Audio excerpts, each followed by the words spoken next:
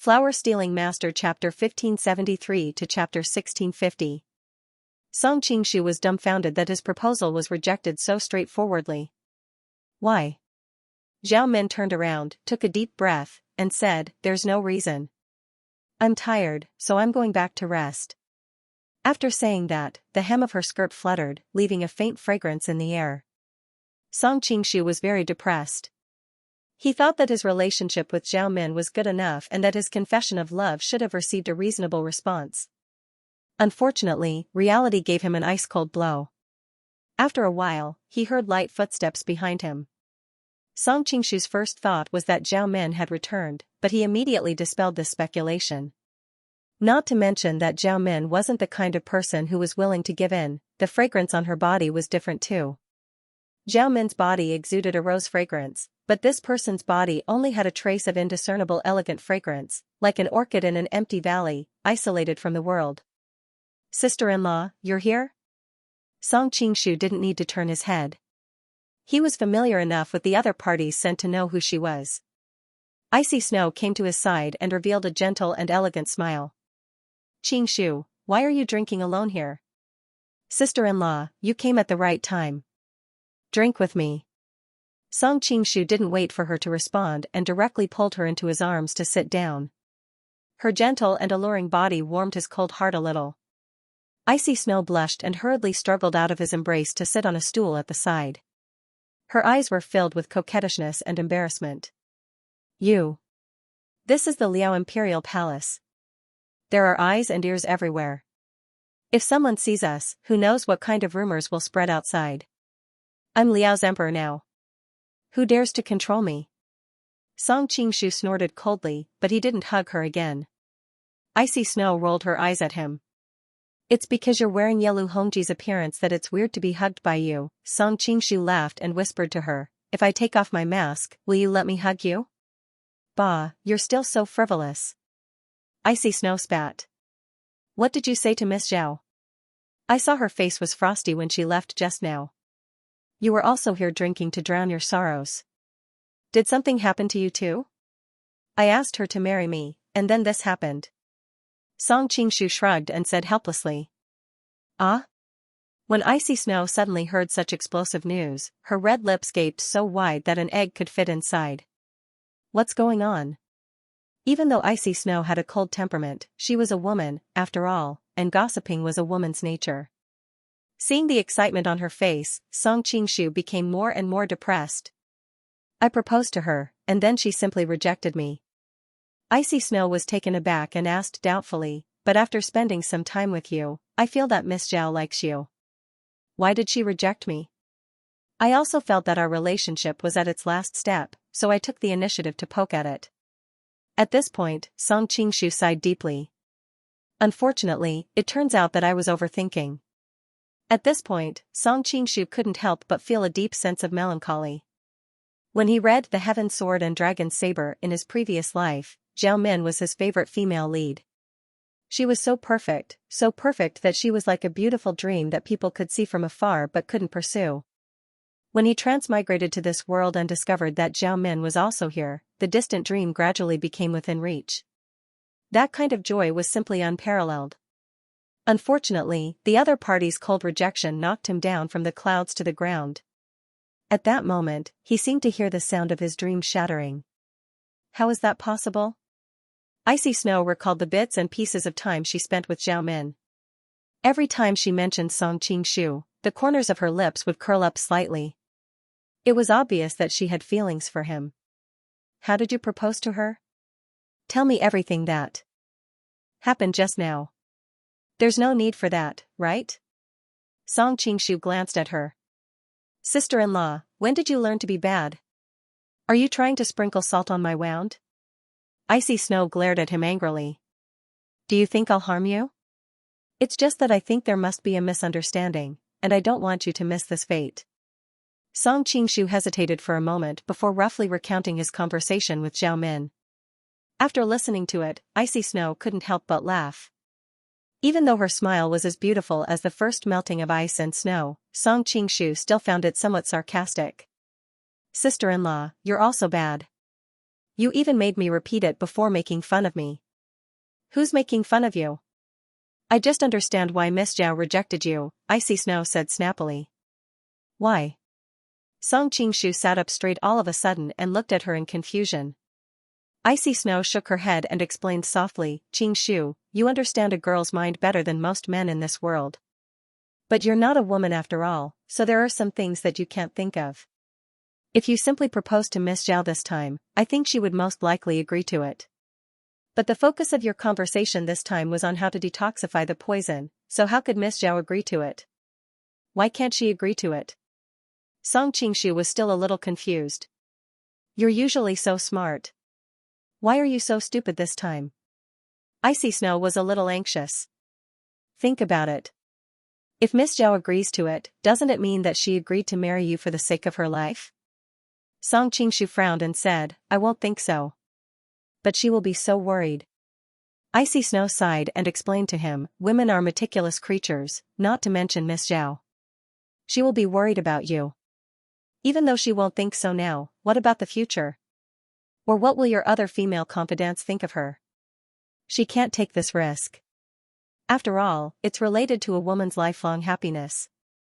No woman likes her marriage to be mixed with other things. Song Qingshu blinked, vaguely understanding the meaning of Icy Snow's words. But he still had some concerns in his heart, but what if she didn't reject me because of this? What if she simply doesn't like me and doesn't want to marry me? Icy Snow rolled her eyes at him, a woman who follows a man all the time and never refutes the rumors about the two of them in the pugilistic world. If this isn't liking, then what is liking?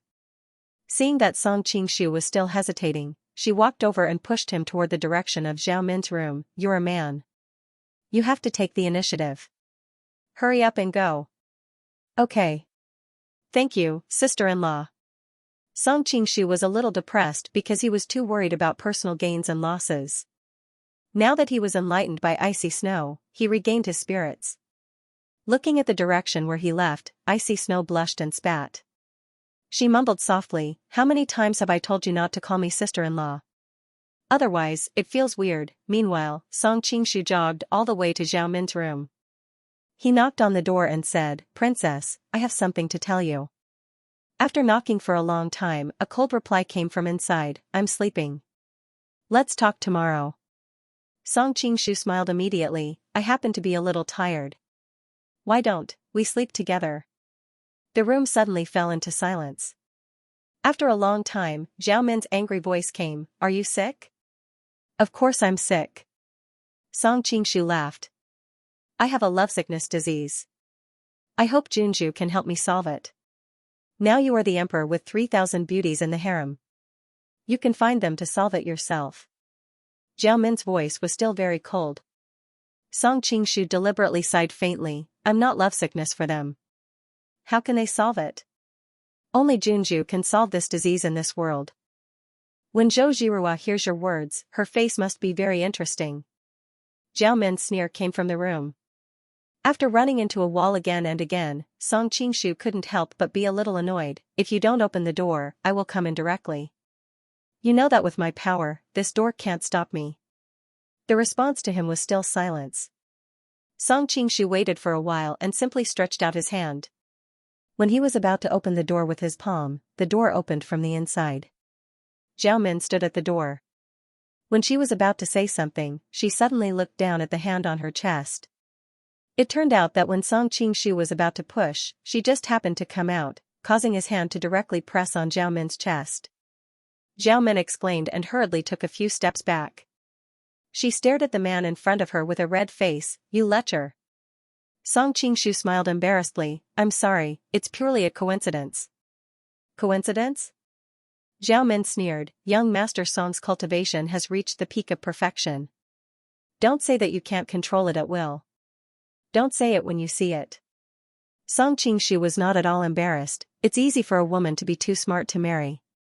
Zhao Min rolled her eyes at him and directly turned to walk back to the room, it's none of your business. Anyway, I won't marry you. That's not necessarily true. Song Qingshu was not discouraged by her indifference. After all, she did not close the door when she went in. Seeing that he had followed her in, Zhao Min was slightly startled. She frowned and said, "Tell me, why are you looking for me so late?" Song Qingshu smiled. "Of course I'm here to ask you to marry me."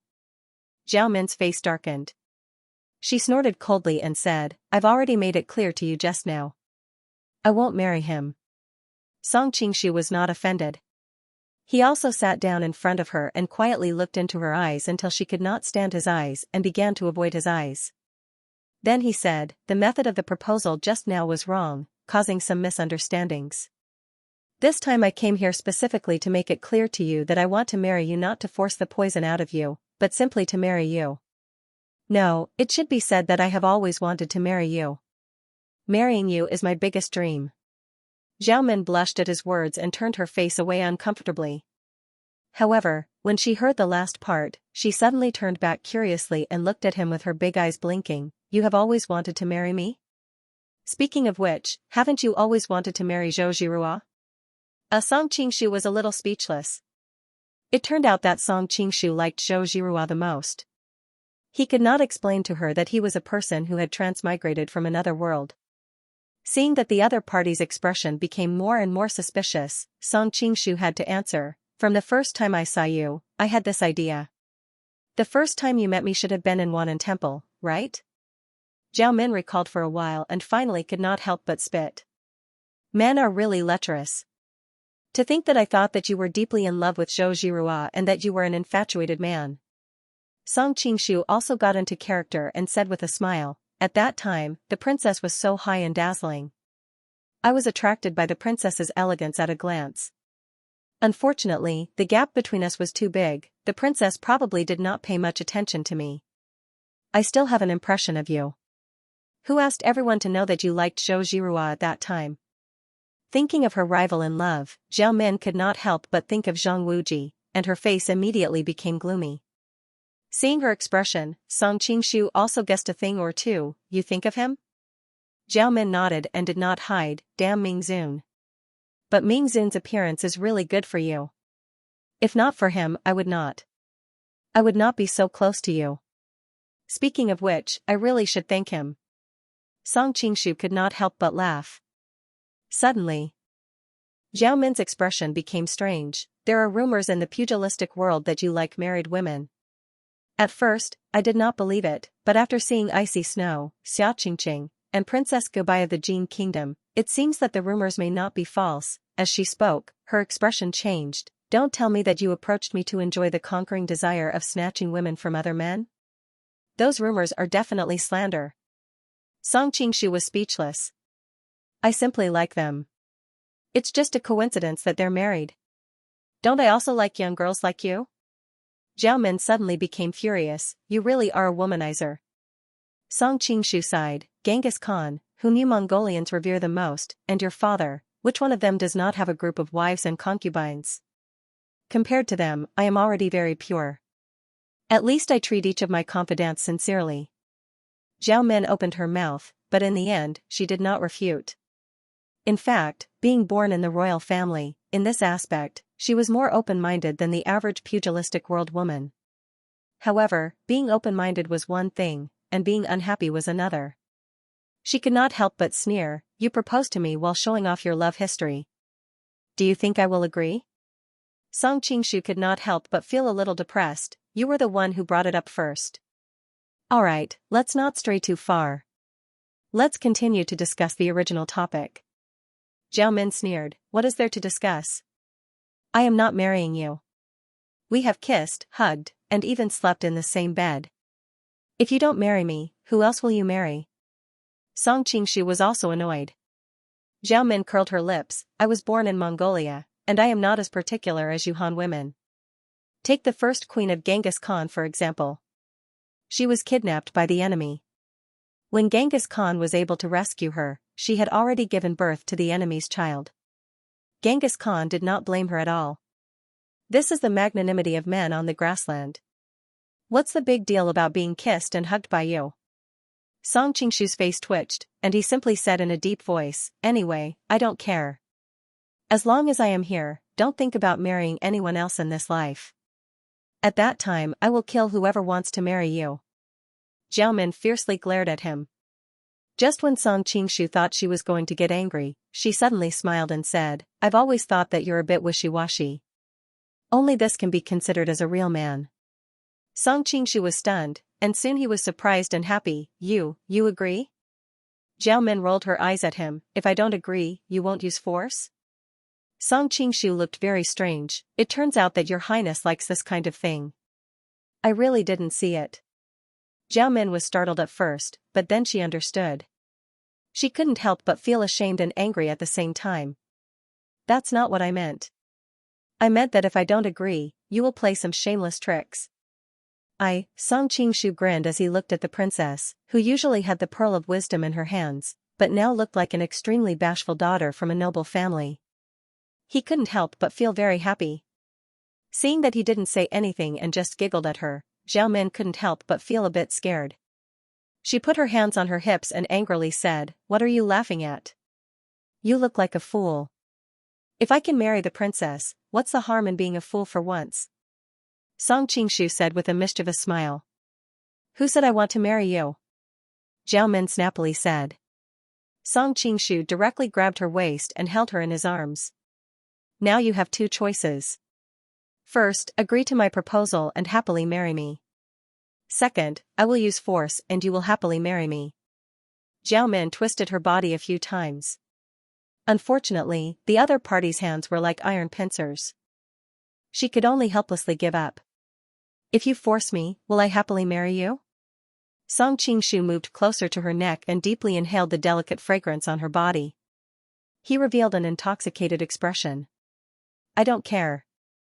In any case, you can only be happy. Feeling the other party's breath on her skin, Zhao Min felt her whole soul tremble a few times. How can you be so overbearing? Listening to her coquettish voice, Song Qingshu couldn't help but tightly hug her. He moved closer to her ear and softly said, Princess, will you marry me? The usually arrogant Zhao Min, at this time, almost buried her head in his chest.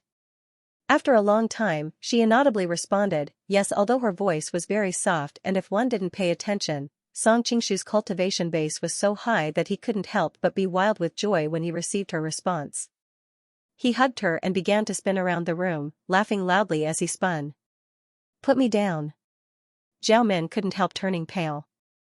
As she patted his chest, she quickly said, if you take off your mask now, if the palace maids and eunuchs see it, it will be troublesome.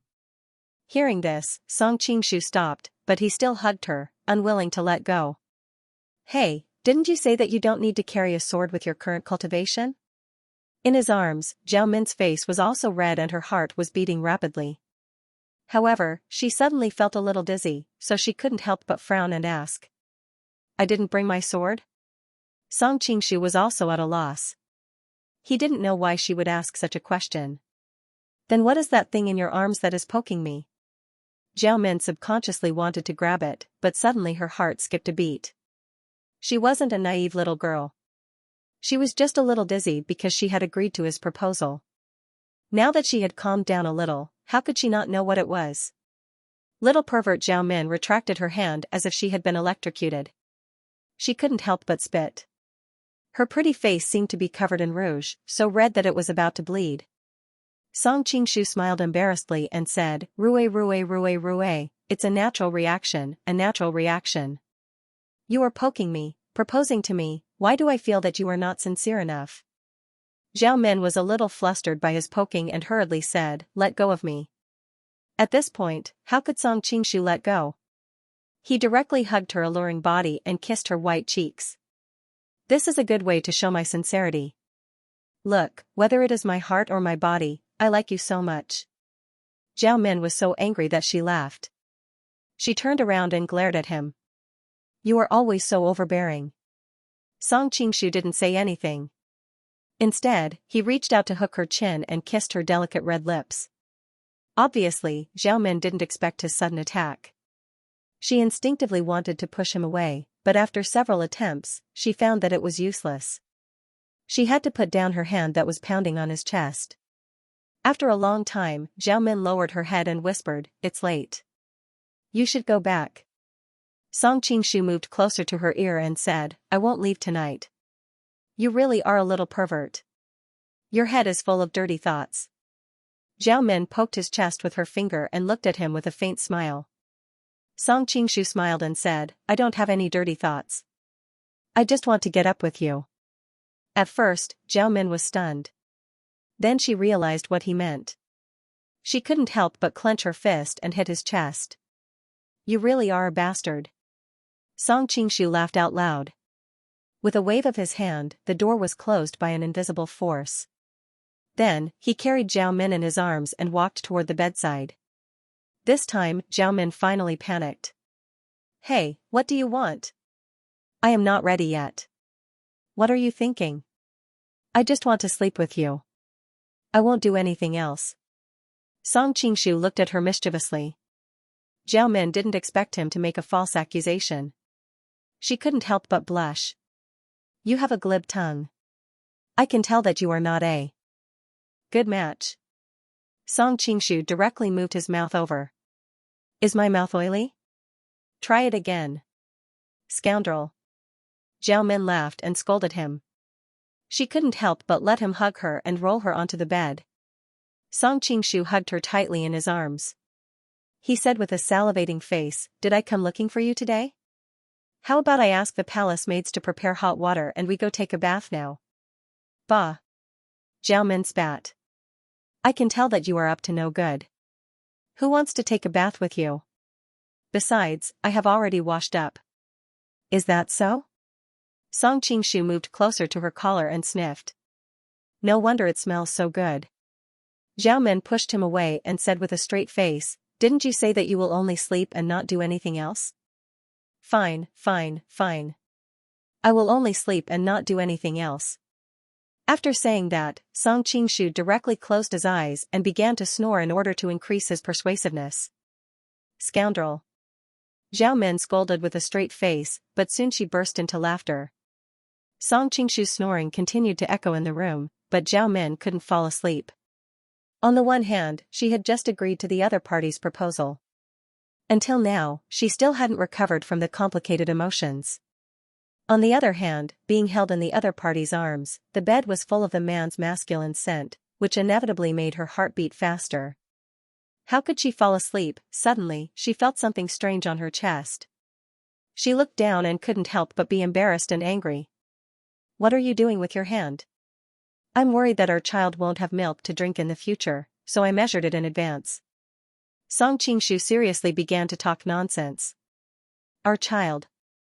Women were emotional creatures after all. They subconsciously thought of their future life.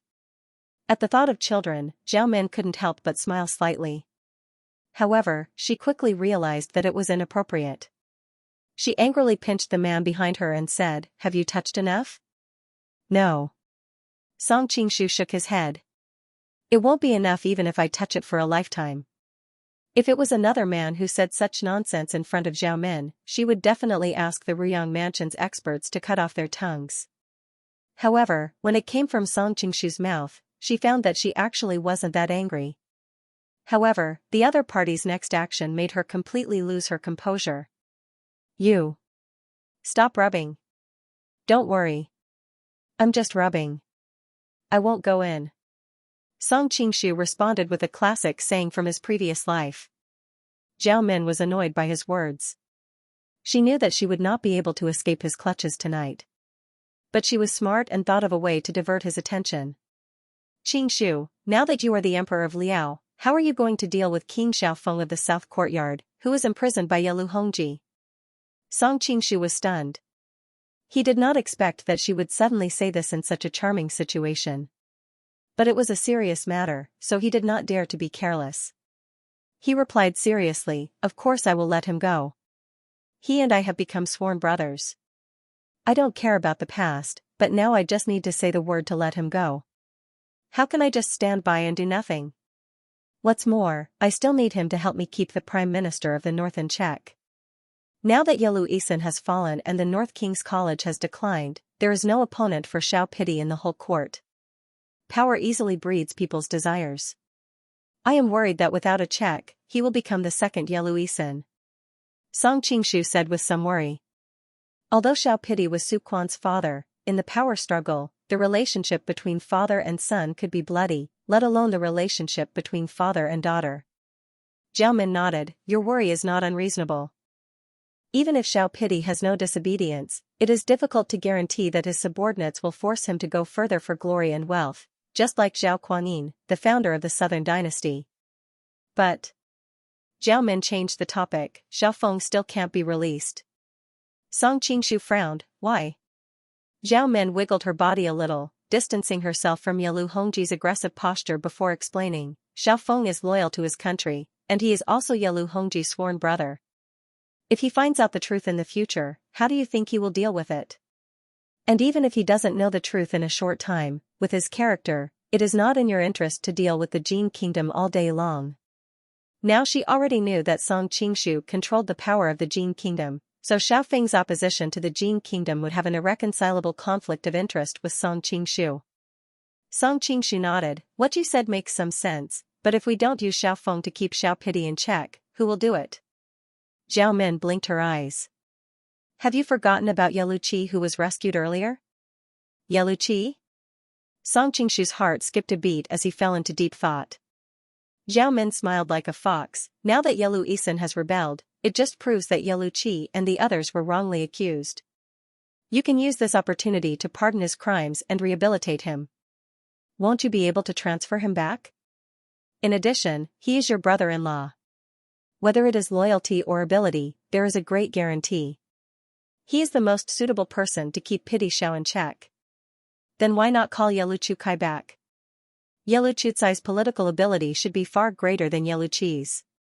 Song Qingshu thought of this famous and capable minister in history and couldn't help but feel excited. Because he is too capable and has enough experience. Zhao Min shook her head, it will be difficult to control him then. On the contrary, Yaluqi is honest and modest. Because he is young and lacks foundation, he can only rely on you. He is much more reliable than Yaluqi. Zhao Min smiled and added, what's more, your Golden Snake camp needs a prime minister. Who is more suitable than Yaluqi? Moreover, letting the father and son stay in two different places can be regarded as a different kind of hostage, so that they won't dare to have disloyalty. Song Qingshu listened with admiration, Commandery Princess is really resourceful. They are probably still counting the money for you after being sold by you. Zhao Min didn't care, being born in the royal family, I have been influenced by the means of checks and balances.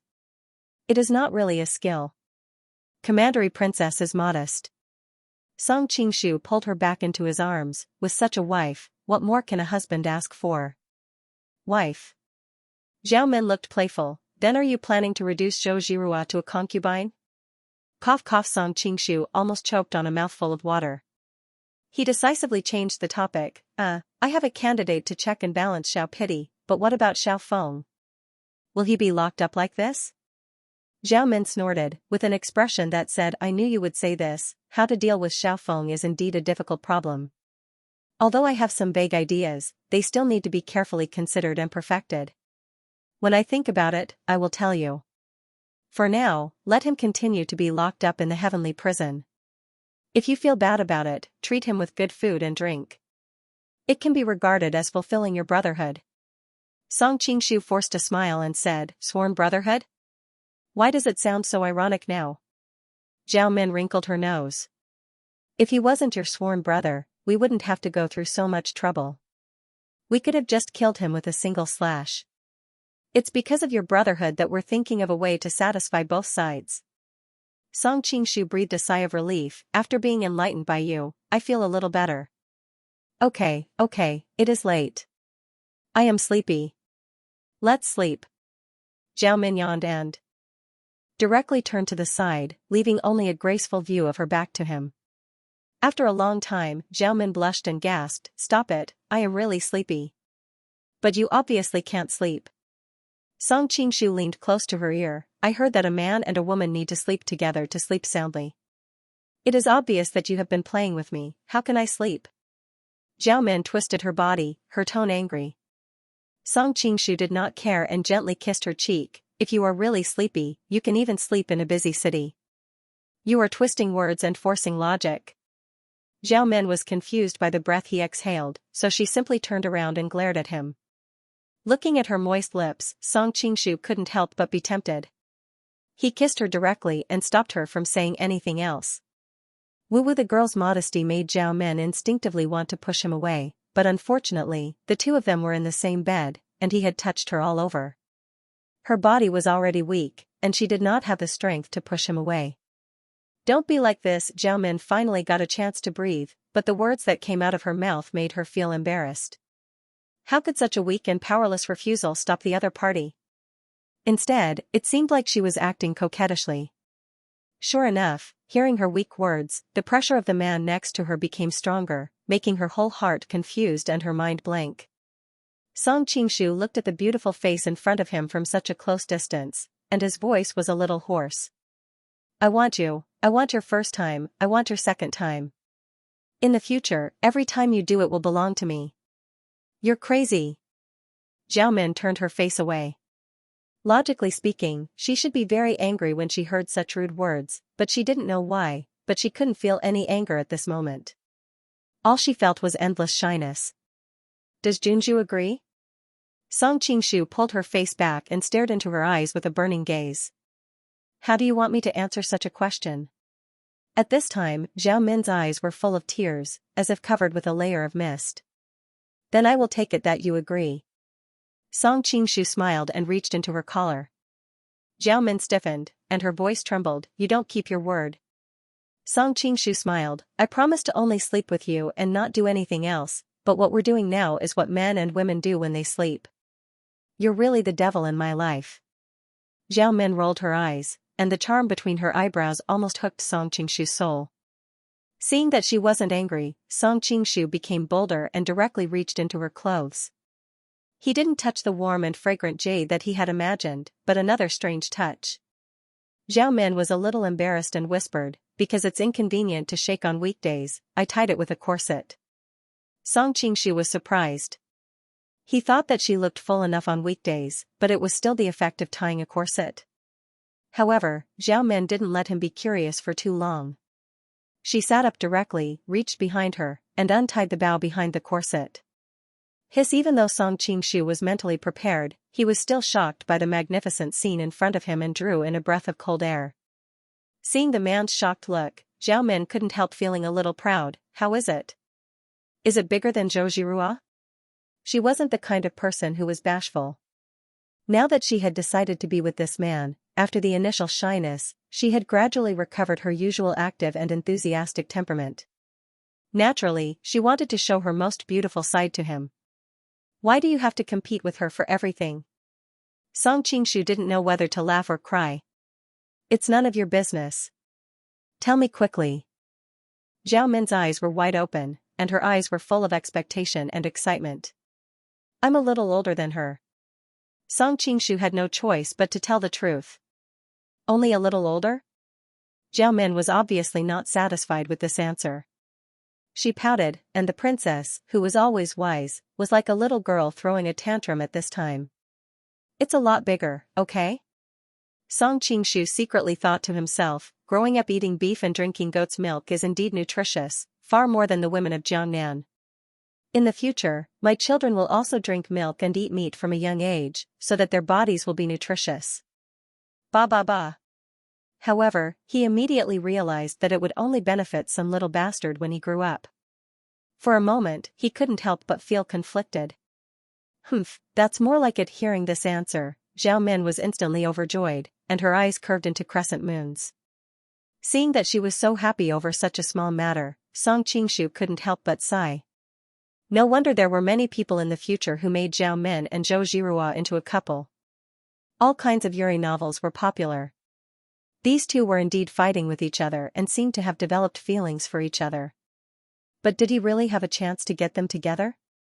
The scene of Zhao Min and Zhou Jirua together on the same bed appeared in his mind, and Song Qingshu felt his whole body heat up. What dirty ideas are you thinking about in your head again?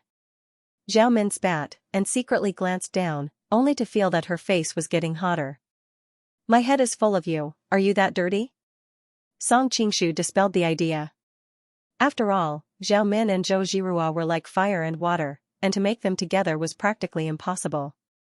Annoying Zhao Min's slightly angry tone made all the bones in Song Qingshu's body go limp. Seeing that he was staring at her blankly, Zhao Min couldn't help but laugh. Idiot, are you going to look like this for the whole night? Do you want to come up? Of course, I want to come up. Being invited by a beauty, how could Song Qingshu hold back? He turned over and directly pressed on top of her. Suddenly, a warm and fragrant body was in his arms, and there was only one thought in his mind, so soft. Zhao Min's personality was lively and active, but in the face of the man's hot and masculine oppression, she finally became shy. She blushed and quietly looked at the man on top of her, as if he could hear her own heartbeat. I want to familiarize myself with every part of your skin, every inch of your meridians. Song Qingshu's voice was a little dry, but before he could finish, Zhao Min's finger pressed on his lips. Don't talk about healing tonight. Zhao Min's cheeks were red, and her voice was much more charming than usual, and she subconsciously twisted her legs. Okay. Knowing that she had a knot in her heart, Song Qingshu naturally wouldn't spoil the mood. He gently pulled her belt, and Zhao Min's whole body was like a peeled egg, shining with a layer of charming light under the candlelight. Due to her previous bath, there was still a faint mist on her skin, along with the fragrance of rose petals. Song Qingshu exclaimed, sometimes, I'm really amazed at how magical the creator is to be able to create such a perfect work of art. Unfortunately, I don't know how to draw, or else I would definitely copy this beautiful scene and keep it well. No way. Zhao Min was shocked. What if someone else sees it? Although she was bold and passionate, but compared to the people of this world, she was far less open than the men and women of the future. That's really possible. Thinking about how YZM ruined a few popular celebrities in the future, Song Qingshu didn't want others to appreciate Zhao Min's current posture. Is it really beautiful? Seeing that he was in a daze again, Zhao Min couldn't help but smile foolishly. Unfortunately, I'm not Chao Zijian, or else I would also make you a Princess Ode or something like that. Song Qingshu was deeply annoyed at his low level of literary attainment. I don't need a Princess Ode, you just need to tell me, compared to Zhou Zhirua, who's prettier? Zhao Min's eyebrows were full of charm. Song Qingshu instantly had a headache. He didn't expect that even at this moment, she still didn't forget to compete with Zhou Zhirua. You're charming and plump, she's cold and slender. Plum, orchid, bamboo, and chrysanthemum each have their own advantages. You're using this to fool me again. Zhao Min curled her lips, obviously not satisfied with his answer. His gaze fell on her fair and alluring body, and Song Qingshu suddenly wanted to slap himself. Why did he stupidly flaunt his sharp tongue here on such a beautiful day? Instead, he forgot about the more important matter. Therefore, he didn't pay attention to her probing questions, and directly reached out to hold her shoulders, only to feel her soft and smooth skin. Zhao Min's heart skipped a beat, and subconsciously reached out to push him away. She said in a panic, you haven't answered my question yet. Glancing at her snow-white waist, especially the skin rubbing against each other, Song Qingshu felt that the true qi in his meridians was about to boil. He suddenly pressed her hands down, and said in a hoarse voice, if you want to compare who's better between the two of you, we'll only know after we've both tried. Zhao Min coquettishly rolled her eyes at him, how do you want to try? Song Qingshu reached down, and smiled wickedly, like this, Zhao Min exclaimed. After all, she was a young girl who had not experienced the world of love. At first, she might have wanted to win, and wanted to take the initiative, but how could she be a match for Song Qingshu? Soon, her whole body was limp and sore, and she could only open her eyes wide and subconsciously shrink back. Zhao Min did not know that this kind of weak and frightened appearance was the most alluring. It provoked Song Qingshu to the point where he was about to explode. His entire body was like a ferocious tiger as he pounced on her with red eyes. You're hurting me. At this moment, Zhao Min did not have the slightest bit of her usual high-spirited demeanor. She was as delicate and timid as a young lady from a wealthy family who had never stepped out of the gates of Jiangnan. Seeing her tightly furrowed brows, Song Qingshu lowered his head and said somewhat hoarsely, don't worry, it won't hurt that much. It'll be over soon. Zhao Min bit her red lips and stared at him hatefully, our young master Song is a playboy. Of course you're experienced in this area. Song Qingshu smiled embarrassedly. He knew that this was the most important moment of a young girl's life, so it was inevitable that she would be more sensitive than usual. It was best not to explain anything at this time, lest it made things worse. Seeing his embarrassed appearance, Zhao Min became angrier the more she thought about it. She raised her head and ruthlessly bit his shoulder. Ah! Song Qingshu felt pain and subconsciously sank. Ah! This time, it was Zhao Min's turn to cry out in surprise. Tears came out of her eyes as she patted the chest of the man on top of her and cried, "You bastard, you lied to me. Who said it didn't hurt? It'll be over soon." At this moment, Song Qingshu's eyes were full of smiles. Looking at the beautiful woman in tears, his chest was filled with great happiness and a sense of conquest. When he had first transmigrated to this world, he had been attracted by Princess Xiao Min's incomparably tender beauty. However, at that time, he was in a precarious situation and had no time to think about other things. At that time, Xiao Min was high and mighty. How could she care about him when he was in the mud? The reason why she remembered him was probably because of Zhou Zhirua. But he did not expect that in just a few years, he would make her willingly lie down on him and completely possess her. What are you laughing at? You're definitely up to no good right now. Zhao Min was already in pain. When she saw the man's expression, she was so angry that she pinched his waist. I'm thinking about the scene at the lion-slaying convention. Back then, the princess was radiant and glorious, but I had all my meridians broken, and I was despised by the world. I'm afraid the princess didn't even look me in the eye. Song Qingshu didn't hide it from her and told her what he was thinking. Zhao Min was smart and instantly guessed his mood at the moment. She couldn't help but glare at him hatefully. Back then, I found out that you looked at me with evil intentions. Now that you finally got what you wanted, aren't you very proud? Thinking back to the situation in the past, Zhao Min could still vaguely remember the uncomfortable feeling when she was stared at by his burning gaze. She didn't expect that in just a few years, she would be lying on the same bed with him. Of course I am. Song Qingshu didn't hide the joy in his heart at all. He almost danced with joy. However, he was immediately held back by Zhao Min. Don't move, it hurts, relax, you'll get used to it soon. Seeing her holding back her tears, Song Qingshu felt pity and hurriedly comforted her gently. It's easy for you to say. Zhao Min bit her red lips and suddenly frowned. Did Zhou Zhirua have such a big reaction back then? Song Qingshu couldn't help but be speechless.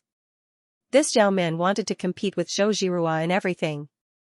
The two of them were really born enemies. Her reaction back then was much bigger than yours. He thought back to the time when he had taken Zhou Zhirua because of a misunderstanding. Her cold, murderous gaze was still fresh in his memory. You're not allowed to think about her at this time. Noticing the change in Song Qingshu's expression, Zhao Min was a little dissatisfied. Song Qingshu was stunned. Didn't you mention her first? Zhao Min snorted. I mentioned her, but you're not allowed to think about her, especially at this time. Seeing her righteous look, Song Qingshu couldn't help but be speechless. However, he quickly came to his senses. Women were all mouths. How could he win against her in an argument? Seeing her proud look, Song Qingshu decided to use another method to get back at her. He chuckled and pressed his whole body on her again. Go away. Aya. Get out. The red candles in the room flickered and turned red. Zhao Min's bright and alluring mouth opened slightly, but she couldn't make a sound. After an unknown amount of time, Song Qingshu's voice came from under the blanket. I'm familiarizing myself with the meridians in your body. Next, I'll help you get rid of the 3 corpses brain god pill in your brain. I don't want to, Zhao Min replied lazily as she tucked a strand of her hair behind her ear. Because her skin was covered in a layer of fine sweat, a lot of her hair stuck to her face. She had to pull her hair back a few times before she could push her hair back. Don't think about those things that spoil the mood today. Is that so? Song Qingshu pondered for a moment. He really needed to familiarize himself with Zhao Min's body before he could be more confident. Today was indeed not a good time to get rid of the poison. Since that's the case, why don't we do it again? How many times did you and Zhou Zhirua do it? Zhao Min stared at him with a pair of charming big eyes. There was a glimmer in her eyes, which was different from usual.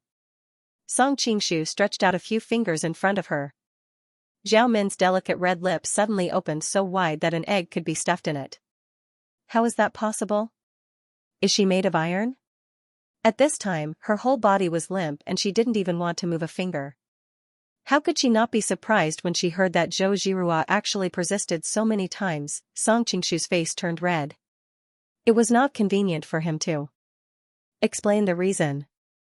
Back then, he was seriously injured and his body was extremely weak. How could he compare to the vigor of a dragon and a tiger now? Especially after practicing the blissful Zen, his yuan qi was even more consolidated. If he wanted to, he could even lock himself up for a whole night.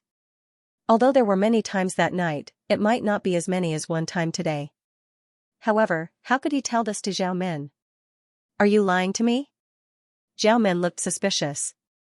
After all, in her opinion, she grew up in Mongolia. No matter what, her physique should be better than Zhou Zhirua, who was a girl from Jiangnan. However, she immediately thought that Zhou Zhirua seemed to practice the Nine Sutra and her internal energy was much higher than hers. Maybe this was the reason why the two of them were different. However, she had always been unwilling to admit defeat. She bit her lips and looked at Song Qingshu. Again. Firstly, she didn't believe that she would lose to Zhou Zhirua. Secondly, after experiencing the pain at the beginning, she was somewhat looking forward to the rising to the sky like water and milk. Since the beauty invited him, Song Qingshu wouldn't be polite. Gradually, the room was filled with a heart-stirring celestial music. Suddenly, Song Qingshu's eyes narrowed. He suddenly looked out of the window. Then, the window shattered inch by inch, and a black shadow rushed in. A snow-white sword light instantly suppressed the candlelight in the room. At the same time, it was accompanied by a delicate shout. Die, fatuous ruler! The red candles and palace lanterns in the room were already bright enough, but at this moment, they were overshadowed by the sword gleam. The bright sword gleam filled the entire room, as if a bright moon had risen in the room. Previously, when Morong Jingyue's divine blade slash, a full moon's gleam would also appear. However, that full moon was demonic, cold, and filled with the aura of death and destruction. This bright moon was much more gentle and beautiful, white and tranquil. However, in the eyes of an expert like Song Qingshu, he clearly knew that although this bright moon looked beautiful, every inch of its light represented a trace of killing intent. If one's cultivation was not high enough, it was very likely that they would be pierced by thousands of swords before they could even react. After all, moonlight was the same as sunlight, it shone on everything and was everywhere. At this moment, Zhao Min also reacted, but all she could see was the vast expanse of white moonlight. She could not see anything clearly at all. Even if she wanted to fight back normally, she would not be able to do so, not to mention now that her vital points were under attack and her entire body was limp. Fortunately, she had Song Qingshu by her side. Even though he was ambushed in his most relaxed state, with his cultivation, he naturally wouldn't be stumped by the sword light that filled the sky. In the nick of time, he raised his hand and caught the opponent's sword. The moonlight that filled the sky also gradually dissipated, revealing the assassin's full appearance. Although the assassin was dressed in black, it still could not hide her tall and slender figure. Her face was covered, but those bright and starry eyes that were like gems still showed that she was definitely a one-in-a-million beauty. Zhao Min suddenly felt a surge of sourness in her heart. She forcefully pinched the man on top of her. Which girl that you have slept with and then abandoned has turned into hatred because of love? Actually, as someone who was born in the royal family, she was not easily jealous, but today was a special day. No matter which woman encountered such a thing, they would feel depressed. Being suddenly pinched by her, Song Qingshu shivered all over and almost lost his grip on the opponent's sword. He hurriedly explained, "It's not what you think, she is not looking for me." Before he could finish speaking, he heard the woman's surprised and uncertain voice, "Song Qingshu? Isn't she looking for you?" Zhao Min laughed coldly as she pulled the blanket over her body. Song Qingshu also felt a burning pain on his face. Turning to look at the assassin, he loosened his grip on the sword and smiled bitterly. Nancian, in fact, he had already recognized the assassin from the start, so he only clamped the opponent's sword but did not retaliate. After all, Yelu Nanshan's Sunmoon Divine Sword was so unique, he was the one who gave it its name. However, he had no intention of lying to Zhao Min. After all, from Yelu Nanshan's words just now, she was most likely here for Yelu Hongji to avenge her father's death, not him. "Why are you here?" Yelu Nancian was a little confused by the situation in front of her. At this point, there was no need for her to cover her face. As she sheathed her sword, she also took off the black veil covering her face, revealing her beautiful face. However, her brows were a little more haggard than before. In this period of time, first her brother died, then her father, who was at the peak of his power, suddenly died, and her entire family was branded with the crime of treason. As strong as she was, facing one bad news after another, she could not hold on. Song Qingshu was at a loss for words, not knowing how to explain himself. Where is Yelu Hongji? Yelu Nancian finally remembered why she came here, looking around. He's not here. Song Qingshu said awkwardly. Not here? Yelu Nancian's face was full of doubt. This time, they came to the palace with the determination to die. In order to avenge her father, she had made ample preparations. After all, her father had once held great power in the court, and she had been a princess for a long time, so she always had channels to gather useful information. Today, she received accurate information that the emperor was staying the night in this palace, that's why she rushed here. But in the end, he wasn't here. She couldn't believe that the information she worked so hard to obtain was wrong. Instinctively, she began to look around. Suddenly, her eyes narrowed, because she saw the dragon robe scattered on the ground. The dragon robe is here, that means Yelu Hongji must be nearby. Yelu Nancian hurriedly looked around. She did not suspect Song Qingshu. After all, impersonating the emperor in disguise was beyond the imagination of this world's people. Song Qingshu shrugged helplessly at Zhao Min, but Zhao Min turned her head away. It was obvious that she had been provoked by the sudden fright, and her heart was filled with resentment towards him. Why can't I find him? Where is the dog emperor? Yelu Nancian muttered to herself as she rummaged through the room, her mind in a daze. After all, she had given up everything for this attack. Now that it was about to fail, how could she not be anxious? Song Qingshu opened his mouth, not knowing what to say to her. Yelu Nancian suddenly reacted, turning her head to stare at him. Big brother Song, why are you in the emperor's palace? Did you hide the dog emperor? Before Song Qingshu could say anything, Zhao Min, who was at the side, took pleasure in Song Qingshu's misfortune and spoke first. Silly girl, don't you know that the dog emperor you're looking for is right in front of you? Seeing her look as if she wanted the world to be in chaos, Song Qingshu was depressed, knowing that she was frightened at the critical moment and was venting her anger on him. Princess Xiaomin? Yelu Nancian had seen this situation in the room earlier, but because she saw Song Qingshu, she instinctively avoided looking at the woman under the blanket. Only now did she recognize her. The two women were both princesses and often traveled the Central Plains. Naturally they had seen each other before. Yelu Nancian looked at Zhao Min, then looked at Song Qingshu. Her tone was a little strange as she said, the two of you actually came to the emperor's palace to steal. Cough cough, I don't know if I should praise the two of you for your good mood, or admire the two of you for your audacity. Noticing the other's eyes on her, Zhao Min couldn't help but blush, feeling a little guilty. She pulled the blanket up to cover her exposed shoulder. What are you looking at me for? Aren't you looking for the dog emperor? Here, that's him. Him?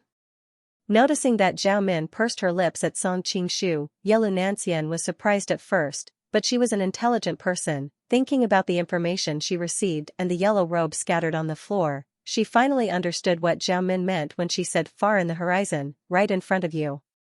You are Yelu Hongji? Yelu Nancian raised the sword in her hand again, pointing it at Song Qingshu, her voice trembling. At this moment, her mind was a blank, unable to function normally. Now that things had come to this, there was no need for Song Qingshu to hide it anymore, not to mention that he had been sending people to look for Yelu Nancian recently. Of course not before, but now Yelu Hongji is indeed me. Then you were the one who killed my father? Yelu Nancian's voice suddenly became low, as if she was talking to herself in her sleep. This time when I entered the palace to assassinate you, I thought I would definitely die, so before I left, I wanted to see you one last time. Unfortunately, when I went to your previous residence, I couldn't find you. I even waited for you there for 3 days, but you still didn't come back. I knew I couldn't wait any longer, so tonight I entered the palace to assassinate you, but I didn't expect things to turn out like this. I must avenge my father. Her voice was suddenly filled with determination as she suddenly thrust her sword towards Song Qingshu. When Song Qingshu heard the change in her tone, he knew something was wrong. Not to mention, after watching so many TV dramas in his past life, he was naturally on guard against melodramatic plots. He reached out and caught her sword again, not letting himself be injured by her. "Little sister Nancian, you've misunderstood." Song Qingshu was worried that she would take things too hard, quickly explaining, "I didn't kill your father." Yellow Nancian also woke up from her trance, realizing there was something fishy going on. "Fine, I'll listen to your explanation. Can you put down your sword first? It hasn't even been 10 minutes and you've already stabbed me twice." Song Qingshu's gaze fell on the sword, asking helplessly. Yellow Nancian blushed, awkwardly letting go of the sword. Song Qingshu put the sword to the side, explaining, "The one who died wasn't your father, it was someone called Morong Jingyue." Morong Jingyue? Yellow Nancian was confused, she had never heard of this name before, looking at him in confusion. Song Qingshu briefly explained the relationship between Morong Jingyue and himself, as well as Zhao Min and Icy Snow, then continued, "That day, he was kidnapped by Shuiyi's people. In the end, he led them to a secluded courtyard, where he suddenly attacked and injured Shuiyi's people. In his complacency, he spilled the beans. That's how we discovered his identity. If you don't believe me, you can take a look at his body, I had people preserve it." This is a bit unbelievable." Yellow Nancian took a few steps back, muttering to herself, "In this world, is there really someone who can impersonate another person, and not even his family can tell?" Song Qingshu knew it was hard for her to believe, but he was prepared. "Although it sounds like a fantasy, there really is such a disguise technique in this world. If you don't believe me, take a look." Yellow Nancian raised her head and was shocked to see Yelu Hongji in front of her, jumping in fright. Fatuous ruler. Instinctively, she wanted to look for her sword. Song Qingshu was so frightened that he hurriedly explained, "Sister Nancian, calm down, it's me." Hearing the familiar voice, Yellow Nancian was bewildered. Big brother Song? At this time, Zhao Men also kicked Song Qingshu and said with disgust, "Take off this ghost mask. Otherwise, it's really weird to be in the same bed with you like this." Song Qingshu laughed bitterly and hurriedly took off his mask, revealing his original appearance. There's really such a miraculous disguise technique in this world. Yellow Nancian was amazed, taking the mask from his hand and studying it. "Then where did the real Yelu Hongji go?" "Of course he's dead." Song Qingshu paused, then added, "Morong Jingyue's ambition is very big. These years he has gathered a large group of people with wild ambitions. They cut off the emperor's wings one by one. For example, the imperial palace governor Yelu Qi, the southern courtyard king Xiao Feng, the northern manor prime minister Xiao Pity, and so on. When the emperor is truly alone, it's naturally his chance to usurp the throne, but he didn't expect me to snatch it away." Dead. Yellow Nancian stood there absent-mindedly. Today's events were too much for her to digest. "You can think about it carefully. In these 2 years, has your father changed from before?" Song Qingshu began to guide her to accept this fact. "This?" Yellow Nancian immediately fell silent. These 2 years, of course she had noticed the changes in her father, but she only thought it was the rise in power that had affected his temperament. Now that she knew about the disguise and carefully thought about what had happened, there were indeed many suspicious points. "Do you still remember that time in Yangzhou, he used you as a shield in order to escape?" Song Qingshu continued to remind her. That time, it could be said that he had indirectly set the other party up with him, and that night of intimate contact. Yellow Nancian was obviously thinking the same thing as him. Their eyes accidentally met and she hurriedly looked away, but then she quickly remembered that she had been used as a shield by her father, and her expression immediately darkened. From that time on, although nothing had happened between father and daughter on the surface, unknowingly, a deep estrangement had grown between them. "I'm afraid it was after that you were betrothed to the Western Xia crown prince, right?"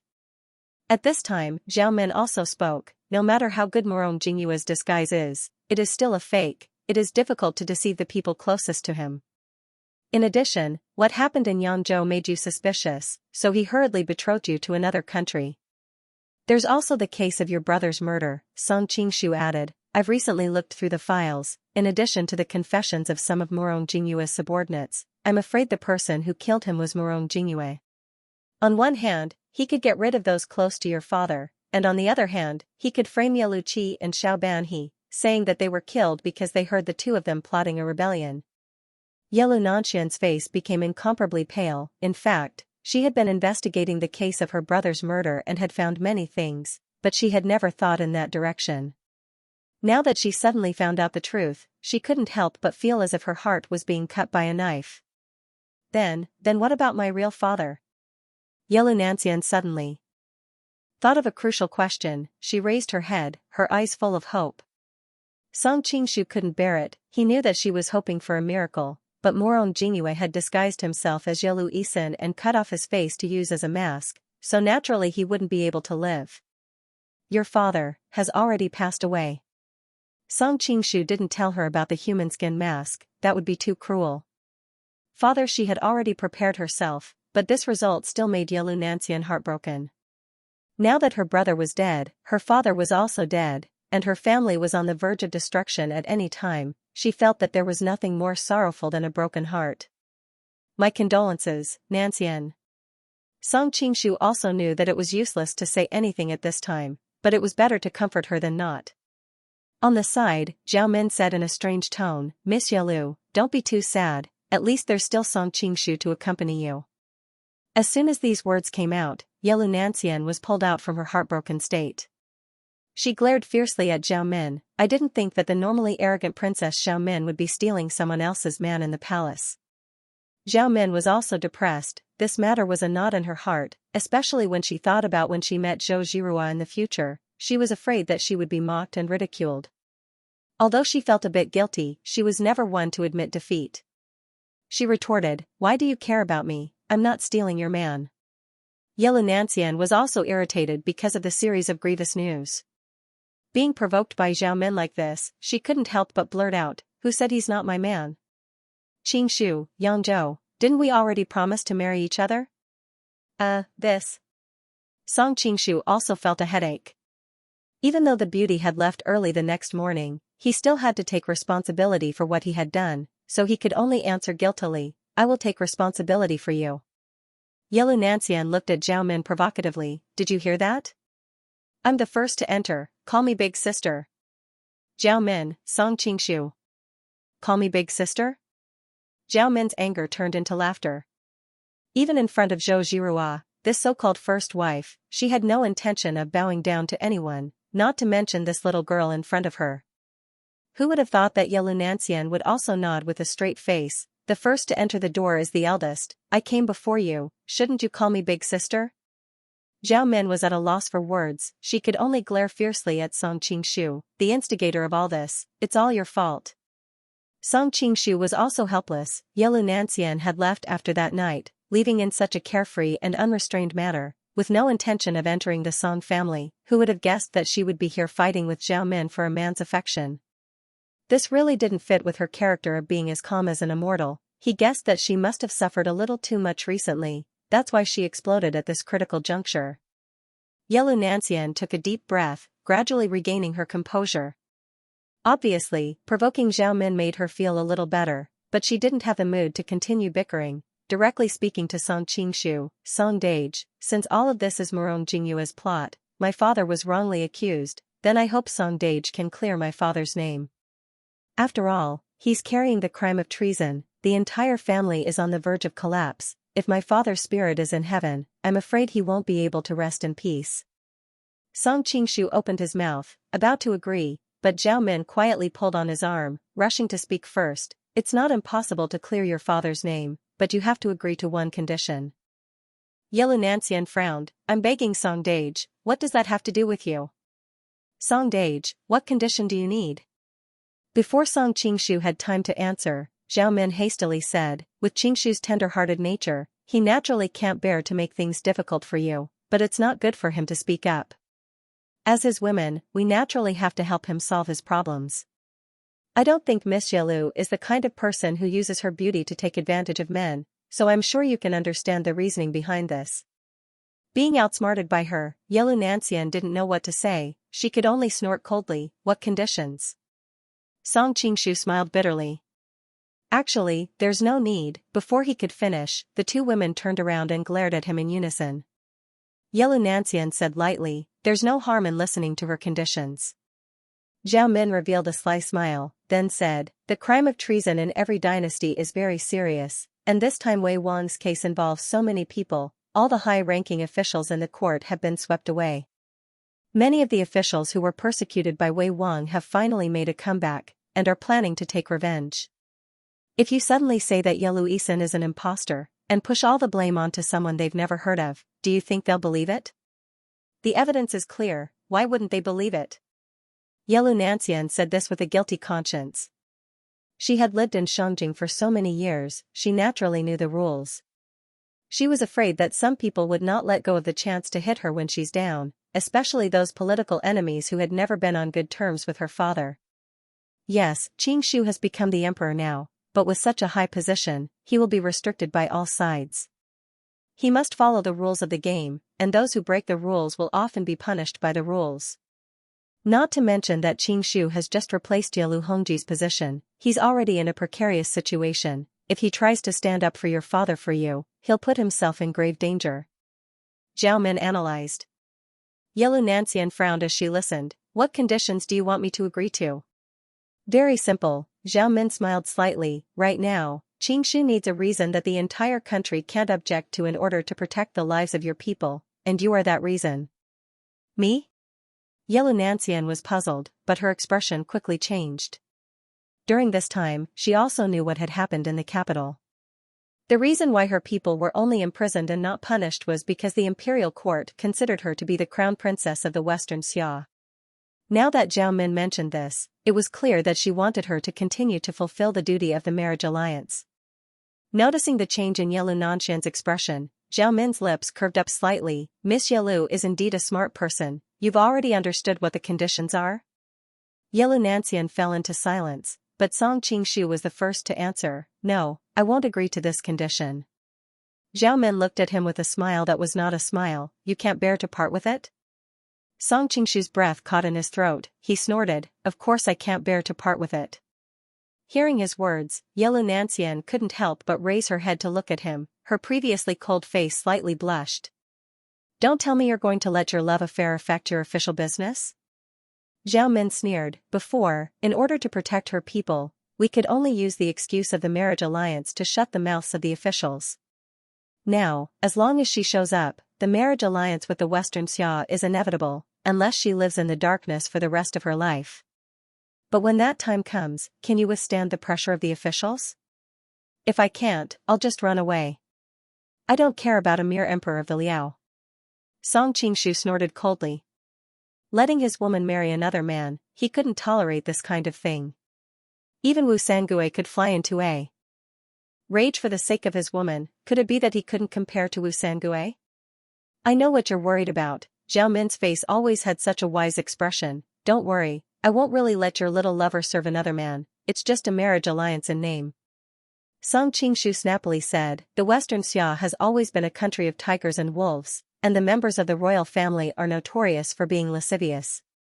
Nancian is so beautiful, which man would be satisfied with a marriage alliance in name only?" Hearing Song Qingshu defend her in every way, Ye Lunancian's cold heart finally felt a trace of warmth.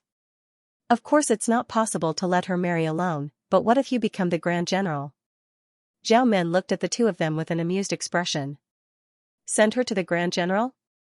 With Song Qingshu and Ye Lunancian's intelligence, they naturally didn't think that Zhao Min was deliberately humiliating them. Instead, they began to ponder the deeper meaning behind her actions. Zhao Min obviously didn't plan to keep them in suspense. She directly said, "With you personally escorting her, with your martial skills and intelligence, you will naturally have a way to protect her from being violated. At the same time, this is also an opportunity to control the Western Xia. Of course, as to how to do it, it will take time to plan, but with your ability to maneuver the other countries, it shouldn't be a difficult task." With Ye Lunancian present, she didn't mention the matter of Mingqing and Jin, but her meaning was very clear. "No, this is too risky and it will damage Nanshan's reputation." Song Qingshu thought for a while, even though he thought of the story of Xiang Xiaolong sending the Zhao princess to Wei for a marriage alliance and finally successfully bringing her back, but life is not a novel after all. In the end, he shook his head and refused. Zhao Min knew that it would be difficult for him to agree, so she simply ignored him and looked at Yalu Nanxian. Miss Yalu, a marriage alliance with the Western Xia is the best chance to clear your father's name. After all, the Western Xia will not accept the daughter of a traitor as the crown princess. This way, in order to give you the right to marry, Song Qingshu can use this opportunity to clear your father's name. Even if there are officials in the court who don't believe it, but in the interests of the country, no one will oppose it. Song Qingshu's brows wrinkled. Min. At this time, Yalu Nanxian suddenly said, "Fine, I agree." He woke up at 4 o'clock in the morning to catch a flight to Beijing to attend the annual meeting of Zongheng. Seeing such a large group of gods, he felt a heavy pressure. Tomorrow night is the official meeting. At that time he will find a few idols to take pictures with. He couldn't help but think of the scenes of reading their novels in university. Nanxian, don't let your emotions affect your decisions. Song Qingshu hurriedly tried to stop her. But Yalu Nanxian shook her head. I'm not letting my emotions affect my decisions, it's just that with the current situation in Shangjing, it won't be easy to clear my father's name. Princess Xiaomin has indeed given me the most likely solution. Song Qingshu frowned, but if you go to Western Xia, Yalu Nanxian blinked her eyes, don't I still have you to protect me? I trust you. Zhao Min wiped her arm, a disgusted expression on her face. Song Qingshu ignored her exaggerated reaction, hesitantly saying, as the saying goes, standing by the river, one's shoes won't get wet. I'm not omnipotent, if I fail to protect you, won't I regret it for the rest of my life? Yalu Nanxian smiled faintly, I'm not some weak girl who doesn't even have the strength to truss up a chicken, I can still protect myself. Song Qingshu still wanted to say something, but Zhao Min pushed him with dissatisfaction, aren't you annoying? Both of us are more straightforward than you are, this matter is settled. She rolled her eyes, Miss Yalu, why don't you stay here and rest with us tonight? Yalu Nanxian's face instantly turned bright red. Although she had been turned into a woman by Song Qingshu that night, it was just a misunderstanding. She still had the mentality of a young girl, how could she stand Zhao Min's blatant words, "Pay, who would be as shameless as you?" Looking at her exposed snow-white shoulders, Yalu Nanxian couldn't help but feel an inexplicable sense of irritation. She turned to Song Qingshu and said, I'm going back. Song Qingshu frowned slightly, it's so late, you should stay in the palace. Because of his sensitive identity, he had purposely chased the palace guards and palace maids far away, so Yalu Nanxian hadn't been discovered for so long. However, if she tried to go out again, she would inevitably run into the palace guards again, and it would be dangerous if she wasn't careful. Yalu Nanxian's face that had just calmed down turned red again. Noticing the change in her expression, Song Qingshu was slightly startled and understood that she had misunderstood. He could only explain with a bitter smile, you misunderstood. I'm not asking you to sleep with me. I'm arranging another room for you. Realizing what was going on, Yalu Nanxian felt even more embarrassed. Rubbing her burning cheeks, she shook her head and said, forget it, I still need to go back and look for my father's remains, I can't just leave his corpse in the wilderness. Since she mentioned her father, Song Qingshu did not want to keep her in the palace anymore. He took out a token and handed it to her. In that case, I won't keep you. This is the token to enter and exit the Forbidden Palace. Take it with you. In the future, you won't have to take such risks in the palace. Okay, this time, Yalu Nanxian did not refuse. After all, this thing was very useful, and she would have to go in and out of the palace often in the future. She took the token and walked out. When she reached the door, she paused for a moment and said, take care of yourself. With that said, her face turned red and she hurriedly left, leaving only a faint fragrance in the air. Leaving Song Qingshu and Zhao Min looking at each other, Zhao Min was a little embarrassed, what did she mean by that? Song Qingshu smiled bitterly and explained, she was just showing her concern as a friend. Is that so? Zhao Min had a gloomy expression on her face, why do I feel like she was purposely targeting me? Song Qingshu walked over and burrowed back into the blanket, feeling that his hand was full of that astonishingly smooth body, who asked you to target her so many times just now? She was tricked by you and suffered such a big loss, she had to get back at you. Zhao Min laughed coldly, speaking up for another woman so quickly? My life is really tough, it's only the first night and so many things have already happened. Seeing that she was pretending to be on the verge of tears, Song Qingshu pulled her into his arms and kissed her earlobe. Alright, stop pretending, let's continue. Zhao Min's face heated up, but she pretended not to know and asked, continue what? Of course we're continuing this. Song Qingshu did not have the time to feign civility with her. He flipped over and got back on the horse, causing her to pout lightly. The morning sun shone in. Song Qingshu opened his eyes immediately. After all, at his level of cultivation, he slept less than the average person. Luckily, the emperor in this world doesn't have to be like the ones in the TV dramas, waking up before dawn every day, or else it would really kill me. Song Qingshu stretched and remembered that he was playing with Zhao Min before dawn. He couldn't help but feel his heart heat up, and he turned his head to observe the beauty lying beside him. At this time, Zhao Min was still in a deep sleep.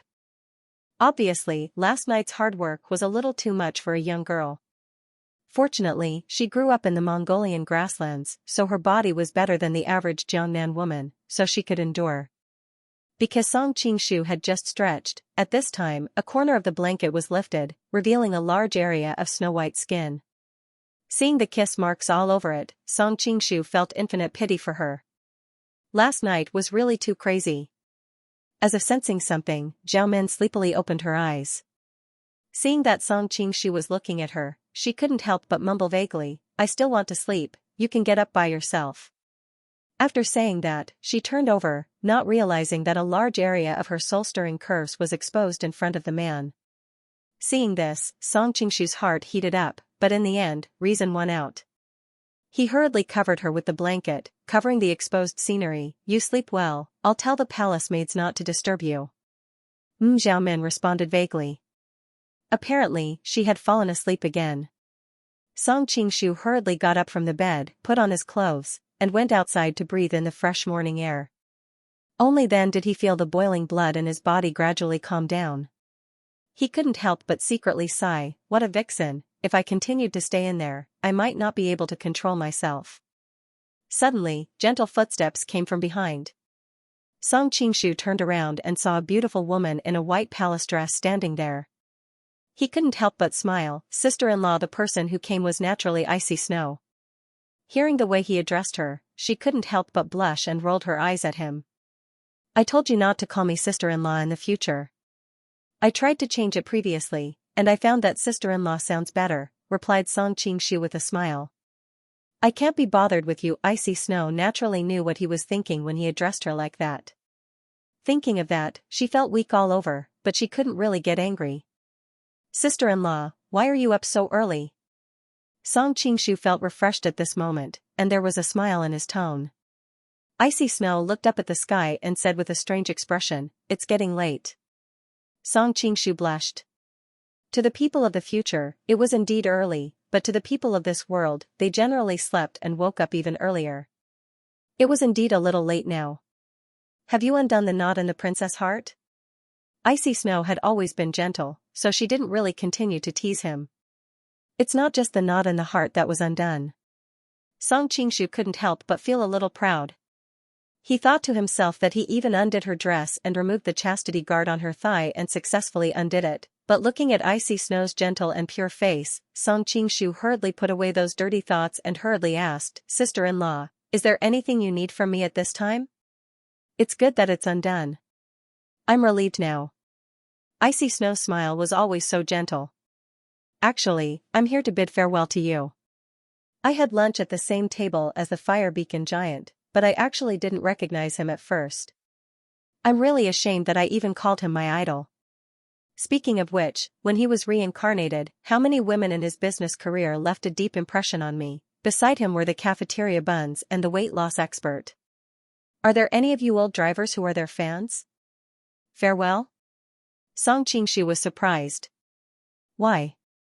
Icy Snow rolled her beautiful eyes. All these years, I've been running around in order to track down Murong Jingyue's whereabouts and haven't fulfilled my duties as a mother. Now that I've avenged myself, I naturally have to return to take care of Fear and bring her to Cangzhou to pay respects to her father. There was an iron law in this world where blood must be paid with blood.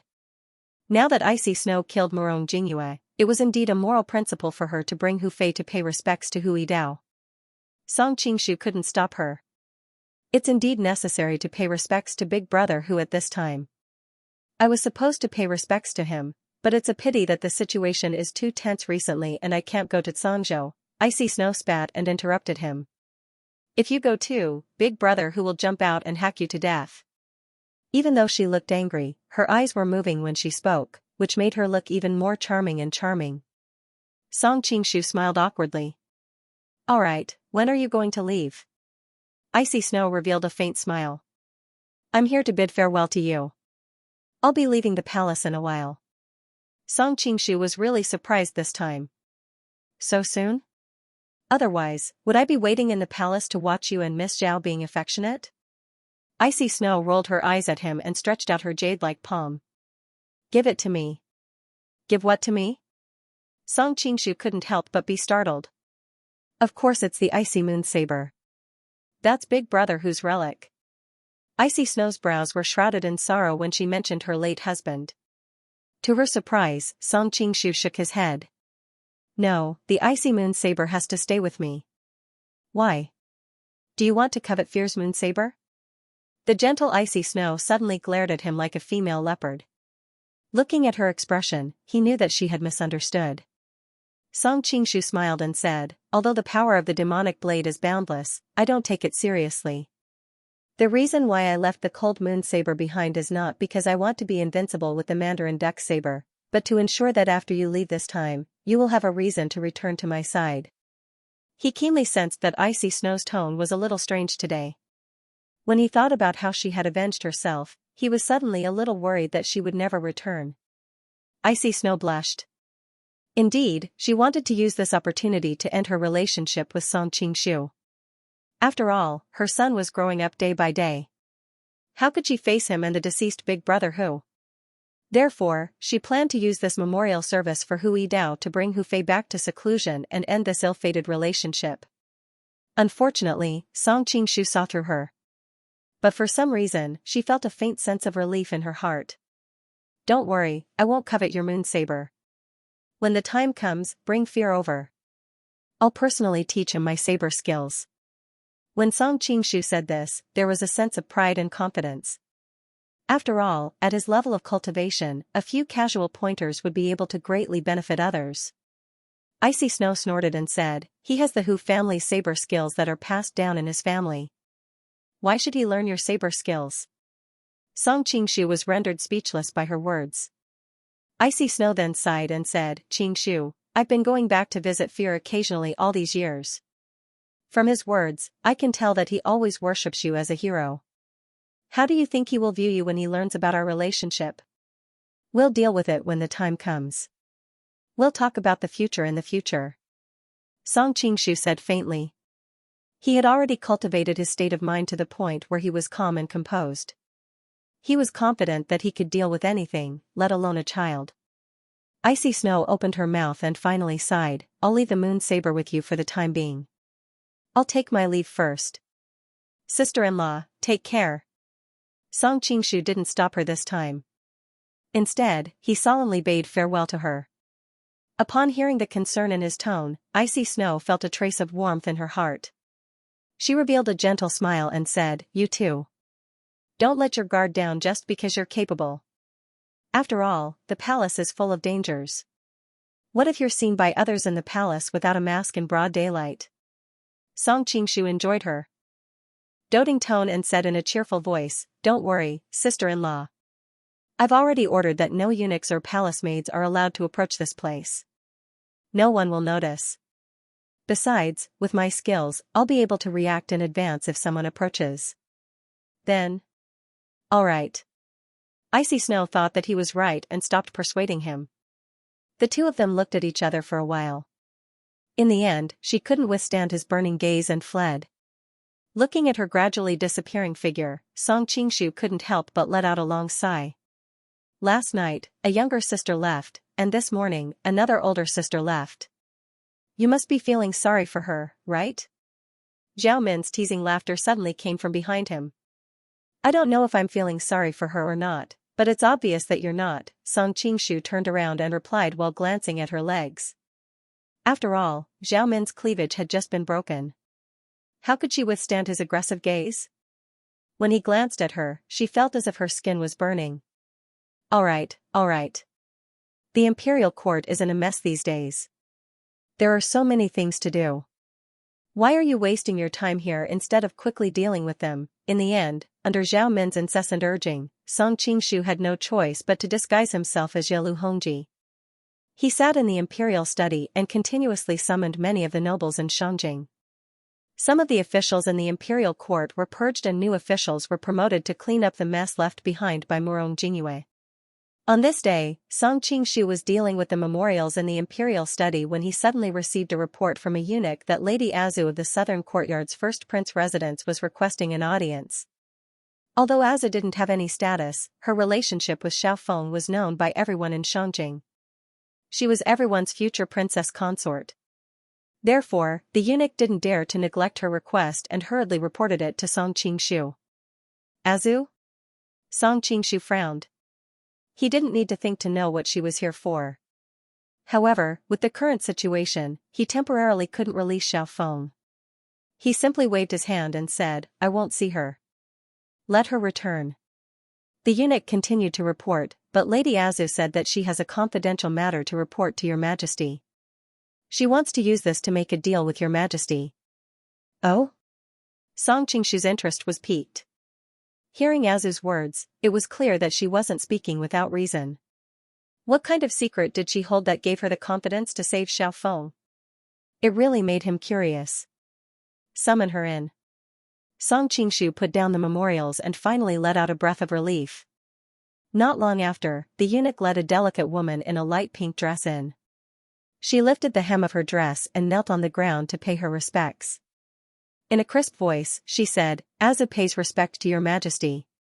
Long live your majesty. In fact, with his friendship with Azu, it was impossible for him to make her pay respect. However, with Yalu Hongji's identity, he couldn't refuse. Looking at the girl kneeling in front of him, Song Qingshu couldn't help but sigh. Power was indeed an intoxicating thing. Rise. Song Qingshu naturally couldn't let her kneel for long. While instructing the eunuch to give her a seat, he curiously looked at her. Lady Azu, what kind of confidential matter do you have to report? Seeing everyone's comments on the official account, the monk felt a little smug.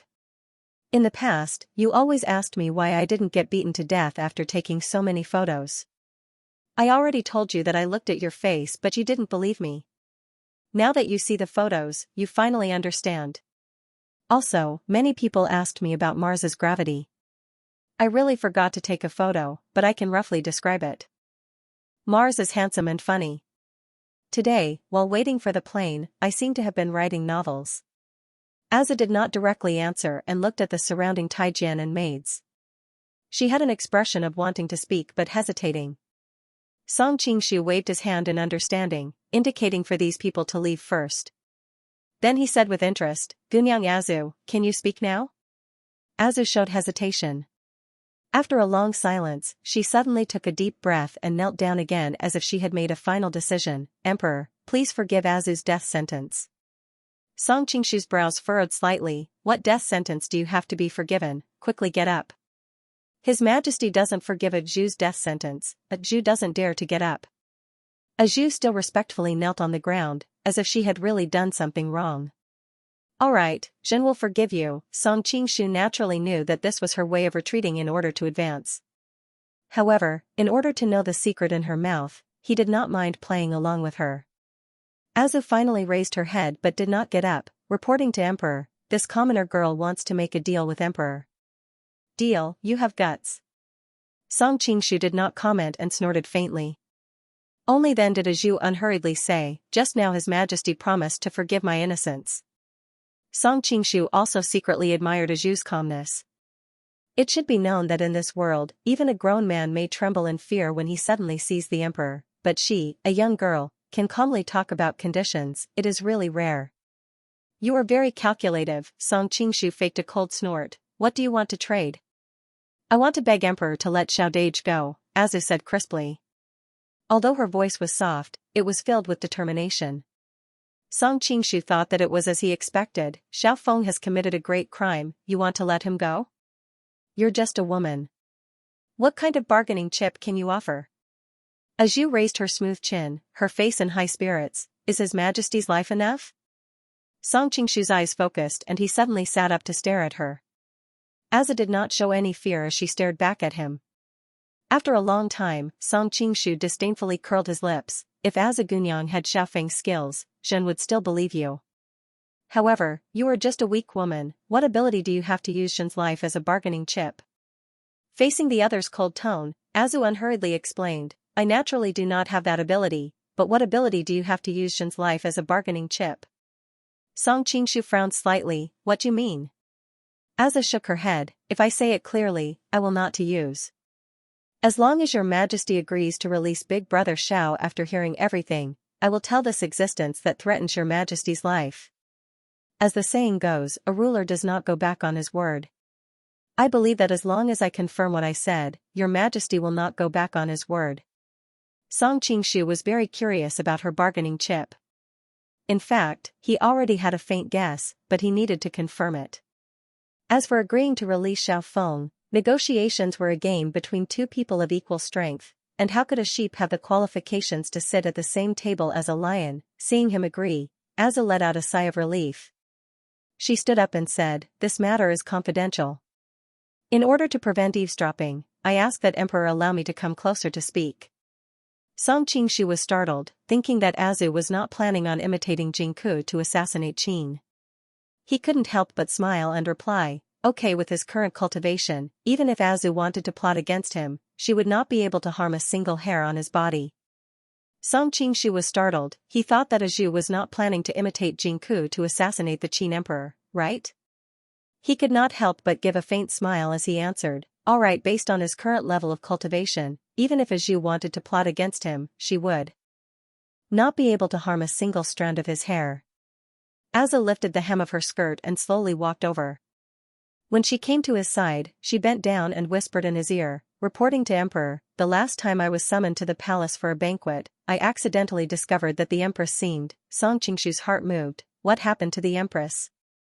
After waiting for a long time and not receiving a reply, Song Qingshu could not help but raise his head in curiosity. He found that Zhu's mouth was wide open, her face full of shock. What happened to you? Song Qingshu frowned. No. Nothing. A trace of panic flashed through Zhu's eyes. She hurriedly stood up and said nervously, I suddenly remembered that I have something to do at the Fu, so I will take my leave first. I hope that Emperor can forgive me. Didn't you want to use the secret to make a deal with Zhen? Song Qingshu said lightly, I just mentioned the Empress, what happened to the Empress? No. What, I just wanted to say that the Empress is very beautiful. Zhu unconsciously retreated. Even though she pretended to be calm, her panicked words and incoherent answers deeply betrayed her current chaotic mood. After answering, Zhu lowered her head and wanted to walk out. However, when she reached the door, she suddenly saw a corner of the dragon robe in front of her and had to stop. Does Emperor have any other orders? Acutely feeling the trembling in her voice, he could even feel that her body was involuntarily trembling under her dress. Song Qingshu's voice became even more indifferent. Are you very afraid? No. I'm not afraid.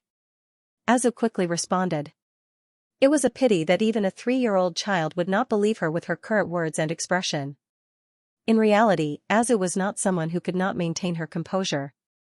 It was a pity that she had suddenly discovered a secret that could shock the world.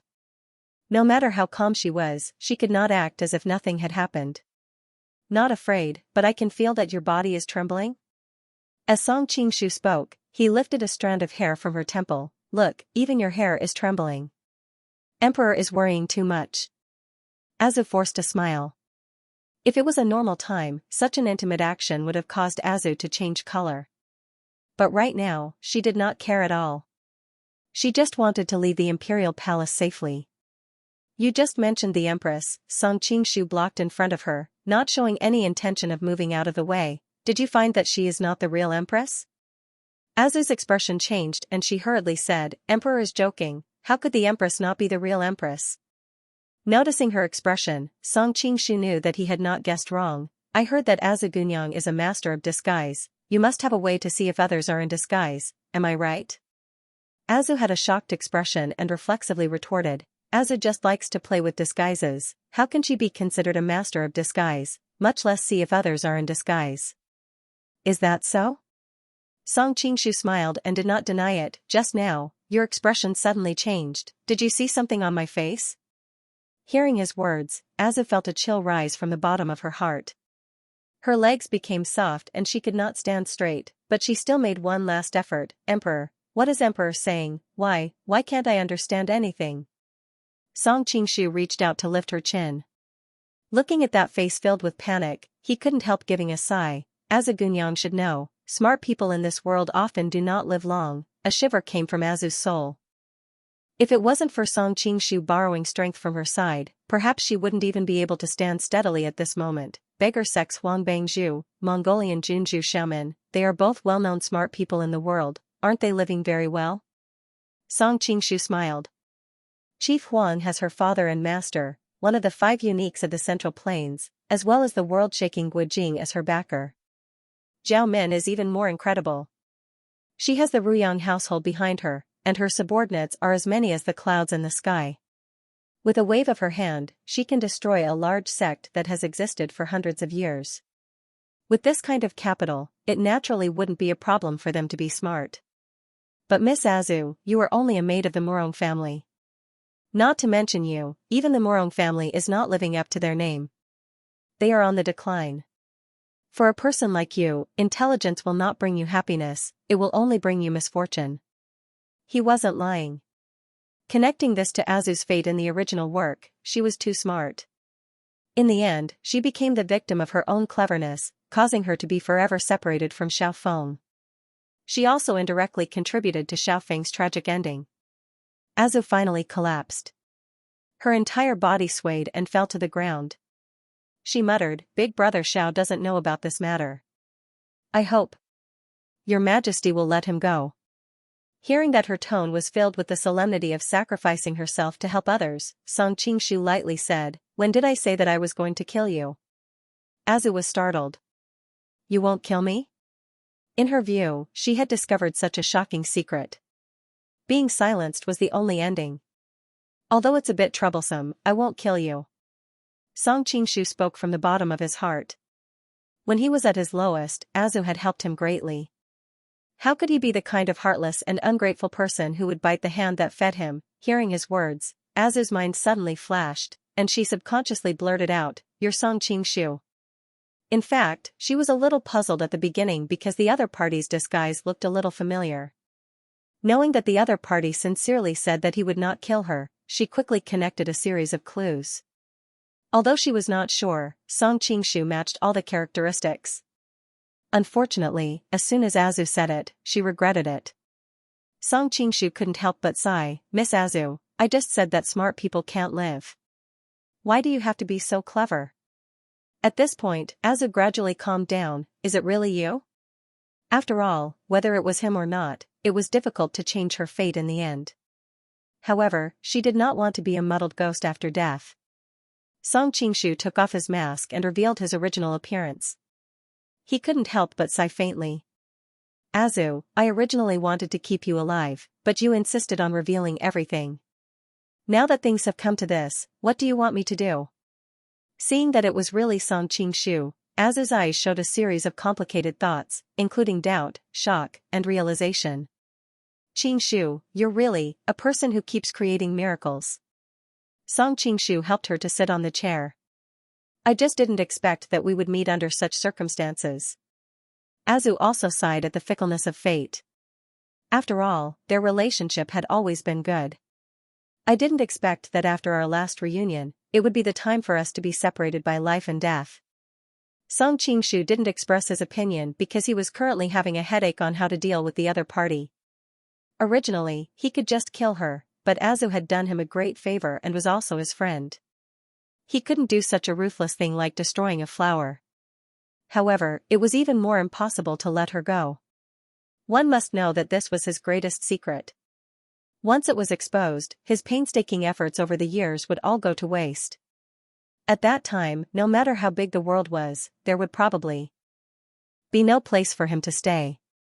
At that time, he could only bring a few women and live in seclusion in the mountains. this matter had also sounded an alarm for him. His current situation looked great, controlling the Qing, Jin, Liao, Golden Snake Camp, and large areas of power in Jianghuai.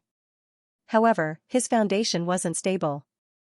Apart from the Golden Snake Camp, the other forces could be lost at any time. It seemed like he had to speed up his plan to build a network of confidants and direct troops. That way, even if his identity was exposed in the end, several countries would still be under his control. However, it was a pity that it was easier said than done. Right now, he was at a loss like Liu Bei in the past. He urgently needed a strategic plan and concrete implementation. Originally, Zhao Min was a very suitable candidate. It was just that their relationship was uncertain in the past, and with her background, Song Qingshu didn't dare to fully trust her, let alone reveal all his secrets. However, now that their relationship had taken a step forward, he really needed her to give him advice in the future. Seeing that Song Qingshu was in contemplation, Azhu knew that he was thinking about how to deal with her, so she answered, "Qingshu, you and I are old acquaintances. I only want to ask one thing of you before I die." "What is it?" Song Qingshu declined to comment. Azhu hurriedly said, "I hope you can let Big Brother Xiao go. He is your sworn brother. Not to mention that he was imprisoned by the emperor because he refused to lead troops to attack the Golden Snake Camp." Song Qingshu didn't directly answer. Instead, he said with a smile that wasn't a smile, "Big Sister Azhu mentioned that we have an old friendship. If Big Brother Xiao heard it, he might think that there was something between us." Azhu's face turned slightly red. She angrily glared at him. "Qingshu, everyone knows about your romantic reputation. But I am your sworn brother's woman. Speaking of which, I can be considered your sister-in-law. Don't you think it's a little too much to make such a joke?" "Sister-in-law?" Song Qingshu's gaze became increasingly strange. "As far as I know, you and Big Brother Xiao are not husband and wife in name, nor are you husband and wife in reality. What kind of sister-in-law is this? Big Brother Xiao and I are in love with each other. We have already made a promise to grow old together. In this life, he won't marry anyone but me, and I won't marry anyone but him. Is this enough?" Azhu's tone was calm and firm. It was obvious that she had incomparable confidence in this relationship. "Being my sister-in-law is not a wise choice." Song Qingshu gave her a meaningful look, causing Azhu's heart to jump. She inexplicably panicked. "All right, I won't kill you." Song Qingshu withdrew his gaze. "But I need you to do something for me." "What is it?" Hearing his words, Azhu's hope of rebirth was ignited. After all, no one wanted to die. Moreover, she still wanted to grow old together with Xiao Feng. "In this world, I'm afraid that you and I are the best at disguising techniques." Song Qingshu had thought that his disguising techniques had already surpassed his predecessors. However, this time Azhu had actually seen through his flaws. It was obvious that Azhu's attainments in disguising were still slightly better than his. Of course, she was limited by her gender, figure, and the difference in their skills. In total, she might not be as good as him. However, Azhu shook her head. "My mother's disguising techniques are even better than mine." "Wan Xingzhu?" Song Qingshu was startled. He wondered when he would really want to see it. At the same time, he was somewhat envious of Duan Jingchun. Having Wan Xingzhu was equivalent to having countless women. He could play with different people every day. Shaking his head, he dispelled the wild thoughts in his mind. Song Qingshu understood that now was not the time to think about such things. "It just so happens that I'm short of people in Liao. Help me do something. Disguise yourself as the Empress Xiao Guanyin and deceive people." He would leave Liao sooner or later. It was clearly not enough if Su Quan stayed behind alone. With Zhao Min's status and ability, it was destined that she could not stay in Liao for long. If Azhu disguised herself as Xiao Guanyin and Su Quan disguised herself as Yalu Hongji, then the situation here could be perfectly controlled. "You want me to pretend to be the Empress?" Azhu's elegant brows furrowed. "I can do that, but aren't you afraid that I'll sell you out?" "What is it?" Azhu suddenly had a bad feeling in her heart. After all, even she couldn't be sure that she could successfully keep the secret, so how could the other party be sure? "Of course it's a three-pronged attack." Song Qingshu's brain was working quickly, constantly perfecting the details. A three-pronged attack?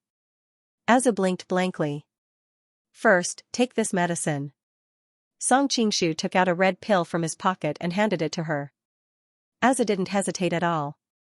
She grabbed it and stuffed it into her mouth, causing Song Qingshu to be startled. You didn't even ask what medicine it was, and you just ate it like that? In any case, I've discovered such a shocking secret, so it's destined that there won't be a good ending. Since you don't plan to kill me right away, it's obvious that this medicine is used to control me. There are many similar poisons in the martial world. Anyway, it won't kill me right away, so there's no need to ask, Azu said calmly. Song Qingshu looked at her in surprise. Sister Azu is indeed exceptionally intelligent. You figured out the key to this so quickly. Don't call me sister. I don't dare to have such a cruel and merciless younger brother like you. Azu's face was stiff, and she didn't give him any face at all. Song Qingshu didn't take offense. Instead, he jokingly said, Aren't you afraid that I gave you an aphrodisiac? Ah? This time, it was Azu's turn to be startled. When she thought that there was such a possibility, she couldn't help but become nervous. She hurriedly checked her body, and when she found that there was nothing wrong with her body, she happened to see the playful look in the other party's eyes. She knew that she had been tricked by him, and she couldn't help but glare at him hatefully. Song Qingshu laughed. Obviously, he had a great sense of accomplishment playing a little trick on her. This medicine is called the three-corpse brain pill. It's the sacred medicine of the Sun Moon sect. The previous leaders have used this medicine to ensure the loyalty of their subordinates. As he spoke, he took out another three-corpse brain pill and peeled off the red outer shell, revealing the gray layer inside. This is the corpse worm in the three-corpse brain pill. Usually, it's restrained by the outside layer of medicine. Every year, during the Dragon Boat Festival, the sect members go to Blackwood Cliff to receive the New Year's antidote. Without the new antidote to suppress the corpse worm, the poisoned person's brain will be poisoned, and will die miserably. As a member of the Morone clan, Aju had naturally heard of the famous three corpses for brains pill. She had even personally seen an elite of Blackwood Cliff who had been attacked by corpse insects. When she thought of the miserable state he had been in when he died, her pretty face instantly turned pale. You don't have to worry. As long as you're obedient, I'll give you the antidote every year to ensure that the medicine will never take effect. Song Qingshu smiled. Unexpectedly, Azu suddenly raised her head. If I'm under your control for the rest of my life, I'll be like a walking corpse. It's better to die now. As she spoke, she was about to hit the pillar next to her. Song Qingshu was so frightened that he hurriedly got up and stopped her. Are you crazy? I'm not crazy. It's better to die than to live like this. Azu shook off his hand and said in an indifferent tone. Song Qingshu frowned. He knew that if he didn't rekindle her hope of living, things would be troublesome. I don't want to control you for the rest of your life. As long as you work for me for 3 years. No, 2 years at most. When I've arranged everything, you can retire with success. I'll also completely detoxify the poison in your body. There was finally a trace of fluctuation in Azu's eyes, but her lips were still tightly closed and she didn't speak. Song Qingshu had to continue to add more information. Don't forget that your brother Zhao's life is still in my hands. As long as you make a slight move, his life will be in danger. He's your sworn brother. Azu bit her lips and raised her head to glare at him fiercely. If he wasn't my sworn brother, how could he still live until now? Song Qingshu snorted. I'm not living for myself alone. I'm still shouldering the responsibility of too many people. I can't let more people be implicated because of a momentary sense of loyalty. You make it sound so dignified, but it's all for your own ambition. Azu said indignantly. Song Qingshu didn't defend himself. He said lightly, whatever you say. Not only is your brother Zhao's life in my hands, but also your sister, Z, and your parents' lives are in my hands. Your mother is at Little Mirror Lake, and your father is slightly more troublesome. But you should know that with my martial arts, it's not difficult to kill a mere Jinnan Wang of the Supreme Court. According to the original work, Azu pretended to be Duan Jingchen and died under Xiao Feng's hands. Knowing that she was an orphan since childhood, she attached great importance to family, so Song Qingshu used this as a threat. Despicable. Azu gnashed her teeth and glared at him. Song Qingshu didn't mind at all. Despicable and noble are not suitable to be used to judge a politician. Azu bit her lip and calmed her agitated mood. Alright, what else do you want me to promise? Just now, I mentioned a three-pronged strategy.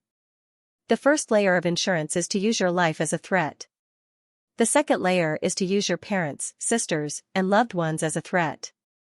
Song Qingshu paused before continuing. Originally, this kind of double insurance is enough to deal with ordinary people.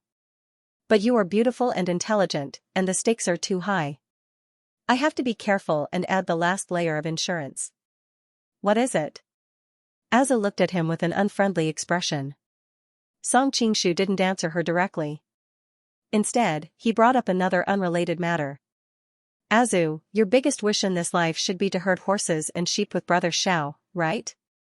Thinking of the beautiful future that she had built many times, Azu's eyes finally bloomed with a glimmer of light, but it quickly dimmed. Now that things have come to this, there's no need to talk about stuffing cattle and sheep. I mean what I say. As long as you work for me for 2 years, I will make your wish come true. Song Qingshu then changed the topic. But you and Brother Xiao are not greedy for life and afraid of death. I am worried that you will choose to die together with him. Tell Brother Xiao about this directly. That way, you can be a pair of lovebirds with the same fate. Azu's eyes moved. She did have such a thought. Once there was no way out, it was better to live and die together with Xiao Feng than to be manipulated by others. Song Qingshu paid attention to her reaction and knew that his guess was not far from the truth. He then said, with Brother Xiao's personality, he will indeed die with you. However, he has always been very clear about what he likes and what he hates.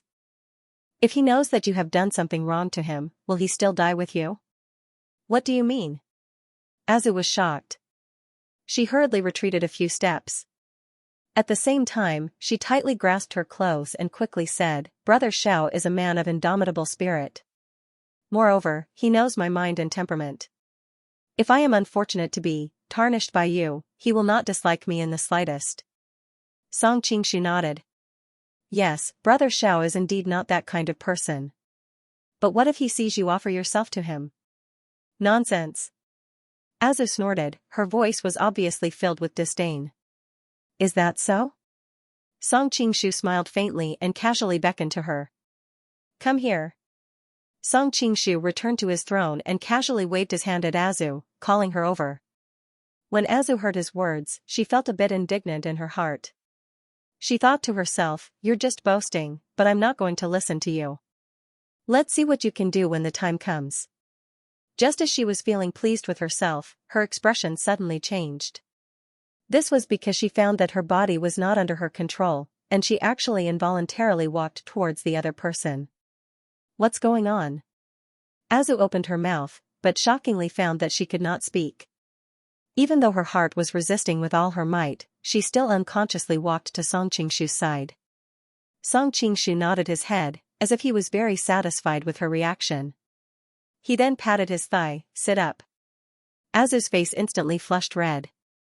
She and Xiao Feng loved each other, and had already made a promise to grow old together. How could she sit in another man's embrace? Unfortunately, her body was still not under her control, and she actually sat on top of him. What kind of sorcery is this? Azu was greatly shocked, and for a moment, the embarrassment of sitting in another man's embrace was washed away. Even though she could not speak, Song Qingshu could more or less guess what she was thinking. While feeling her soft and elastic body, he explained, you are from the Murong family, so you should know that there is a soul-shifting technique in the Nining Sutra that can control a person's mind. Right now, you are under my soul-shifting technique. After explaining, Song Qingshu added another sentence, of course, even if other people cultivated the soul-shifting technique in the Nining Sutra, they would not be able to do it to this degree. The reason why I can do as I please is because I have also fused with a few other heaven-penetrating divine arts. So you can be at ease, if you meet other practitioners of the Nining Sutra in the future, I'm afraid it will be very difficult for them to control you like this. If it was possible, Azu really wanted to slap his face. How can I be at ease in this kind of situation? No matter how much I said just now, I'm afraid that in your heart, you would not agree, so I can only let you see it with your own eyes. Song Qingshu faintly smiled, and his eyes became as deep as the bright starry sky. Strip. Azu was startled at first. She was shocked to find that her hands had begun to unbutton her clothes. This time, she was scared out of her wits. As a woman of Jianghu, although it was somewhat indecent to have physical contact with other men occasionally, it was unavoidable. However, once her body was exposed in front of another man, it was no different from losing her chastity. Unfortunately, no matter how much she prayed, no matter how much she resisted in her heart, she could not stop her hands. Azu had always prided herself on her dexterity, but at this moment, she wished that she could chop off her own hands with a knife. Unfortunately, no knife appeared, and no one could hear her begging. Her fingers were slender and nimble, undoing the buttons on her dress one by one. Every time a button was undone, her heart would break a little more. Even though she wasn't an official Wangfei, the southern courtyard's King's Fu treated her as a true Wangfei. Her food and clothing were all the standards of a Wangfei. The dress she was wearing right now was made of the highest quality silk. In order to be comfortable, it was thin and smooth, which was its greatest characteristic. Without the restraints of the buttons and belt, the silk dress quickly slid down her tender skin, revealing skin whiter than snow. It formed a sharp contrast with the bright red undergarment. The women of Jiangnan's rivers are gentler than water. Song Qingshu couldn't help but praise. At this time, Azu's face was covered in tears. Her eyes were 3 parts embarrassed, 3 parts hateful, and at the same time, 3 parts begging as she looked at the other. Song Qingshu knew what she was begging for, but he was still unmoved. Continue. Azu's heart finally sank to the bottom, but she couldn't stop her hands from moving toward the thin silk. She could only bite her lips desperately, trying to use the pain to wake herself up. Looking at the faint traces of blood seeping from her lips, Song Qingshu shook his head. This won't do. What if you hurt your body later? As he said this, he stretched out a finger and touched her body, sending a wisp of joyful vital energy into her body. The vital energy of joyful was really overbearing. Once it entered her body, Azu felt that the depths of her soul was no longer so cold. It was as if there was a surge of heat. It was so hot that she wanted to get rid of the restraints on her body, so that her current behavior didn't seem so unacceptable. Finally, the last bit of obstruction left her. Azu's mind was blank. Before it happened, she was filled with fear and resistance. But now that it was happening, she felt that it wasn't as hard to accept as she had imagined. At this moment, she felt a sense of relief. Song Qingshu carefully looked at the beauty in front of him and couldn't help but sigh. As expected of sisters. Even their physical characteristics are so similar. At this time, Azu's mind was filled with all kinds of complicated emotions, but most of them were embarrassment and fear. She didn't notice the subtext in his words. Obviously, Song Qingshu didn't give her time to breathe. He stretched out his hand and snapped his fingers. Come, sit up and move yourself. Although Azu was a young girl, she could understand what he meant. She couldn't help but feel ashamed and resentful. Unfortunately, she couldn't control herself. Then, the trembling heat in her soul gradually dissolved her embarrassment, causing her to sway and her eyes to become blurred. Song Qingshu's fingers gently slid across her skin, and another wisp of cooling vital qi entered her body. Seeing that the time to dissolve the joy vital qi was almost up, he snapped his fingers again and released her restriction. Alright, you're free now. Azu's eyes were still blurred. She was stunned for a moment before she finally reacted. She let out a scream and pushed him away. Unfortunately, her body was already weak and she couldn't stand steadily. She instantly fell to the ground. Song Qingshu came to her side and squatted down. Why are you so agitated?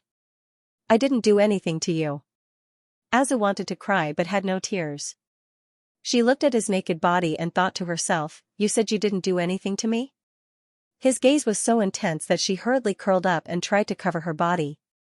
Unfortunately, her hands were only so big. What she could cover was just a cup of water on a burning cart of firewood. Song Qingshu casually touched her thigh and then showed his hand in front of her.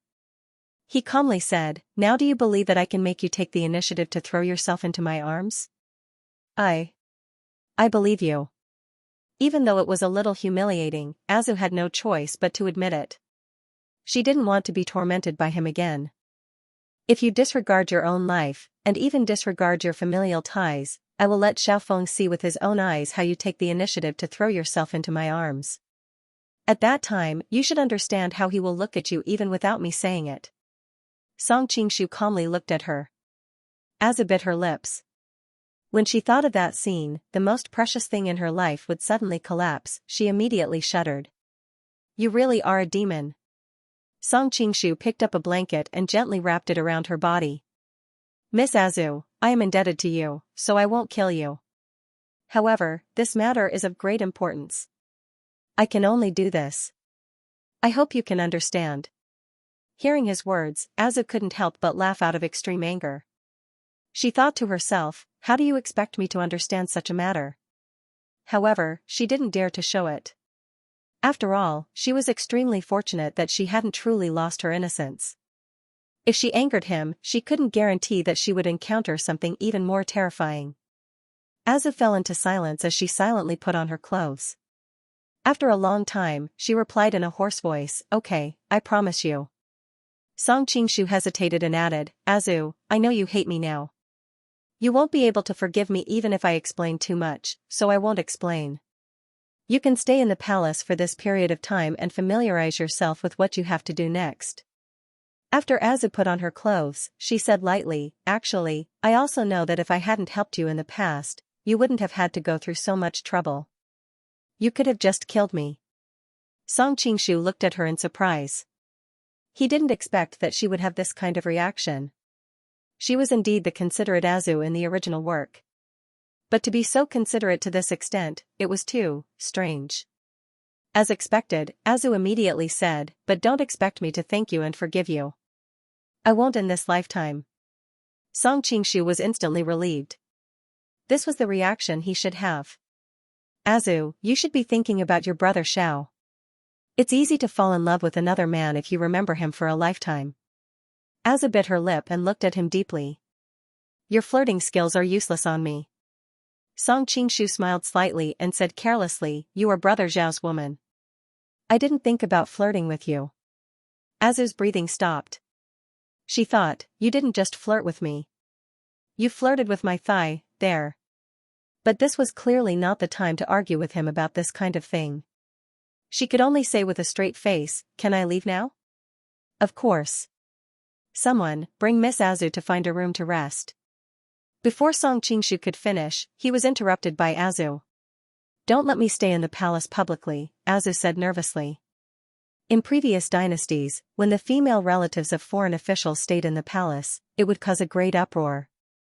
Only now did Song Qingshu realize that Yelu Hongji had already imprisoned the king of the southern courtyard.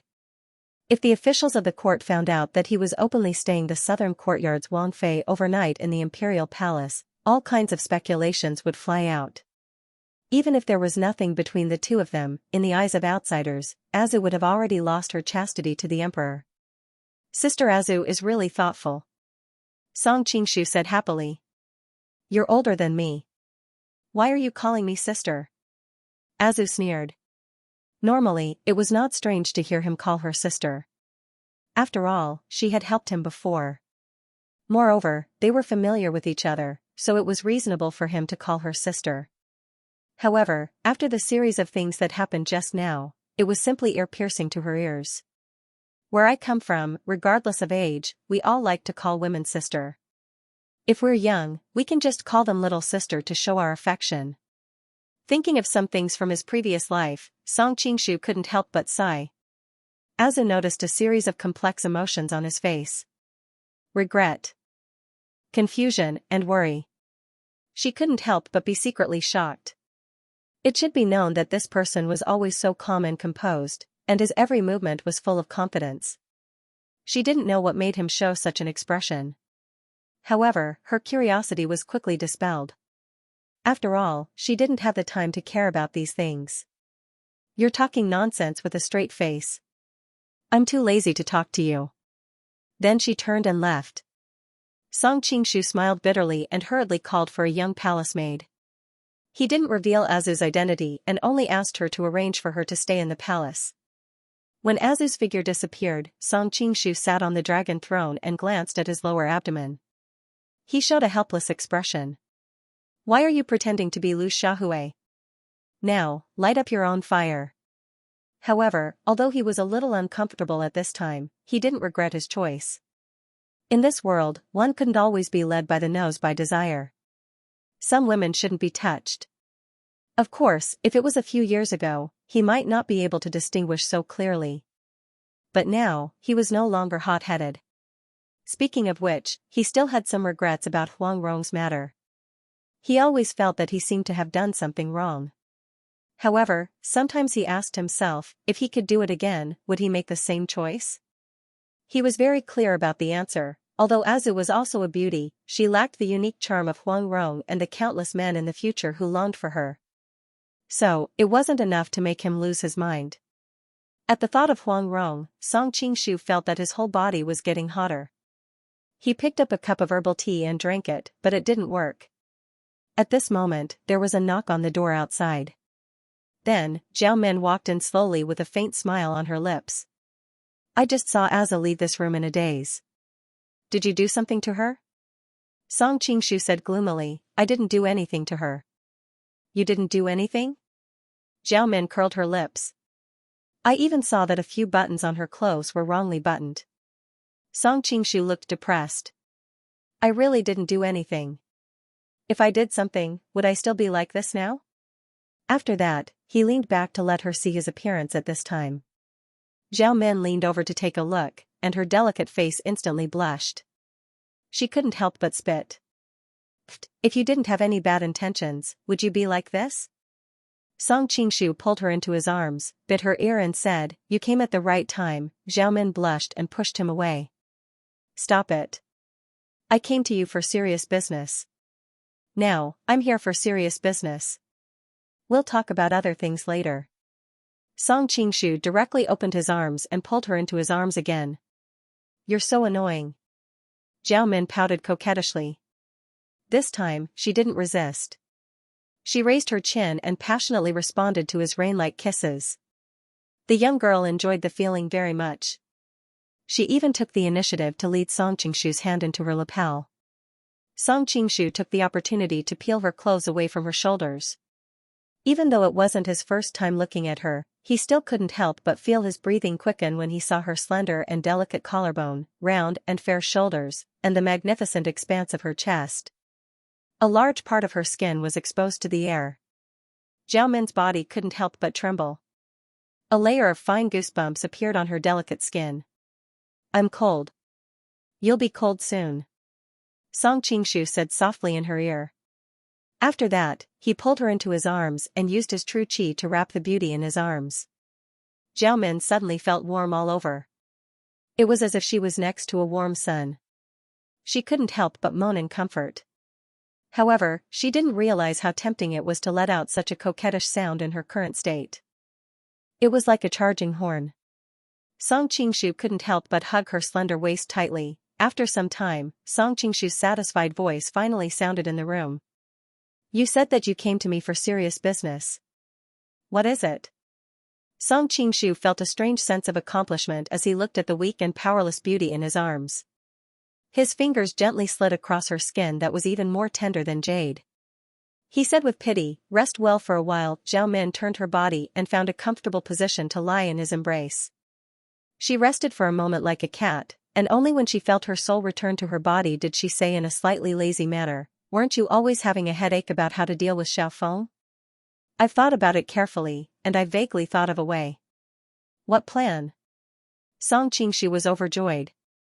The arrival of Azu had given him a headache about how to deal with Xiaofeng.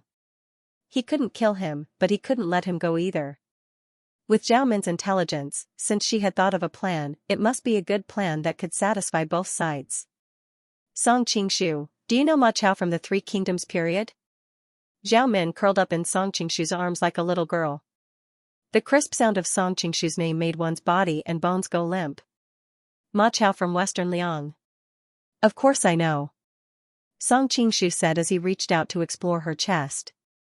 Even though it wasn't the first time he had touched it, he was still shocked by the turbulence. He couldn't help but sigh at how nutritious it was to drink milk and eat meat from a young age. We're talking about serious matters, stop fooling around. Zhao Min's heart trembled at his actions. She rolled her eyes at him coquettishly and said, we can imitate Imperial Uncle Liu and use Ma Chao's method to deal with Xiao Feng. What do you mean? Song Qingshu also became serious when they talked about serious matters.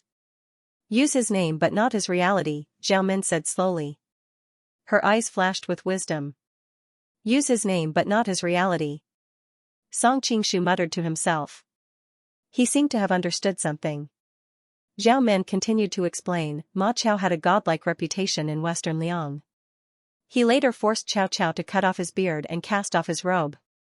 His family had been a family of generals for generations. In terms of official rank and nobility, he was on par with Liu Bei at that time. In addition, he was once an overlord. It was a headache to sincerely subdue him without suffering a backlash. However, this didn't trouble Liu Bei. On the surface, he placed Ma Chao at the head of the generals and gave him a high title and official position. However, he was different from Guan Yu, Zhang Fei of Brazil, and Wei Yan of Hanzhong. Ma Chao's position as Liangzhou was only a nominal position.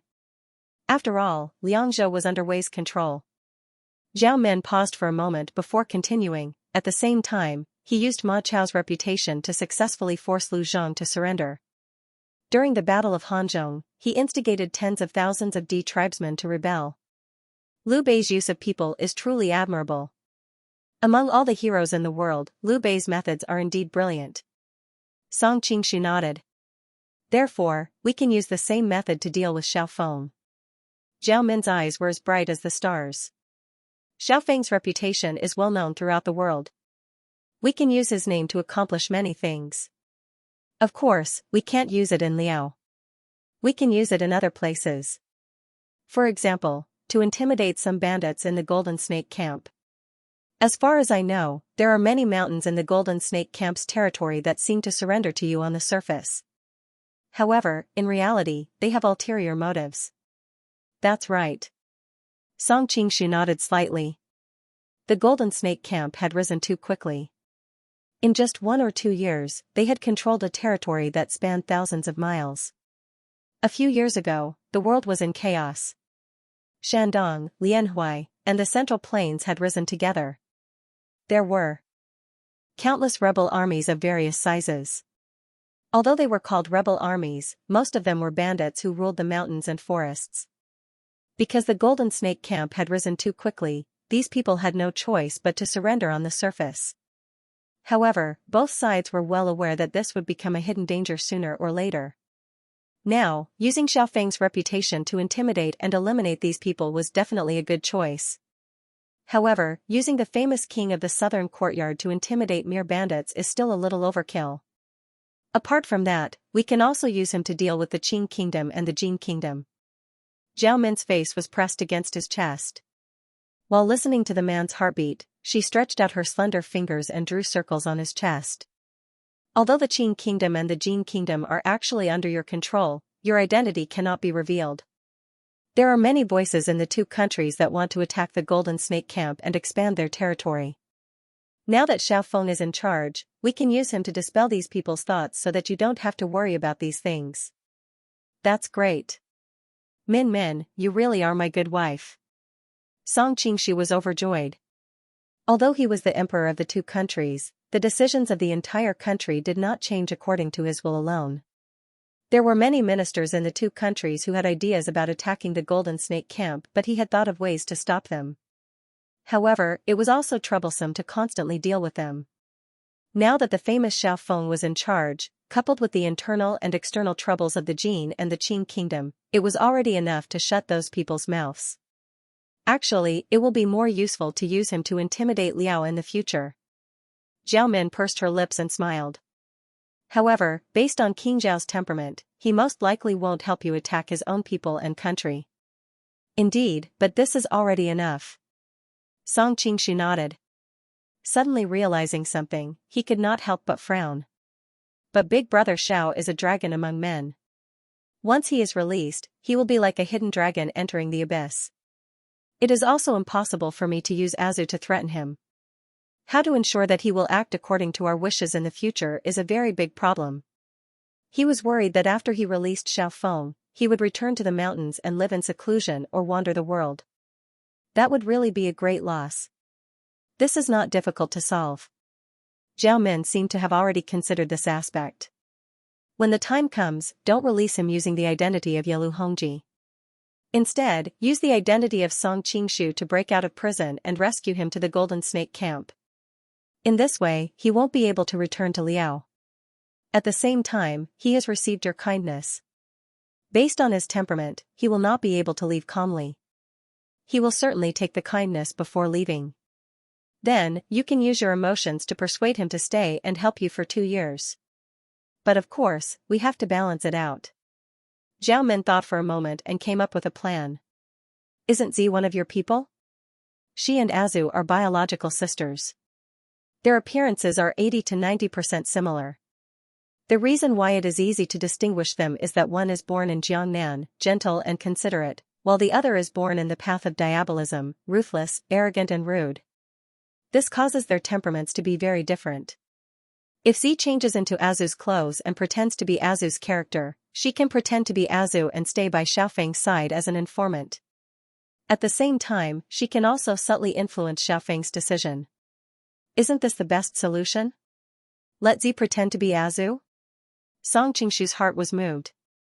He had never thought of this before. But after being reminded by Zhao Min, he suddenly realized that this was a very good idea. After all, he could not make the real Azu do anything against Xiaofeng, but Zi could. The current Zi and Xiaofeng did not have much of a relationship, so she was not the Zi who was dead set on Xiaofeng in the original work. And you don't have to worry.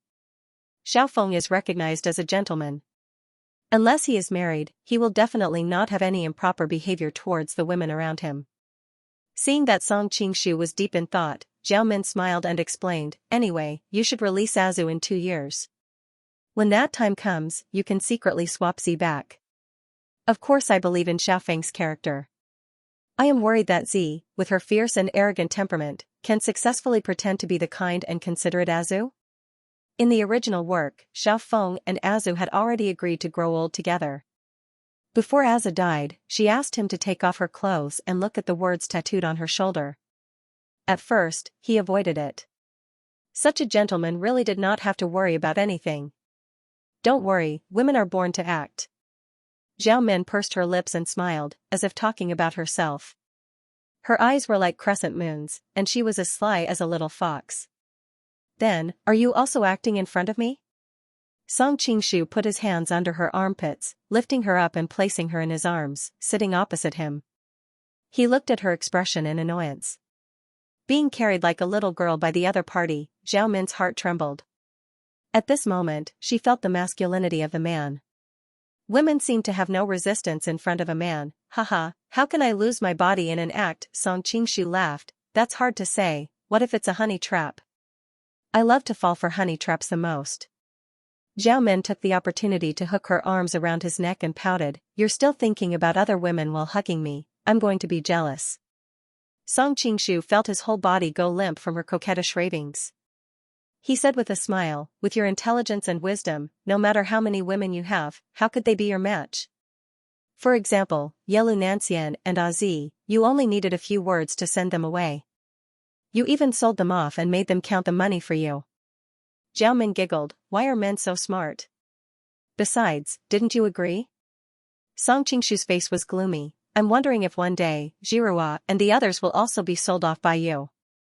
Don't worry, that little sister Zhirua of yours looks as pure as a white rabbit on the surface, but in reality, she's as cunning as a ghost. It's good enough that she didn't sell me off. Zhao Min snorted, obviously holding a great grudge against Zhou Zhirua. Song Qingshu's face darkened, knowing that these two women loved and hated each other, they would probably be entangled for the rest of their lives. He decisively changed the topic, alright, it's about time to cure you of the 3-corpse brain god pill. So soon?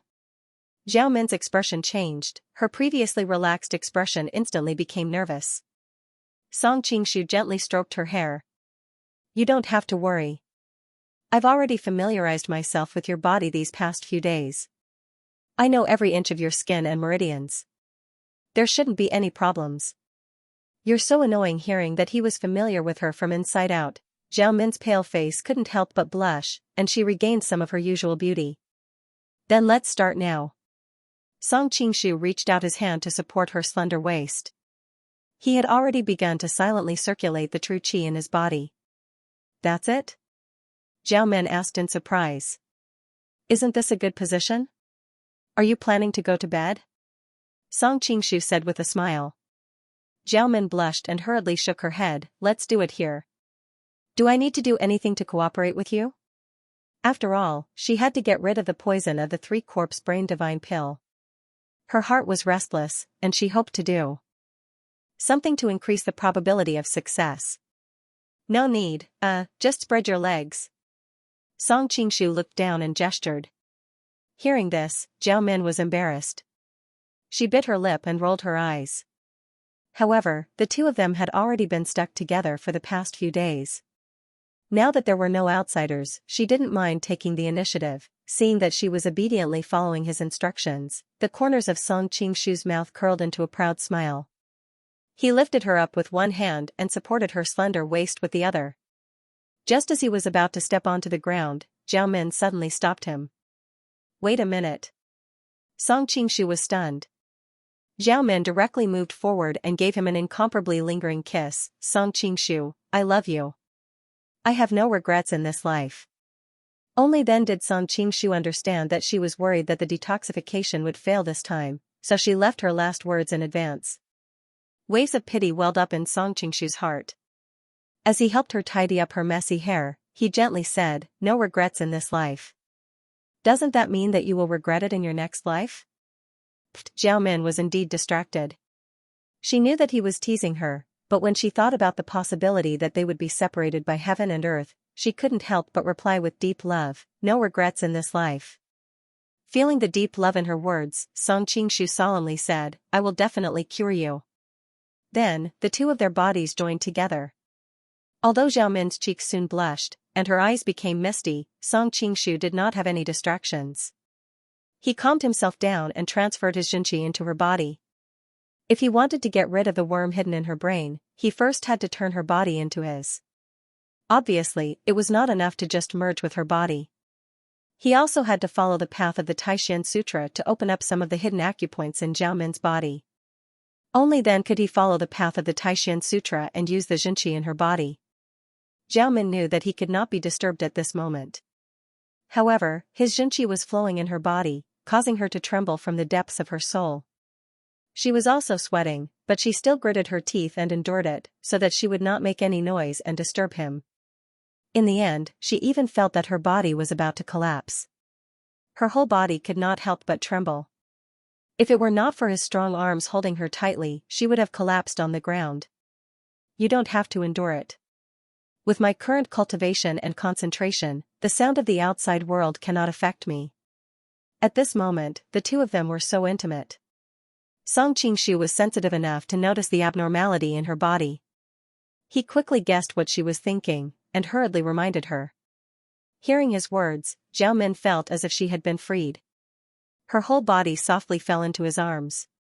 The trembling of her soul and the joy in her heart turned into waves of celestial music that lingered in the room. Song Qingshu's heart skipped a beat. He had underestimated her seduction. He hurriedly calmed his mind and sank into the realm of forgetfulness again to open up the remaining meridians for her. With his current cultivation and the fact that he was in the most intimate state with Zhao Min, it was not difficult for him to open up her hidden meridians.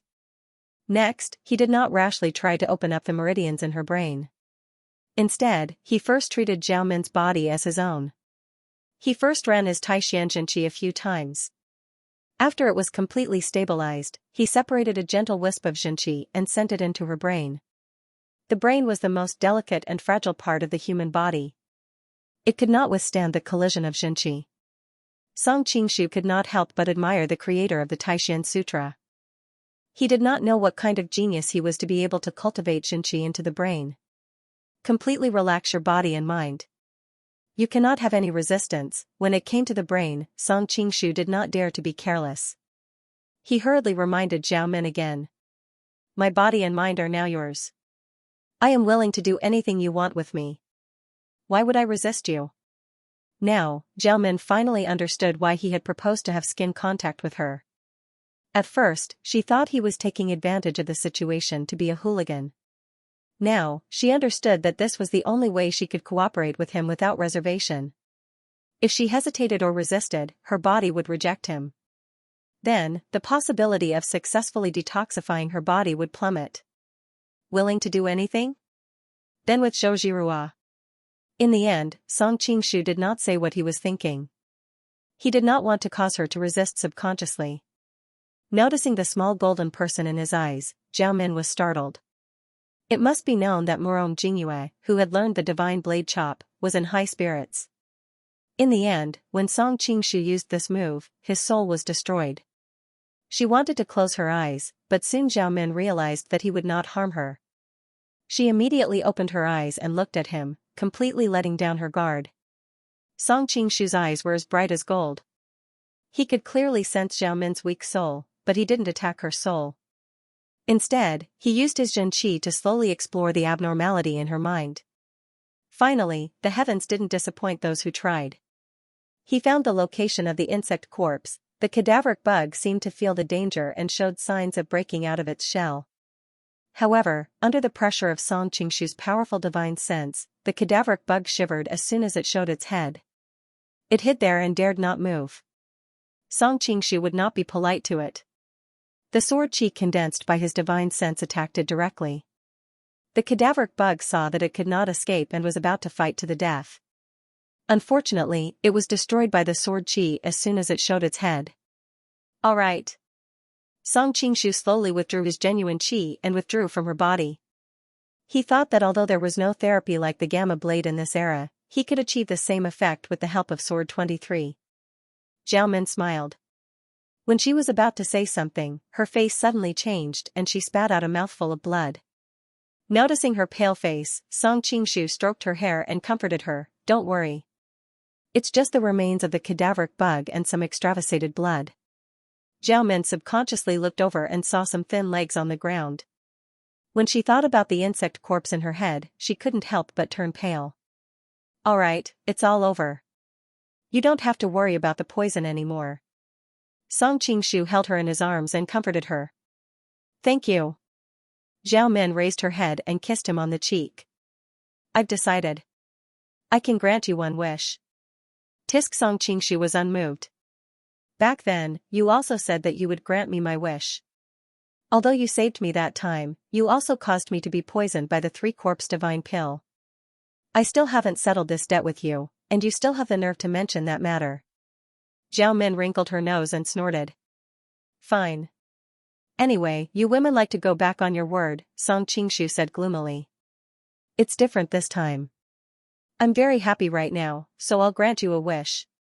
Zhao Min blinked and blew at her seductively. "And this wish is different from ordinary wishes. I can fulfill any condition of yours." "Any conditions?" Song Qingshu's heart skipped a beat, and all kinds of beautiful images appeared in his mind. "Are you serious?" "Of course not," Zhao Min snorted. "I can tell from your expression that you're up to no good. So, it depends on my mood. If I'm happy, I'll agree to your request no matter how difficult it is. If I'm not happy, I won't even bother to do it." Song Qingshu's happy look instantly turned into depression. "Well, it's better than nothing. Don't be like this. How about I compensate you now?" Zhao Min put her arms around his neck, and her eyes seemed to be dripping water. Just now, in order to force the poison out, she didn't dare to do anything. However, the contact between the two of them made her feel a little uncomfortable. In addition, she thought that the poison had been cured, and he would most likely leave soon, so she couldn't help but be a little infatuated. Song Qingshu's eyes brightened. He picked her up and said, "We're all sweaty just now. Let's have a bath together, ha ha ha." After some time, Zhao Min was already exhausted and fell into a deep sleep. Song Qingshu tenderly covered her with a quilt. Unlike her, because he practiced the mandala dhyana, he was more energetic after the bath. He couldn't fall asleep for a while, so he decided to go out for a walk. When he came out of the room, it was already nightfall.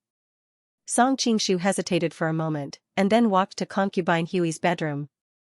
Now that the poison in Zhao Min had been cured, the situation in Liao had gradually stabilized, and the Song dynasty's expedition to the north was imminent. He was afraid that he would have to leave soon. Before that, there were some things that needed to be arranged, such as Shen Bijuan. Although Song Qingshu was full of sympathy for the crown princess of the Song dynasty, he couldn't let her go now. After all, she was a very useful card, and it would be perfect to use her at the right time. However, he had to tell her in advance if he wanted to keep her in the palace. Otherwise, who knew if she would do something stupid in desperation? Now, it was naturally not convenient for Song Qingshu to appear in front of her with Yelu Hongji's appearance. He found a room, changed his clothes, put on a mask, and went to concubine Hui's bedroom. At this time, Shen Bijuan was sitting by the window, staring at the southern night sky in a daze. This period of time could be said to be a nightmare for her. First, she fell from the high and mighty crown princess to a prisoner, and then she learned that the Shen family had been exterminated. In order to take revenge, she had to enter the palace and submit to the Emperor of Liao. She had finally waited for Zhao Wei to come and save her, but not long after, he was caught up in the storm of having an affair with the Empress. Now it was unknown whether he was alive or dead. But there had been no news for so long, it was likely that he had met with misfortune. Especially Xianxia and Yeluisin, who had introduced her to the palace. They had just been caught in the case of rebellion. She didn't even have the hope of using the emperor's favor to take revenge for the Shen family. Even the eunuchs and palace maids in the palace were cold and did not serve her with all their heart. Thinking of the darkness in the future, Shen Bijuan couldn't help but silently cry. At this time, 2 muffled grunts came from outside the palace as if someone had fallen. Shen Bijuan had been extremely sensitive during this time. Although the sound was soft, she still heard it. She couldn't help but turn around. Who is it? The door was pushed open and a heavy footstep approached. Unfortunately, because of the darkness, Shen Bijuan could not see the other's appearance. She unconsciously took a few steps back and grabbed a vase from the table to hold it in front of her as if it would give her some sense of security. Who are you? If you don't speak, I'll scream. In reality, her first reaction was to scream for help, but she was in a state where death was better than life. Her heart was filled with a trace of hope that this person was here to save her. It would be even better if it was Zhao Wei, so she hesitated. The person in the darkness gave a heavy snort. Shen Bijuan instantly felt her chest tighten and her vision blur. She immediately understood that this person was an enemy and not a friend. This was a very high level of internal energy. It had injured her the moment they met. A tall old man walked out of the shadows. He looked her up and down and nodded with satisfaction. As expected of an outstanding beauty. No wonder you have the dog emperor's favor. I'll borrow you for a while, the burly old man said lightly. Shen Bijuan's face paled when she heard this. She bit her lip and shouted, shameless. The burly old man was startled. Only now did he realize that his words had caused the other party to misunderstand. However, he clearly had no interest in explaining and directly pressed towards her. Obediently cooperate with this old man and you won't suffer any physical pain. Dream on. As a woman, especially one who was born to be a source of calamity, Shen Bijuan was naturally very sensitive to such matters. She subconsciously thought of that, especially when she thought about how the innocence she had fought so hard to protect was going to be lost to this old man. She felt so depressed that she wanted to vomit blood. Rather than being harmed by this old man, it was better to give it to Zhao Wei. At this time, Zhao Wei's appearance suddenly appeared in Shen Bijuan's mind. For some reason, she felt a special sense of closeness towards Zhao Wei. Perhaps it was because he had helped her when she needed it the most, or perhaps it was because he was the person her father had entrusted to her before he died. Unfortunately, he had been sent to the service room. Shen Bijuan's face turned red. She didn't know why she still had the time to think about these random things at a time like this. Seeing the approaching old man, Shen Bijuan's eyes suddenly revealed a trace of determination. She gathered all the strength in her body and slammed into a nearby pillar. At this time, she had already given up on the idea of revenge. After all, with the fall of Yeluisin and Xiaoxiama, it was inevitable that she would fall out of favor. If she was humiliated by this old man, she had her own pride. She was the eldest young lady of the Shen family, a famous beautiful and talented woman, and the crown princess of the empire. She could endure humiliation in order to take revenge, but in a situation where there was no hope of revenge, she could not sell her innocence in order to live. She believed that when she met her parents and the ancestors of the Shen family in the underworld, they wouldn't blame her. She had already tried her best. After making this decision, she suddenly relaxed. She had been tense all this time. How many days had it been since she had had a good night's sleep? From now on, she should be able to sleep well. However, the pain she imagined did not come. Instead, she fell into a warm embrace. She subconsciously looked up and saw a man looking down at her. Even though he was wearing a mask, she could tell from his hair and eyes that he was a relatively young man. Feeling the masculine aura around him, Shen Bijuan's face turned red. Even though she was in a life-and-death situation, her many years of education had been deeply ingrained into her bones. Just as she was about to push him away, she heard him say, "What's the matter that makes you so depressed?" "It's you." Shen Bijuan's eyes instantly blurred because she recognized the other party's voice. It was Zhao Wei, whom she had been relying on and worrying about all this time. "Who are you?"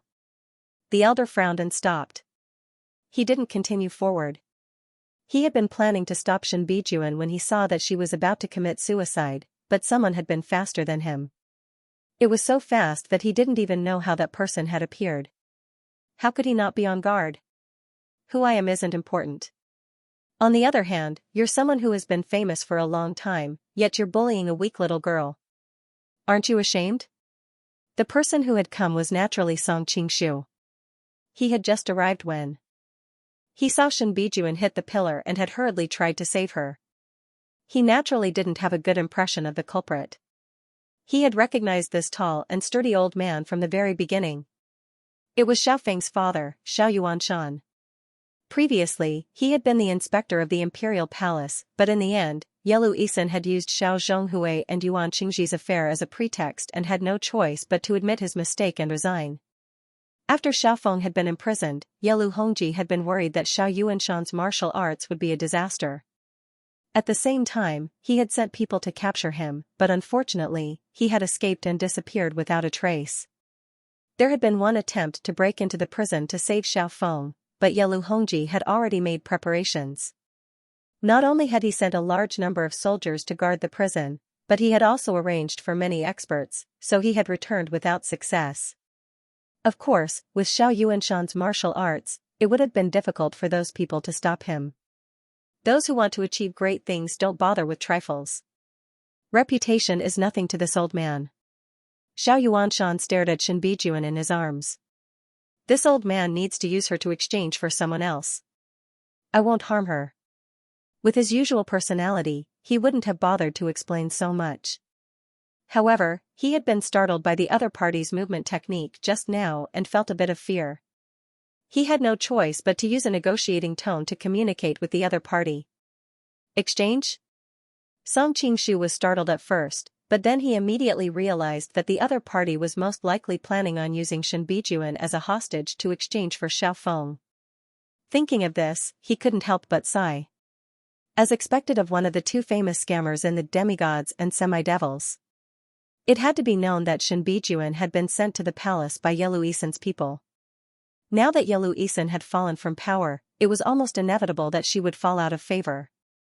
In the end, Xiao Yuanshan wanted to use someone who was destined to be thrown into the cold palace to exchange for the king of the southern courtyard. Had he been kicked in the head by a donkey, but Song Qingshu had really misunderstood him.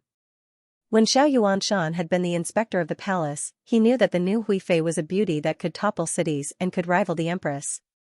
Even though the fall of Yelu Isan had caused her to lose her support, her most useful beauty was still there. Yelu Hongji was also a lecher. No man would be willing to give up such a beauty that was a disaster. So he could use her to gamble. In any case, it didn't matter if he lost the gamble, he wouldn't lose anything. Xiao Yuanshan had no other choice but to use this plan. Last time he had broken into the prison, he had alerted the enemy. Right now, the place where Xiao Feng was being held was like an iron wall. Not even a fly could fly in. It was impossible for him to directly rescue Xiao Feng, so he could only place his thoughts on Shen Bijuan. If Song Qingshu knew his true thoughts, he would probably still mock him. He was really so childish at his age. For the emperor, no matter how beautiful a woman was, she was still a woman. Xiaofeng was an existence that could affect his safety and the throne. How could he release a tiger back into the mountains for a woman? Not to mention the emperor who had been educated in the ways of the emperor since he was young. Any official who had been in politics for a few years would make this choice without hesitation. She is mine, how could I give her to you? Song Qingshu grabbed Shen Bijuan's slender waist and rejected Xiao Yuanshan without hesitation. Hearing the others say that she was his person, Shen Bijuan's face instantly turned red. She thought, how could he say something like that? If it got out, her reputation, but she quickly reacted. At her current level, she didn't have the qualifications to think about things like reputation. Looking at the tall figure of the man in front of her, she suddenly felt a sense of security she had never felt before. This seems not bad. Being mercilessly rejected, Xiao Yuanshan's face instantly darkened and a fierce look appeared in his eyes. Refusing a toast only to be forced to drink a forfeit.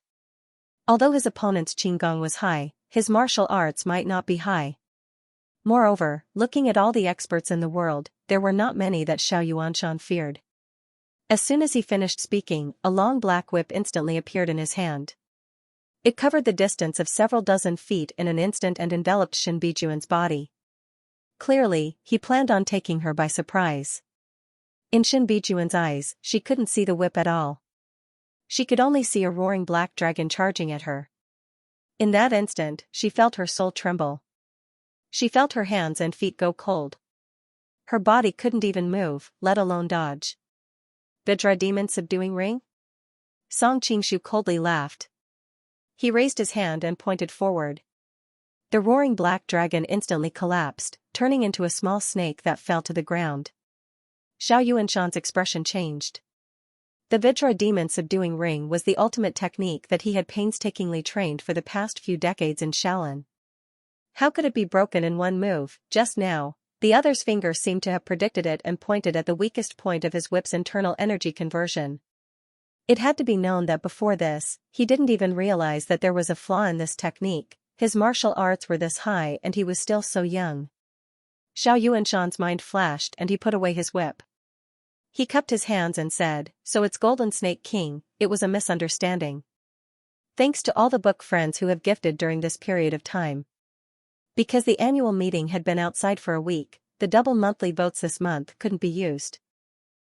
Why did the word used sound so sarcastic? Song Qingshu was initially on guard against him continuing to attack. After all, Xiao Yuanshan was considered a top master in the world. He was able to break his opponent's attack with one move mainly because he had already jumped out of the limitations of the man in the painting and used the advantage of time and space to attack the opponent's weakest point. If he jumped back into the painting and exchanged moves with him, it would be quite difficult to defeat him. Who knew that the opponent would actually stop after one move, and from the meaning of his words, it seemed that he had recognized him. Song Qingshu frowned. He was still too careless. Although he was wearing a mask, there was probably no one else in the world who had such high martial arts skills and was so young. It seemed that not only did he have to change his face, but he also had to hide his hair and age. Otherwise, he would be recognized wherever he went. It was really a headache. Hearing him call him the Golden Snake King, Shen Bijuan's eyes widened and she looked at the man beside her in shock. Her heart was in turmoil. Isn't he Zhao Wei? How did he become the Golden Snake King? Song Qingshu? All these years, due to the contributions of the disciples of the Five Lakes sect, Song Qingshu's name had spread all over the world. Although she was in her boudoir, she had naturally heard of the Golden Snake King's name. But that's not right. I saw him and the Golden Snake King appear at the same time. Shen Bijuan suddenly thought of the encounter in the Wei Palace and could not help but feel confused. Song Qingshu hesitated for a moment, then took off his mask and cupped his hands at Xiao Yuanshan. Elder Xiao, my identity is sensitive now, and it is not appropriate to reveal it. Please forgive me for not recognizing you just now. Hearing that, his voice was no longer Zhao Wei's voice. Shen Bijuan's mouth immediately opened wide. You. She was so shocked that she could not speak for a long time. Song Qingshu turned back to look at her and smiled gently at her. He did not explain anything here. Shen Bijuan's face turned red. She had already recognized that this person was indeed the Song Qingshu that she had seen in the Wei Palace that day. But what was up with Zhao Wei? Speaking of which, when he smiled, he looked quite good. You are the leader of a region. It is indeed inconvenient for you to expose yourself in a foreign country. Xiao Yuanshan nodded to show his understanding. Then, he changed the topic, but why did young master come to the Liao Palace? Previously, they were indebted to him for saving them from the hands of many Shaolin masters, so they were more polite to him. Song Qingshu pointed at Shen Bijuan. In the past, her father and I were old friends. Before he died, he asked me to save his daughter. The reason why he said this was to stop Xiao Yuanshan from having any ideas about Shen Bijuan. After all, Xiao Yuanshan's martial arts were extremely high, and he couldn't always stay by Shen Bijuan's side. Of course, he wasn't stupid enough to reveal Shen Bijuan's true identity, so he only vaguely said that he was old friends with her father. Hearing this, Shen Bijuan no longer had any doubts. The person in front of her was Zhao Wei, and at the same time, Song Qingshu. Thinking that her father was friends with the world-famous Golden Snake King, she couldn't help but be pleasantly surprised. She once again saw hope for revenge for the Shen family. Xiao Yuanshan frowned. It is true that you are loyal to someone's request. But you came to save this woman, but you didn't care about your sworn brother. Haha, I see that this girl is an outstanding beauty, and I feel pity for her. No wonder, no wonder. His words were just short of saying that he had forgotten his friends after seeing a beauty. Shen Bijuan felt extremely awkward. Sometimes, she really hated herself for having such a beautiful appearance. Not only did she bring disaster to herself and her family, she had also embarrassed her benefactor. She unconsciously looked apologetically at the man beside her. Song Qingshu was also looking at her. Seeing her turn her head, he smiled and nodded, giving her a look that told her not to worry. This made Shen Bijuan blush and she quickly turned her head away. Song Qingshu smiled faintly, then turned his head to look at Xiao Yuanshan. He knew that the other party was like a wooden club, so he didn't mind the rudeness in his words. Although Big Brother Xiao is in prison, his life is not in danger. This girl is alone in the palace, but there is danger at every step, so I came to save her first. Hearing the hidden meaning in his words, Xiao Yuanshan couldn't help but reveal a happy expression. You mean that you will go save Feng'er? Song Qingshu nodded. Of course, he is my sworn brother, so of course I will go save him. That's great. With young master taking action, I believe that Feng'er will definitely be able to turn misfortune into fortune. Xiao Yuanshan had seen his martial arts, and with his reputation, he instantly felt relieved. My words just now were offensive, I hope young master doesn't take offense. No problem, senior is just worried about big brother Xiao. Song Qingshu smiled. Xiao Yuanshan nodded his head, he was very satisfied with his son's sworn brother. When does young master plan on making a move? Song Qingshu replied, to ensure that nothing goes wrong, I still need some time to make some arrangements. Before that, I hope that senior won't act rashly, otherwise it will be even harder to save him in the future. I know this, I know. Xiao Yuanshan quickly nodded his head. His gaze landed on the beautiful Shen Bijuan beside him and he revealed a strange smile. Since it's like this old man won't disturb you any longer. I'll go back and wait for young master's news. Goodbye. After saying this, he didn't wait for the other to urge him to stay. He activated his movement technique and disappeared into the night sky. Thinking about Xiao Yuanshan's smile before he left, Shen Bijuan felt uncomfortable. What did he mean by I won't disturb you? It was as if something was going to happen between us. Xiao Yuanshan is a bit muddle-headed. You don't need to take his words to heart. Seeing her uncomfortable appearance, Song Qingshu smiled and comforted her. At the same time, he thought to himself that Liao was really different from before. The imperial palace was like a public toilet, he could come and go as he pleased. It seemed like he had to reorganize the defenses of the imperial palace before he left. Otherwise, it would be unsafe for Zhao Min and Su Quan to stay here. Suddenly, his expression changed. He saw Xiao Yuanshan return with an awkward expression. There's something I forgot to ask. I wonder if young master has seen Azu? Azu? Song Qingshu's heart trembled. That's right. Before I entered the palace, I went back to the southern courtyard palace. I heard from her personal maid that she came to see the emperor. In the end, it was already so late and she still hasn't returned. I was worried, so I came to the palace to find her. I also plan to take Consort Hui as a hostage. Xiao Yuanshan explained. He was worried about the safety or innocence of his daughter-in-law. After all, Yelu Hongji was famous for being lecherous. Song Qingshu had a strange expression. He thought to himself, I've not only seen her, I've seen her inside and out. But of course, he wouldn't say it out loud. Otherwise, if Xiao Yuanshan heard about what happened to his daughter-in-law, wouldn't he explode and fight him to the death? When I passed by a palace, I saw someone who looked like her. I thought I saw wrongly. Plus, I was in a hurry to get here, so I didn't think much about it.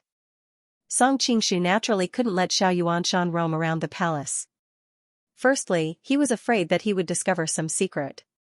Secondly, he was afraid that he would really save Azu. Which palace?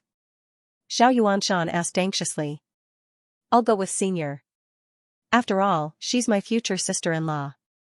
When Song Qingshu said this, the image of the naked body under the candlelight appeared in his mind. He couldn't help but feel guilty. Thank you, young master. Xiao Yuanshan couldn't help but be overjoyed. Senior, there's no need to be so polite. In the future, just call me Qingshu. After Song Qingshu finished speaking, he guiltily turned to Shen Bijuan and whispered in her ear, Miss Shen, wait for me here. I'll come back to find you after I finish what I need to do. And feeling the hot breath coming from his mouth, Shen Bijuan's ears instantly turned red. She wondered why he was so close to her. Was it on purpose or was it unintentional? Only when he walked far away did she suddenly realize that he simply did not want Xiao Yuanshan to hear. The other party had intentionally called her Miss Chen in order to make her feel at ease, but her identity obviously couldn't be known by others, so he had moved closer to her ear and said it.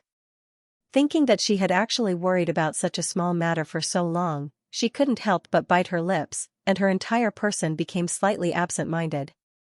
Song Qingshu led Xiao Yuanshan through the imperial palace. One of them had disguised himself as the emperor, while the other was once the leader of the imperial guards. Taking advantage of the cover of the night, they were naturally very familiar with the path and did not alarm any guards.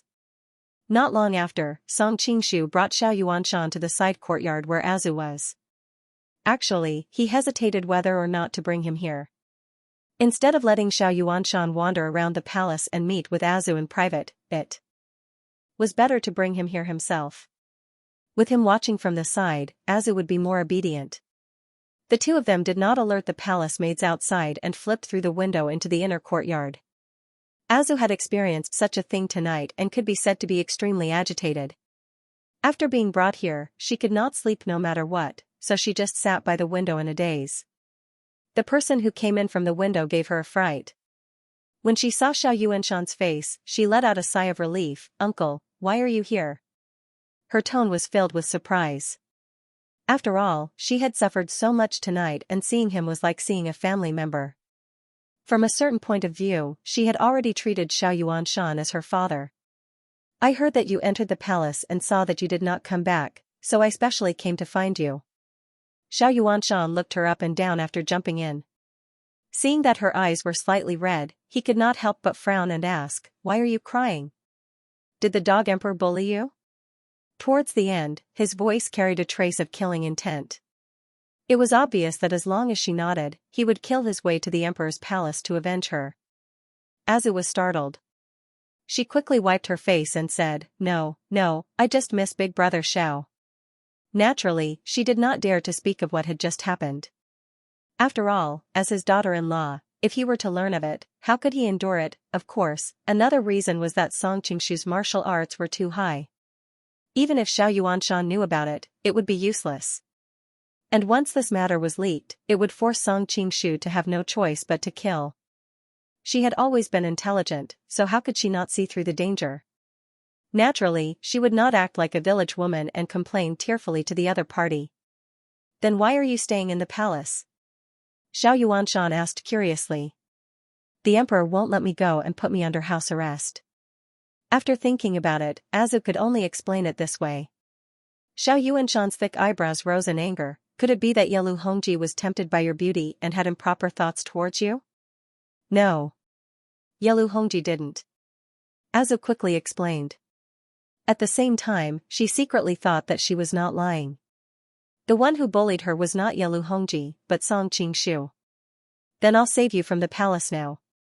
Xiao Yuanshan stood up and said. He was naturally worried about his daughter-in-law staying in the palace. Who knew what would happen?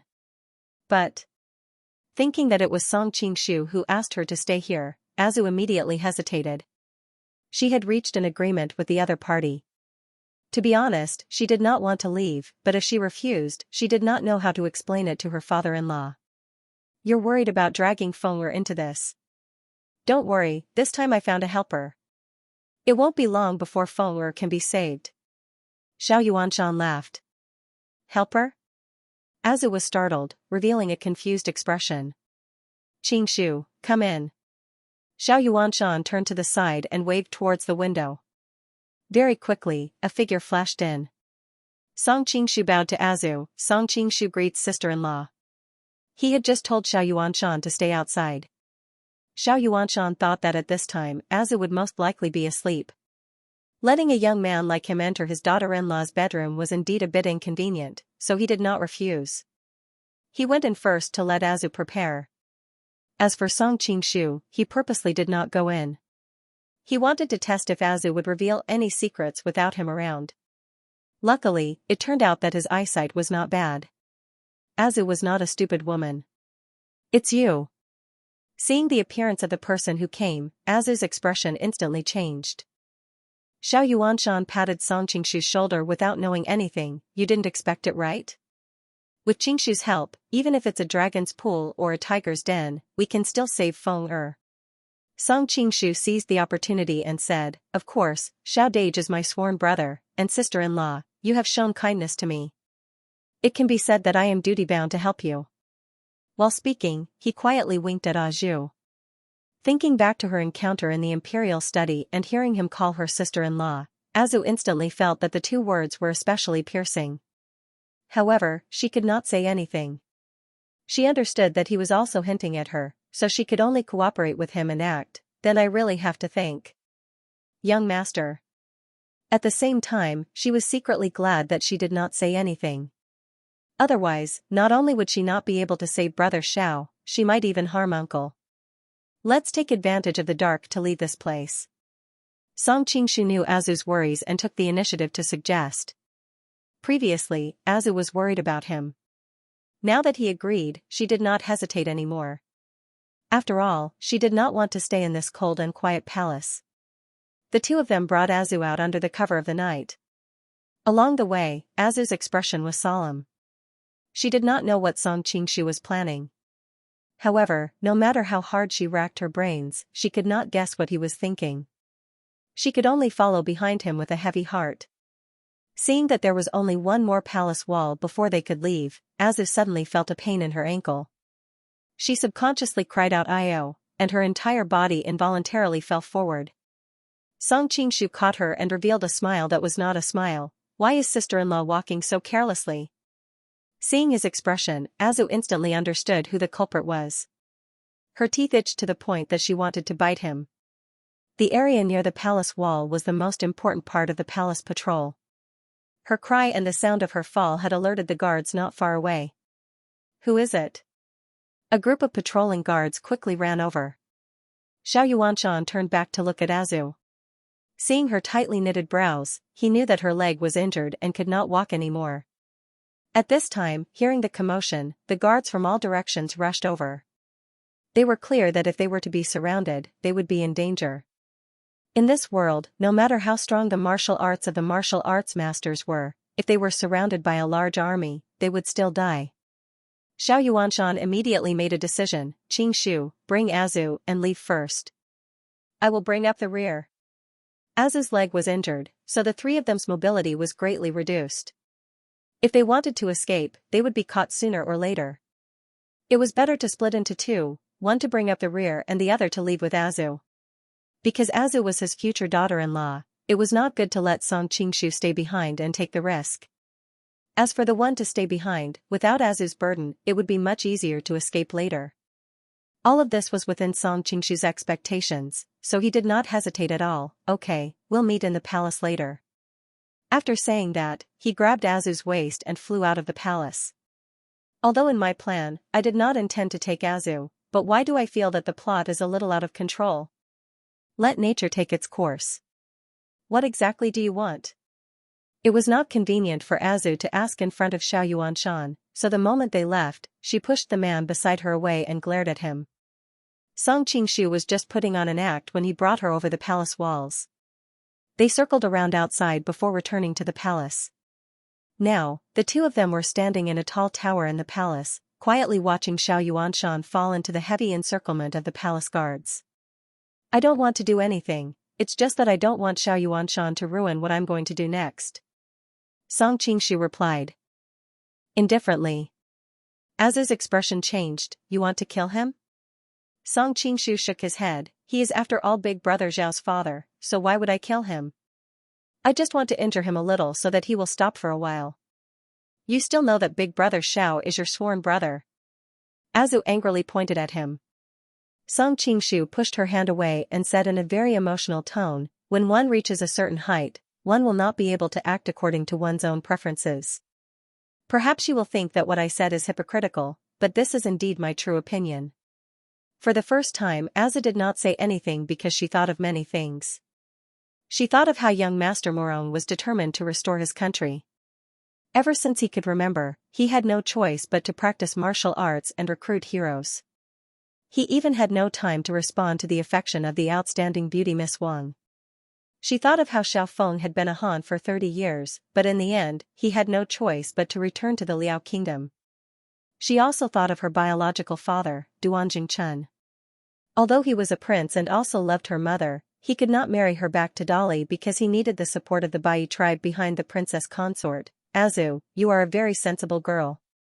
I hope that we can have a good cooperation this time.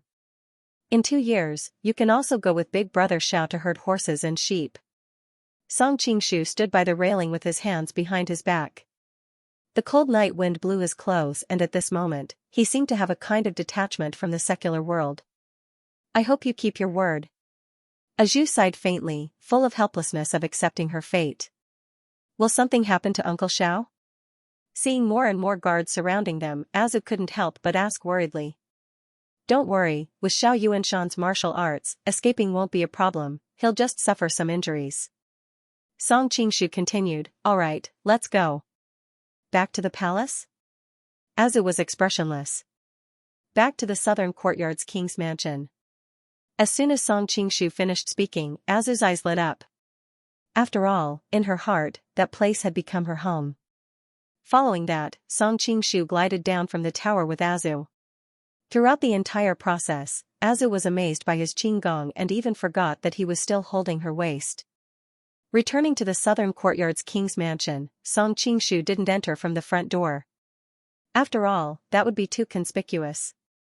Originally, ever since Xiao Feng had been imprisoned, the king's mansion had declined and the guards were naturally not as strong as before. If it wasn't for the fact that Song Qingshu had specially transferred a group of soldiers to guard the king's mansion to keep an eye on Azu, this place might have already been visited by many thieves. Sister, you're back?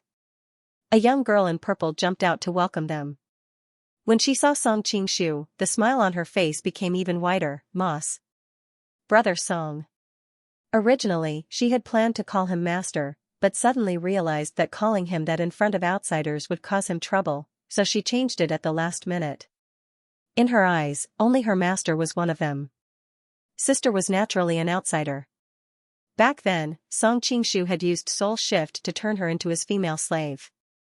However, the soul shift technique wasn't that brilliant, so it didn't take long for the effects to disappear.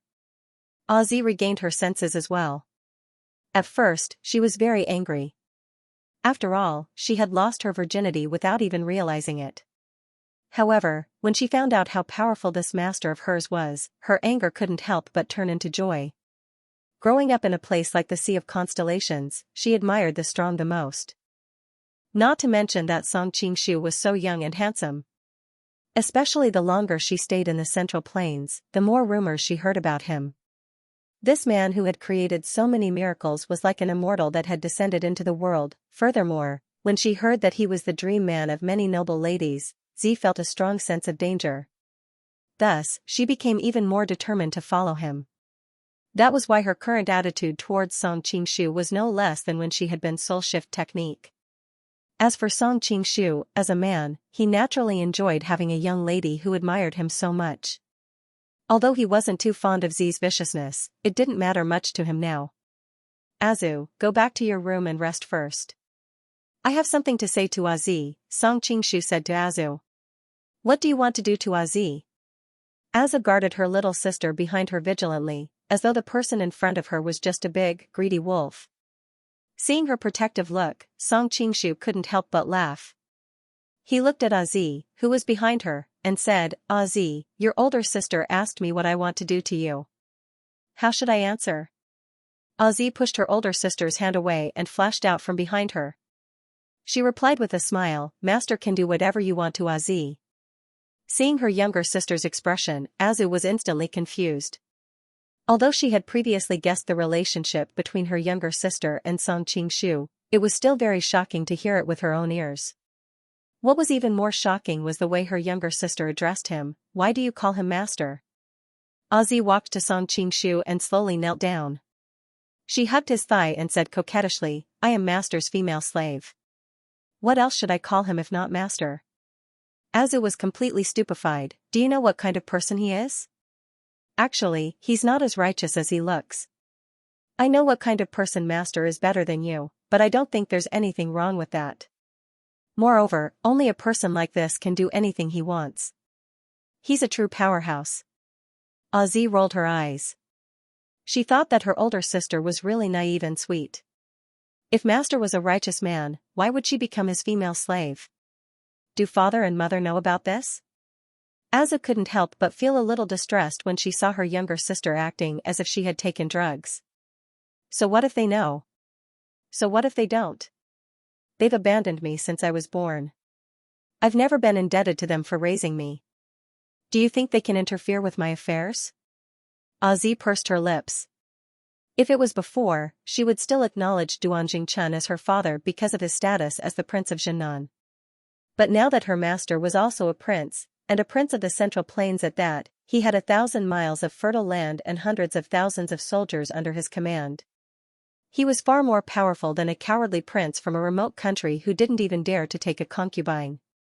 Naturally, she didn't have to worry so much. Seriously. I can't be bothered with you. Seeing how stubborn Azi was, Azu stomped her feet and angrily ran back to her room.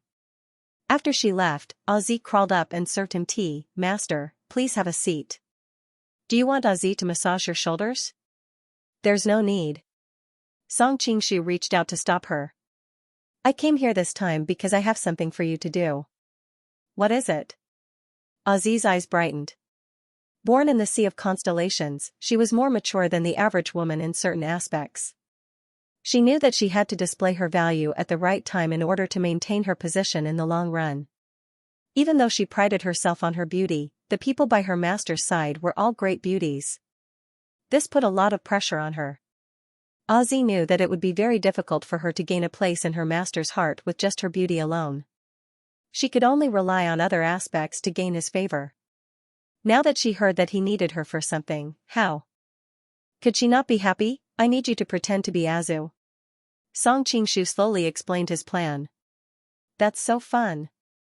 Zi's eyes lit up when she heard that he wanted her to pretend to be Azu and stay by Xiaofeng's side to monitor him. She was a person who craved for the world to be in chaos. She was so bored in Shangjing City that she almost fell sick. Hearing such an interesting thing, she was naturally excited. Fun? Song Qingshu sneered, this matter is very important. You can't mess it up. You and your sister have different personalities. Can you successfully pretend to be her? This was also the point he was most uncertain about. It should be known that Xiaofeng looked rough, but he was very meticulous. If he was not careful, he would find out the flaw. I don't know anything else, but I'm good at deceiving people. Zi raised her chin and said very proudly. Song Qingshu nodded. He didn't doubt this. After all, she was a weak girl. She was able to maintain her innocence in Xianxia sect, which was surrounded by wolves. She relied on her small mouth to deceive people. When he thought that the old fox Ding Chuanqiu had been tricked away by him, the divine wood king tripod, Song Qingshu couldn't help but feel a little more confident. Go to your sister's place and find a set of clothes to change into. I'll see how it goes, Song Qingshu ordered. Okay, Zi smiled and left in high spirits. Song Qingshu couldn't help but laugh. Looking at her enthusiasm, there should be no problem with the plan this time. Next, while Zi went to change, he began to perfect the various details of the plan in his mind. He hoped that there wouldn't be any flaws when the time came. Suddenly, he felt something. He raised his head and looked outside the door. He saw a girl in red standing at the door. He frowned slightly. Before he could speak, the girl spoke first. What do you want to do by asking Zi to change into my clothes? Song Qingshu was stunned. Where's Zi? Why isn't she here yet? She's still changing. I asked her what you wanted to do, but she wouldn't tell me. Azu frowned. So I came to ask you. I naturally have something for her to do. As for what it is, I won't tell you. Song Qingshu paused and added, sometimes, the less you know, the safer you are. You should have a deep understanding of this saying. He didn't intend to tell her that Zi was pretending to be him. Otherwise, Azu would be worried that she would harm Xiaofeng if she heard about it. Who knew what would happen? No, I can't let you do anything to hurt her. Azu walked over and looked at him with resentment and fear. You obediently listen to my arrangements, that is the best way to protect her. Song Qingshu replied indifferently, clearly not planning to continue this meaningless conversation with her. Who knew that Azu suddenly burst into laughter. Master, you are so bad. You actually used other people's safety to threaten my sister. Speaking of which, my sister is really stupid. Sure enough, she's the kind of idiot who still pays for the person who sold her. Song Qingshu? You're Zi? Song Qingshu looked at her in shock. He didn't expect it to be her at all. What do you think? Zi's acting is good, right? Zi said as she opened her arms and twirled in front of him proudly, completely showing off Azu's clothes and her exquisite curves. Not bad, you look good. Song Qingshu praised from the bottom of his heart. Suddenly, he thought of something and a playful smile appeared on his face. Alright, it's already late. I won't be going back. I'll sleep in your room tonight. Zi's expression changed slightly, but she quickly concealed it. Okay, it's Zi's greatest honor to serve master. Where's your sister? Song Qingshu asked curiously. As soon as I entered the room, she asked me all sorts of questions. I was annoyed by the questions, so I sealed her acupuncture point. She should be sleeping soundly now. Zi pouted as if she was quite impatient with her sister. She's been worried for the whole day, and her mind has been exhausted. It's good to seal her acupuncture point to let her rest. Song Qingshu nodded, obviously agreeing with what she did. Zi smiled proudly at his praise and took the opportunity to ask, oh right, master, other than passing information to you, is there anything else I need to do when I'm by Xiaofeng's side? What else do you want to do?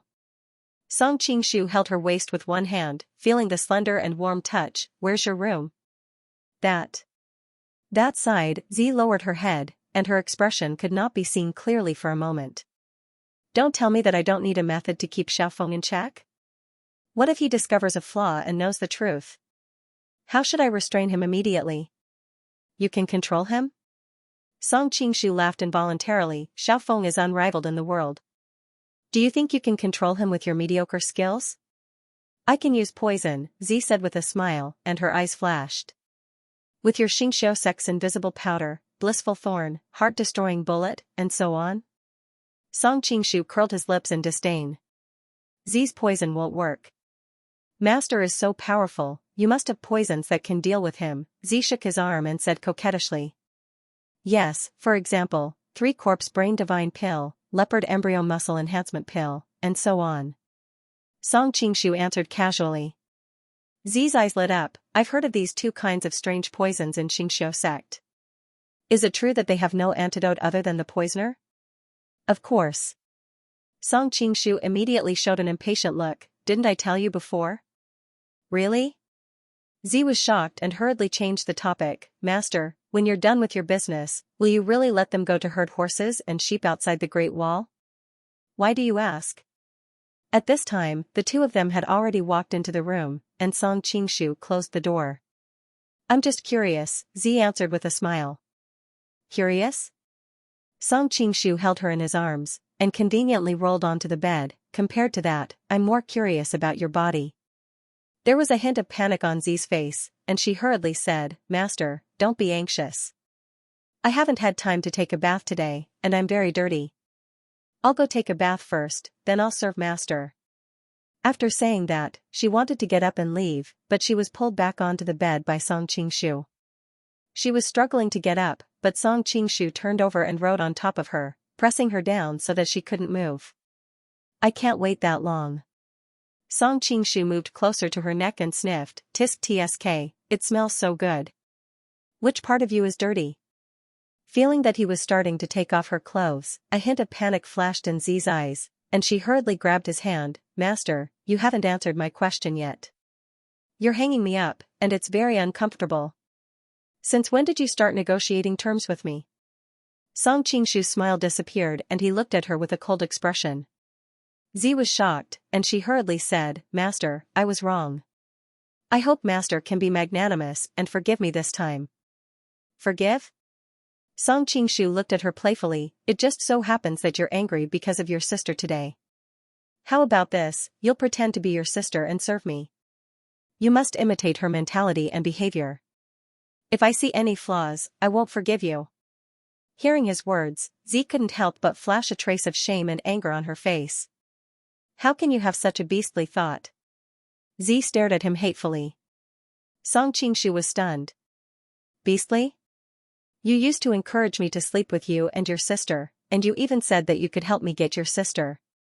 Why are you saying that I'm a beast now? Z was stunned, and then a hint of anger appeared on her face. She muttered to herself, that damned girl really can't change. What did you say? Song Qingshu looked at her in confusion. Nothing. Z bit her lip, and suddenly looked at him with her big eyes. Do you really have that kind of thought about my sister? I'd be lying if I said I didn't. Song Qingshu smiled slightly. But I can still distinguish between desire and reason. After all, she's Brother Zhao's woman. I really can't bring myself to lay my hands on her. Hearing him admit that he had designs on her sister, Z couldn't help but blush. She muttered softly, You've laid your hands on her so many times, and you still say that you can't bring yourself to do it. Why do you like to whisper now? Song Qingshu said with dissatisfaction. Nothing, let go of me.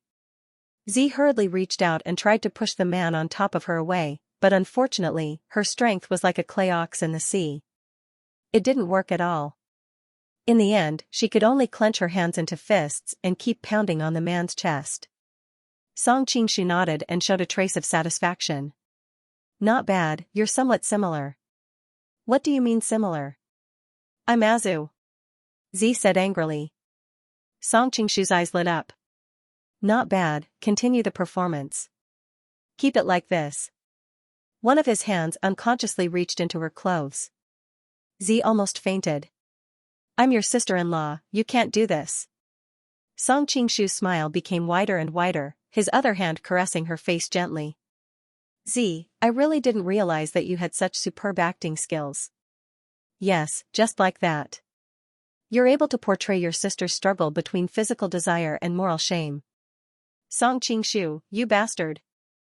Z raised her head and tried to bite him, but unfortunately, her whole body was pressed down, so she could only raise her head to a limited extent and couldn't bite him at all. I'm Aju, the Aju you just brought back from the palace. Song Qingshu laughed. Not bad, not bad. You've successfully aroused my desire. That's all. Feeling the oppressive feeling from his body, Z finally panicked. She knew that if she continued like this, she might be carelessly done by him. She hurriedly explained, just now, Z came to my room to borrow my clothes. I was puzzled, so I asked her what she wanted to do. In the end, she was very tight-lipped and didn't reveal anything at all. So I sealed her acupoint when she wasn't paying attention and pretended to be her, wanting to get some information. After saying that, she looked at Song Qingshu nervously, hoping that he would believe her words and let her go. Oh? Song Qingshu looked like he was deep in thought, but he quickly smiled and said, Master is very satisfied. You actually made up such a story to please me and make me believe you. I really admire you. Z almost fainted from anger. She shouted, I'm really Azu. What do I have to do to make you believe me? Sensing that her tone didn't seem to be fake, Song Qingshu's smile froze. You're really Azu? Really? Z almost cried. This time, she thought she was smart and came to ask for information. But in the end, she didn't get any information. Instead, she fell into the claws of a wolf again. Looking down at his big hand that reached into her clothes, she wanted to cry but had no tears. How do you prove it? Song Qingshu didn't dare to be careless and said in a low voice. Azu almost broke down. She thought to herself, what is this? Do I need to prove myself? But now, she couldn't care so much. She hurriedly said, previously, when I was in the palace, I wanted to report to Yelu Hongji that Empress Xiao Guanyin was impersonated by someone else. I planned to use this as a condition to save Brother Xiao. In the end, I suddenly found out that Yelu Hongji was also impersonated by someone else. I just didn't expect that person to be you. She quickly told him what happened in the palace. In order to make her words more convincing, she didn't even miss a single detail. She even mentioned the other party's violation of her. Song Qingshu finally understood. That's right. With Azu's personality, she definitely wouldn't tell others about this. Of course, Z didn't know. You're really Azu? Hearing this, Azu hurriedly nodded. She was so excited that tears almost flowed down. I really am. Song Qingshu also looked gloomy. Why did you pretend to be Z for no reason? You made everyone feel awkward, as Zhu turned her face away. Originally, she had a lot of words to scold him, but on second thought, she couldn't blame him. It was her own cleverness that made her suffer. But no matter how considerate she was, it was hard for her to let another man take advantage of her again. For a moment, she felt wronged and her tears fell down. Can you get up now? Feeling the other party's masculine and hot pressure, Azu was flustered. At the same time, she secretly cursed Z half to death. What was the relationship between this girl and Song Qingshu? She usually played so crazily in private. She actually used me to please her lover behind his back. I'm really sorry. Song Qingshu hurriedly got up, but he forgot that his hand was still in her clothes. He used too much strength to get up, and directly tore off most of the clothes in front of her chest, revealing a large piece of snow-white and translucent skin. Sorry, I really didn't mean it. Song Qingshu hurriedly turned around and explained with a face of embarrassment. This time, Azu was very calm. She silently sat up, picked up a piece of clothing and wrapped it around her body. It doesn't matter. Anyway, you've seen it before. Hearing her words, Song Qingshu became more and more embarrassed. Azu stood up and said in a low voice, I'm leaving. After saying that, she hurriedly walked out. When she reached the door, she suddenly stopped. By the way, when you and Z privately make out in the future, don't involve me. After saying that, she left as if she was escaping. Song Qingshu couldn't help but burst into laughter. It seemed that she was a little jealous when she heard that he and Z had secretly played the role-playing game with her.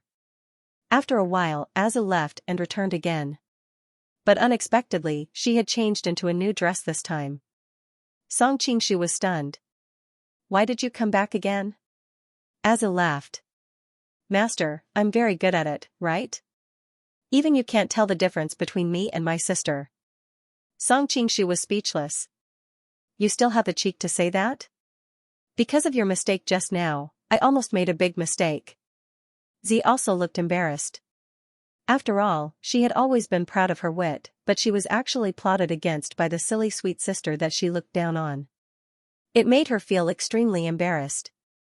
However, after taking a look at his expression, Z suddenly trotted over and hugged his arm. She said in a spoiled manner, didn't I create an opportunity for Master? I let sister throw herself into your arms. How was it, master? Did she serve you better than Z? Sister? Z pursed her lips. I've struggled to survive since I was young, but after a dozen years, a pair of parents and a sister popped out of nowhere. Haha. Anyway, in my heart, they're not as close as master. Song Qingshu immediately fell silent. When he thought of how much hardship she had suffered growing up in a place like Xianxia sect, he couldn't blame her anymore. He reached out and stroked her hair. Little Z, I won't let anyone bully you anymore. Z pouted. I don't want to? Song Qingshu looked at her in confusion. He didn't understand why she refused. Z then moved closer to him and giggled. I love being bullied by master. Song Qingshu couldn't help but laugh. You're really a little witch. Master, do you want to bully me? I'm wearing my sister's clothes right now. Z licked her lips. Her eyes exuded a hint of charm that was between a young girl and a young married woman. Song Qingshu's heart skipped a beat. No wonder Azu had to remind him not to drag her into this when he was playing with Z. It seemed like she really had foresight. Suddenly, he looked out of the window thoughtfully and said to Z, it seems like Xiao Yuanshan is back. Take off Azu's clothes and change back into your own. Okay. Z was also clear that this matter had to be hidden from Xiaofeng and his son, so she naturally couldn't wear Azu's clothes. She walked to the side of the wardrobe, and without the slightest scruple of Song Qingshu, she directly took off her clothes, revealing a beautiful young girl's body, and then slowly changed into her own clothes. Song Qingshu knew that this little witch wanted to take the opportunity to seduce him. However, he had important matters to attend to, so he didn't have time to respond to her enthusiasm. Later, remember to tell Xiao Yuanshan that you want to leave. It's best if he misunderstands that you're leaving because of Xiaofeng's downfall. Since he planned to let Z pretend to be Azu, then there must be a reasonable explanation for Z's disappearance. Otherwise, it would easily arouse the suspicion of Xiaofeng and his son. Z seemed to have guessed what he was thinking. She smiled and agreed, no problem. After she changed her clothes, Song Qingshu brought her out and came to the main hall, where he discovered that Azu was bandaging Xiao Yuanshan's wounds. It's no big deal. This old man doesn't care about such a small injury. Xiao Yuanshan pretended to be heroic as he comforted Azu, who was secretly crying at the side. It was just that he was seriously lacking in energy when he spoke, which deeply betrayed him. Uncle, don't talk anymore. Otherwise, the bandaged wound will open again. Azu said in a hurry. Song Qingshu stepped forward and asked, Senior Xiao, how did you suffer such heavy injuries? Although he said this, he was very satisfied in his heart. He had originally wanted to borrow the hands of the palace guards to heavily injure him so that he would spend the next few days recuperating and not come out to cause trouble, in case it affected his plan. Azu obviously knew about it. Hearing this, she raised her head and glared at him. However, when she met his half-smiling eyes, she couldn't help but think of what had just happened. She hurriedly lowered her head guiltily. At the same time, a faint layer of red rose on her neck. Xiao Yuanshan was careless and naturally didn't notice the exchange between the two of them. Instead, Z, who was at the side, saw it and revealed a thoughtful expression. I can't stay here for long in case someone finds out. The soldiers outside are all Yalu Hongji's dogs. When Xiao Yuanshan spoke, the wounds on his body moved and he couldn't help but suck in a breath of cold air. I mainly came to see you. Since you are safe and sound, I can rest assured. In the next period of time, I need to find a place to focus on recuperating. I'm afraid I won't be able to take care of you. I can only trouble Qingshu. Z, who was at the side, had a half-smile on her face. She thought to herself, if you let Master take care of your daughter-in-law, wouldn't he have to take care of her until she was in bed? Azu clearly thought of something similar, but she couldn't tell the truth. She could only silently lower her head. Song Qingshu replied with a smile, Senior Xiao, don't worry. I will protect sister-in-law well during this period of time. Hearing his promise, Xiao Yuanshan couldn't help but sigh in relief. Azu and Z, on the other hand, secretly spat. It was rare for sisters with completely different personalities to reach an agreement on the same matter. Z, take care of your sister during this period of time. Xiao Yuanshan was about to leave when he suddenly remembered that Song Qingshu and Azu were men and women. Some things were more suitable for Z to deal with. He had thought that Z would agree immediately. Who knew that she would snort, "I'm leaving Shangjing soon. I don't have the time to take care of her. Your brother-in-law and sister are in danger. You're leaving at this time?" Xiao Yuanshan's eyebrows instantly raised as if he would slap her at any time. "Ever since brother-in-law went to prison, I've stayed here long enough. I've done my best," Z said unconcernedly. She wasn't worried about Xiao Yuanshan at all. After all, there was an omnipotent master beside her. He wouldn't see her being bullied. "I heard that an ice silkworm appeared in Jiangnan. If I miss such a rare divine creature, I'm afraid I won't be able to find it again in my lifetime. So what if your Xianxia sect's unpresentable poison attacks are? When the time comes, Feng Er and I will teach you 1 or 2 ultimate techniques. Wouldn't that be 100 times better than Xianxia sect?" After being together for so long, Xiao Yuanshan knew that Z stole Ding Chuanqiu's divine wood king cauldron and was cultivating poison attacks. The ice silkworm was the best cauldron. Thus, he didn't doubt her words. If your martial arts were useful, you wouldn't have been beaten to this state. Z curled her lips and said with a face full of disdain. Xiao Yuanshan almost choked to death. He thought to himself, "Do you know how many imperial experts surrounded me today? If it was someone with slightly weaker martial arts, they would have been hacked to death long ago. How could they have survived like me?" However, he couldn't bring himself to argue with a little girl. His old face flushed red. Fortunately, Azu, who was at the side, helped him out. "Uncle, don't force her. She has her own things to do. I don't need her to take care of me now." Actually, she had also faintly guessed that her sister's departure was just a pretense. Unfortunately, she couldn't and didn't dare to tell Xiao Yuanshan. "Humph." Xiao Yuanshan snorted coldly and left with a stomach full of anger. Song Qingshu quietly followed behind him. Seeing him climb over the city wall under the cover of the night and head towards the mountains in the suburbs, he knew that he was indeed looking for a place to heal. With his injuries, he won't be able to recover without at least half a month. This period of time is enough. Song Qingshu secretly nodded. After confirming that he wouldn't do anything bad again, he turned around and returned to the southern courtyard's king's mansion. Song Qingshu's face darkened. "Is that how I am in sister-in-law's heart?" Azu replied faintly, "Of course not in the past, but now, hee." She didn't say it clearly, but the meaning was clear. However, Z's expression turned cold. If Master was really so vicious and merciless, why would he go through so much trouble to directly kill Xiao Feng and his son and drag you into the harem to be trained? Do you have the slightest ability to resist? Song Qingshu glanced at Z in surprise. This girl was becoming more and more likable to him. Azu was so angry that her whole body trembled. She pointed at her and said angrily, "Whose sister are you? How can you talk to your sister like that?" "What sister? I only know that I am Master's little Z." Z made a face and jumped to Song Qingshu's side. She hugged his arm and looked at her as if to show off. All right, stop arguing," Song Qingshu interrupted the sisters' argument. "Although Z's words are a little harsh, the meaning is not wrong. If it wasn't for our past relationship, I wouldn't have to go through so much trouble. You should know this the best." Azu opened her mouth but found that she couldn't refute his words. She had no choice but to remain silent.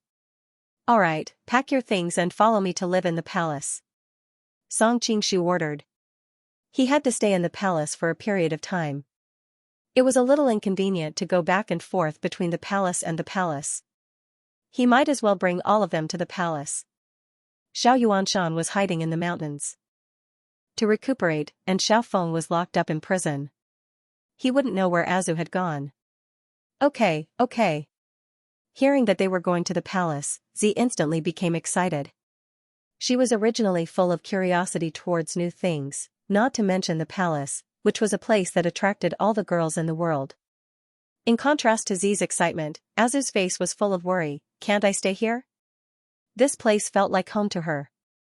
She couldn't eat or sleep in peace in the palace. "What do you think?" Song Qingshu said indifferently. "Previously, I brought you out just to deal with Xiao Yuanshan. Do you really think that you're free now?" Azu was at a loss for words and could only turn her head away, feeling wronged. Alright, put on your clothes and jewelry. Z, you don't have to. You'll wear Azu's clothes from now on. Also, you've been spending time with her all this time, and you'll be able to imitate her in every detail, Song Qingshu instructed. Okay, Azi smiled sweetly. Thinking of the upcoming mission, her eyes glowed with excitement. Why did you ask Z to pretend to be me? Azu finally couldn't help but ask. Previously, when she disguised herself as Azi to investigate, she had a vague guess, but she wasn't very sure. What for? The corner of Song Qingshu's mouth revealed a trace of an evil smile. Since I can't get you because of benevolence, righteousness, and morality, then I'll train you to look exactly like you to comfort myself. Can't I? Azi's eyes lit up. Not only was she not disappointed, but she also wanted to see the world in chaos. Okay. Master, you've finally accepted my original suggestion. Azu's face was red with embarrassment. She wanted to strangle this B***-starred sister to death, but she didn't think too much, because she knew that Song Qingshu's main purpose was to set up a spy around Brother Xiao so that it was convenient to monitor him at any time, and not for the boring and dirty purposes that he said. Azu originally wanted to delay the time, but she couldn't resist Z's energetic strength. She quickly packed all her daily belongings, clothes, and jewelry, so that she couldn't find any reason to continue staying here. Soon, Song Qingshu returned to the palace with the two sisters. Although he had a token to enter and exit the palace at any time, Azu's identity was special. In order to not leave any flaws in the future, he still decided to sneak into the palace with the two sisters. With Azu and Z's poor Qinggong, they probably couldn't even climb over the outermost courtyard wall of the palace, let alone avoid the patrol of the palace guards. Therefore, Song Qingshu could only carry them in one hand and fly in. Fortunately, Song Qingshu's Qinggong was good enough, and the two girls were petite and not heavy. Otherwise, it would be really difficult to carry them in and out of the heavily guarded palace at will. Being hugged by him, Z was naturally very willing, while Zhu was obviously very unwilling. But she had no choice. Besides, it was not the first time that she had been hugged by him, so she got used to it as time went by. Song Qingshu flew in the palace with the two girls in his arms. Feeling the softness of the two girls' bodies, he couldn't help but feel a little proud. Hugging on both sides, and a pair of sisters. TSK, a man should live like this. Sister, Master's evil smile is definitely up to no good. Maybe he's thinking of getting us into bed together, Z suddenly said with a smile. Hearing her words, Song Qingshu almost couldn't catch his breath and fell from the sky. He hurriedly glared at her and said, "Don't talk nonsense." At this time Azu was already blushing, but she couldn't help but think of the scene described by her sister. When she thought of the scene of her waiting for Song Qingshu in bed with her sister, she felt a little weak in her body. Azi, on the other hand, had a mouth that couldn't stop chattering like a little bird. Master, if you hug my sister and me at the same time, who feels better? Azu finally couldn't stand it anymore and glared at her fiercely. No one will think you're mute if you don't speak. Humph, it's none of your business. Z raised her chin, obviously not taking her threat seriously. Of course, Song Qingshu wouldn't answer such a boring question, but he couldn't help but secretly compare in his heart. The two sisters' figures were very similar, but there were still some differences.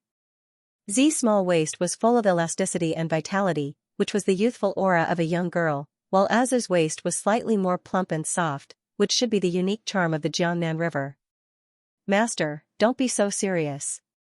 Looking at your expression, you must be comparing us secretly. Z giggled. Song Qingshu's face heated up, and he couldn't help but snort. Do you believe that I won't sew your mouth up if you say one more word? Azu turned her face away and pretended not to hear the conversation between the two, but she was a little curious in her heart. In his heart, who was better, me or Z? Although she knew that she shouldn't have this kind of thought, she was a woman after all, and comparing was also a woman's nature. However, looking at the secretive look on Song Qingshu's face, it was obviously impossible for him to know the answer. Noticing her expression, Z rolled her eyes and said, Sister, don't worry. In Master's heart, you're definitely better than me. Why? Azu turned her head and asked subconsciously, but as soon as she said it, she was annoyed. Didn't this mean that she had always been concerned about this matter? Azu hated the fact that there was no medicine for regret in this world. Otherwise, why would she ask and listen to her when she knew that she had nothing good to say? Song Qingshu saw that Z was going overboard, so he sealed her mute acupoint. Then you'll stop. Z's eyes kept blinking as though they could speak. However, Song Qingshu wasn't moved at all. He turned to Azu and said, "Sister-in-law, don't take her nonsense to heart." Azu's face turned red. "What else can I do?" She mumbled, "MHM." After this little interlude, Song Qingshu had already brought the two sisters to their destination. This time, they didn't choose the place where Azu was. After all, it was better to be safe than sorry, in case Xiao Yuanshan came looking for them again. "You two sisters can stay in this palace. I will arrange some palace maids and eunuchs for you tomorrow." Song Qingshu let go of the two girls and unsealed Z's mute acupoint at the same time. "During this time, you will stay by your sister's side. Be inseparable from her. Make sure to imitate every detail." Z pouted. "Inseparable? What if I want to be intimate with Master?" Song Qingshu secretly wiped the cold sweat off his forehead. Looking at Azu's gaze, he really felt that he wouldn't be able to clear his name even if he jumped into the Yellow River. Before he could answer, Z said, "I got it. I'll let my sister watch from the side. Anyway, I don't mind." "Azu? Song Qingshu?" Azu finally couldn't stand it anymore. "Does this have anything to do with whether you mind or not? Speaking of which, you are a girl. Why are you so shameless? What's wrong with that? Where I come from, girls will take the initiative to express their love to the man they like." Z said matter-of-factly. Only then did Azu remember that she had grown up in the remote sea of constellations.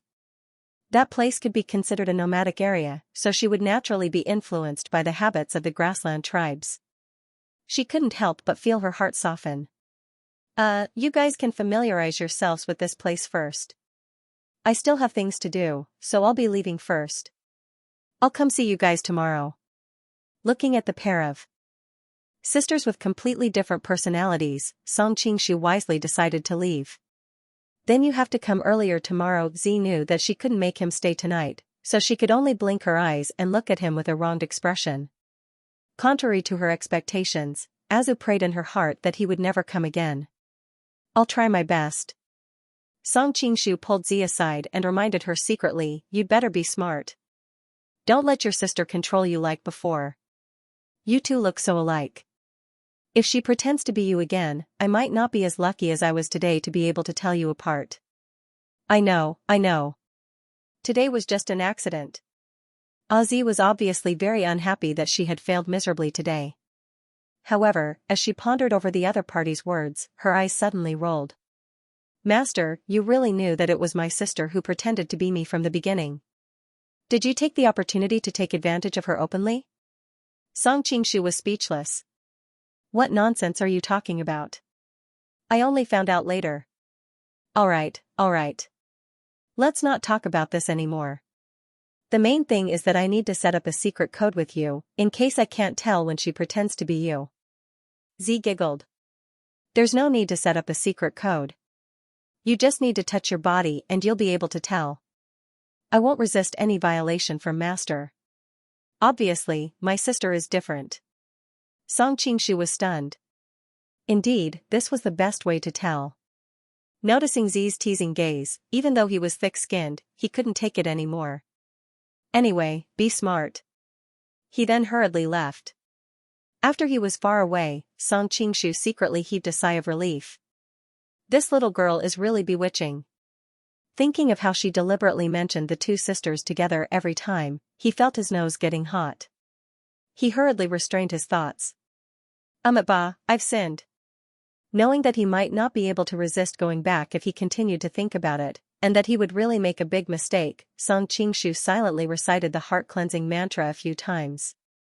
When he felt that his tumbling emotions had calmed down, he then walked towards concubine Hui's chamber. Originally, he had planned to look for Shen Bijuan to explain some things to her, but he was interrupted by Xiao Yuanshan. He could only deal with them first. Now that he was finally free, he couldn't forget the agreement with Shen Bijuan. Ever since Song Qingshu left, Shen Bijuan sat in the chamber in a daze. The whole thing felt like a dream to her. She didn't expect that the Zhao Wei she relied on was actually the same person as the world-famous Song Qingshu. She was pleasantly surprised but also a little terrified. She didn't know what kind of fate she would face next. It was already late at night, and Shen Bijuan couldn't take it anymore, so she returned to bed. Because she had an appointment with someone later, she wouldn't carelessly take off her clothes and just lay on the bed with her clothes on. If he is Song Qingshu, then who was the one I saw at the Wei Palace previously? No wonder that Song Qingshu told me to rely on Zhao Wei. They must be in cahoots. It's so annoying that I was the only one who was kept in the dark. They must have been watching me make a fool of myself at that time. I don't know if what he said about being entrusted by my father before he died is true. Will he help me take revenge? My father entrusted me to him. I don't know if he has any other intentions. Shen Bijuan lay on the bed with all kinds of thoughts, but in the end, she couldn't resist the strong sleepiness and gradually fell asleep. When Song Qingshu came over, he naturally wouldn't alarm the palace maids outside. He quietly entered her bedroom and saw the scene of her sleeping in spring. Her long hair was like a waterfall, and her skin was snow white. The corners of her mouth were slightly raised, forming a natural sweet smile. However, the slight frown on her face revealed the worry in her heart. Under the illumination of the candlelight, her pink lips emitted a moist glow, like the freshest flower petals stained with dew in the morning. Just one look at them would make one want to kiss them. She was indeed the #1 beauty in the martial arts world and the world of the deer-cutting knife. Song Qingshu was used to seeing beauties, but he still couldn't help but be stunned by her perfect appearance. It was no wonder that she was famous in this world at such a young age and was appointed as the crown princess. If the crown prince had seen her with his own eyes, he wouldn't have given up on her so easily. It could only be said that he didn't have the luck to have such a femme fatale. Shen Bijuan didn't know what she was dreaming about, but she let out an unusually sweet murmur. Song Qingshu was already hot from being made hot by the sisters, and when he heard this murmur, he almost lost control of his mind. Knowing that he might turn into a werewolf if he continued like this, Song Qingshu hurriedly coughed and deliberately made a sound. Who is it? Shen Bijuan's mind had been tense during this period of time. When she heard the movement, she immediately woke up. When she saw a man standing by the bed, she was so scared that she hurriedly shrank to the corner of the wall with a horrified expression. Song Qingshu helplessly spread his hands. Am I that scary? It's okay. Song Qingshu comforted her. After all, anyone who woke up in the middle of the night to find someone standing by the bed would already be considered very mentally strong if she didn't scream in fear. Are you done with your business? Shen Bijuan thought about it, but she also felt that it was a bit inappropriate to take off the blanket. Although she was still wearing clothes, it would be too rude to stay under the blanket. Her many years of education as a young lady had never taught her how to face a scene like this. She couldn't help feeling conflicted. Song Qingshu was stunned for a moment, then realized that she was referring to dealing with Xiao Yuanshan and Azu. He couldn't help but smile and say, "It's done." Noticing her awkward and hesitant expression, Song Qingshu said considerately, "You don't have to get up, let's just talk about it." Okay, Shen Bijuan nodded gratefully, thinking that he was really considerate. At the same time, she secretly sized up the famous Golden Snake King. Is there something on my face? Seeing that she kept looking at him tentatively, Song Qingshu couldn't help but laugh. Ah? Shen Bijuan was instantly embarrassed. I'm just a little curious. Actually, you don't have to be so restrained. We've been together for so long. Song Qingshu took the opportunity to sit down by the bed, as if he didn't treat himself as an outsider. Shen Bijuan quietly glanced at the bedside, but didn't stop him. She couldn't help but widen her eyes as she pondered the meaning of his words. Are you really Zhao Wei? Song Qingshu smiled slightly and began to imitate Zhao Wei's voice again. I was busy before, so I couldn't identify myself. Please forgive me, Miss Shen. It's really you. Hearing that familiar voice, Shen Bijuan no longer had any doubts. The one I saw at the Wei mansion that day. Song Qingshu instantly understood what she was asking and explained with a smile, that was a joke made by one of my companions. I hope you don't mind, Mississippi. Why would I mind? Shen Bijuan pursed her lips into a smile. Young master, there is no need to be so formal. Just call me Bijuan. Song Qingshu was surprised. In this world, especially in the Song dynasty, women's names were usually only known to the people closest to them. If he agreed to be called by his name, it meant that they were close to each other. It seemed that he hadn't wasted his time trying to make a good impression on Song Qingshu. That's good. You don't have to call me young master. You can call me brother Song. Yes, big brother Song. Shen Bijuan's voice was as soft as a mosquito's. Her face was also red. She also found it strange. When she was with Zhao Wei, he clearly wasn't like this. Why was it that he was still the same person? Now that his status was different, the feeling he gave her was different? You must have been very worried recently. Because I couldn't free myself, I didn't come to look for you. Song Qingshu was a little apologetic. She, a little girl, had experienced a great change, falling from the clouds to the dust. Her family was destroyed, and she was a weak girl in the depths of the palace with no relatives. Who knew how much fear and terror she had experienced during this period of time? I'm already very happy to be able to see you in the end. As the two of them talked, Shen Bijuan slowly calmed down. His tone was no different from Zhao Wei's, which made her feel even more at ease. However, as soon as she said this, she regretted it. It sounded like she was acting coquettishly. Of course, Song Qingshu didn't think too much about it. This time, I came to find you because I have something to tell you. Something? Shen Bijuan's heart skipped a beat when she heard this. Not only was she incomparably beautiful, but she was also famous for being a talented woman. She was naturally smart, and she could tell that he was leaving just by saying that. Note, the previous chapter's title was wrong. It should have been Spring Sleep. This chapter is Phoenix falls into the cold palace. Seeing her expression darken, Song Qingshu naturally understood what was going on. He explained, I'm really sorry, but now is not the time to save you. I hope Bijuan can understand. Shen Bijuan forced a smile. In any case, the situation can't get any worse. It doesn't matter if I understand or not. Song Qingshu knew that she had misunderstood. The situation is not as bad as you think. I just want you to stay in the palace for a while. I will come back to pick you up in a few months. You came to pick me up? Hearing these words, Shen Bijuan's face reddened slightly. Why did it feel like a husband was saying these words to his wife? However, this kind of feeling didn't make her feel disgusted. Instead, it made her feel an indescribable warmth. Suddenly, she thought of something and hurriedly said, Can you take me out of the palace first? I can find a small room to settle down and wait for you there. Saying such words was already extremely bold for her, because to a certain extent, it also represented a kind of promise. It went without saying what it meant for a woman to be willing to wait for a man to come back and pick her up. What happened to her during this period of time made her understand that in this chaotic world, a weak woman had no ability to protect herself.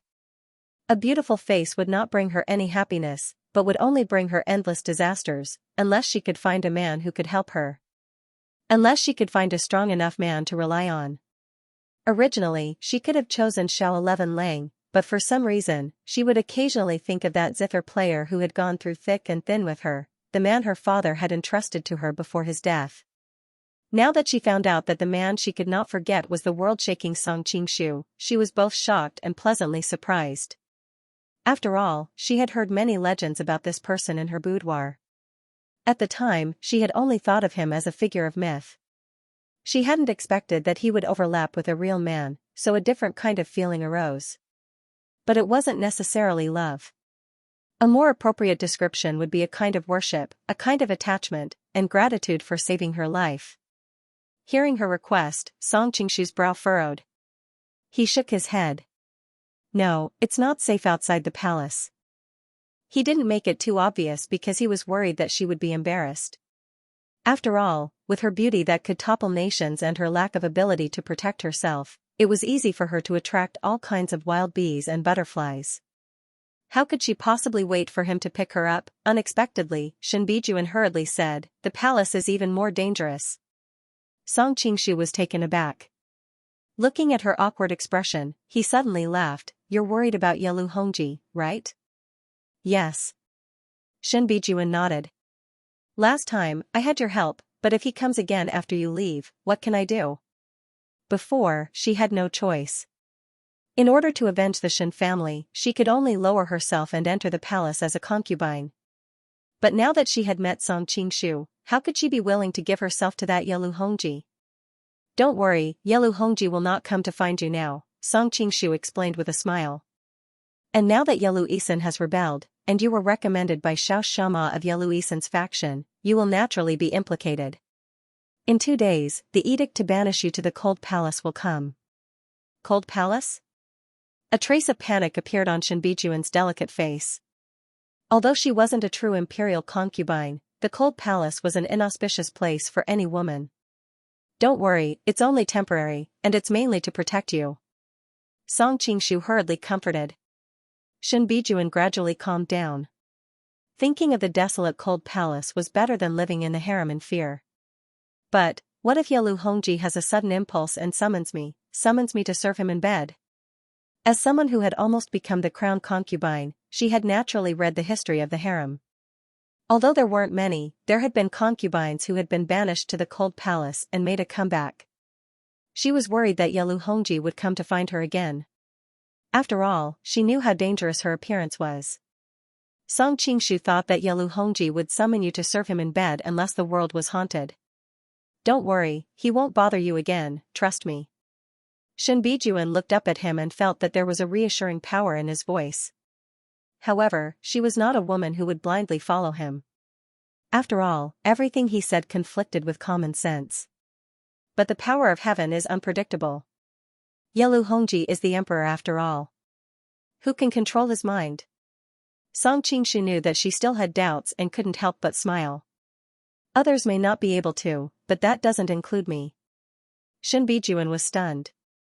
She recalled that when Yelu Hongji came to visit her, he easily resolved the crisis.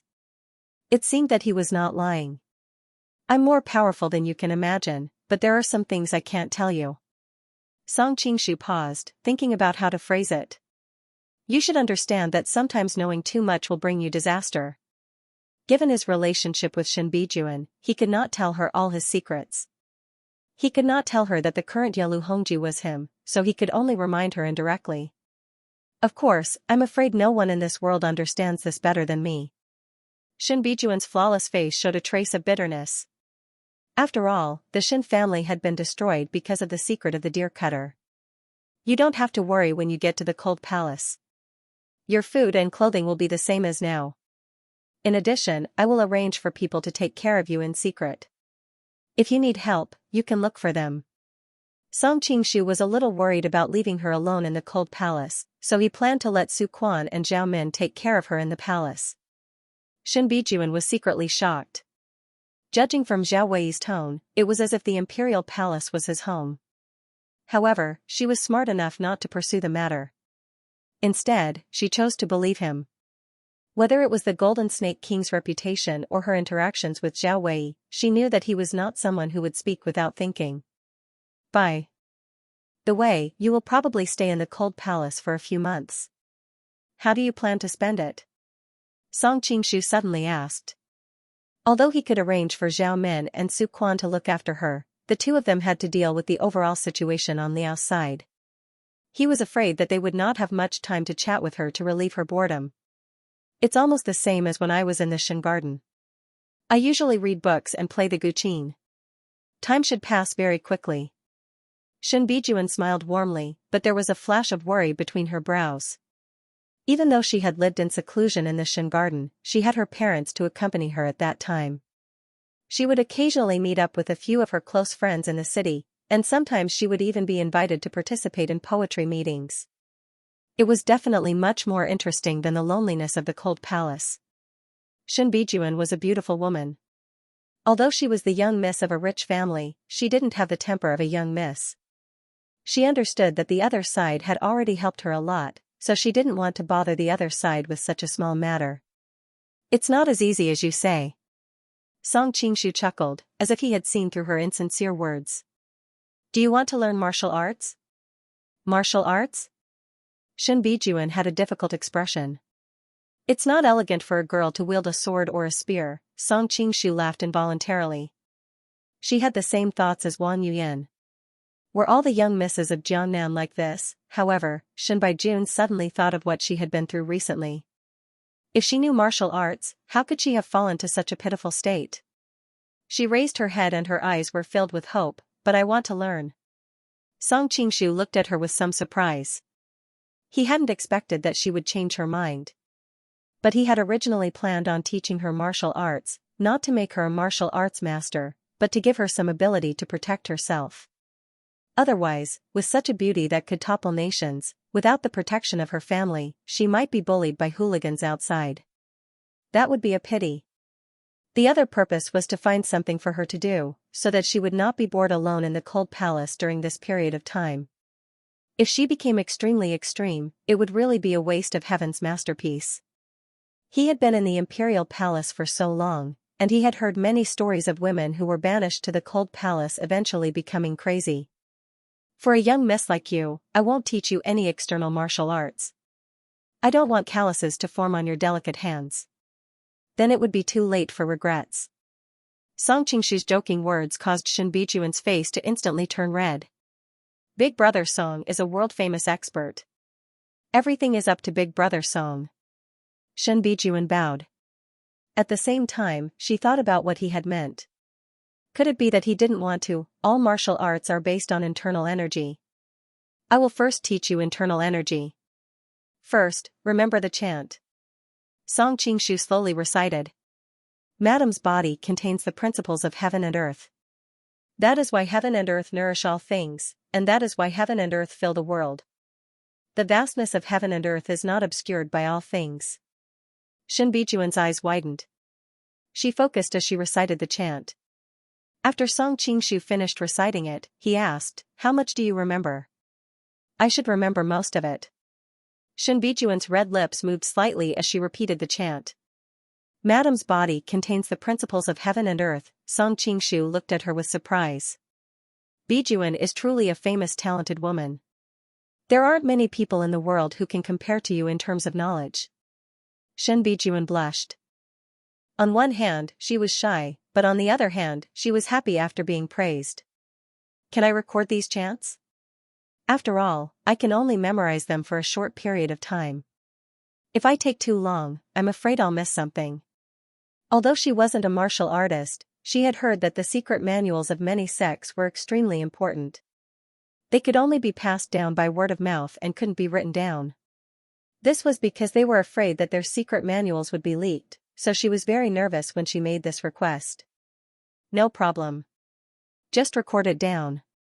Song Qingshu faintly smiled. What he passed on to her was the Xianxia sect's golden jade lock technique. Of course, he had many more powerful techniques in his hands. However, since Shen Bijuan was cultivating alone in the cold palace, the golden jade lock technique was a bit safer. Although its power was lacking, it was orthodox and had a solid foundation. It was neutral and peaceful, so there wasn't any danger in cultivating it. It wasn't like other martial arts, where it was easy to go berserk if one wasn't careful. As for why he had the golden jade lock technique, whether it was from intimidating the Xianxia sect or from Xianxia, it wasn't difficult to obtain the Xianxia sect's introductory technique. Shen Bijuan's heart trembled when she saw his smile. She hurriedly lowered her head and began to record down the chant. At the same time, she sighed inwardly. No wonder Song Qingshu had so many outstanding women by his side.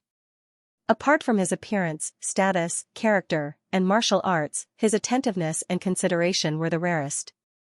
As intelligent as she was, how could she not understand why he wanted her to learn martial arts?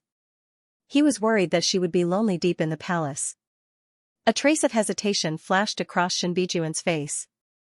She used to have many close friends in the martial arts world, such as Lu Wushuang. She had once heard them mention that acupoint sealing techniques couldn't be easily taught. Usually, it could only be passed down from parents to children, masters to male disciples, and masters to female disciples. This was because there was bound to be some physical contact during the process. Does he have other intentions for making such a suggestion? As a young miss of a wealthy family, especially a beautiful one at that, she had been taught to guard against men and women from a young age. She had to avoid men with bad intentions who approached her. However, when she looked up at Song Qingshu, she didn't see any lustful intentions in his eyes. After a moment of hesitation, she nodded in agreement. Okay. Then I'll have to trouble brother Song. Song Qingshu didn't expect that she had already gone through an intense psychological struggle. He came from the future, and his understanding of the precautions between men and women was completely different from the people of this world. This was the result of decades of subtle influence, and even now, he hadn't changed it. Put down the blanket. Otherwise, it'll be hard to do it with the blanket between us. Song Qingshu hesitated for a moment, then half-jokingly said, "Don't tell me you're not wearing anything under the blanket?" Shen Bijuan's face reddened. "I'm wearing." As she spoke, she took off the blanket. She had only taken off the outermost layer of clothing. She was still wearing a few layers underneath. If it was in the past, she would never appear like this in front of a man, even if it was just a jacket. But now, she didn't mind at all. She even asked, "Do you still want to take it off?" Hearing her words, Song Qingshu almost had a nosebleed. It was this kind of woman who was usually pure and conservative. When she suddenly seduced you, it was the most charming. "If you're willing to take it off, I don't mind." Song Qingshu rubbed his nose and smiled strangely. Only then did Shen Bijuan realize that her words had a different meaning. She had only been thinking about whether it was better to have as few obstacles as possible when unblocking acupoints. She hadn't thought about the other side. Only when she heard the other side's strange tone did she realize, I didn't mean it that way." Seeing that she was so anxious that she was about to cry, Song Qingshu felt that it was very interesting. He also knew that if he continued to talk about it, this thin-skinned young lady might not be able to bear it, so he hurriedly changed the topic to resolve her embarrassment. "Alright, that's enough. You should concentrate and calm down, and carefully remember the route of true qi circulation." After he finished speaking, he pressed a finger on an acupoint on her neck. Shen Bijuan felt a warm current flow from her shoulder into her body. That warm feeling was so comfortable that she almost couldn't help but moan. But she immediately realized something and bit her lip, afraid that she would make a sound that would embarrass her. However, Song Qingshu seemed to have guessed her current predicament and said timely, "Don't be distracted. Now you have to put all your energy into remembering the route of qi circulation. If you make any mistakes, you will be paralyzed or even killed on the spot." I know. Shen Bijuan's heart trembled. Although she didn't know martial arts, she knew that cultivating internal strength was not child's play. Feeling that her body was still a bit stiff, Song Qingshu frowned and said, "It's still not enough. You have to completely open your body and mind. Don't suppress your feelings. If you want to cry out, then cry out. Don't be distracted by controlling it." "Ah?" Shen Bijuan's face turned bright red. How could she do that? However, seeing the seriousness in Song Qingshu's eyes, she knew that he didn't have any other intentions. She could only nod her head with a red face. Seeing that she finally understood what he meant, Song Qingshu continued to seal the acupoints all over her body. Streams of true qi were continuously injected into her body, first opening up her blocked meridians, and then using true qi to strengthen and nourish her meridians so that they would not return to their original state.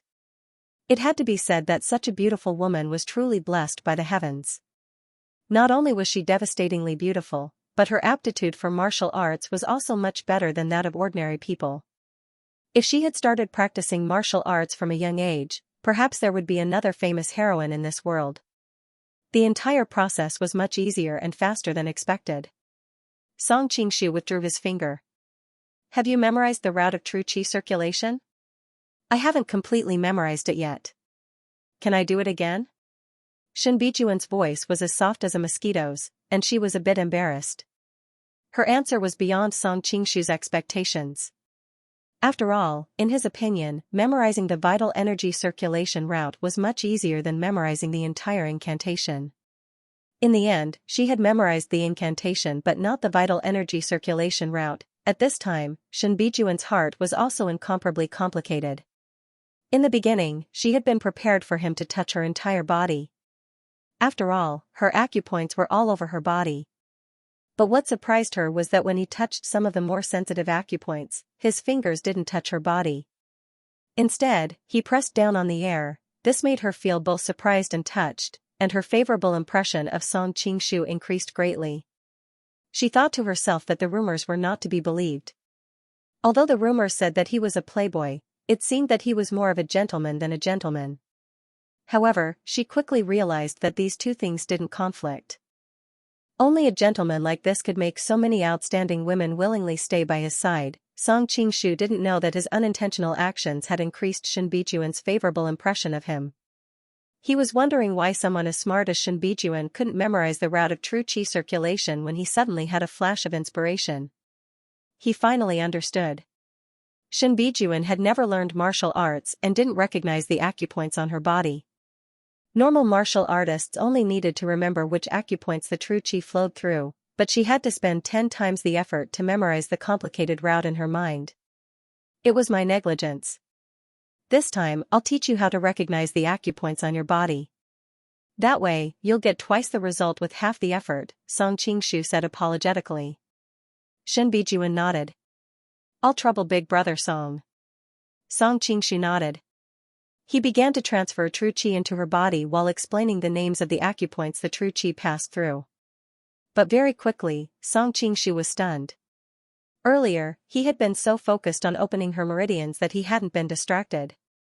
Now that he was doing it again, he suddenly realized that because all of Shen Bijuan's meridians had been opened, she was covered in fragrant sweat. Her clothes were completely soaked, and her bra was tightly pressed against her chest. He could faintly see 2 mountains that looked like they were made of snow. He could faintly see the scenery at the top of the mountain. Only the purest and most flawless young woman would have such a pure color. Song Qingshu was absent-minded for a few seconds before he moved his gaze away with difficulty. He felt ashamed in his heart and hurriedly continued to hold his breath and focus on explaining to her. Her alluring curves, from her waist down, were naturally graceful and beautiful. This was especially true for young women. It was enough to intoxicate any man and make them lose themselves. Because her clothes were soaked in sweat, her delicate skin could be seen with the naked eye. Because she had to open her acupoints, Shen Bijuan was already standing on the bed. Her legs were naturally close together.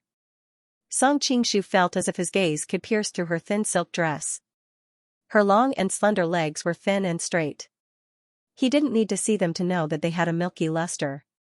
In truth, it wasn't just Song Qingshu who had lost his composure. Shen Bijuan wasn't any better right now. At the very beginning, when he unblocked her acupoints for the first time, her breathing had obviously quickened.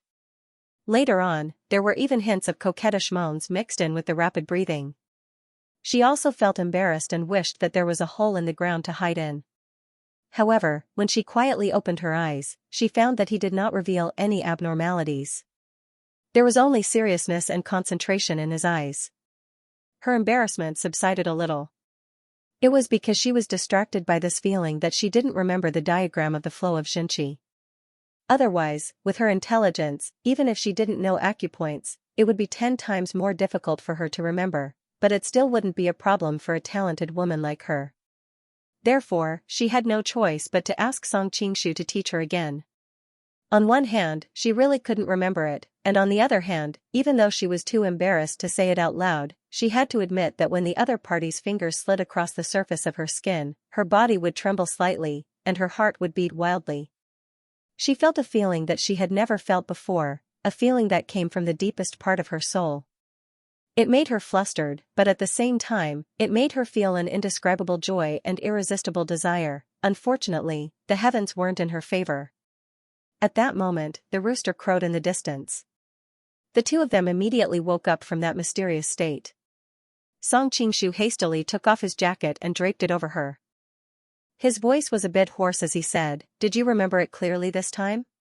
Shen Bijuan had long since fallen to her knees on the bed. She lowered her head and grunted, not daring to look at him. The two of them tacitly didn't mention what had just happened. From Song Qingshu's current angle, he could see her neck. Her snow-white skin was suffused with a faint pink. He knew in his heart that it would be difficult to avoid making a mistake if he continued to stay here, so he quickly said, Practice this internal energy well during this period of time. When you're almost done, I should come to pick you up. He hurriedly left after leaving these words.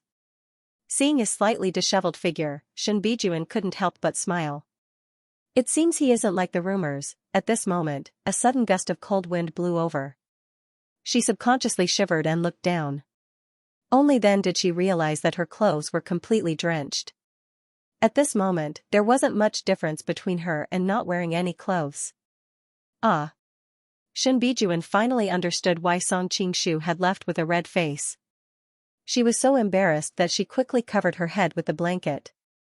This is so embarrassing, as she tossed and turned in bed, she suddenly felt his clothes. Only then did Shinbijuan remember that he had just draped them over her body. Her heart warmed, and after hesitating for a long time, she slowly moved her face into his clothes. Smelling his lingering scent, she couldn't help but fall into a daze. Song Qingshu left concubine Hui Palace in a hurry. He suddenly realized that he was running away. In that situation just now, he could have stayed there for the night if he played some tricks. Shaking his head, Song Qingshu dispelled this tempting thought. Shinbijuan was still of great use to him. It wasn't a wise choice to get involved with her now. Moreover, he wasn't a rash young man who had never seen a woman before. He still had this little bit of self-control. After walking for a while, he suddenly stopped and hesitated where to go. Thinking that Zhao Min was probably still asleep from exhaustion, he finally decided to go to Zi's place. As for the fact that it was already dawn and he had to go to court, he threw it to the back of his mind. In any case, Yelu Hongji was also a fatuous ruler, so it was normal for him to not go to court. He had been tossing and turning all night, so he needed to take this opportunity to have a good sleep. Even though it was almost dawn, Song Qingshu used so close, yet worlds apart, so the patrolling guards couldn't find him at all. Not long after, he arrived at Zi's palace. Pushing open the window and leaping into the room, Song Qingshu couldn't help but chuckle. There were many small traps set up around the windows and door, obviously to prevent uninvited guests from breaking in. Suddenly, he couldn't help but feel a little sorry for Zi. Zi grew up in the sea of constellations. These little tricks to protect me must have been ingrained into her bones. Everyone usually only saw her viciousness, but they didn't expect her to survive in that kind of environment. How could she not be a little cruel? When he came to the window, he was suddenly a little dumbfounded. He realized that the one lying on the bed wasn't Zi, but Azu. No, it should be two Azus. Which one is Zi? Song Qingshu couldn't be sure. Usually, he could tell from the look in their eyes and their clothes. But now, both sisters had their eyes closed and were sleeping in the same sweet position. He really couldn't tell who was who. It doesn't matter. I'll know once I try. Song Qingshu reached out his hand and gently stroked one of their cheeks. He nervously watched her reaction after she woke up. If anything went wrong, he would immediately hit her sleeping acupoint and make her think that it was just a dream when she woke up tomorrow. The young girl opened her eyes in a daze. She was shocked to see someone else beside her bed, but when she saw the other person's face, her shock turned into surprise. Master? Song Qingshu secretly let out a sigh of relief. It seemed he didn't find the wrong person. Otherwise, it would really be a little awkward. Why are you sleeping on the same bed as Azu? He asked in a low voice. There were quite a lot of rooms in this palace. There was no need for them to squeeze onto the same bed.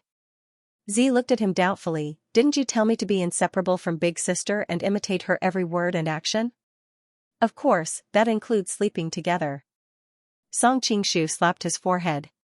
Only now did he remember that he did mention it. He just didn't expect her to carry it out so thoroughly. Follow me to the room next door. I need your service. Song Qingshu picked Zi up and felt that the young girl's body was as light as a swallow. Ever since he practiced the Joy-Zen of Tantra, he found that his body had become different from ordinary people. To some extent, it could be said that he was gifted. His needs in that area were a little stronger than those of ordinary people. He had played with Zhao Min for a long time in the afternoon, but then he was teased by Azu, her sister, and Shinbijuan again and again. Now his body was unbearably hot. It was not convenient to look for the other girls, so after thinking about it, he decided to look for the little demon girl, Zi. Hearing his words, Zi's eyes seemed to be shining. Hee, Z loves it when master bullies me. Her words were like thunder that ignited the fire. Song Qingshu wanted to do her on the spot. Seeing that he was going to carry her out, Z put her arms around his neck and whispered in his ear, "Why do we have to go next door? Isn't it good here?" Song Qingshu looked at Azu and frowned. "Your sister is still there." Z giggled, "Even I don't mind." "Why do you mind, master?" Song Qingshu was speechless. "This has nothing to do with whether you mind or not. I'm obviously talking about Azu." Seeing that Song Qingshu was silent, Z giggled again. "How many men dream of having sisters in the same bed? Master, how can you miss it?" Song Qingshu's nose became hot. He was really tempted by what she said, but he quickly shook his head and said, "Your sister is my sister-in-law. I won't touch her. TSK, she's not married to Xiaofeng. How can she be his sister-in-law?" Z curled her lips in disdain. Seeing that he really thought so, she rolled her eyes and tried another way to tempt him. "Even if you don't touch her, you can stay. It's so exciting to play with your sister next to your sister." Seeing that her words were getting more and more outrageous, Song Qingshu couldn't help but give her a slap on the butt. "Alright, you're still so young. What's in your head? Why are you so dirty? You call this dirty?" Z was a little disapproving. Those bad guys in Xianxia sect have more tricks in this aspect. Song Qingshu was speechless, thinking that it was not without reason that Xianxia sect was called evil in the pugilistic world. "Alright, you're not in Xianxia sect now. Don't use that method here." After saying that, he was worried that she would say something that would challenge her rationality again. Without waiting for her to refute, he hurriedly carried her out of the room and went next door. Hearing the sound of the door closing, Azu, who was sleeping soundly on the bed, opened her eyes. Her pretty face was already extremely red. "This wicked girl is really out of control. I have to find a chance to teach her a lesson." Although the conversation between Song Qingshu and Azu was soft, she was already a light sleeper because she had a lot on her mind. However, she was worried that she wouldn't be able to face him when she woke up, so she simply continued to pretend to be asleep. As a result, she heard every single one of her sister's bad ideas. It could be said that she was scared out of her wits. She was afraid that Song Qingshu would really be persuaded by her to take action. Fortunately, he was a gentleman in the end and didn't listen to Z's suggestion. Song Qingshu's sudden arrival dispelled her sleepiness. How could she sleep now, especially when she thought that he had carried her sister next door? This damned girl is really shameless. Originally, it was her nature to want to protect her younger sister, but Z's "Master, please come and pamper me" look made her unable to do so. When she thought about how she was still a young girl, but her younger sister had already tasted it and knew how to be obsessed with men, Azu felt her cheeks heat up. Just as she was tossing and turning in bed, she suddenly heard a faint sound of crying coming from next door. Azu was shocked. She wondered if Song Yunxian was bullying her sister. She hurriedly got up from the bed, put on her clothes, and rushed next door. Unfortunately, she stopped after a few steps. Even if Mr. Song is really bullying Z, why should I save her? Azu struggled in her heart. If I go there, I might not be able to save her and even get myself killed, but in the end, she still put on a straight face. She thought about how her younger sister was related to her by blood, and how she had grown up alone in a place like Xianxia sect. Although she was nominally a maid in the Murong family, she had lived a luxurious life since she was young. Her younger sister had suffered so much, and now she had no relatives. If she didn't save her, who else would? So she mustered up her courage and walked next door. But courage was one thing, instinctive fear was inevitable, causing her to walk slower and slower. Just then, she suddenly heard what her younger sister was crying about. She was indeed crying, but it was not a normal kind of crying. That kind of sound made her face turn red and her legs go weak. Although she was unmarried, she was not a fool. Naturally, she understood what was going on.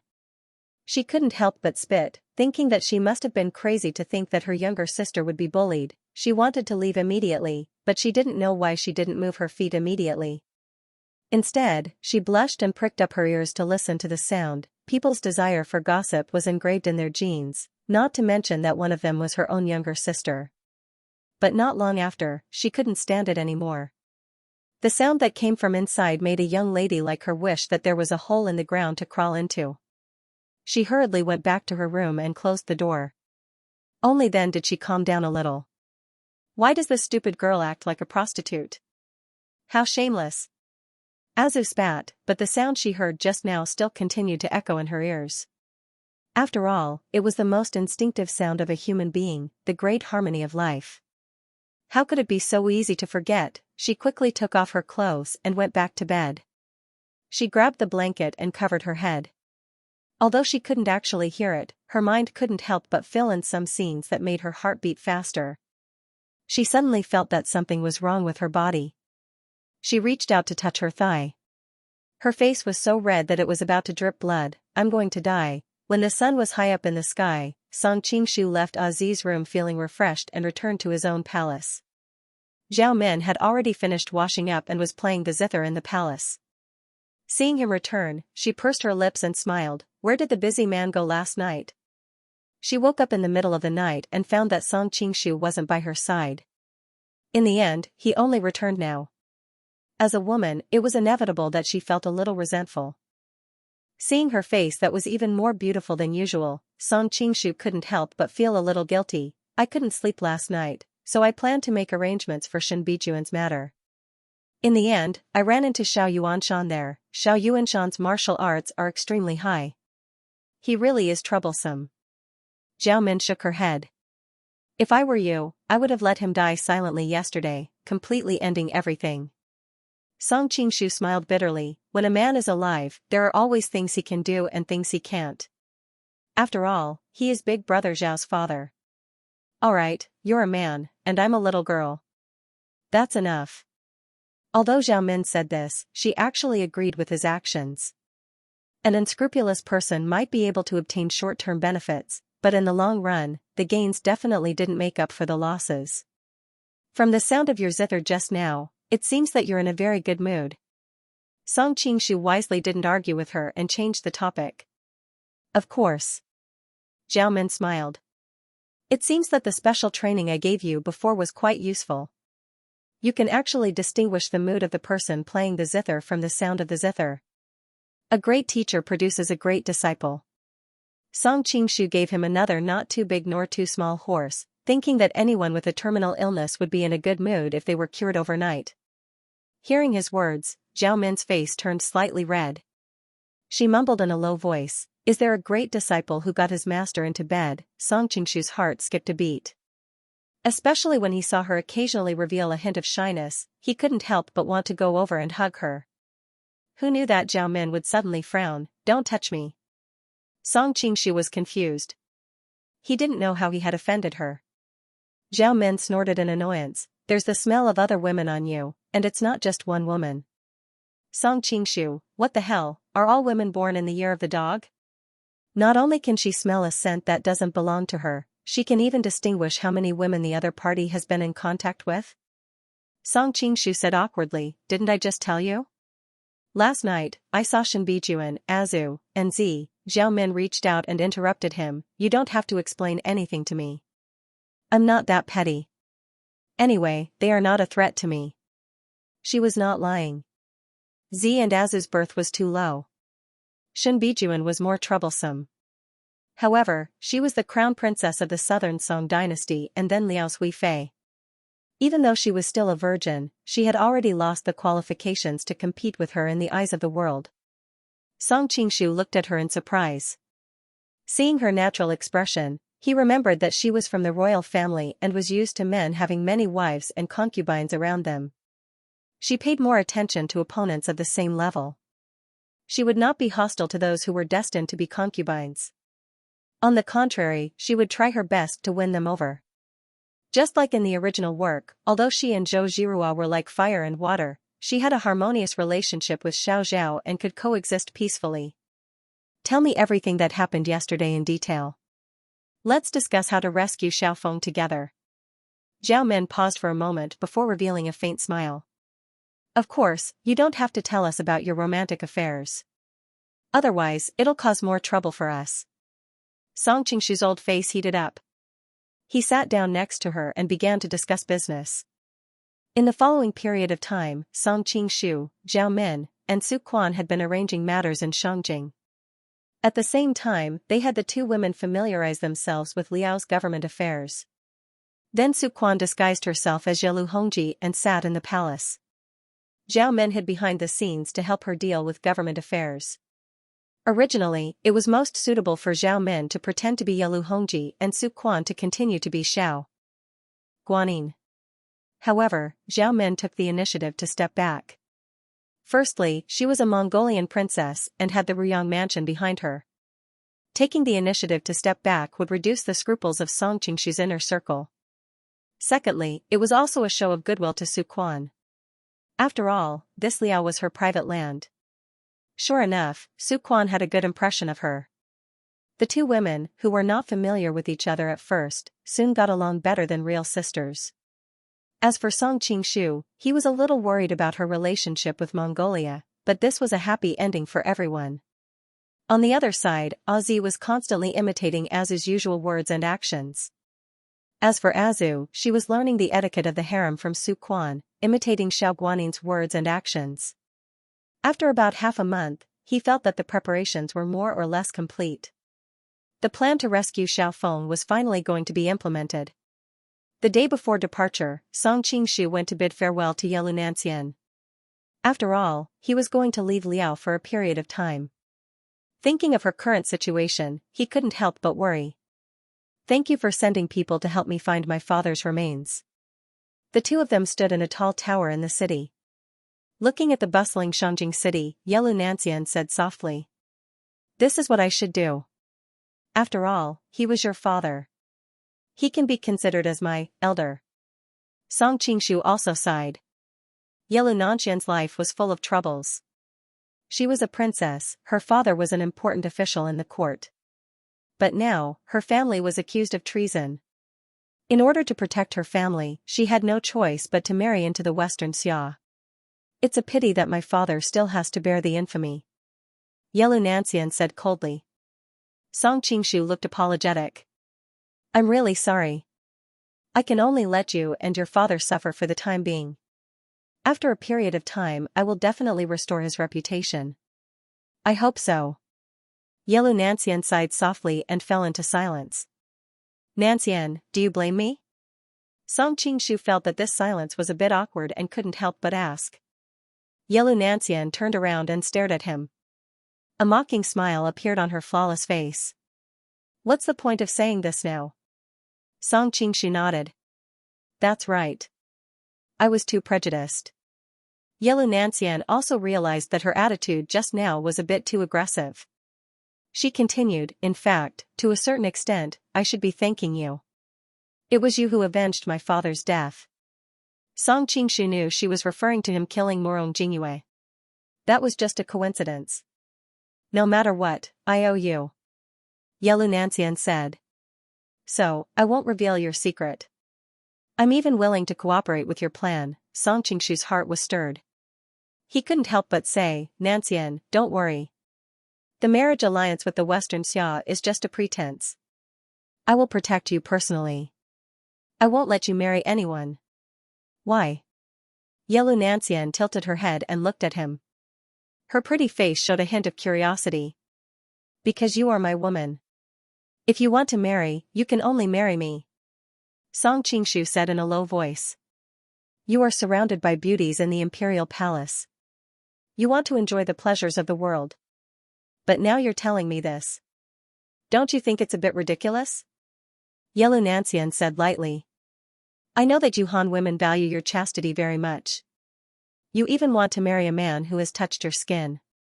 But we, the people of the prairie, don't have that rule. Yangzhou, that night was just a beautiful misunderstanding. You don't need to take responsibility for me. I don't need you to take responsibility. Whoever I marry in the future is my own choice. You don't need to worry about it. Maybe when I find the Western Xia crown prince pleasing to the eye, I'll marry him. Song Qingshu coldly snorted. If that's the case, I'll kill him before that happens. There are so many men in this world. You can't kill every single one of them. Yalu Nanxian chuckled. She didn't seem to care about his threat. She turned around and left the tower, leaving behind a tall and elegant silhouette. Watching that pair of perfectly round and well-proportioned legs that could mesmerize any man gradually disappear at the top of the stairs, thinking of her cold and resolute words, Song Qingshu couldn't help but feel a sense of loss. But after a while, Song Qingshu's eyes suddenly lit up. He remembered that Yelu Nanxian had just used the word beautiful to describe that night. Thinking of this, he couldn't help but smile. Could it be that Sundara is the unique characteristic of all the princesses in this world? He raised his head to look for Yelu Nanxian. Unfortunately, she was nowhere to be found. I'll untie the knot in her heart the next time I come back. Coming down from the tower, Song Qingshu didn't return to the imperial palace. Instead, he hurried to the southern courtyard's king's mansion. He had already arranged for Z to wait for Xiao Yuanshan for a few days. Of course, she appeared as Azu. Counting the days, Xiao Yuanshan's injuries should be more or less healed. Presumably, he wouldn't be able to hold himself back and would return to Shangjing City in the next few days. Quietly sneaking into the southern courtyard's king's mansion, Song Qingshu had a faint smile on his face. He had already sensed Xiao Yuanshan's presence in the mansion. He really came. The most important question now was whether or not Z could successfully fool Xiao Yuanshan's eyes by pretending to be Azu. When Song Qingshu neared the study, he discovered that Xiao Yuanshan was already chatting with Azi. He purposely stopped outside the door for a while and discovered that Xiao Yuanshan was mainly asking if Azi had encountered any danger during this period of time, and what happened in Shangjing City recently.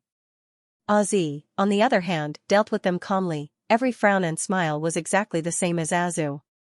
Song Qingshu was secretly amazed. Azi, this girl is really a natural actress. If I didn't know beforehand, I most likely wouldn't be able to tell right now, not to mention the careless Xiao Yuanshan. That sister of yours really left?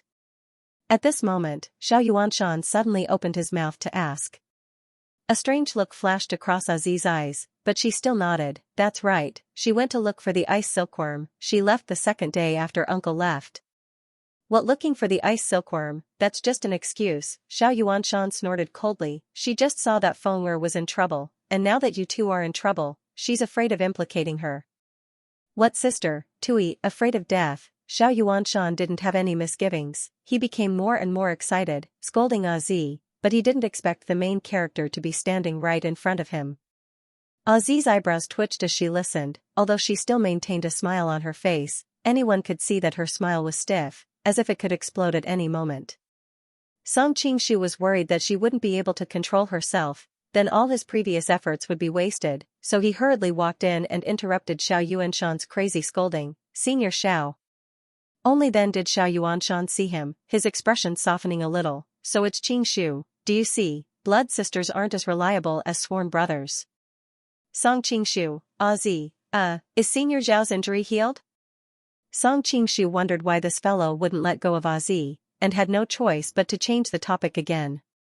Xiao Yuanshan patted his chest. This injury is nothing, although it hasn't fully healed, it's more or less healed.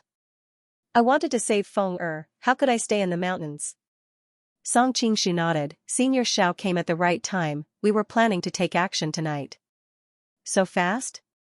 Xiao Yuanshan said with a frown, ever since the prisoners were robbed a few times. The current imperial prison is no longer the same as it was in the past. Not only is it heavily guarded, there are experts as numerous as the clouds. Will we be able to rescue Feng'er like this? Song Qingshu already had a plan for this. He explained calmly, I've already found out that tonight is the night when they change guards. When the time comes, the two groups of people will inevitably reveal some flaws. It won't be difficult for us to sneak in. As for the soldiers and experts in the prison, of course, we can't fight them head-on. As he spoke, he took out a small vermilion porcelain bottle. Western Xia's first-class hall's grieving softening wind. Xiao Yuanshan could be considered to be very knowledgeable. He immediately recognized the item in Xiao Yuanshan's hand. Song Qingshu nodded. That's right. With this, we won't have to fight with those guards and we'll be able to rescue Big Brother Xiao quickly. That's great, ha ha ha. This was the first good news that Xiao Yuanshan had heard in this period of time. However, Song Qingshu immediately changed the topic. Actually, it's not difficult to rescue Big Brother Xiao. The problem is where we should go after we rescue him. Yelu Hongji should be able to react very quickly. If he keeps sending soldiers or experts to chase after us, it will also be troublesome. It's best for us to first find a place that can withstand the pressure from Liao and lie low for a while. Xiao Yuanshan nodded in agreement.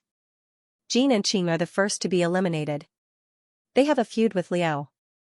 Although we have a falling out with Liao's emperor, how can we do something like surrender to an enemy country? As for Western Xia, we can't do it either. Firstly, the clue of grieving softening wind will soon lead Liao in that direction. Secondly, I heard that Western Xia and Liao are planning to unite by marriage. At that time, Western Xia might be pressured into handing us over. Originally, Song is a good place to go. Unfortunately, the Song people betrayed us and joined forces with Jin to attack Liao. It almost caused our country to be destroyed. It's fine if we don't go. Looks like Mongolia is more suitable. At this time, Z blinked her eyes and said in a timely manner, now that Mongolia and Liao are allies, what if Yelu Hongji sends a note to Genghis Khan and the Mongolians send you back? This? Xiao Yuanshan hesitated. This kind of situation was very likely to happen. Now that things had come to this, he was shocked to find that there was no place for him and his son in this big world. Z smiled and said, Uncle, did you forget that there is actually another place to go? Xiao Yuanshan couldn't help but slap his forehead. Look at my memory, I actually forgot about Qingshu's Golden Snake Camp. That's right, with the Golden Snake Camp's current strength, there is indeed no need to fear Liao. Elder Xiao, Big Brother Zhao's name is known throughout the world. If I can get your help, I will definitely welcome you with open arms. But I'm afraid that you won't think much of my place. Song Qingshu had a difficult expression. Qingshu, you worry too much. You have saved our lives many times. Not to mention that you have 1,000 miles of fertile land and 100,000 strong army. Even if you were really just a mountain king of the green forest, we would definitely come to repay you. Xiao Yuanshan laughed loudly. It's just that I am old now and only have interest in martial arts. I don't want to deal with these mundane matters. So when the time comes, I will let Feng'er help you. I will return to Shaolin and learn a few more techniques to piss off those old bald donkeys. Song Qingshu was overjoyed. He was worried that after saving Xiao Feng would wholeheartedly go into seclusion. Wouldn't he have saved him for nothing? So he purposely dug a trap to lure Xiao Yuanshan into it.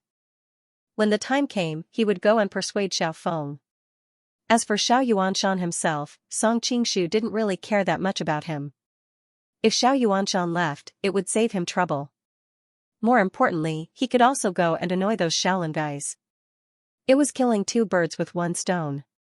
After that, the few of them discussed the details of the operation and quietly waited for the sky to turn dark. After nightfall, Song Qingshu and Xiao Yuanshan took advantage of the change of guards to sneak into the prison. As for Azi, because her martial arts were too weak, she would only be a burden if she followed them. So, he had her leave the city early and prepare a few horses to wait for them in a residential area in the outskirts. In any case, whether it was Song Qingshu or Xiao Feng, with their martial arts, a mere city wall wouldn't be able to stop them. Xiao Feng was currently meditating in the prison. Previously, the poison in Yelu Hongji's wine was too strong. Even with his martial arts, he had to meditate every day to force the poison out. Only today did he manage to force the poison out. In retrospect, he couldn't help but sigh. Yelu Hongji really didn't plan to kill him. Otherwise, why would he allow him to leisurely force the poison out? If someone casually sealed his acupuncture points or pierced his shoulder blades, he most likely wouldn't be able to force the poison out by himself for the rest of his life. Just as he was sighing with emotion, his heart suddenly stirred. Because he continuously heard bursts of piu-piu sounds. With his experience, how could he not know that it was the sound of people falling to the ground? Someone broke into the prison? Xiao Feng was about to get up when he suddenly felt dizzy. He hurriedly held his breath and concentrated on forcing the poison out. His expression was incomparably solemn. Sorrowful wind softening. Thank you to yesterday's king of pigeons, Zhang Mao of Hongqing, Moon Flo Hen, please call me Li Erniu, P2 Luo, book friends 54275834, 529297149, invincible existence, smiling towards the sun and Fancy Gang for their gifts and support. Xiaofeng's first thought was that the people from Western Xia's Class 1 hall had come to break him out of prison. He wondered whether they were here to save him or to kill him. Before he could come to a conclusion, he saw Song Qingshu rush in. "Second brother, it's you?" Xiaofeng was surprised and delighted. Because he had sworn brotherhood with Duanyu before, he had also counted Duanyu in when he swore brotherhood with Song Qingshu. Duanyu was the youngest, so he was ranked third, and Song Qingshu was ranked second. "Big brother Xiao, I'm here to save you." Song Qingshu felt a little gloomy when he heard Duanyu address him as second brother. Firstly, it felt weird for a man to be called second brother. Secondly, he didn't like Duanyu's temperament of a good-for-nothing young master. However, although Duanyu was a useless worm to the clan like Jia Baoyu, he was gentle and had a good character. So, Song Qingshu reluctantly accepted him as a sworn brother. Song Qingshu shook his hand and broke the prison's chains. He came to Xiaofeng's side and noticed that Xiaofeng's hands and feet were shackled. He swung his hand, and sword chi shot out in all directions, breaking the shackles. Second brother sword chi is truly invincible. Even the sturdy chains can't block its sharpness. Xiaofeng regained his freedom and moved his arms and legs as he praised. He was a top-class elite in the world, so there was no way he could not tell how great this sword chi was. "Big brother, you're making fun of me." Song Qingshu took out the antidote for the sorrowful wind softener and let him smell it. "Uncle is guarding outside. Let's go." Even though Xiaofeng was not deeply poisoned, he could not hold his breath forever. When he smelled the antidote for the sorrowful wind softener, he was instantly energized. "All right."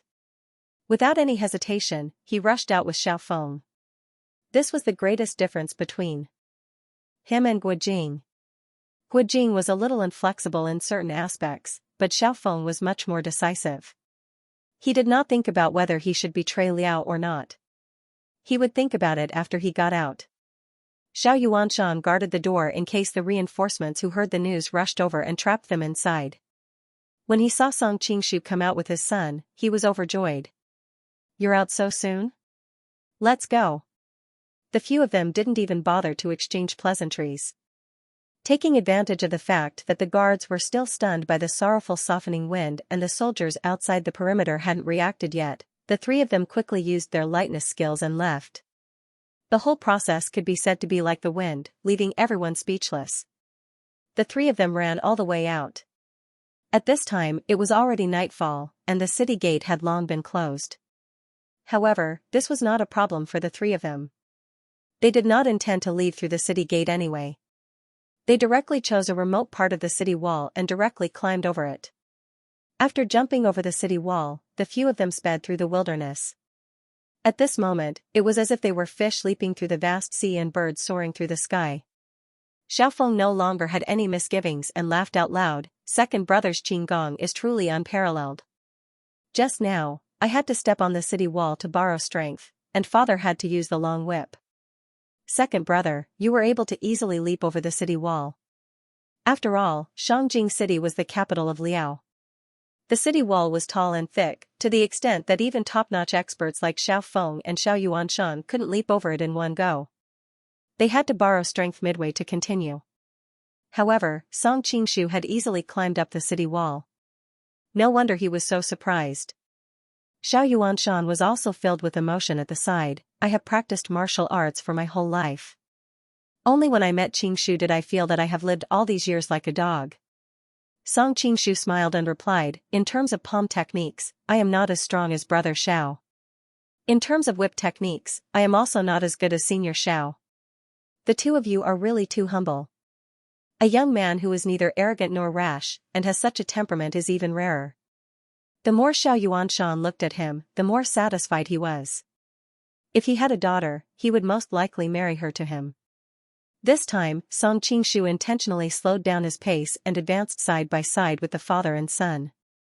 Fortunately, the two of them were originally experts in the world, and their speed was also extremely fast. Very soon, the three of them arrived at the agreed place to meet up with Azi. Azu.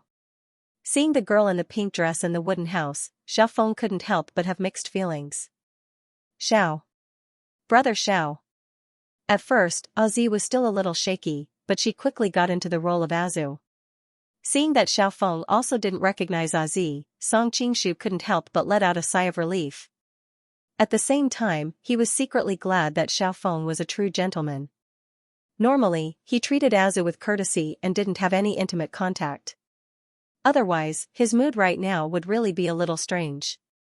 There's no time to lose, let's hurry up. Xiao Yuanshan walked over with a few fine horses that he had prepared. Where are we going now? Xiao Feng was startled. To the Golden Snake camp. Xiao Yuanshan told him about his previous considerations. Who knew that Xiao Feng would hesitate? Before, I refused to lead the troops to attack the Golden Snake camp and was feared by His Majesty. If I go to the Golden Snake camp now, wouldn't it be a crime? Xiao Yuanshan said with dissatisfaction. Yelu Hongji treats you like this, why do you still care about him? Song Qingshu said with a smile, Brother Xiao, you may not know, but before, you were imprisoned by Yelu Hongji mainly because of Yelu Isen's interference. He roughly explained Yelu Isen's plot to rebel and cut off Yelu Hongji's wings one by one. Yelu Isen's plot was clearly exposed, but the emperor didn't have the slightest intention of letting you go. He even sent more troops to guard you, Xiao Yuanshan said hatefully when he mentioned this. As the saying goes, the heart of a Taoist is hard to predict. He knows that after this incident, there's already a rift in your heart, so he doesn't dare to use you anymore. It's only because of your prestige that he doesn't dare to make a move against you for now. After a period of time, when he stabilizes the situation, I'm afraid it will be your death. Xiao Feng was silent. Clearly, with his understanding of Yelu Hongji, he agreed with his father's judgment. However, the two of them were sworn brothers in the past, so he couldn't say anything. He took the initiative to change the topic. What's going on with Yelu Isen's rebellion? When he was locked up in prison, he had faintly heard the jailers discuss this matter. However, the information he received was fragmented, so he didn't understand everything. Xiao Yuanshan then roughly explained what had happened in Jing after he was imprisoned. Xiao Feng listened with amazement. The emperor is really unfathomable, to be able to make a comeback in this kind of situation. Everyone is guessing what kind of trump card the emperor has. Some say that the emperor is actually a super expert, some say that there's an old eunuch hidden in the imperial palace, and some say that it was the elder of the Secret Intelligence Bureau. There are many different opinions, but no one can come to a conclusion. Xiao Yuanshan's tone was also full of doubt. Although the emperor has martial arts, he can't be considered a super expert. Xiao Feng had fought with him before they became sworn brothers, so he naturally knew his background. The Secret Intelligence Bureau has always been mysterious, it's most likely them who did it. At the side, Song Qingshu listened to the two's discussion. At the same time, he was secretly vigilant. He had to remind Zhao Min and Su Quan to make some arrangements in this area to avoid being suspected by smart people. After chatting for a while, Zi timely opened her mouth. Brother Xiao, now that the world is in chaos, we can't go grazing horses and sheep outside the Great Wall even if we want to. It just so happens that we have nowhere to go, not to mention that Qingshu has saved our lives many times. It's reasonable for us to go to the Golden Snake camp to help repay him. Song Qingshu hurriedly waved his hand. I saved you out of brotherly and friendship, not for any repayment. Xiao Feng laughed loudly. Second brother worries too much. We've come to help you out of brotherly and friendship, not to mention that I need the protection of the Golden Snake camp. Not long after, the city gate of Shangjing was opened, and some pursuers came out. Hearing the commotion, they finally reached an agreement and rode east to the Golden Snake camp. Along the way, Song Qingshu was most worried that Azi's identity would be exposed. Fortunately, the little demon girl's acting skills were excellent, and she fooled the two old Jianghu men without the slightest suspicion. Of course, this was also the reason why the father and son were not on guard. Otherwise, no matter how good Azi's acting was, there would always be some flaws. After rushing east and entering the territory of the Golden Snake camp, Xiao Yuanshan said goodbye and left. After all, he was old and did not want to be burdened by the secular world. He only wanted to study martial arts. Xiao Feng could not stop him, but when he heard that he was going back to Shaolin, he was shocked. Don't worry, with my martial arts, I won't be discovered. Xiao Yuanshan said conceitedly. Xiao Feng frowned, but that sweeping monk, Xiao Yuanshan's eyes also flashed a trace of fear. This time I will stay far away from the Sutras depository. In such a big Shaolin, it is not only the depository that secretly learns martial arts. Xiao Feng understood that his father was wrongly accused by the people of the Central Plains of stealing martial arts from Shaolin. As a result, he was ambushed by masters from various sects at Yanmen Pass, causing his mother's death. These years, his father has continuously killed those who participated in the battle at Yanmen Pass, and at the same time secretly learned Shaolin martial arts as revenge. Didn't you accuse me of stealing martial arts? Then I will steal it for you to see. Because it involved his mother, Xiao Feng could not persuade him, so he could only let Xiao Yuanshan do as he pleased. After bidding farewell to Xiao Yuanshan, they finally returned to Taiyan 2 days later. Originally, Jinan, Yangzhou, and even Jining were larger than Taiyan within the sphere of influence of the Golden Snake Camp. However, to the north of Jinan was the Yellow River, and further to the north was the Hebei Plain, which could be described as a vast expanse of flat land with no strongholds to defend. Although Yangzhou was prosperous, it was too close to the southern Song dynasty. Once the southern Song dynasty sent troops, Yangzhou would be the first to bear the brunt. Jining had the advantage of the Sishui River, so it could easily and quickly transport resources from the Yellow River and Huai River. However, to its west was the Central Plains, which was similarly undefended. Although the Jin Kingdom and the Qing Kingdom were under the secret control of Song Qingshu, this relationship could not be made public, so they could only set up their camp in Taiyan. To the north of Taiyan was the Taiyu Mountain. During the spring and autumn, Lu relied on this line of defense to resist the powerful kingdom for hundreds of years, so there was no doubt about the safety. This allowed the people of Golden Snake Camp to feel at ease. At the same time, it also dispelled the thoughts of some ambitious people from the Jin Kingdom and the Qing Kingdom to launch a surprise attack on Golden Snake Camp. After all, if the probability of success was extremely high, even the emperor could not stop the opinions of all the civil and military officials in the court. Golden Snake Camp had long since received intelligence that Audiobook led the leaders of the 12 palaces and the newly promoted core members of Golden Snake Camp out to welcome them. In fact, after the encirclement and suppression by the Qing Kingdom, several of the leaders of the 12 palaces of Golden Snake Camp had betrayed them. In addition, during this period of time, Song Qingshu and Audiobook had promoted their own trusted aides. The so-called 12 palaces of Golden Snake Camp had long since ceased to exist in name. Of course, these leaders still held venerated positions. However, with the exception of Shui Jian, Situ Bolei, and a few others who had close relationships with Song Qingshu and Audiobook, the others had long since become nominal. However, they had no complaints. At present, Song Qingshu was like the sun in the sky, leading the Golden Snake Camp to become famous throughout the world. These people had already enjoyed far more than when they were mountain kings. At that time, they did not follow Chu Honglu and the others in betrayal, indicating that they did not have much ambition. Song Qingshu did not burn the bridge after crossing the river and instead treated them well, which was enough to satisfy them. Paying respects to the Prince of Qi. With Audiobook taking the lead in kneeling, the group of people successively paid their respects to Song Qingshu. This was also Audiobook's intention. He wanted to gradually break away from the Jianghu atmosphere of Golden Snake Camp. After all, the Prince of Qi was officially conferred the title of Prince by the Han Emperor. In the hearts of the people of the world, his rallying power was far greater than the title of Golden Snake King. Previously, after Song Qingshu had publicly announced his departure for the southern Song dynasty, Audiobook no longer used his identity to appear. After all, he did not wish for two Song Qingshu to appear at the same time, which would easily cause the people of the world to be indescribably astonished.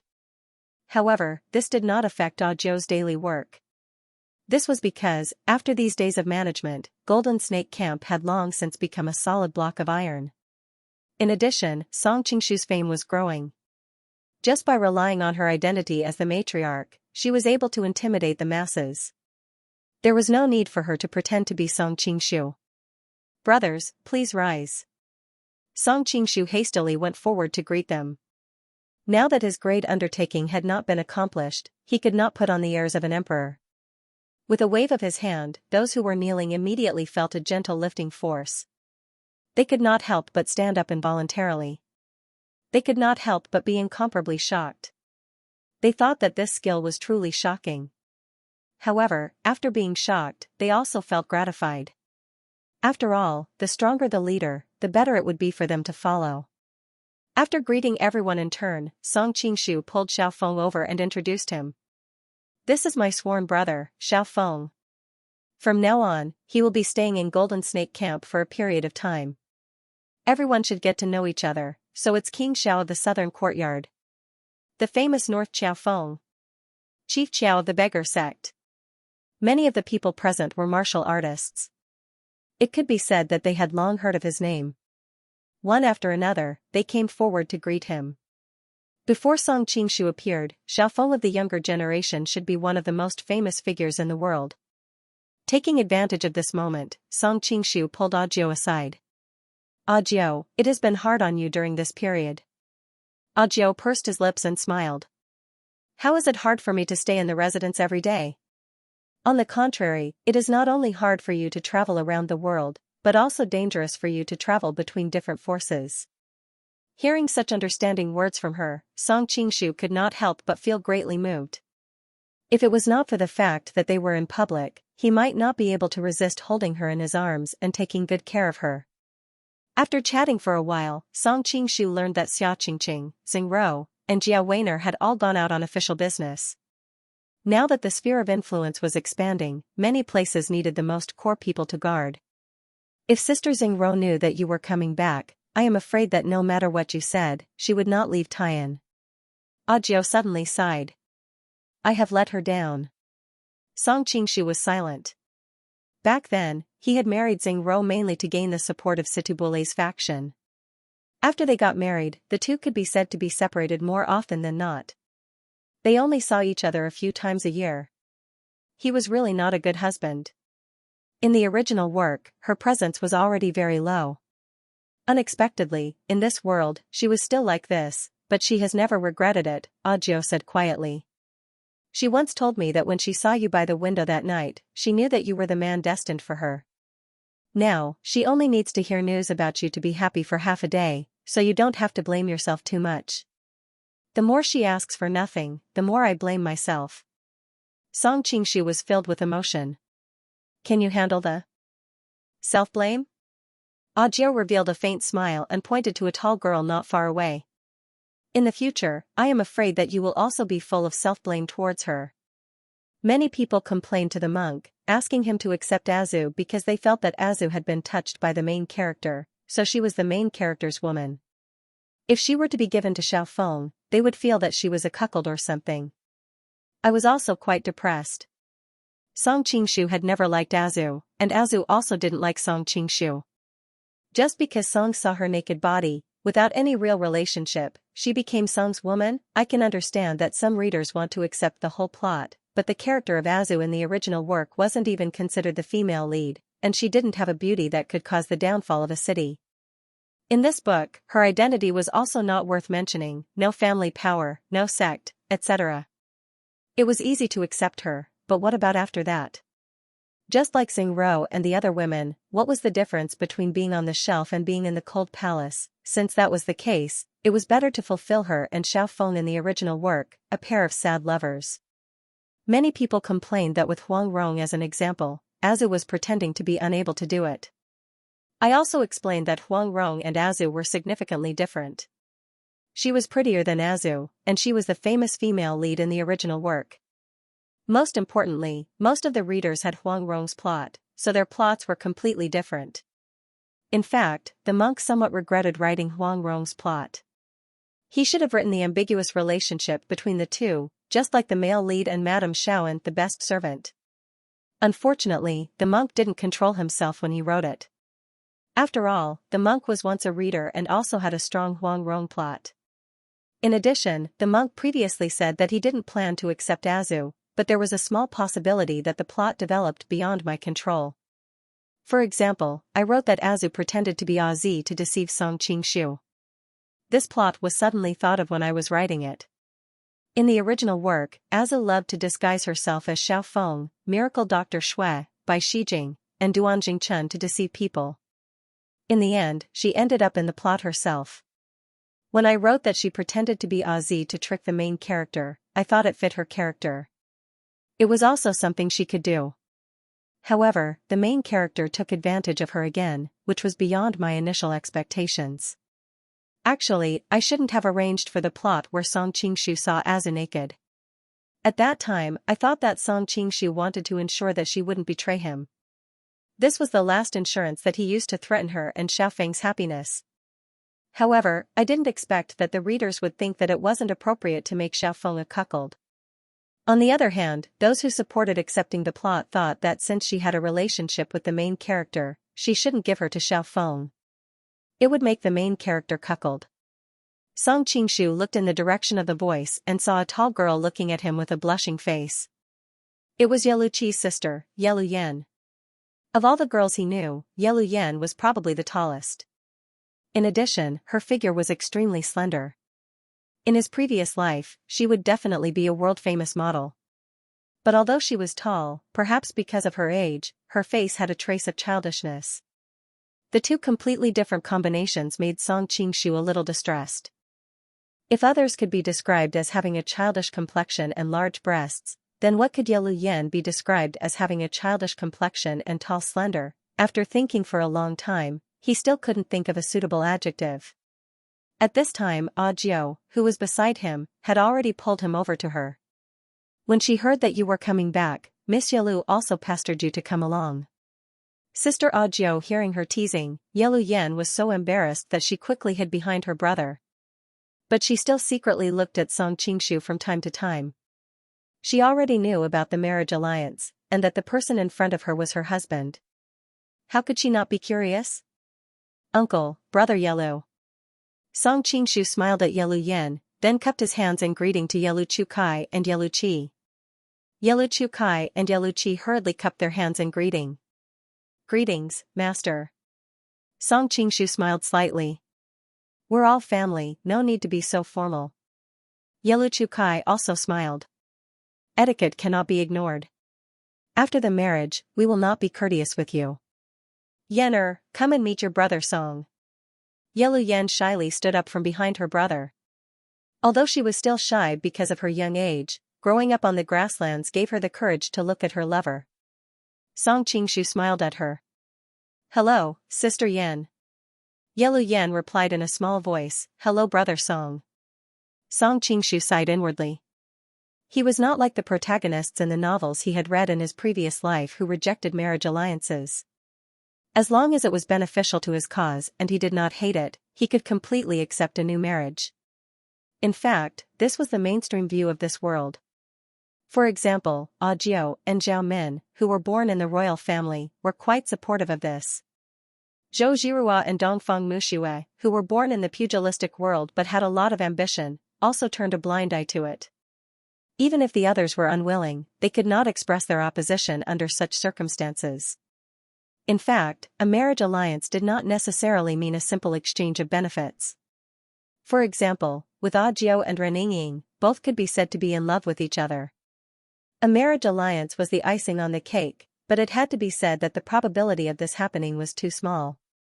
In most cases, one would marry someone who had no feelings for each other.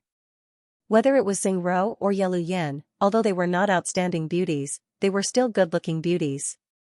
From a man's point of view, they were still very attractive. But Song Qingshu had to admit that he did not love them, so it was destined that they would not be happy in the future. However, it was necessary to marry them. Previously, he needed the support of Sitilating's faction, and now he needed the Yelu family's loyalty. Since Yelu Chukai and his father came, the Golden Snake Camp, which had a strong atmosphere of the pugilistic world, had taken on a new look, becoming more and more like a well-organized country, rather than an organization of the pugilistic world. This kind of talent was similar to Zhuge Liang and Xinyu. Not to mention that his daughter was a top-notch beauty. Even if his daughter was a woman without beauty, he would still marry her without hesitation. Although he felt somewhat sorry for Xingrou and Yelu Yan, he could only wrong them. All he could do was to take up the responsibility of a husband, and after the matter was over, he would burn the bridge and give their families the corresponding glory. At this time, Xiaofeng also finished greeting the others and walked over. Both sides came from Liao, and now that they met again, they were especially emotional, and they almost held hands and looked at each other with tears in their eyes. When the group returned to the city, Audiobook had already arranged a grand banquet. On one hand, it was to welcome Song Qingshu, and on the other hand, it was to welcome Xiao Feng. During the banquet, the officials all toasted to Song Qingshu and Xiao Feng. Because Xiao Feng had been in prison for some time, and because of what happened to Liao, he was depressed, so he simply drank to drown his sorrows. As for Song Qingshu, because he had been running around all year round, he also needed to get close to these confidants in the headquarters. Therefore, both of them did not refuse anyone, and unknowingly drank dozens of jars. Xiao Feng originally had a large capacity, and Song Qingshu had been influenced by the high concentration of strong alcohol in his later life. Coupled with his vigorous internal energy, even a little bit of drunkenness would be dissolved by his internal energy, so the two of them drank more and more excitedly. Later, Xiao Feng pulled Yaluqi to talk about all kinds of things about Liao. Yaluqi then moved to Song Qingshu's side, and after chatting for a while, intentionally or unintentionally mentioned his daughter's marriage. Qingshu, how long do you plan to stay this time? Why don't you arrange the marriage with Yener first? After their family moved to the Golden Snake camp, their status was a little awkward. Although the Han people and the Khitans were not as hostile as with the female Zhenren, they were not very friendly either. They always felt like guests. Only when this marriage was completely settled could they properly integrate into the whole group. This time, Song Qingshu actually did not stay for long. Next, he had to go to the Jin kingdom to deal with the southern Song dynasty's northern expedition. It could be said that there were a lot of headaches. Of course, if he told the truth, maybe Yaluqi would think that he was evading, and then they would be disappointed. This time I came back to marry your daughter, said Song Qingshu half-truthfully. At the same time, he took out a huge luminous pearl. This son-in-law will use this pearl as a betrothal gift. I hope that uncle will marry the pearl in your palm to me. The surrounding people sucked in a breath of cold air. Such a fist-sized luminous pearl was really priceless. If it fell into the Jianghu, who knew how many sects would be destroyed, how many families would be ruined and how many people would die? And to put it bluntly, just this luminous pearl alone could be exchanged for many young girls. Now that he was only asking for a girl's hand in marriage, his sincerity was almost overflowing. But Song Qingshu himself did not care. This luminous pearl was the biggest one he found in the imperial treasury of Liao. In any case, he was offering Buddha with borrowed flowers, so he did not feel bad about it. Moreover, the other party's value was not just priceless. In a sense, this luminous pearl was not for Yelu Yan, nor was it for Yaluqi. It was mainly for Yaluqi, the emperor's assistant. In his heart, one Yaluqi was more precious than 1,000 or 10,000 of these pearls.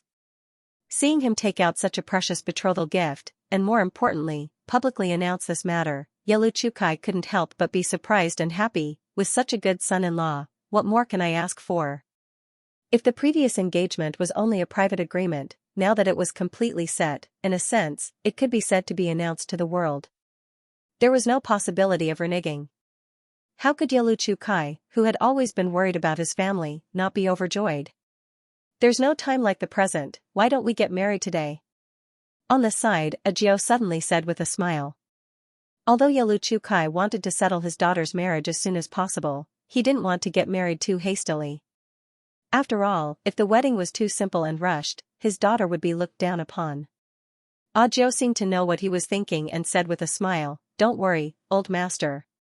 I have already prepared these in advance. Just now, I have already sent someone to help little sister Yen dress up and put on the wedding dress." After saying that, he clapped his hands, and maids came in with red lanterns and red silk. The whole process was very orderly, and it was obvious that they had practiced it many times. She had no choice but to arrange this in such a hurry.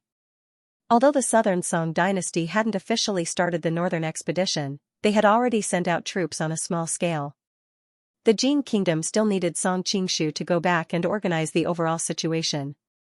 The longer he was late, the more dangerous it would be.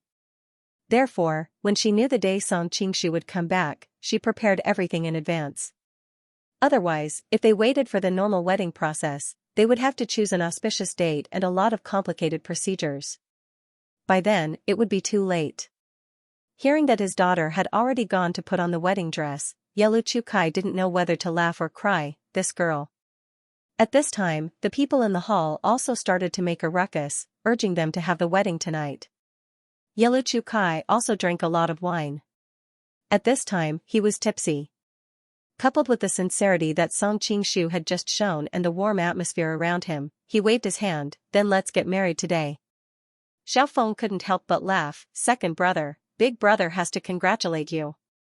Although he didn't really agree with the other party's behavior of flirting everywhere, he also understood that the other party's identity was different and couldn't be judged by ordinary people's view of love. Song Qingshu returned a toast to him. "I wonder when I can drink big brother's wedding wine." Xiaofeng looked at Azi beside him and said with a smile, "In 2 years, when we are herding horses and sheep outside the Great Wall, we will definitely invite second brother to drink at our wedding wine." Good. Song Qingshu clinked glasses with him and thought in his heart, "After everything is done, I will keep my promise and let Aza go, and help this pair of ill-fated lovebirds." Very quickly, Ajio's subordinates set up the wedding hall, and a crowd of people began to watch Song Qingshu and Yelu Yan bow to the heavens and earth. Yelu Chukai, who was invited to the seat of honor, smiled and stroked his beard. Although this wedding was a little rushed and sudden, it could be seen that the ninth princess had carefully prepared it. It was not simple or sloppy, and her daughter did not suffer any grievances. What made him even happier was the ninth princess' attitude. She was so attentive to Yan-er, and in the future, Yan-er would definitely get along well with her. He had long heard that Song Qingshu had many women around him, but as a member of the royal family, he did not mind. He was mainly concerned about how his daughter got along with those women. The ninth princess was the first wife. Although there seemed to be another official wife in Yangzhou, in terms of status, power, and reputation, the ninth princess would definitely take the position of empress in the future. In the customs of the people of the grasslands, the emperor could usually have several empresses at the same time. This was the biggest difference between them and the dynasties of the Han. With the ninth princess looking after him, Yan-er would definitely not be bullied in the future. The only thing that made Yelu Chukai a little regretful was that Song Qingshu's parents were not present, but he had heard rumors that in the past, Song Qingshu and the Wu-Tang clan had a grudge, so he guessed that it was not convenient for Song Xianxia to appear, so after a little regretful, he expressed his understanding. After the ceremony of bowing to the heavens and earth, the bride was helped back to the bridal chamber by the maidservants, and Song Qingshu was pulled back to the banquet. After the interlude of the wedding, the atmosphere once again reached a new climax. Before, everyone took turns to toast him and Xiaofeng, but this time, no one toasted Xiaofeng, and everyone toasted him. Song Qingshu also relied on his strong internal energy, and could be said to not refuse any of the toasts, causing everyone to cheer. Sometimes people were strange like this. Before, they were still unfamiliar with each other, but after drinking once, their relationship naturally became harmonious. It was unknown how much time had passed, but in the end, it was Ajio who felt sorry for him, and stood out to block the wine for him, saying, "Don't try to persuade him anymore. Today, he has already drunk enough. If he drinks any more, he won't be able to enter the bridal chamber." Her words caused everyone to roar with laughter, but no one was stupid enough to try to persuade him again. First, he had drunk too much, and they were afraid that if he drank any more, there would be problems with his body. Second, Ajio's prestige was here, and since she had spoken, these people did not want to be unlucky. "Help the Prince of Qi into the bridal chamber.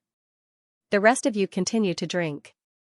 Ajio called over a few maidservants, and together, they supported Song Qingshu into the inner residence. With the two big bosses gone, the atmosphere actually relaxed, and the group of heroes continued to drink with each other.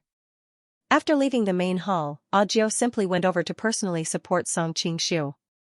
Smelling his body reeking of alcohol, she could not help but roll her eyes at him, saying, "You are really something, drinking everyone who comes to toast you. Are you not afraid of harming your body?" Song Qingshu's face was somewhat red, and he laughed mischievously, saying, "Today is a happy day. If I drink some people's wine and refuse others' wine, wouldn't I chill the hearts of a group of people?" Ajio said unhappily, "It is clearly because you are not drunk after 1,000 cups that you do not refuse anyone. Look at the other leaders. Every time they drink, it is enough." Don't worry, with my cultivation, this wine can't get me drunk. Hearing her complaints, Song Qingshu's heart warmed. Suddenly, he felt as if he was being cared for by his wife. This was the warmth of a family that other women could not give him. I know you are amazing, okay? If you are so amazing, then don't make me support you as you walk. Audiobook pinched him, but did not bear to use force. Here, the bridal chamber is here. Go and buy yourself. Unexpectedly, Song Qingshu, with a face full of saliva, pulled her back, saying, "Why don't we go in together?" Audio's face instantly turned red, and he guiltily glanced at the maid beside him, saying, "What nonsense are you talking about? This is the bridal chamber for you and little sister Yen. You know what I am talking about. We can go together." Song Qingshu, under the influence of alcohol, laughed mischievously. Audiobook finally could not stand him anymore, and pushed him to the maid beside him, saying, "The Prince of Qi is drunk. Help him in to rest." Yes, those maids also blushed, looking as if they wanted to laugh but did not dare to. They supported Song Qingshu and walked into the bridal chamber. Audiobook remained outside, stroking his burning cheeks and secretly spitting, saying, "Tomorrow, after you sober up, I will settle the score with you." After the maids escorted Song Qingshu into the bridal chamber, they tactfully left. When they left, they even considerately closed the door. Gazing at the bride sitting upright on the bed with a red veil on her head, Song Qingshu staggered over. Shakily, he untied the red veil. Gazing at the blushing young girl, he smiled and said, "Little sister Yen, shouldn't we drink a cup of wine from our wedding?" Yelu Yan timidly raised her head and glanced at him. Seeing his staggering appearance, she hastily stood up and supported him, saying, "Brother Song, why are you so drunk? Quickly sit down. It's not the wine that intoxicates you, but the wine that intoxicates you." Song Qingshu pulled her into his embrace, feeling the young girl's tall and slender figure. "Today is our wedding day. I am happy. I will go get you some water." In the past dozen years, Yelu Yan had never been hugged like this by a man. Smelling the masculine scent of alcohol on his body, she could not help but tremble. Seeing the wine jug fly over, Yelu Yan's eyes widened. She had never seen such exquisite and magical martial arts before. No wonder she had been secretly asking for information about her fiancé. Other than the Golden Snake King and the Qi King, everyone secretly called him the banished immortal. Thinking about how he could summon thunder and lightning and how he could climb up to the heavens to pray for rain, the young girl's worship of him had reached its peak. Now that she saw this scene, she was both shocked and proud. She thought that her husband really was the most powerful man in the world. The women of the grasslands worshipped the strong, and Yelu Yan was no exception. At this time, Song Qingshu had already poured the wine and handed one cup to her. "Come, let's drink cross-cup wine." Yelu Yan looked hesitant. "Brother Song, you have already drunk so much, if you drink more, Sister Yen knows how to care for me," Song Qingshu said jokingly. "Don't worry, this little wine is no problem. Even if you really get drunk, you can't save on the cross-cup wine." Yes, Yelu Yan blushed. Before today, the two of them could be said to be strangers, and they had not exchanged more than 10 words. She did not expect that this man would become her husband. After this small interlude, the two of them became much more familiar with each other. In fact, this was also on Song Qingshu's purpose. As a man, he naturally did not mind having a relationship with a beautiful young girl, but she was a woman, and a young one at that. Her heart was probably filled with fear and anxiety for the future. The two of them crossed hands and their bodies were closer than they had ever been. After drinking the cross-cup wine, Song Qingshu sniffed and said with a smile, "Sister Yanner's body smells so good, unlike me who stinks of alcohol." "This is the powder that Sister Audiobook chose for me," Yelu Yan said with a red face. "Brother Song, you don't stink." Looking at her timid appearance, Song Qingshu laughed out loud. "You don't have to worry about anything. I can't stand the smell of alcohol on me anymore. How about this, I'll go take a bath first, then I'll come back to find you." "Don't." Yelu Yan grabbed him by the lapel. Her face looked especially beautiful under the light of the phoenix coronet. "Don't go." She hesitated for a moment, then added, "We people on the prairie all love to drink. For us, the smell of alcohol is not only not bad, but it also represents manliness. I I like the smell of Big Brother Song right now. Although Song Qingshu had used his Xianxia to dissolve most of the alcohol, he had drunk too much tonight and was now a little tipsy. The girl's soft and tender words were more potent than the strongest aphrodisiac in the world, causing his body to heat up instantly. Since that's the case, then I won't leave. Song Qingshu sat on the edge of the bed and looked at his new wife.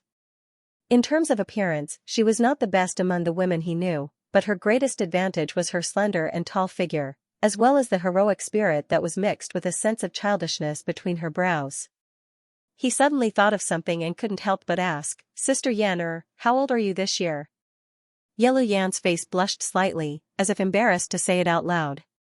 After hesitating for a moment, she moved closer to his ear and whispered a number. When Song Qingshu heard this, his heart skipped a beat. So young? I couldn't tell at all. I'm not young. Many of the sisters in my tribe who grew up with me have already married and given birth to many children, Yelu Yan explained a little nervously. I was just a little taller than them when I was young. Big Brother Song, you won't dislike me, right? I heard that you Han people like petite and exquisite women. I can't wait to be happy. Why would I dislike you? Song Qingshu laughed involuntarily. Using the excuse of being drunk, he said, in my previous life, Zhang Zilin was the object of countless men's fantasies. I didn't expect to have such good luck. In this world, I can actually get a pure and young version of Zhang Zilin. Yelu Yan was confused. Big Brother Song, who is Zhang Zilin? Miss World from my hometown. A woman who is as tall and has peerlessly long legs like you. Song Qingshu laughed and pulled her into his arms. He moved closer to her ear and kissed her. Tonight, don't mention other people. Yelu Yan was originally curious about what Miss World was, but being held in his arms and enveloped in the man's masculine aura, her body had long since softened. How could she have the mood to think about other things? Although she grew up on the grasslands and was usually quite courageous, in the arms of this man whose name shook the world, her usual boldness disappeared without a trace. She became even more ladylike than a lady, especially when he began to take off her clothes. Her heart trembled violently, and she was even more bashful than those young ladies of noble families. The red wedding dress slowly slid down, accentuating the whiteness and tenderness of her skin. Song Qingshu swallowed. Looking at the slender, well-proportioned, and somewhat tender body in front of him, he could not take his eyes off her. Whether it was towards Xingro or Yelu Yan, Song Qingshu knew very well that there was no unforgettable love between them, especially Yelu Yan. He had only met her a few times and was not even close to her as he was with Xingro. However, this did not prevent him from admiring her beauty. He was a man. Although love was limited, a man's nature made him have unlimited possessiveness. Looking at the tall, slender, and long legs in front of him, Song Qingshu did not have the mood to think about anything else. He just wanted to enjoy and dote on this new little wife of his and slowly spend this wedding night with her. The bright wedding dress was scattered on the ground, and the curtain on the bed was slowly lowered. The wooden bed could only be seen trembling, and from time to time, the tender moans of the bride could be heard from inside. Only the burning red candle silently witnessed all of this. The next day, Song Qingshu walked out of the bridal chamber feeling refreshed. Before he left, he specifically ordered the maids not to disturb Yelu Yan and let her have a good rest. Then, he went directly to Yelu Chukai and Yelu Chi's residence. Because Yelu Chukai was old and drank a lot yesterday, he woke up a little late, so Yelu Chi received him first. Qingshu, you're up so early? Did you sleep well last night? As soon as he finished speaking, Yelu Chi wanted to slap himself. If it was any other day, it would be fine, but last night was the wedding night of the other party and his sister. What kind of brother would ask this? Song Qingshu paused and answered subconsciously, I slept very well. Your sister is very good, and she is very good at serving people. Not only was she not good, she made him very satisfied. That tall and slender body was really a man's gift in bed, and it was a perfect example of what it meant to have fun with legs. Yelu Yan was, after all, a young girl, and her tender body could not bear it. Song Qingshu was also worried that he would hurt her, so he did not force it. However, her amazingly long legs were enough for him to spend the rest of the night delightfully. Of course, this was not something he could discuss with Yelu Chi. There is indeed something. Song Qingshu sat down and picked up his teacup, but did not continue to speak. Instead, he asked if they were used to living in the Golden Snake camp. Yeluqi knew that he was probably waiting for his father to arrive before telling him, so he didn't think much of it. The two of them chatted idly like this. Not long after, Yeluqi finally finished washing up and came out. Song Qingshu hurriedly got up and saluted. Qingshu greets father-in-law. At the same time, he felt a little strange. Thinking about it carefully, he seemed to have a lot of convenient fathers-in-law now. It was really a headache. Fortunately, Song Yuanqiao did not come, otherwise with his rigid temper, he would probably scold him for this matter. Qingshu is too polite. Why are you here so early? Did you rest well last night? When Yeluqi said this, Yeluqi, who was next to him, suddenly had a strange expression. I rested very well, thank you father-in-law for your concern. Song Qingshu replied insincerely. He naturally could not tell the other party that he did not rest at all last night, but his daughter was tormented for the whole night. Where is Yan? Why is she not with you? Yeluqi looked around and did not see his daughter. Song Qingshu explained, Yan is still sleeping. This child is still so sleepy. She is already a wife, how can she be like before? It is really improper. Yeluqi blew his beard and stared. He did not really want to blame his daughter, but he was worried that his daughter's sleepiness would make her husband unhappy, and it would easily make the 9th princess unhappy. Song Qingshu hurriedly said, she was too tired yesterday. She wanted to come with us, but I saw that she could not open her eyes, and it was difficult to get out of bed, so I let her rest. Too tired? Why is she tired? Yeluqi suddenly reacted. The other party also mentioned that she could not get out of bed. As someone who had been through it, how could he not understand what was going on? At the same time, he was secretly shocked that his daughter's physical fitness had always been good, but she could not get out of bed because of him. As a father, he was both distressed and gratified. He was distressed that his daughter was injured, but gratified that she had such a husband. His daughter should be happy for the rest of her life. But these words could not be said to Song Qingshu. Could they praise him for his ability? Feeling extremely conflicted, Yeluqi's old face instantly became awkward. Yeluqi, who was at the side, saw that the situation was not right and hurriedly helped his father out of the predicament. Father, Qingshu came over this time to say that he has something to discuss with us. Oh, Yeluqi hurriedly nodded, I wonder why Qingshu is here this time? Song Qingshu then said, you two should have heard about what happened to Liao recently, right? Yeluqi and Yeluqi looked at each other, nodded and said, I have heard a little about it. Yeluqi really has the ambition of a wolf, but I did not think that he would really have the guts to rebel. Fortunately, he failed in the end, and this can be considered as comforting the souls of his colleagues who died in his hands all these years in heaven. Song Qingshu smiled and said, now that Yeluqi's group has been swept clean, the officials of Liao's imperial court have been reshuffled, and there is a lot of power vacuum. Have you two ever thought of going back and making a comeback? Yeluqi and Yeluqi were shocked, and simultaneously waved their hands and said, absolutely not. We are now tied together with the interests of the Golden Snake Battalion, why would we have other thoughts? Yeluqi was secretly shocked. No wonder the 9th princess was so anxious to facilitate the marriage between Yan and him last night, so it was because she was afraid that we would return to Liao. Yeluqi obviously also thought of this, and looked worriedly at his father, thinking in his heart, the other party has come with ill intentions, if we show the slightest thought of returning to the country, I'm afraid. But he quickly rejected this idea. After all, according to their past interactions, the other party was not such a cruel and merciless person, not to mention that he had married Yan. The two of them were already a family, there was even less to worry about. Noticing their expressions, Song Qingshu smiled and said, you two don't have to worry, we are all a family now, why would we deliberately test you? Yeluqi laughed, but it was obvious that he had relaxed. Song Qingshu continued, but now that there is a power vacuum in the imperial court of Liao, it is an excellent opportunity, so I want to ask brother-in-law to go back and seize this opportunity, you should be able to go up a level than before. Yeluqi and his father looked at each other, then smiled bitterly and said, Qingshu, don't joke, we publicly betrayed the imperial court, although it proved that it was Yeluqi's evil plan, with his majesty's character, how could he admit his mistake?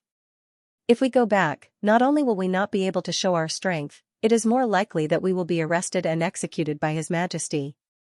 Yelu Chukai also nodded slightly. He had been in the imperial court for many years, and understood Yelu Hongji's character very well, very much agreeing with his son's judgment. You're worrying too much, Song Qingshu said with a smile. I'm not here to send you to your deaths. Of course, I'm prepared. As he spoke, he took out a bright yellow scroll and handed it to them. Why don't you take a look? Both of them were once high officials of the imperial court. How could they not recognize that this was an imperial edict? But they were curious which country's imperial edict this was, or was it an imperial edict issued by Song Qingshu himself? If that was the case, he was too daring. The most important thing in this world was status. If he publicly proclaimed himself emperor, wouldn't he immediately become the target of public criticism? Confused, they took the imperial edict and opened it to take a look. Their expressions immediately became very interesting, their mouths wide open in shock. This is the appointment edict for brother-in-law. Song Qingshu leisurely sipped tea, reinstate his position in the imperial palace, and at the same time control the troops in the capital. Is this real or fake? Yelu Qi felt like he was in a dream, his face full of disbelief as he asked.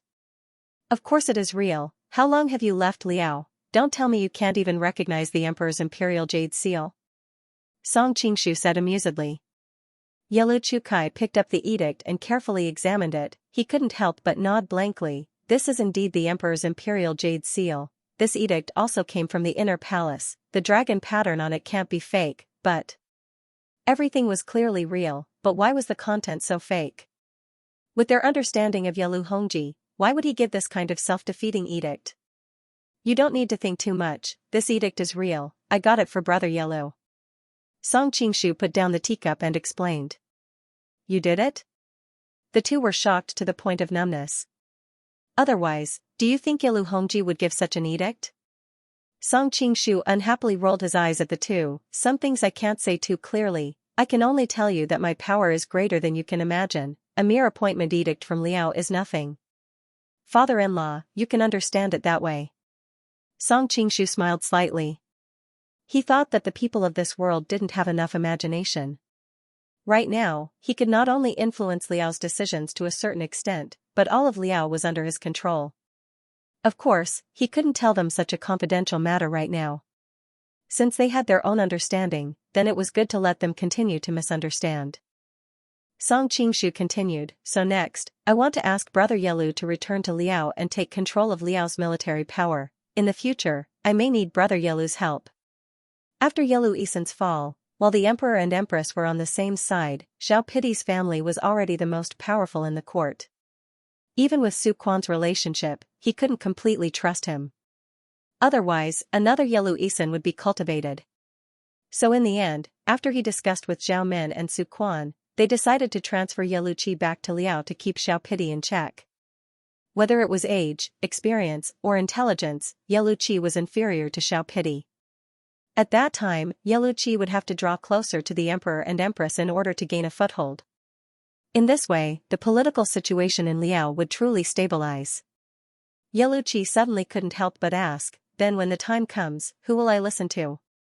All the palaces have been deployed. This official position has always been held by the emperor's confidants. Naturally, you will listen to the emperor. Song Qingshu smiled faintly. Yelu Qi looked at him thoughtfully. What if the emperor orders me to do something that is not beneficial to the Golden Snake camp? Don't worry, the emperor will not give such an order. Song Qingshu smiled mysteriously. Yelu Qi and his son were shocked. They looked at each other, shocked at the huge amount of information behind these words. But no matter how they guessed, they would never have guessed that the current emperor was one of Song Qingshu's people. After all, I'm still young. I'm afraid it'll be difficult for me to deal with those old foxes in the court alone. Why don't you let my father go with you? Yelu Qi continued. Before Song Qingshu could answer, Yelu Chukai shook his head and said, It is because you are young that the emperor dares to use you again. It is because you lack experience and qualifications that you can only rely on him.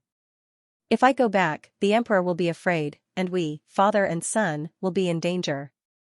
Moreover, I am now dealing with the government affairs of the Golden Snake Camp. There are still a lot of things to deal with here, and I can't leave. Yelu Chukai looked at his son with deep meaning. There were some things that he couldn't say clearly. Chi'er was still too inexperienced and couldn't see the intricacies behind it. If he could go back now, Song Qingshu wouldn't have just taken out one appointment letter, but two. Now that the relationship between us is not completely stable, how can Song Qingshu be at ease to let us leave together? What's more, how could there be no checks and balances when you were given such a powerful position? Yen alone isn't enough. Obviously, he needs me and her to stay here as hostages, so that he can control you.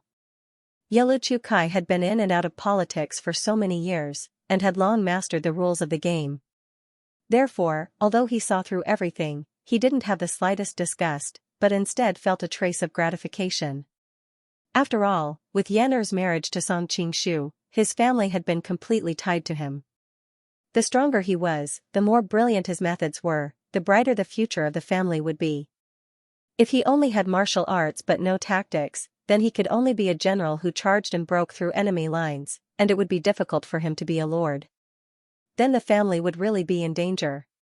Song Qingshu looked at Yelu Chukai meaningfully, obviously guessing that Yelu Chukai understood his intention. That's right, we can't do without father-in-law, the prime minister. There are still many things that we need to trouble father-in-law with. It was pleasant to talk to smart people, otherwise, many things could easily hurt feelings. After telling the father and son about the matters of returning to Liao, he chatted for a while more, then got up to leave. When he returned to his room, Yelu Yan was no longer in bed. Song Qingshu asked the maid and found out that she went to the ninth princess's room after washing up, so he turned around and walked to Ajio's room. When he arrived at Ajio's room, he saw Yelu Yan serving tea to Ajio. Song Qingshu couldn't help but be speechless. Is this the rhythm of a bride serving tea to the first wife?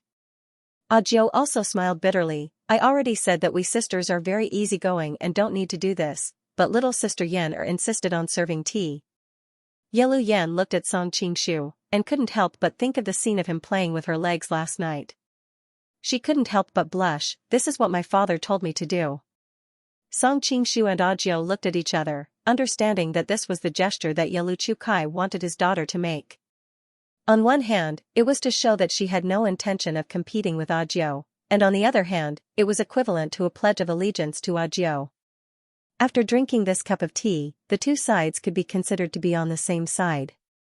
Since it's father-in-law's good intentions, then Ajio, don't refuse.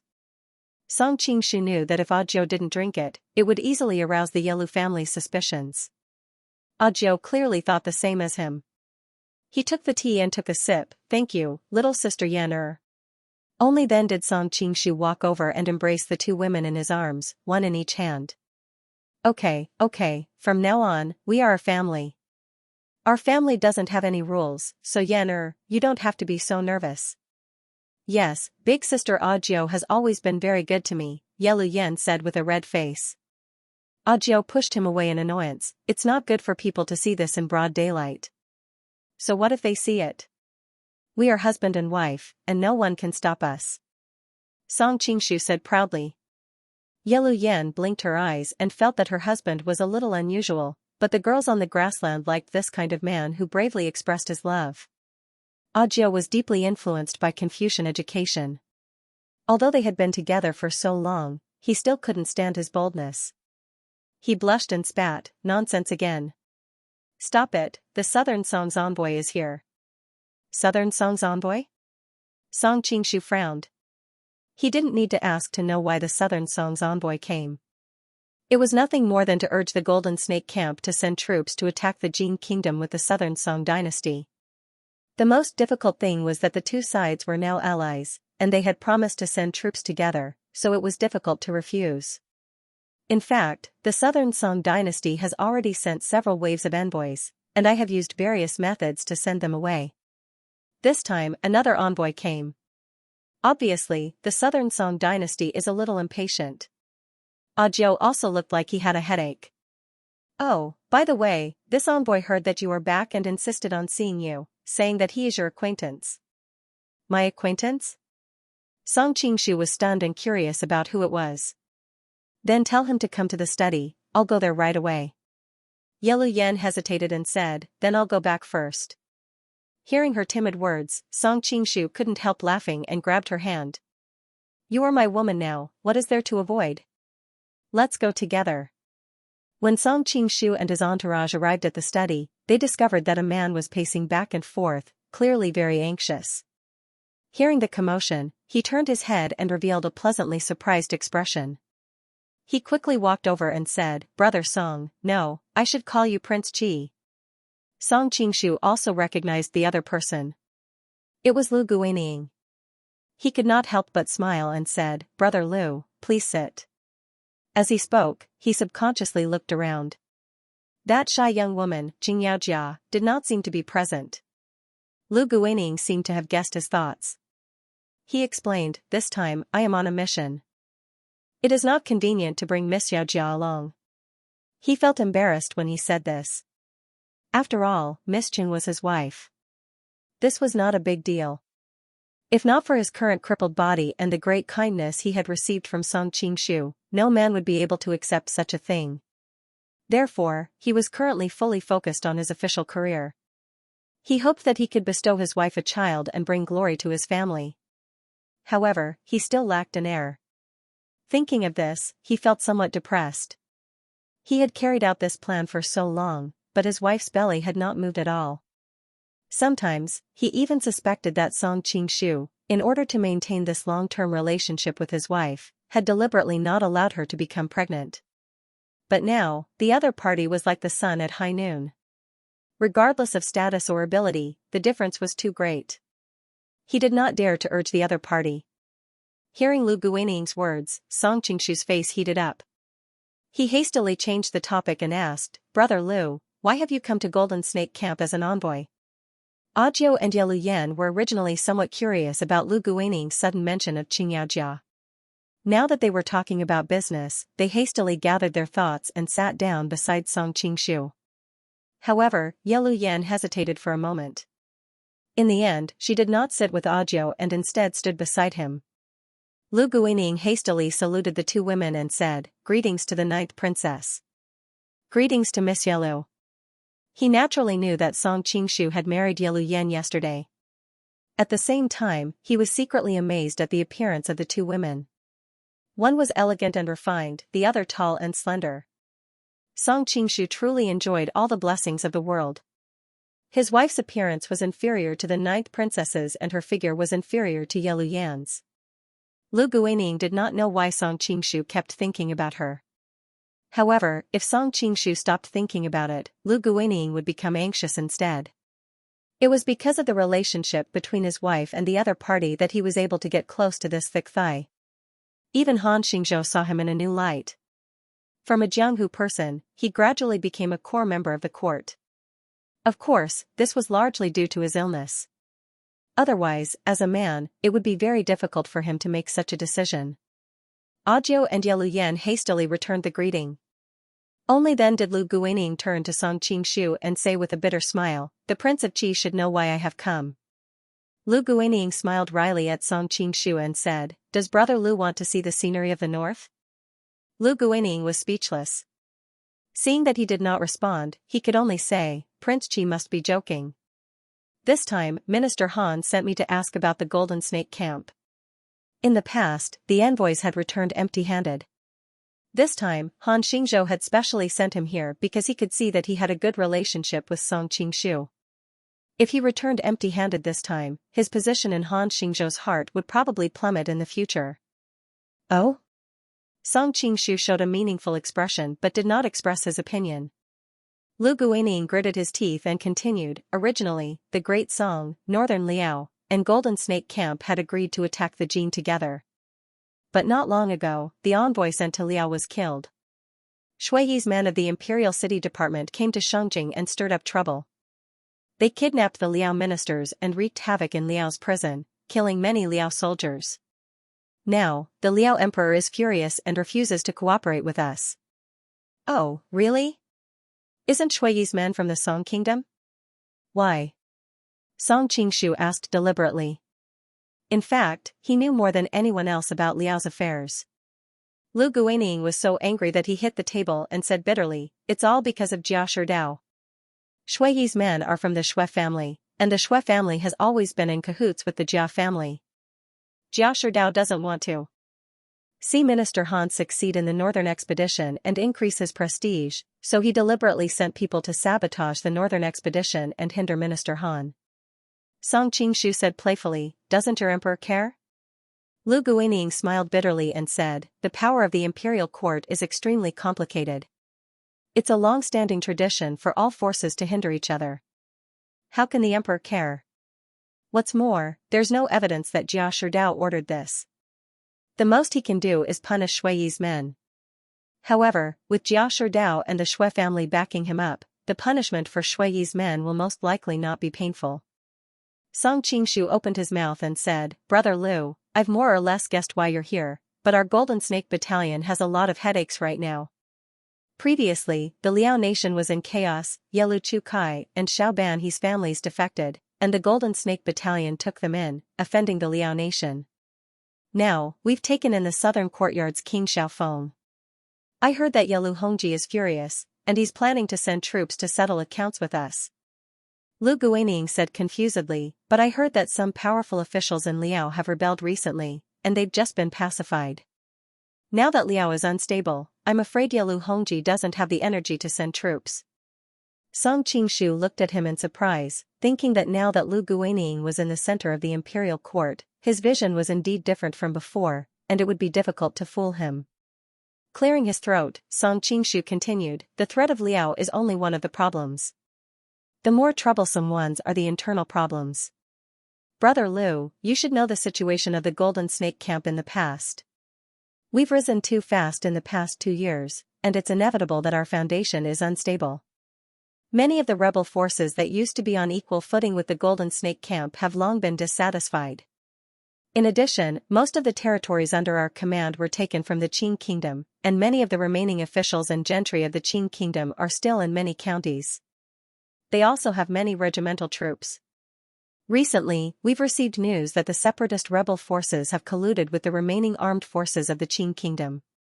Now, Wulian Mountain Rizhao and many places in Huaibei are their territories, and they're preparing to defeat us and replace us." In fact, Lu Guaniying knew a thing or two about the internal instability of the Golden Snake Camp. With King Qi's current prestige and ability, these people are nothing more than clay chickens and pottery dogs. Even without him personally taking action, they will collapse. Song Qingshu couldn't help but laugh. "Brother Lu, you've been with Minister Han for so long, and you're getting better at flattering people. If I were that amazing, I wouldn't have such a headache." Hearing Lu Guaniying's joking tone, Lu Guaniying couldn't help but laugh. "This is the truth. On the contrary, it's Minister Han who is giving me a headache. Right now, everything is not going well, and the matter of the northern expedition has become too big. It can be said that the arrow on the bowstring has no choice but to be released. Right now, Minister Han is under pressure from all sides. Even if he isn't ready, he must send troops as soon as possible. Therefore, if King Qi doesn't send troops to help, Minister Han really won't have the chance." At this point, Song Qingshu really couldn't refuse. After all, he had a certain friendship with Han Xingzhou. To a certain extent, others also regarded him as a member of Han Xingzhou's faction. "This time, since Brother Lu has come personally, I won't refuse to give you face. How about this? I'll let you know that I will quickly settle the resistance at 5 Lotus Mountain, and then cooperate with Minister Han to send troops." "That's good." Lu Guaniying was overjoyed.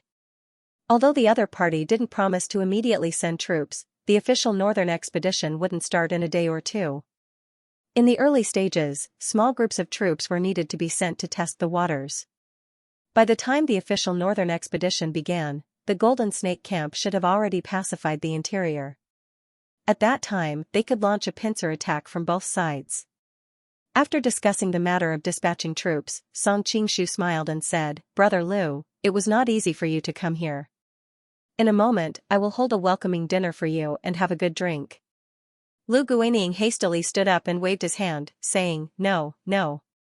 I am in a hurry to return and report to Minister Han. He has been anxiously awaiting news from this side. I cannot delay. I hope the Prince of Qi will forgive me."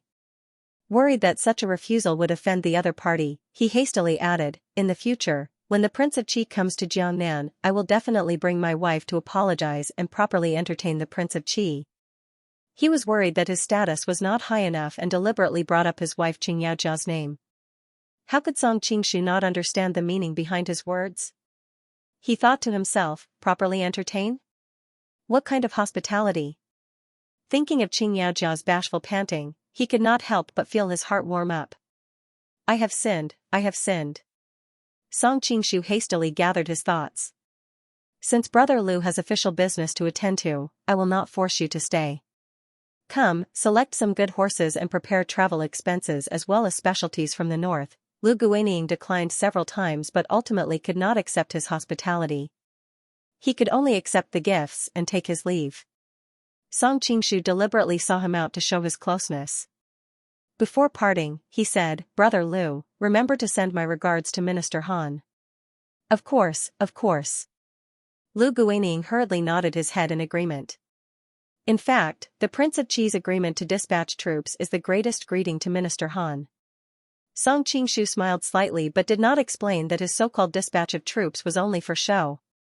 The Jin kingdom was now his property. How could he allow his own people to fight his own people? After seeing Lu Guaniying off, Song Qingshu asked Audiobook, is the situation at Mount Wulian serious? Audiobook replied, at present, it does not seem to be serious. However, Mount Wulian controls the strategic roads from north to south. Once they are fully fledged, whether they move north or south, they will easily destabilize our heartland. Shandong was divided into two parts by the Tai mountain range, which ran from the northwest to the southeast. To the north was the old land of the state of Qi, while to the south was the old land of the state of Lu.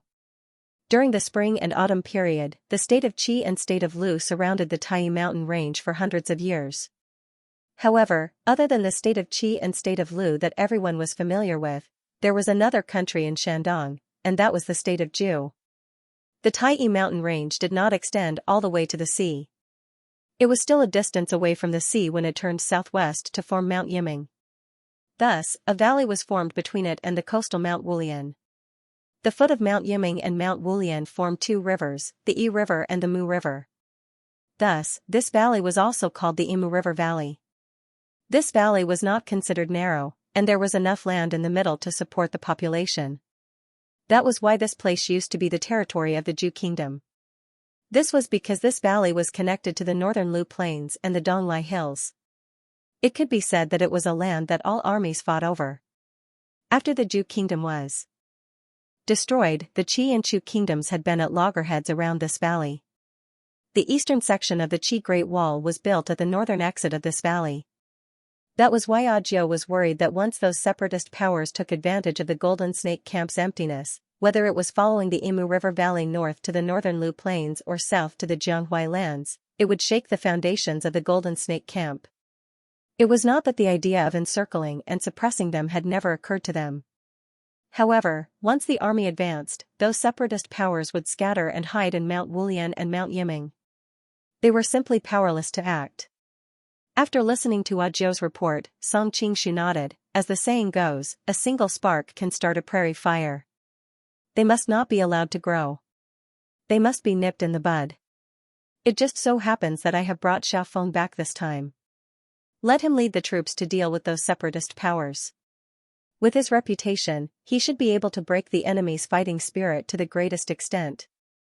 However, pay attention to appeasement as the main focus and encirclement and suppression as a support. Audiobook hesitated. Let Brother Xiao lead the troops alone? Because of Ye Luyan's presence, she could not say it directly. If Xiaofeng were to lead the troops directly, it would be easy for him to grow. At present, the relationship between the two parties was not obvious. This kind of arrangement was not suitable. Brother Xiao has just arrived. If we rashly let him lead the troops, it may cause some of the old members of the Golden Snake Camp to be dissatisfied. So when the time comes, we will send another general to go with him. Song Qingshu had already thought of the appropriate arrangements. Audiobook nodded. Are you going to leave again next? Saying this, intentionally or unintentionally, he glanced at Ye Luyan.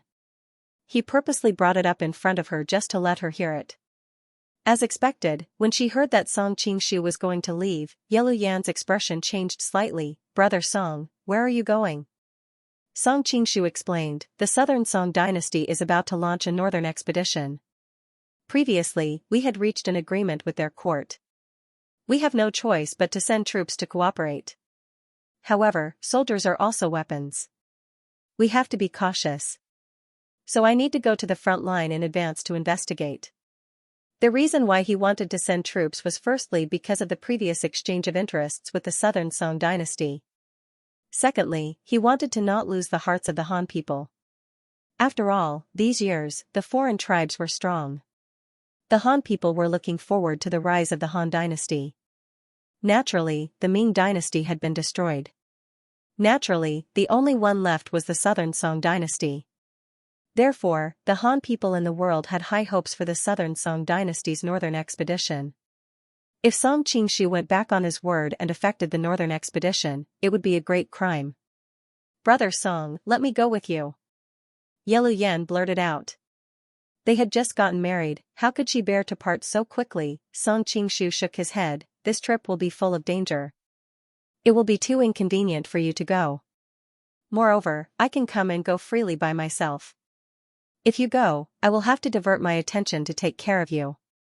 At that time, my efficiency will be greatly reduced. Audiobook also comforted her, Sister Yan, if you want to help Brother Song, there are many ways. Didn't I tell you before? We have to help him deal with a lot of government affairs. I am short of manpower here, so I need you to stay here to help me. Yelu Yan also knew that she would be a burden to her husband if she went, so she had to nod, okay then. Her tone was full of grievance. Song Qingshu smiled and took her hand, I'm not leaving immediately. No matter what, I have to stay here for a few days. I can accompany you. Yelu Yan's face instantly turned red. She hurriedly said, it's more important. Brother Song, you don't have to worry about me like this. I'm fine. Audiobook also couldn't help laughing, Sister Yan is really considerate. In the following period of time, Song Qingshu met the middle and high-level confidants of the Golden Snake Camp during the day. He was away all year round, so he needed to get close to these people. At night, he accompanied his new wife Yelu Yan to make up for the fact that they had to be separated right after they got married. Yelu Yan didn't know whether it was because she was instructed by her father or something else, but after a day or two, she pushed Song Qingshu to Audio's place to show that she didn't want to spoil him, which made Audiobook very embarrassed. As a result, the two women pushed each other. Song Qingshu courageously suggested that they should just go together, but the result was obvious, he was mercilessly rejected and criticized by the two women. Just like that, a few days passed. Before leaving, Song Qingshu specially looked for Azi and told her, be careful with your words and actions. Don't reveal any flaws. If there is any situation, contact me by pigeon. Audiobook will arrange a special channel for you. Finally, pay attention to protect yourself. Master, are you afraid that I will be taken advantage of? Azi blinked her eyes and asked with a smile. Song Qingshu said impatiently, Brother Xiao is a gentleman. He won't take the initiative to do anything to you. He's just reminding you just in case. If I'm accidentally taken advantage of, will you abandon me, Master? Azi asked curiously. Song Qingshu lightly glanced at her, what do you think? Azi's heart trembled, but she quickly smiled and said, if that really happens, I'll keep pretending and compensate my sister to Master. Isn't this the custom of some tribes in the prairie? Despite his reluctance, Song Qingshu had to leave the Golden Snake Camp and go to Daxing Prefecture of the Jin Kingdom. Along the way, he met people fleeing north from time to time. Apparently, they had to flee their homes after hearing that a war was about to break out in the south. Interestingly, most of them were Han people. Song Qingshu found it strange at first. Shouldn't the Han people be welcoming the southern Song dynasty's northern expedition? But he soon realized that it had been a long time since he came to this world. He gradually understood that the people at the bottom of the social ladder were busy with 3 meals a day and struggling with food and clothing. They didn't have the leisure to care about national affairs. Those who had the energy to care about these things were usually the hot-blooded scholars who came from well-off families. For the people at the bottom of the social ladder, war meant danger to their lives, starvation, and homelessness. When the people prosper, the people suffer. When the people perish, the people suffer. Song Qingshu was never a saint who bemoaned the state of the universe and the fate of mankind, but he was deeply touched by the miserable situation of some refugees. He became more determined to unify the world as soon as possible and keep the people away from the chaos of war. They rushed to Daxing Manor without stopping.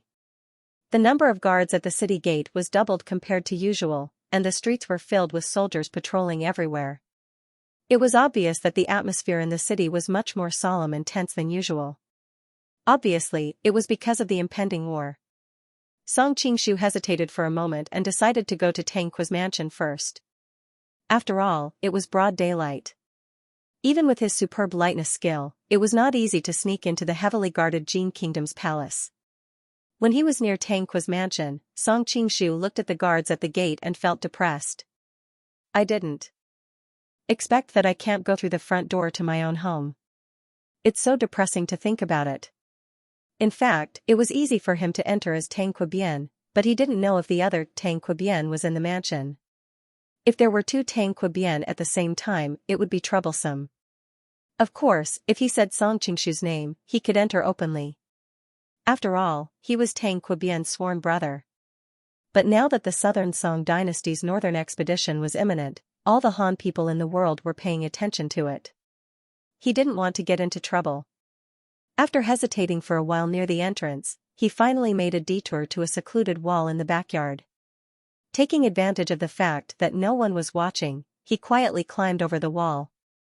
Now that Tang Kui Bian was the head of all the officials in the Jin Kingdom, his mansion was naturally heavily guarded. Song Qingshu found many hidden sentries along the way. Thanks to his familiarity with the situation in the mansion, he did not trigger the alarm along the way.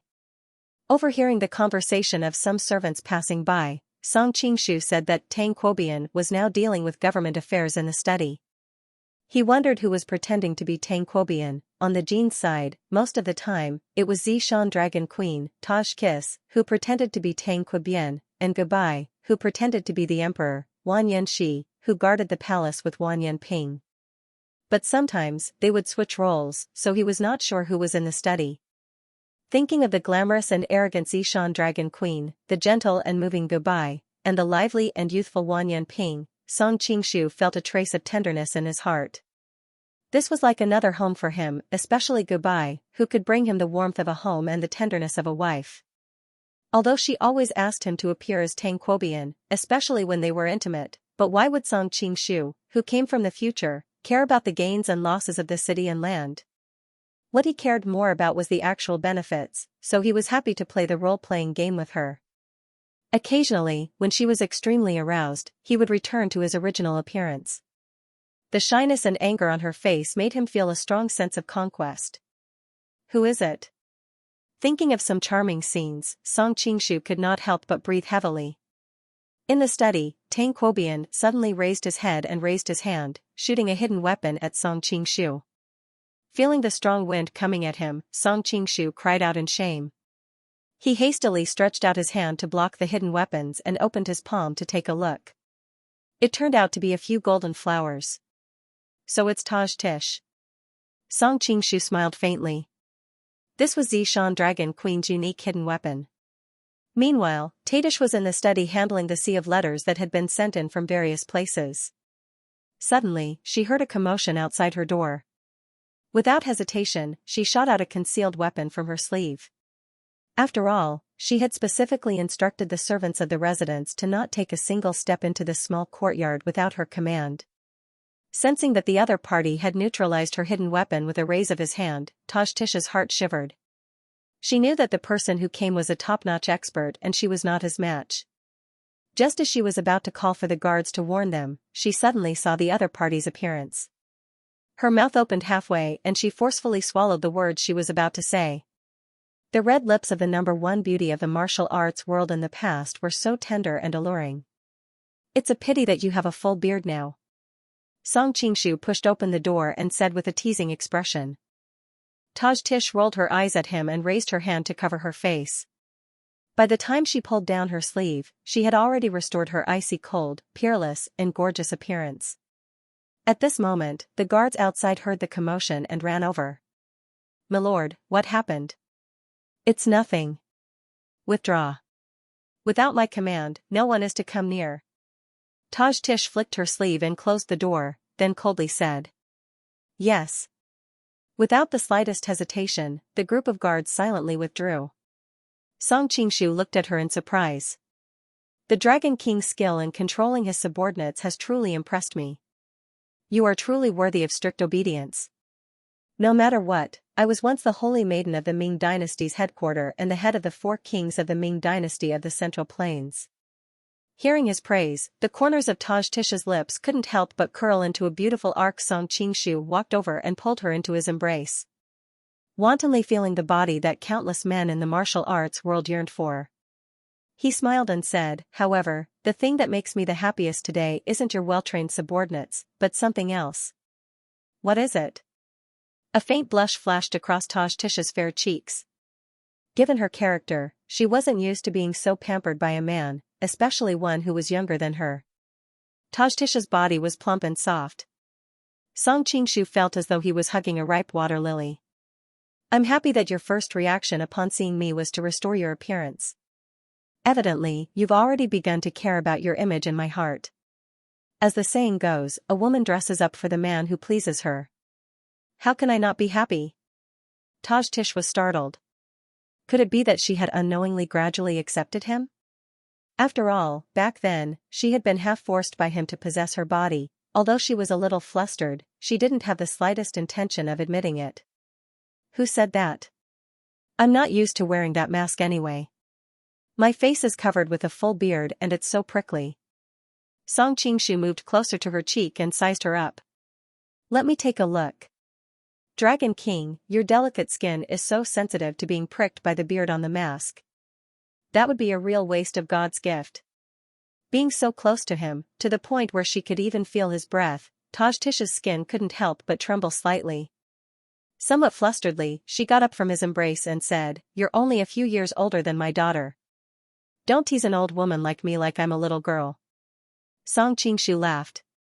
"The Dragon King's skin is so smooth that it looks as though it's going to break at the slightest breeze, and your figure is still as graceful as a young girl's. When the two of us stand together, people who don't know you might even think that you're my younger sister." "How am I old?" In this world, Xiaoxiao was only 15 or 16 years old, while Zishan Dragon King was only in her early 30s. Song Qingshu was also nearing his 30s. The age gap between him and Xiaoxiao was much greater than that between him and Zishan Dragon King. "When I was roaming Jianghu in the past, whenever I met a glib-tongued libertine like you, I would definitely kill you with a single palm strike." Tadish snorted and said somewhat gloomily, "Unfortunately, I can't beat you and can only listen to your nonsense." Although she said so, strangely, she didn't feel angry at all. She sighed inwardly and suddenly noticed that Song Qingshu was in a daze. She couldn't help but ask curiously, "What's wrong with you?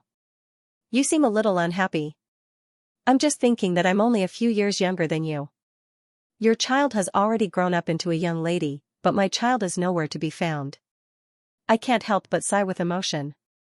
Song Qingshu said with a bitter smile. "To some extent, you're a late bloomer. It's normal for you to have a family and a career late." Seeing the man's lonely look, Tadish somehow felt sorry for him and couldn't help but comfort him. "Besides, you have so many confidants around you now. Are you afraid that no one will give birth to a son for you?" Song Qingshu's eyes lit up. Dragon King is really good at comforting people. "How about this, Dragon King, give birth to a son for me?" Tadish's breath caught in her throat. She thought that she must have been possessed to think of comforting him. "No way. If I give birth to a son for you, how can I face my late husband and my daughter in the future?" "No, absolutely not." Tadish's expression changed several times as she flatly refused. Song Qingshu originally wanted to say that Mr. Silverleaf had been dead for so many years and that there was nothing to be sorry about.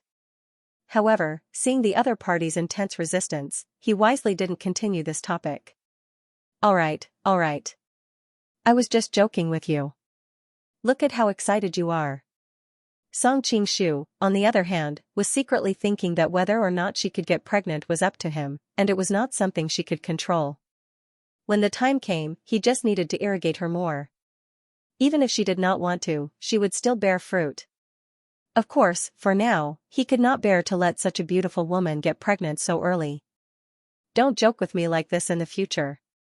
Tadish was now maintaining this secret relationship with him. Although she was somewhat resistant at first, she could still reluctantly accept it since outsiders didn't know about it. However, if her husband was dead for so many years and she suddenly became pregnant, wouldn't she be ridiculed by the world? Thinking of that kind of situation, her originally cold and elegant face instantly became incomparably captivating red, as if she was a bashful young lady. Hastily clearing away those messy images from her mind, Tadish hastily changed the topic. You aren't here to chat about romance, right? Song Qingshu's expression also turned solemn. What's the situation in the south now? Although he also had his own intelligence, it was not as clear as the inside of the Jin kingdom. In order to keep it confidential, he had not been able to send many detailed messages to the Jin kingdom.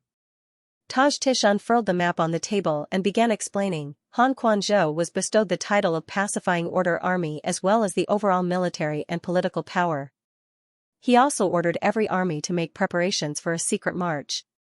He also allocated 10,000 taels of gold from the imperial court's treasury as military supplies. This Han Xingzhou's power can be said to be unprecedented. It seems that he is determined to win this northern expedition. Hearing this, Song Qingshu was greatly moved. Generally speaking, the most powerful officials in the southern Song dynasty were the left servant Shi, who was also the assistant minister, and the right servant Shi, who was also the assistant minister of the secretariat. They were also commonly referred to as the left minister and the right minister. Below them were several political advisors who jointly assisted the government. However, there was another hidden official position in the Song dynasty. That was the true head of all the officials, ranking above the prime minister. That was the minister of Pacifying Order Army. During the northern Song dynasty, this official position was specially set up for highly virtuous old officials to show their favor. The official would come to the political affairs hall every 5 or 2 days. However, during the northern Song dynasty, this official position was only a position of the highest honor. It basically did not participate in the decision-making of the imperial court's military and national affairs. It was only during the southern Song dynasty that a great change occurred. From the founding of the southern Song dynasty to its demise, the military and political departments did not cooperate well with each other in order to avoid the restriction of power. Gradually, this official position evolved into the Political Affairs Hall and the Privy Council.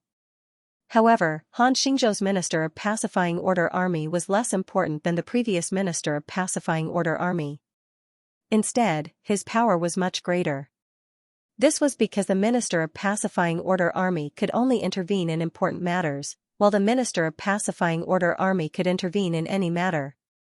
Although Jia Shudao is secretly hindering him, he is already an extremely powerful official in name. Song Qingshu secretly sighed.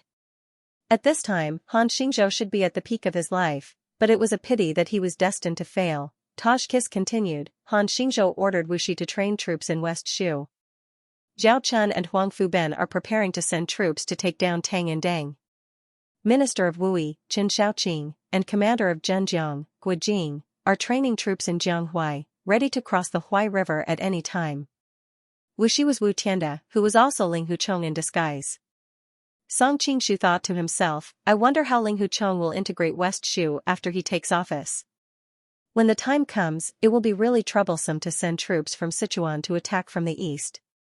Tang and Dang referred to the Tang and Dang prefectures in the Nanyang Basin, which were located to the north of Xiangyang. It could be said that it was the only way to attack the Central Plains from Xiangyang. During the Spring and Autumn Warring States period, Chu first destroyed many small countries in the Nanyang Basin, and then used the Nanyang Basin as a springboard to march into the Central Plains. In addition to attacking the Central Plains from the east, Nanyang Basin could also be used to attack the Central Plains from the west through Wu Pass. In the late Warring States period, Chu and Qin fought around the Nanyang Basin. In the end, Chu lost the Nanyang Basin and completely lost the capital to threaten Qin.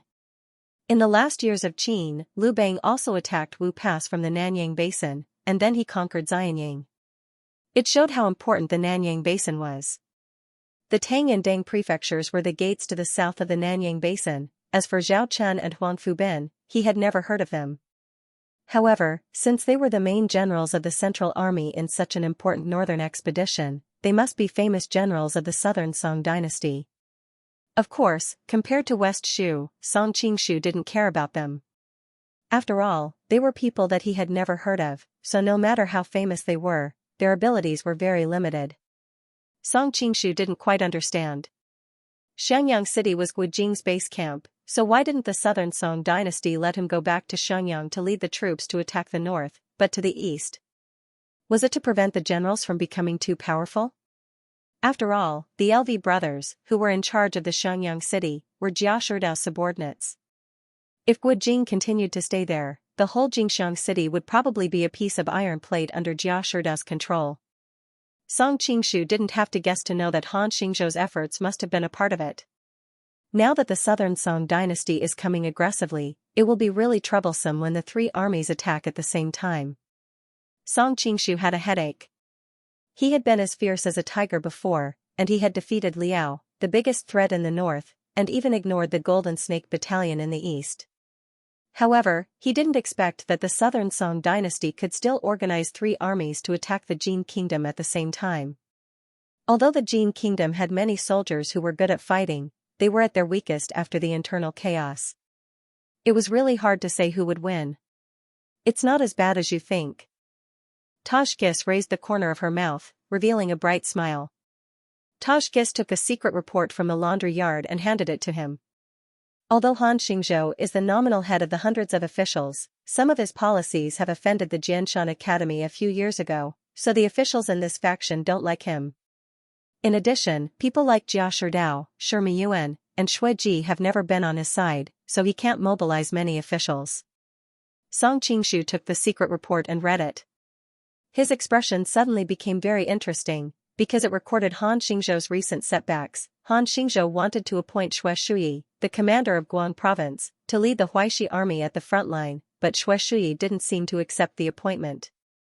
He also ordered Su Jiji, the Privy Council secretary, to guard Jinling, but Su Jiji also didn't go out. He also transferred Qiu Ming to Jianghuai Proclamation Commissioner, but Qiu Ming refused. Even through the paper, Song Qingshu could feel Han Xingzhou's embarrassment and rage, but he couldn't do anything about it. The officials in the southern Song dynasty were good at playing word games. They could always find some random reason to refuse, and at the same time, they could make it impossible to deal with them. Even if he was demoted, it wasn't a big deal, because someone in the court could be used again soon. Moreover, with his previous experience, he could gain great fame, which would be very helpful for his future promotion. Qiu Ming, this person seems a little familiar. Song Qingshu couldn't help but say to himself, but he forgot where he had heard his name. Tajgis, who was beside him, explained considerately, Qiu Ming serves in the Privy Council, and his official position is the Privy Council secretary. His son, Qiu Tongfu, married the second daughter of Lu Wendi, the governor of Xiangyang, so he should be an official in Jia Shidao's faction. This didn't surprise Song Qingshu. These officials who pretended to obey Han Xingzhou, but opposed him in secret, all had the shadow of Jia Shidao behind them. Now, he was curious about something else. Second son-in-law? Who did Lu Wendi's eldest daughter marry? His eldest daughter married Fan Wenhu, a good-for-nothing, Tajgis answered without hesitation. Fan Wenhu? Song Qingshu had a strange look on his face. He had a very deep impression of this person. During the Southern Song dynasty, he led the Southern Song navy and almost lost the entire army to the Mongols. After surrendering to the Mongols, he was chosen as the commander-in-chief of the Eastern expedition against Japan. As a result, hundreds of thousands of Mongolian navy soldiers were buried in a hurricane. What he couldn't figure out the most was why he, who had the halo of total annihilation, was put in such an important position in the Southern Song dynasty and then in the Mongolian dynasty. Tajgis was obviously unable to guess his thoughts as she continued to explain. At present, the Southern Song dynasty can be said to be lacking in generals. Zhao Go has even issued an edict to recommend generals from both inside and outside the imperial court to defend the borders. Because Deng Yulong had once been here as a diplomatic envoy, upon his return, he catered to Zhao Go's liking by claiming that the Jin kingdom was weak internally and advocated for a northern expedition. He was immediately conferred the title of commanding officer of the two Hui provinces. From this, it can be seen that the southern Song dynasty is lacking in generals. Seeing that Taj Tish was able to recite these intelligence reports with ease, Song Qingshu couldn't help but exclaim in admiration, "Dragon King, you've really impressed me. Even a wily old fox in the political arena wouldn't be able to understand all the intelligence reports as well as you do. It seems that you've read a lot of memorials and reports from all over the country these days. You've really worked hard. There's nothing we can do about it. Originally, I stayed by your side because I wanted you to help restrain the Mongols and lessen the pressure on the Persian headquarters. But who knew that as soon as you took the throne, before you could restrain the Mongols, the southern Song dynasty would start a northern expedition. Only by solving the internal and external problems as soon as possible can we help the headquarters." Taj Tish couldn't help but think of her daughter, Xiao, and wondered how she was doing. At this moment, amidst a lush mountain range thousands of miles away, on top of the most dangerous cliff was a majestic and sturdy fortress. That was the Persian headquarters of the Ming dynasty. At this moment, in a secret chamber in the deepest part of the headquarters, a group of masked men in black were trembling with fear as they knelt on the ground. In front of them stood a young lady with her back facing them. Although it was only her back view, her figure was graceful and alluring. The exposed skin on her neck was sparkling and translucent like jade. "Did you fail again?" The young lady's voice was soft and clear. When she turned around, one could see her slender eyebrows, straight nose, small cherry lips and faint dimples on her cheeks. She was indeed incomparably beautiful. If Song Qingshu was here, he would have noticed that her skin was strangely fair and her eyes were faintly tinged with the blue of the ocean. Compared to the women in the Central Plains, she was a different level of beauty. She could be said to have bright eyes and white teeth, with a peachy smile. Although she was young, she was as beautiful as a lotus flower in the morning dew. However, the group of men in black who were kneeling on the ground were not in the mood to appreciate the beauty of the young lady in front of him. Even the faint smile on her cheeks was like the scythe of the Grim Reaper in their eyes. Temujin has many experts by his side, and he also has thousands of troops protecting him. That imperial tutor Ba Siba is especially close to him. Ba Siba is a man with godly skills. Who knows how many of our top assassins have fallen by his hands? The leader of the men in black quickly explained. But this time, the plan was so detailed. The 12 precious tree kings were sent to stall Ba Siba and the other grandmasters. Then, you assassins sent your top elites to kill your way into the king's tent. Why is Temujin unharmed? On the contrary, the people you sent are all missing. Could it be that they chose to betray us? The young lady's voice was as cold as ice. Seeing the group of people below her trembling in fear of her, she herself was in a trance. If her young master saw her now, he probably wouldn't dare to recognize her. This young lady was naturally Xiao, who had been invited back to the Persian headquarters. Due to the pressure from the powerful Mongols and the power struggles of the Persian Ming dynasty, a young girl like her had become the leader of the headquarters. Because of her lack of experience and her young age, Xiao could only be considered a puppet leader at the beginning. However, as the war with the Mongols became more and more desperate, and a large number of the Persian Ming dynasty's upper echelons died in battle, coupled with the fact that Xiao gradually displayed her extraordinary abilities, she gradually became the true leader of the headquarters. After the baptism of blood and fire, the soft and adorable girl of the past had now become a decisive woman. In order to survive, in order to sit firmly in the position of leader, she could only hide the weakness in her bones deep in her heart. The assassins of assassin will never betray us. The leader of the men in black hurriedly explained. There was an indelible pride in his expression. There are only assassins who fail and die. There are no assassins who surrender. Xiao frowned. In fact, she didn't believe that the assassins would betray them. However, a group of top assassins entering the king's tent and then disappearing without a trace was truly strange. If I'm not wrong, I'm afraid those people are already dead. The leader of the men in black said in a low voice. Xiao snorted. I have reliable information. At that time, all the experts by Temujin's side had been transferred away. At that time, Temujin was the only one left in the king's tent. Don't tell me that a group of ace assassins who can easily assassinate the lords of the western countries all died in Temujin's hands. Although Temujin was invincible on the battlefield, I've never heard of him being a peerless master. Xiaoxiao fell into deep thought. However, her experience in the Central Plains had taught her that there was nothing impossible in this world. After all, she had witnessed with her own eyes the Qianquan grand shift that the most talented sect masters had to practice for decades to achieve. Yet, the young master had mastered it in just half a day. From then on, she began to believe in the word miracles. Sect master, our sect has been losing again and again. We've organized more than 1,000 assassins to assassinate Temujin, but all of them have ended in failure. The sect has suffered heavy losses. At this point, we can only ask for the help of the old man of the mountain, the leader in black said tentatively. As soon as he said this, the temperature in the room seemed to drop by a few degrees. The old man of the mountain was a taboo. Assassins were divided into second-rate, first-rate, top-rate, and ace assassins. There were even people who made a ranking list of assassins.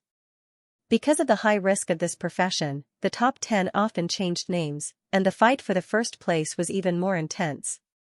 But no matter how many people fought for the title of the world's #1 assassin, everyone knew in their hearts that there was still one person above him. No, there was still a god. That was the king of assassins that had been recognized for hundreds of years, the old man of the mountain, Huashan. Decades ago, the entire West trembled at this name, because no matter if it was the lord of a small country or the ruler of a large country, as long as they were targeted by him, they would definitely die. The Western countries sent out countless armies and masters to capture him, but they all returned in failure, and instead suffered heavy casualties. In the end, the Western countries had no choice but to offer a sky-high reward for his head, but everyone knew that it was a joke. Which assassin would dare to assassinate the king of assassins? The bounty listed by the various countries was just a fig leaf to show that they had not given up yet. After a few more years, Huashan no longer personally took action. Instead, he specially trained a group of assassins, which was the assassin sect that the Western world was terrified of. These assassins were all skilled, and would do anything to achieve their goals. They took the heads of the governors of the Western countries one after another. Huashan, on the other hand, gradually disappeared behind the scenes, causing some of the younger people to forget about his existence. The old man from the mountain. Xiaoxiao shook her head. Elder Hua is our final trump card. We can't bother him until the last moment. Huashan was highly respected in the Ming dynasty. Although he was an elder in name, he was more respected than the cult leader most of the time. Xiaoxiao was not even sure if she could invite him. After all, she was able to ascend to the position of the cult leader largely because he had secretly opposed the opinions of the masses. But we're already at the last step. About a year ago, they had managed to seriously injure the Mongolian commander-in-chief Zulwu, and the Mongolian offensive had indeed weakened significantly. But before they could rejoice for long, Temujin suddenly came with an even stronger army. Like a hot knife through butter, they broke through the defense of the mountains. If not for the Ming dynasty of the Central Plains, the Hui tribe, and the Western principalities, the Mongolian army would have already broken through the vulture's nest. Even so, the vulture's headquarters was in imminent danger. Who knew how much longer they could hold out? Even the most optimistic person knew that they could at most hold out for another year or two. If they were unlucky, they might not even last for a year. Don't worry. I just received a secret message from my mother. Her plan in the Jin kingdom is about to succeed. Soon, she will be able to help us attack the Mongolian rear. Thinking of her mother, Xiaoxiao's eyes finally revealed a trace of the girl from before. The Dragon King's side has succeeded? Hope flashed in the eyes of the people kneeling below. Everyone looked excited. Good, we will persevere and defeat the Mongolians. Wisdom King, please protect me, Wisdom King. The fighting spirit of the group was reignited. Unfortunately, Persia was thousands of miles away from the Central Plains. There would be a delay of several months or even half a year for information to be sent back and forth. They did not know that Tashkis was having a headache dealing with the Southern Song dynasty's northern expedition and was unable to attack the Mongolians. In Daxing Manor, thousands of miles away, Tashkis gave Song Qingshu a brief introduction of the current situation. She then said, I'll take you to the palace. We can discuss what to do next. Besides, Gubai and Wan Yanping have been missing you. Song Qingshu moved closer to her and chuckled. did the Dragon King miss me? Miss you, my ass. Tajkis was also very depressed. When she was the purple-robed Dragon King, in the entire Brightness Peak, no one in the Ming dynasty dared to show her any disrespect, let alone flirt with her. Later on, when she traveled to Jianghu, it was not that she did not run into any fools, but she immediately made sure that they would not live to see the sun the next day. But now, she was being flirted with in all kinds of ways by a younger man, yet she could not do anything about it. This kind of feeling made her feel suffocated. But Song Qingshu did not care so much. He naturally put his arm around her soft waist and pulled half of her body into his arms. Tajkis rested her forehead on one hand. She used to be a famous cold and beautiful demoness in the Jianghu, but now, she seemed to be her exclusive property. Fortunately, she was not a brainless person with big breasts. She quickly thought of a solution and coldly said, "I'm going out now. Do you want the guards outside to see Tang Qibian and a man hugging each other so intimately?" As she spoke, she put on Tang Qibian's mask again and deliberately used the beard on the mask to poke the other's cheek. Seeing that the cold and beautiful purple-robed Dragon King had turned into a bearded man in an instant, Song Qingshu felt a chill run down his spine. As expected, he subconsciously let go of his hand and even took a few steps back to put enough distance between them. Seeing the other party's somewhat troubled expression, the purple-robed Dragon King under the mask revealed a happy smile. Then, she waved her hand and said, "Let's go. I'll take you to the palace." Hearing that her voice had also become rough, Song Qingshu shuddered and hurriedly expelled some of the images from his mind, lest he would be traumatized by them in the future. With a flash, he directly appeared in front of the purple-robed Dragon King. Taking off her mask, Song Qingshu gloomily said, "Since I'm back, I'll pretend to be Tang Qibian. Wearing this mask to cover your peerless beauty is truly a waste of God's gift." Although she had heard countless people praising her beauty, when she received Song Qingshu's approval, the corners of Tajkis's mouth slightly curled up into a beautiful smile. Unfortunately, before she could finish her happiness, she heard Song Qingshu's next words, "Take off your clothes." "What do you mean?" Tajkis subconsciously covered her collar and looked at him warily. Although the two of them had intimate contact, she was still a cold and beautiful woman deep down. Moreover, they had been separated for several months. She had tried her best to forget everything that had happened between them. "I'm just asking you to replace Tang Qibian's clothes with mine." Seeing her intense reaction, Song Qingshu was instantly displeased. "Besides, you are my woman.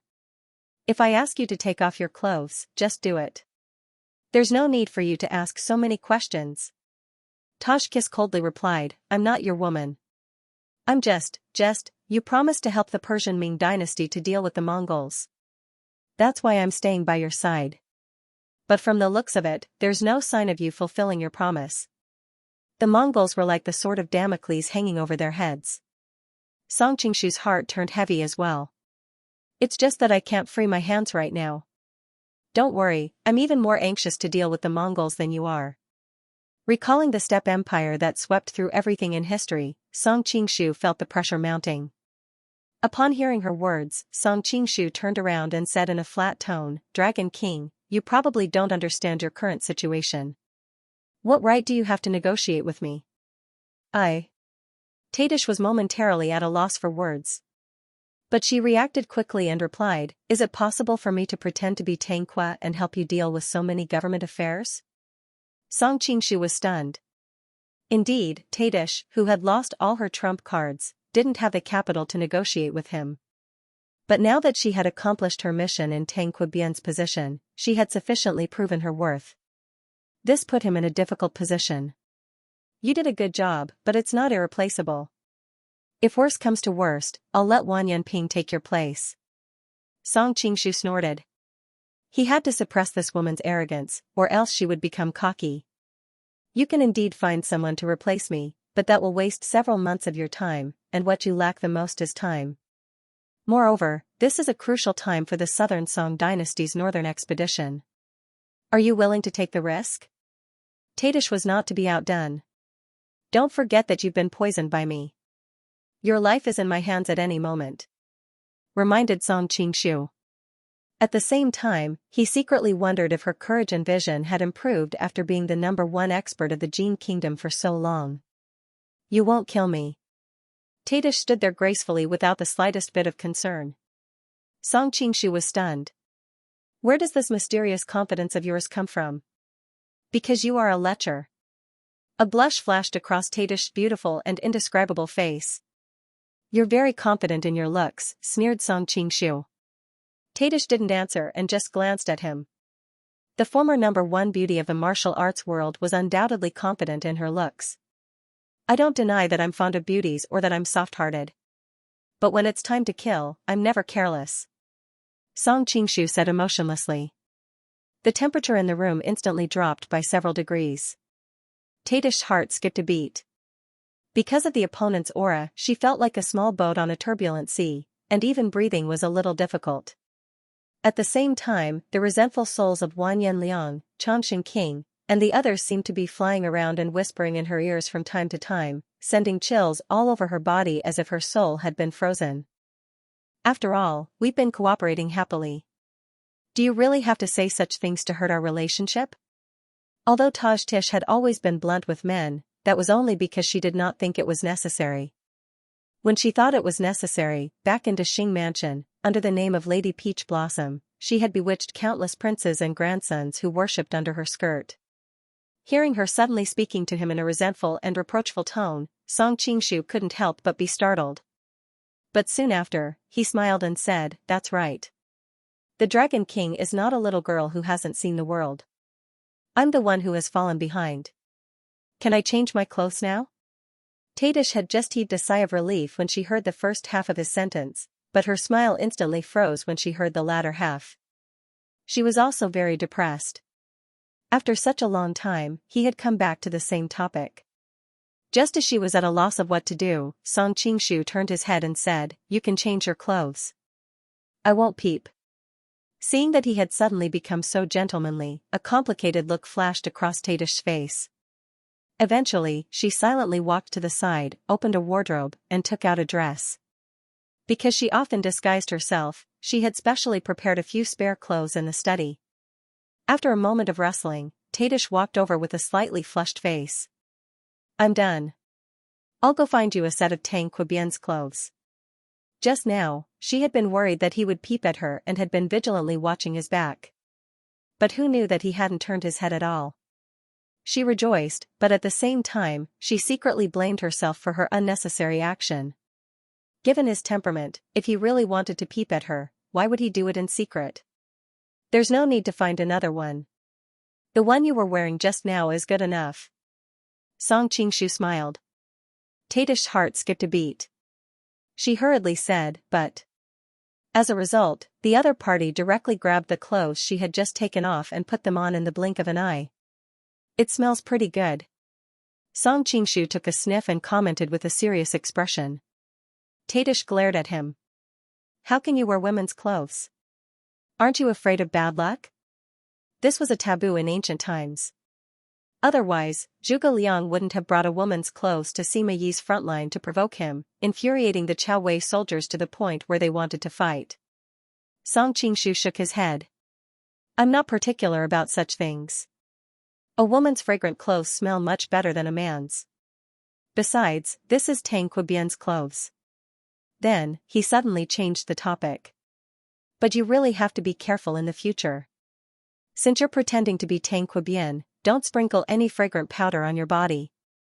Otherwise, an observant person might really be able to see through your disguise." I understand." Tadish felt gloomy. She was obviously the one who was taken advantage of. Why did she end up being scolded instead? Suddenly, she was startled. Why was she so easily at a loss like a little girl in front of him?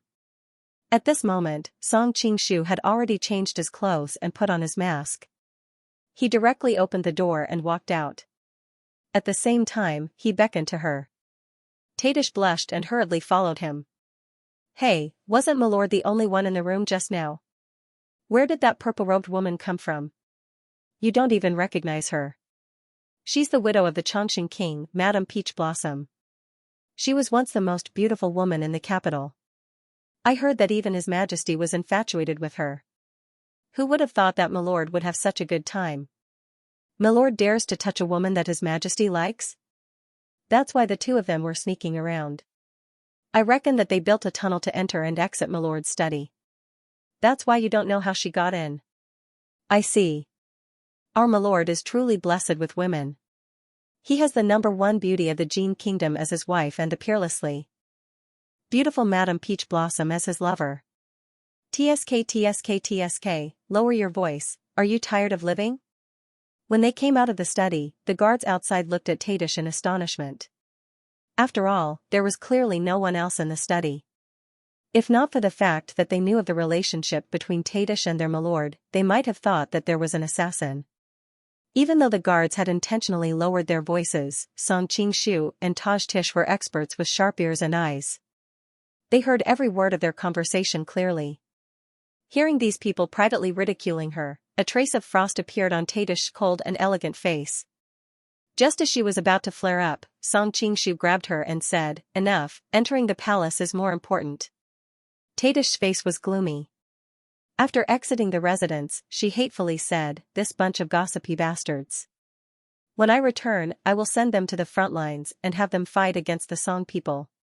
These people were usually extremely respectful in front of her, not even daring to breathe loudly. Now that she was being ridiculed by them after changing her attire, how could the cold and arrogant Tadish endure it? Song Qingshu, on the other hand, was full of smiles. They are men, after all. What we talk about is wine and women. It isn't easy to train these trusted aides. For my sake, don't bother with them.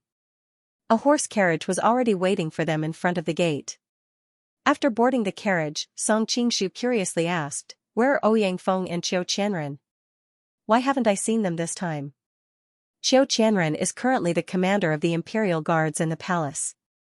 As for Ouyang Feng, he seems to be researching some new poison and has gone off to gather herbs. At the mention of Ouyang Feng, a trace of fear flashed through Tadish's eyes. Song Qingshu also felt a little apprehensive. Even though he was now immune to poison, how could a new poison developed by Western poison be ordinary? During the rest of the journey, Song Qingshu was no longer as aggressive as before. He did not even make any physical contact with Tadish. Tadish could not help but have a good impression of him. At the same time, she was furious at herself for being useless. How could she have a good impression of him just like that? Right, is there any news of Xiao Zhao? Song Qingshu suddenly asked.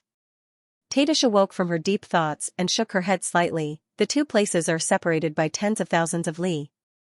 Moreover, the other side is currently in the midst of war. How can accurate news be transmitted here? I used the intelligence network of the laundry brothel and learned that the Mongolians have won many battles recently. I'm afraid that the situation at their headquarters is not good. The Mongolians are currently at their peak. I'm afraid that no army is a match for them in a direct confrontation. Song Qingshu's heart was extremely heavy. One day, he would have to face this terrifying enemy.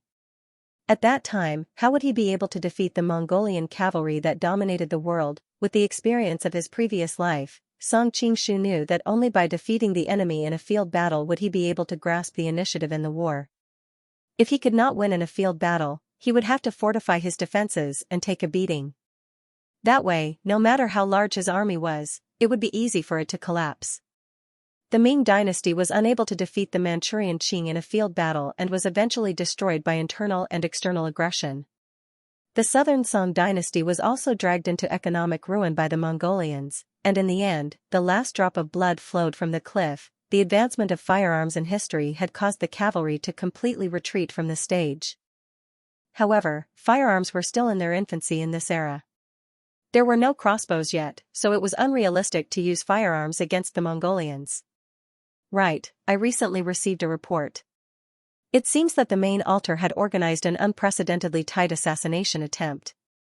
However, in the end, Temujin was still safe and sound, Tadish suddenly said. Song Qingshu frowned. As far as I know, the headquarters of the Ming dynasty has organized countless assassination attempts against Temujin. There are many skilled fighters in the headquarters, not to mention the assassin faction, which is an expert in assassination. It's understandable that they have not succeeded even once, but why hasn't Temujin even been injured? Tadish was startled as well. You mean? Looks like Temujin is also a super expert. Song Qingshu's thoughts raced like lightning. If he could capture the leader first and deal with Temujin, then he might be able to get rid of Temujin. Based on the history of Mongolian infighting, he might actually be able to get rid of this thorn that had been plaguing him for a long time. But he also knew that just the Ryong Palace alone was already filled with experts and had almost conquered the entire martial arts world of the Central Plains. As the Khan, Temujin would only have even more experts by his side. Furthermore, he had thousands of soldiers and horses protecting him at all times. Furthermore, he himself was an unfathomable super expert. How could it be easy to capture the leader first? Qingshu, can you promise me that you will deal with the Mongols as soon as possible? Tadish suddenly pleaded. Her voice was unprecedentedly weak. In fact, she did not care much about the survival of the Persian Ming dynasty. The only thing she cared about was the safety of her daughter, Xiaoxiao. However, after being the #1 official of the Jin kingdom for such a long time, she had thoroughly tasted the wonders of power. Suddenly, she felt reluctant to part with the Persian Ming dynasty. After all, this was their political capital. If the Persian Ming dynasty were to be destroyed by the Mongols, the mother and daughter would no longer have anything to rely on. They would also have no capital to negotiate with others. With their stunning beauty, they would only bring about endless disasters in this chaotic world. Don't worry, the Mongols have always been my #1 enemy. Song Qingshu nodded his head and replied in a deep voice. Tadish nodded her head. She understood the current situation of the Jin kingdom and knew that urging them would be of no use. The only thing they could do now was to solve the problem at hand. Just like that, the two of them arrived at the imperial palace. Tang Quebian's current power was overwhelming.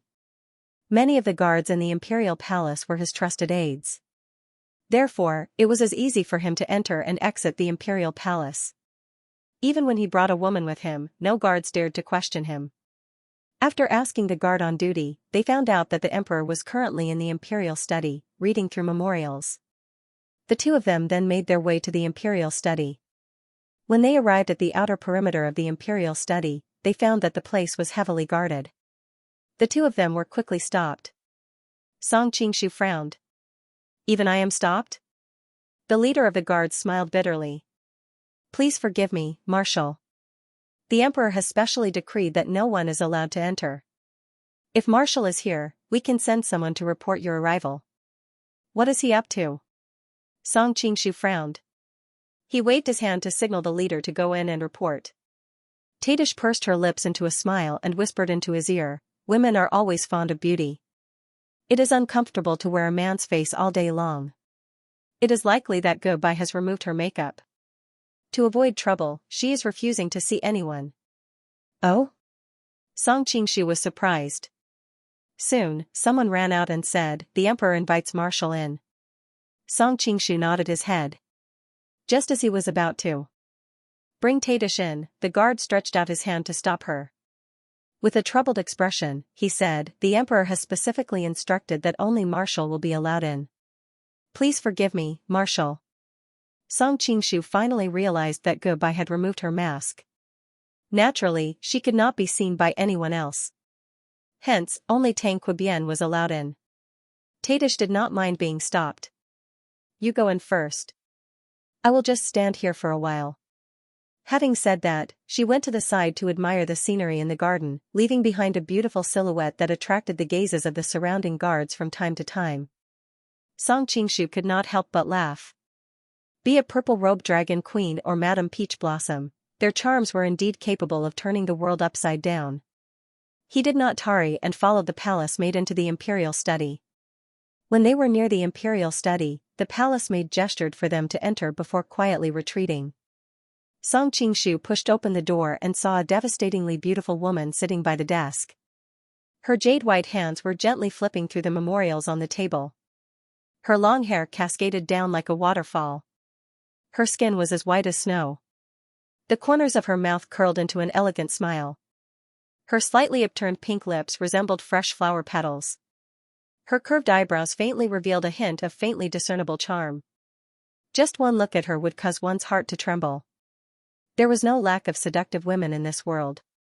However, pure seduction and flirtatiousness were somewhat inferior.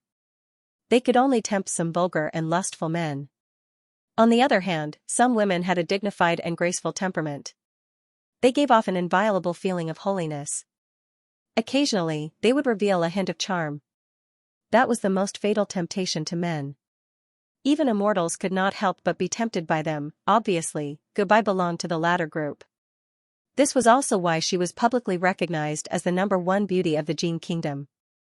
Hearing the commotion at the door, Goodbye raised her head. Taj Tish, weren't you supposed to be dealing with the news from the south? Why have you suddenly come to the palace? She slowly got up, and an extremely ordinary movement outlined the contours of her body that made people's hearts sway. Song Qingshu was startled. He realized that the other party did not recognize him due to his disguise. He did not reveal his identity. Isn't it because I miss Madam? Looking at the familiar face before her, Goodbye's eyes flashed with a trace of confusion. She could not help but recall the days when she and her husband were lovey-dovey. Back then, he seemed to have often called her that. However, she quickly remembered that her husband had passed away. Her heart ached as she glared at the other party with an unfriendly expression. Taj Tish, is it funny to play such a joke? Seeing her pained expression, Song Qingshu sighed inwardly. He felt even more pity for her. He walked over to support her. I was worried that Madam would be lonely, so I came to console her. Goodbye, on the other hand, frowned. War is about to break out at any moment. With so many official duties on hand, you still have the mood to play such a joke? She suddenly thought of something. Especially at such a close distance, the other party gave her a completely different feeling from Taj Tish. She could not help but feel a chill down her spine. No, this isn't Taj Tish's personality. Who are you? I am your man. Seeing the other party hurriedly retreating, Song Qingshu reached out and pulled her into his embrace. Goodbye, on the other hand, was frightened out of her wits. She hurriedly opened her mouth and shouted, "Come." Unfortunately, just as she was about to call for the guards outside, her moist red lips were sealed by the other party's mouth. Her words could only be uttered in a low whimper. Goodbye was so frightened that she struggled with all her might. Her delicate fists continuously hammered the man's chest. Unfortunately, her weak strength was of no use. Thinking that she was about to be defiled, 2 streams of tears uncontrollably rolled down her cheeks. This caused Song Qingshu to panic. He hurriedly tore off his mask and said, "Madam, it's me." Looking at the appearance of the man in front of her, Goodbye was stunned at first. Then, a red line that could be seen with the naked eye rose from her neck to her cheeks. "You be ****, you're deliberately teasing me." Although Goodbye is as gentle as water, her voice is still so gentle and pleasant. Song Qingshu lets her punch him to vent her anger. After that, he smiles bitterly and apologizes, "I didn't tease you. Didn't you say that I'm your man as soon as I came in?" Goodbye spat, "I thought it was Tosh Kiss." Looking at her shy look when she was angry, Song Qingshu couldn't help kissing her again. Goodbye's body stiffened, but she soon softened. After a long while, their lips parted. Goodbye lay in Song Qingshu's embrace. Her body seemed to melt. Her red lips shone with a moist luster. Your current appearance. I can't help but feel a sense of guilt. I feel sorry for Tang Quebian." Hearing her words, Song Qingshu almost couldn't restrain himself from doing her on the spot. However, he knows that business is more important. Moreover, Tosh Kiss is still waiting outside. After comforting her, he said, "This time, Tosh Kiss and I entered the palace together to discuss our next strategy." Earlier, she was stopped by the imperial guards. Hearing that Tosh Kiss was outside, Goodbye hurriedly stood up and tidied up her messy clothes and hair. Then, she said, "I'll send someone to bring her in. Also, inform Ping-er. She will be very happy to know that you've returned." Thinking of the charming young lady who addressed him as brother-in-law, Song Qingshu couldn't help but feel a trace of tenderness in his heart. Back then, in order to obtain the antidote for the Wudong bandits, he used Tang Quebian's appearance to coax and trick her into giving her body. Now, he felt even more sorry for her. Soon, Tosh Kiss entered. Goodbye smiled and said, "This is my mistake. In the past, you always appeared as Tang Quebian, so the imperial guards didn't stop you. It seems that in the future, I'll have to ask the Imperial Guards to let you pass when they see your real face. In any case, Toshkis, you are so beautiful that the Imperial Guards won't forget you after seeing you once. Toshkis was waiting impatiently outside. Upon hearing Gubai's gentle voice, a trace of a smile finally appeared on her cold and elegant face. Before the number one beauty of Jin Kingdom, how could I dare to call myself beautiful? At the side, Song Qingshu unhappily said, since we're so familiar with each other, let's not flatter each other. Let's talk business. The two ladies simultaneously blushed and hastily moved a stool to the side of the desk. At the same time, they found a map of the two kingdoms and spread it out. At this moment, a surprised voice came from the door. Brother-in-law. Following that, a black figure quickly ran in and jumped into Song Qingshu's embrace. Song Qingshu embraced the young lady's youthful and slender waist. He couldn't help but smile. Long time no see, Ping-er has become more and more beautiful. The person who came was naturally Wan Yanping. When she heard that Song Qingshu had returned, she immediately dropped what she was doing and dashed straight into his embrace. After her excitement, she realized that there was someone else beside her. She couldn't help but blush. She hastily released her legs from his waist and wrapped her hands around his neck, standing there awkwardly. Today, Wan Yanping was dressed in black, which wrapped around her youthful body, making her look even more exquisite and alluring. Beside her, Gubai saw the hint of bashfulness on her face and couldn't help but feel warmth in his heart. His sister was in charge of the gloomy place in the laundry yard. Her entire temperament had become somewhat dark. Fortunately, Song Qingshu had appeared and restored her youthful smile. Brother-in-law, can you put on a mask? I'm not used to seeing you like this. Wan Yanping suddenly said shyly. Song Qingshu was speechless.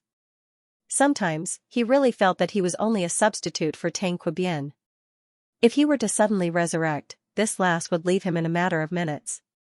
Beside him, Gubai's eyes flickered. She softly said, we are after all in the palace. If someone were to see us, it would be easy for them to slip up. You should put on a mask. She then looked at him expectantly. Fine. I'll put it on. Although Song Qingshu appeared somewhat gloomy, he actually wasn't against this kind of role-playing game. In fact, he even felt that it was somewhat exciting. Thinking of this, he even felt that he was a little bit perverted. Witnessing all this, Tadish had a strange expression on her face. She thought to herself, these two sisters are really something. Clearly, they have already done what should and shouldn't have happened with Song Qingshu. Yet, they just can't get over it and insist that he appear as Tang Qibian. Are they not having an affair this way? Or do they feel less guilty? Is this really going to work? Tadish suddenly wondered if she should let Song Qingshu disguise himself as Han Xianxia in the future. Once she imagined that scene, she shook her head in disgust. Just as this thought rose up, she immediately extinguished it. By this time, Song Qingshu had already put on his mask again. The three of them finally began discussing how to deal with the current tense situation. Don't worry about the Red Coat Army. When the time comes, I will think of a way to use Liao to delay them and prevent them from participating in the Southern Song's northern expedition. Song Qingshu replied, the most troublesome thing is Western Shu. The Jin were stronger than the Southern Song, but the Southern Song had a stronger economy. If the Southern Song attacked from three fronts at the same time, the Jin would not be able to attend to one and lose sight of the other. Especially since Western Shu was a direct threat to the Guangzhou area.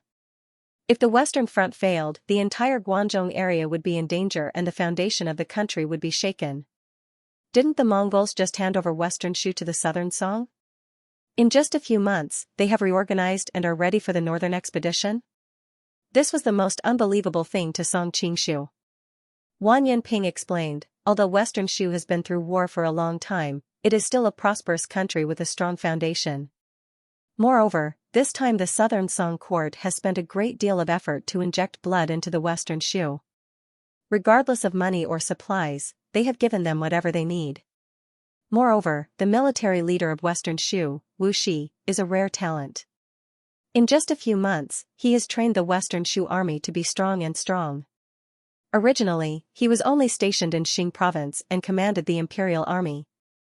Later, he was appointed as the Assistant Proclamation Commissioner of Sichuan. At the same time, he will continue to command the Western Shu army. Song Qingshu was astonished. It should be known that only those who were in charge of the government were qualified to hold the position of Proclamation Envoy and Vice Proclamation Envoy. How old was Wu Shi now? How could he become the Vice Proclamation Envoy? In this chaotic world, being the number one in the military and number two in the government was more common than being a proclamation commissioner. In a sense, he was the number one person in Western Shu. As for the nominal proclamation commissioner, Chung Song, he was only there to represent the imperial court. Not only that. Tajkis added, according to the Song tradition, the imperial princes have always been in charge of the finances of Shu. The relevant documents are handed over to the proclamation commissioner. This makes the proclamation commissioner and the proclamation commissioner equal in power. The finances of Han Xian belong to the proclamation commissioner, and the assistant proclamation commissioner can control and inspect them. Today, Wuxi can be said to be in control of the military, government and finances of Western Shu. It is truly a country within a country. I've just received news that the imperial court has appointed Wu Shi as the governor of Xianxia and Hedong. Wu Shi can be said to be very popular now. Goodbye muttered to herself in confusion, I don't know why Han Xingzhou trusts him so much. Isn't he afraid that he might have other thoughts? Song Qingshu was clear that with Ling Huchang's character, how could he possibly have any disloyalty? Han Xingzhou did this because he was afraid that the people of Jia Shidao's group would secretly hinder Wu Shi and affect his northern expedition. It seemed that he was determined to win this northern expedition, and in a sense, he was putting all his eggs in one basket. After all, he had made an exception to promote so many of his trusted subordinates, which must have affected the interests of a large number of people. If he succeeded in the northern expedition, it would be fine. If he failed, what awaited him was probably a bottomless abyss. The imperial court has just gone through a civil war, and it hasn't recovered yet. I'm afraid that it can only deal with the two attacks from the south. The morale of West Shu is high. If they send troops, I'm afraid that Guangzhou will be in danger. Taj Tish had been serving as the Minister of Defense of the Tang dynasty for a long time, so she knew the current situation of the Jin kingdom very well. She couldn't help but sound a little worried. She wasn't worried about the Jin kingdom, but worried that they wouldn't be able to deal with the Mongols if they failed. Now that the southern Song dynasty has taken back Sichuan, it's already bordered by Tubo and Xixia. Why don't we use these two countries to see if we can control Sichuan? Goodbye suddenly suggested. Wan Yanping shook her head and said, according to the intelligence of the laundry yard, the Tubo kingdom is now in chaos. The imperial power and the religious power are fighting for the actual rule of the country, so they have no time to use troops. Moreover, the southern Song dynasty and the Tubo kingdom are connected by marriage. Back then, the princess of Jincheng married into the Tubo kingdom, so they have the strength to help the Song dynasty attack us. In history, because the southern Song dynasty lost the north, the ideology of the Confucian ethical code prevailed. Coupled with the shame of Jin Kong, countless women of the royal family were kidnapped back to the laundry yard in the north. Therefore, the topic of connected marriage was a taboo in the Song dynasty. They believed that it was a great humiliation. If anyone dared to propose a connected marriage, they would definitely be drowned by the spittle of the civil and military officials. On the contrary, the more powerful Han and Tang dynasty didn't mind the idea of a connected marriage at all. This was because they were connected by marriage with the attitude of the strong. They weren't offering their daughters for glory. Although they sacrificed the happiness of a woman, it saved countless soldiers from dying on the battlefield. Indirectly, it saved even more women from the pain of losing their husbands. Therefore, different people's attitudes towards connected marriage were completely different. However, for some unknown reason, the Song dynasty actually sent a princess to marry into the Tubo kingdom. Hearing Wan Yanping mentioning the princess of Jincheng, Song Qingshu couldn't help. But think of the time when he went to the Tubo kingdom to learn the joyful Zen. It seemed that he had met her on the road. But at that time, she was in the carriage and he didn't see her face clearly. Wan Yanping's words quickly pulled him back to reality. Song Qingshu knew that now was not the time to let his imagination run wild. He hurriedly listened to her and said, As for the Western Xia dynasty, we received information that they intend to have a connected marriage with the Liao kingdom. The candidate is Princess Qingyan, the daughter of Liao's powerful Yeluisin. Originally, the Western Xia dynasty and the Liao kingdom would definitely not help us after the connected marriage. But recently, Yeluisin was killed in a rebellion, which made the marriage between the two countries more variable. We can try to start from this aspect. Song Qingshu felt a headache and said, how to start?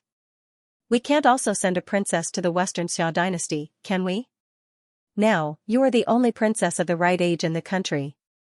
Bah. Goodbye suddenly became angry. You can't have any ideas about Ping Er. Song Qingshu gave a wry smile and said, don't worry. Even if she's willing to marry me, I'm not willing to let her marry me. That would be for the best. Goodbye snorted, and only then did his expression soften. Looking at Song Qingshu's deflated look, Tajkis couldn't help but have a somewhat complicated look on her face. Compared to a flower in a greenhouse like Goodbye, who was born in Jianghu, she knew more about Song Qingshu's current power. If any man had such unparalleled kung fu and great power as he did, only women would tremble in front of him. How could they have the luck to bully him? This man is really different from other men in this world. Although he sometimes deliberately pretends to be fierce, he can't hide the gentleness in his bones. He seems to really treat women as equals. Tajkis thought absent-mindedly. Has the Dragon King thought of something? Inadvertently noticing his dazed look, Song Qingshu asked curiously. Tajkis came back to her senses, and a blush flashed across her face. I did think of an idea, but I don't know if it will work.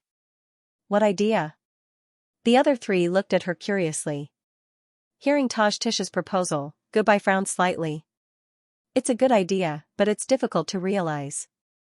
First of all, if Liao really wants to send the bride, he will definitely take a detour through Mongolia. How can he go to Western Xia through our territory? If he takes a detour to the north, he won't be able to frame Wuxi of Sichuan. Since Tajkis had proposed this plan, she had naturally considered the problems involved. She explained unhurriedly, under normal circumstances, he won't pass through here. But now, Qingshu can influence Liao to some extent. Song Qingshu also opened his mouth. Although I can influence Liao's decision, it's obvious that I'm walking into a trap. All the civil and military officials in the court will definitely oppose it. After becoming an emperor, he realized that the emperor could not do whatever he wanted. There were a series of rules that quietly kept him in check. Of course we won't let Liao's wedding procession go here openly. A cunning light flashed in Tajkis's eyes. Qingshu can send Commandery Princess Qingyan away first. Then, we'll disguise ourselves as Liao's wedding procession and appear at the border of Sichuan. Then, we'll pretend to be kidnapped by the Southern Song army. Then, we'll announce that the future crown princess of Western Xia has fallen into Wuxi's hands. Because Liao can't contact Commandery Princess Qingyan and doesn't know whether it's true or not, he naturally can't refute it. Her words made everyone's eyes light up. Song Qingshu looked at her in surprise. Dragon King, you've really impressed me. I didn't expect you to be so talented in deceiving people. Tajkis rolled her eyes at him. Are you praising me or insulting me? But Sichuan knows very well that they didn't kidnap Commandery Princess Qingyan. What if they stand out and deny it? Goodbye was still a little confused. This time, it was Wan Yanping's turn to explain. Since ancient times, all thieves would say that they were wronged. As the biggest suspects, who would believe them? And in this chaotic time, the ruffians at the bottom like to pretend to be mountain bandits to rob and kill passing rich families. Maybe Wuxi himself doesn't know whether it was done by the people at the bottom or not. How can he deny it? Goodbye was like a flower in a greenhouse. Since she was young, she hadn't seen much of the dark side. Even though Wan Yanping was still young, but because she was in charge of the laundry yard, she knew more about the dirty things of the lower class. Song Qingshu finally made the decision and said, all right, we'll deal with West Shu this way for the time being. I'll have to trouble Ping Er to arrange the details.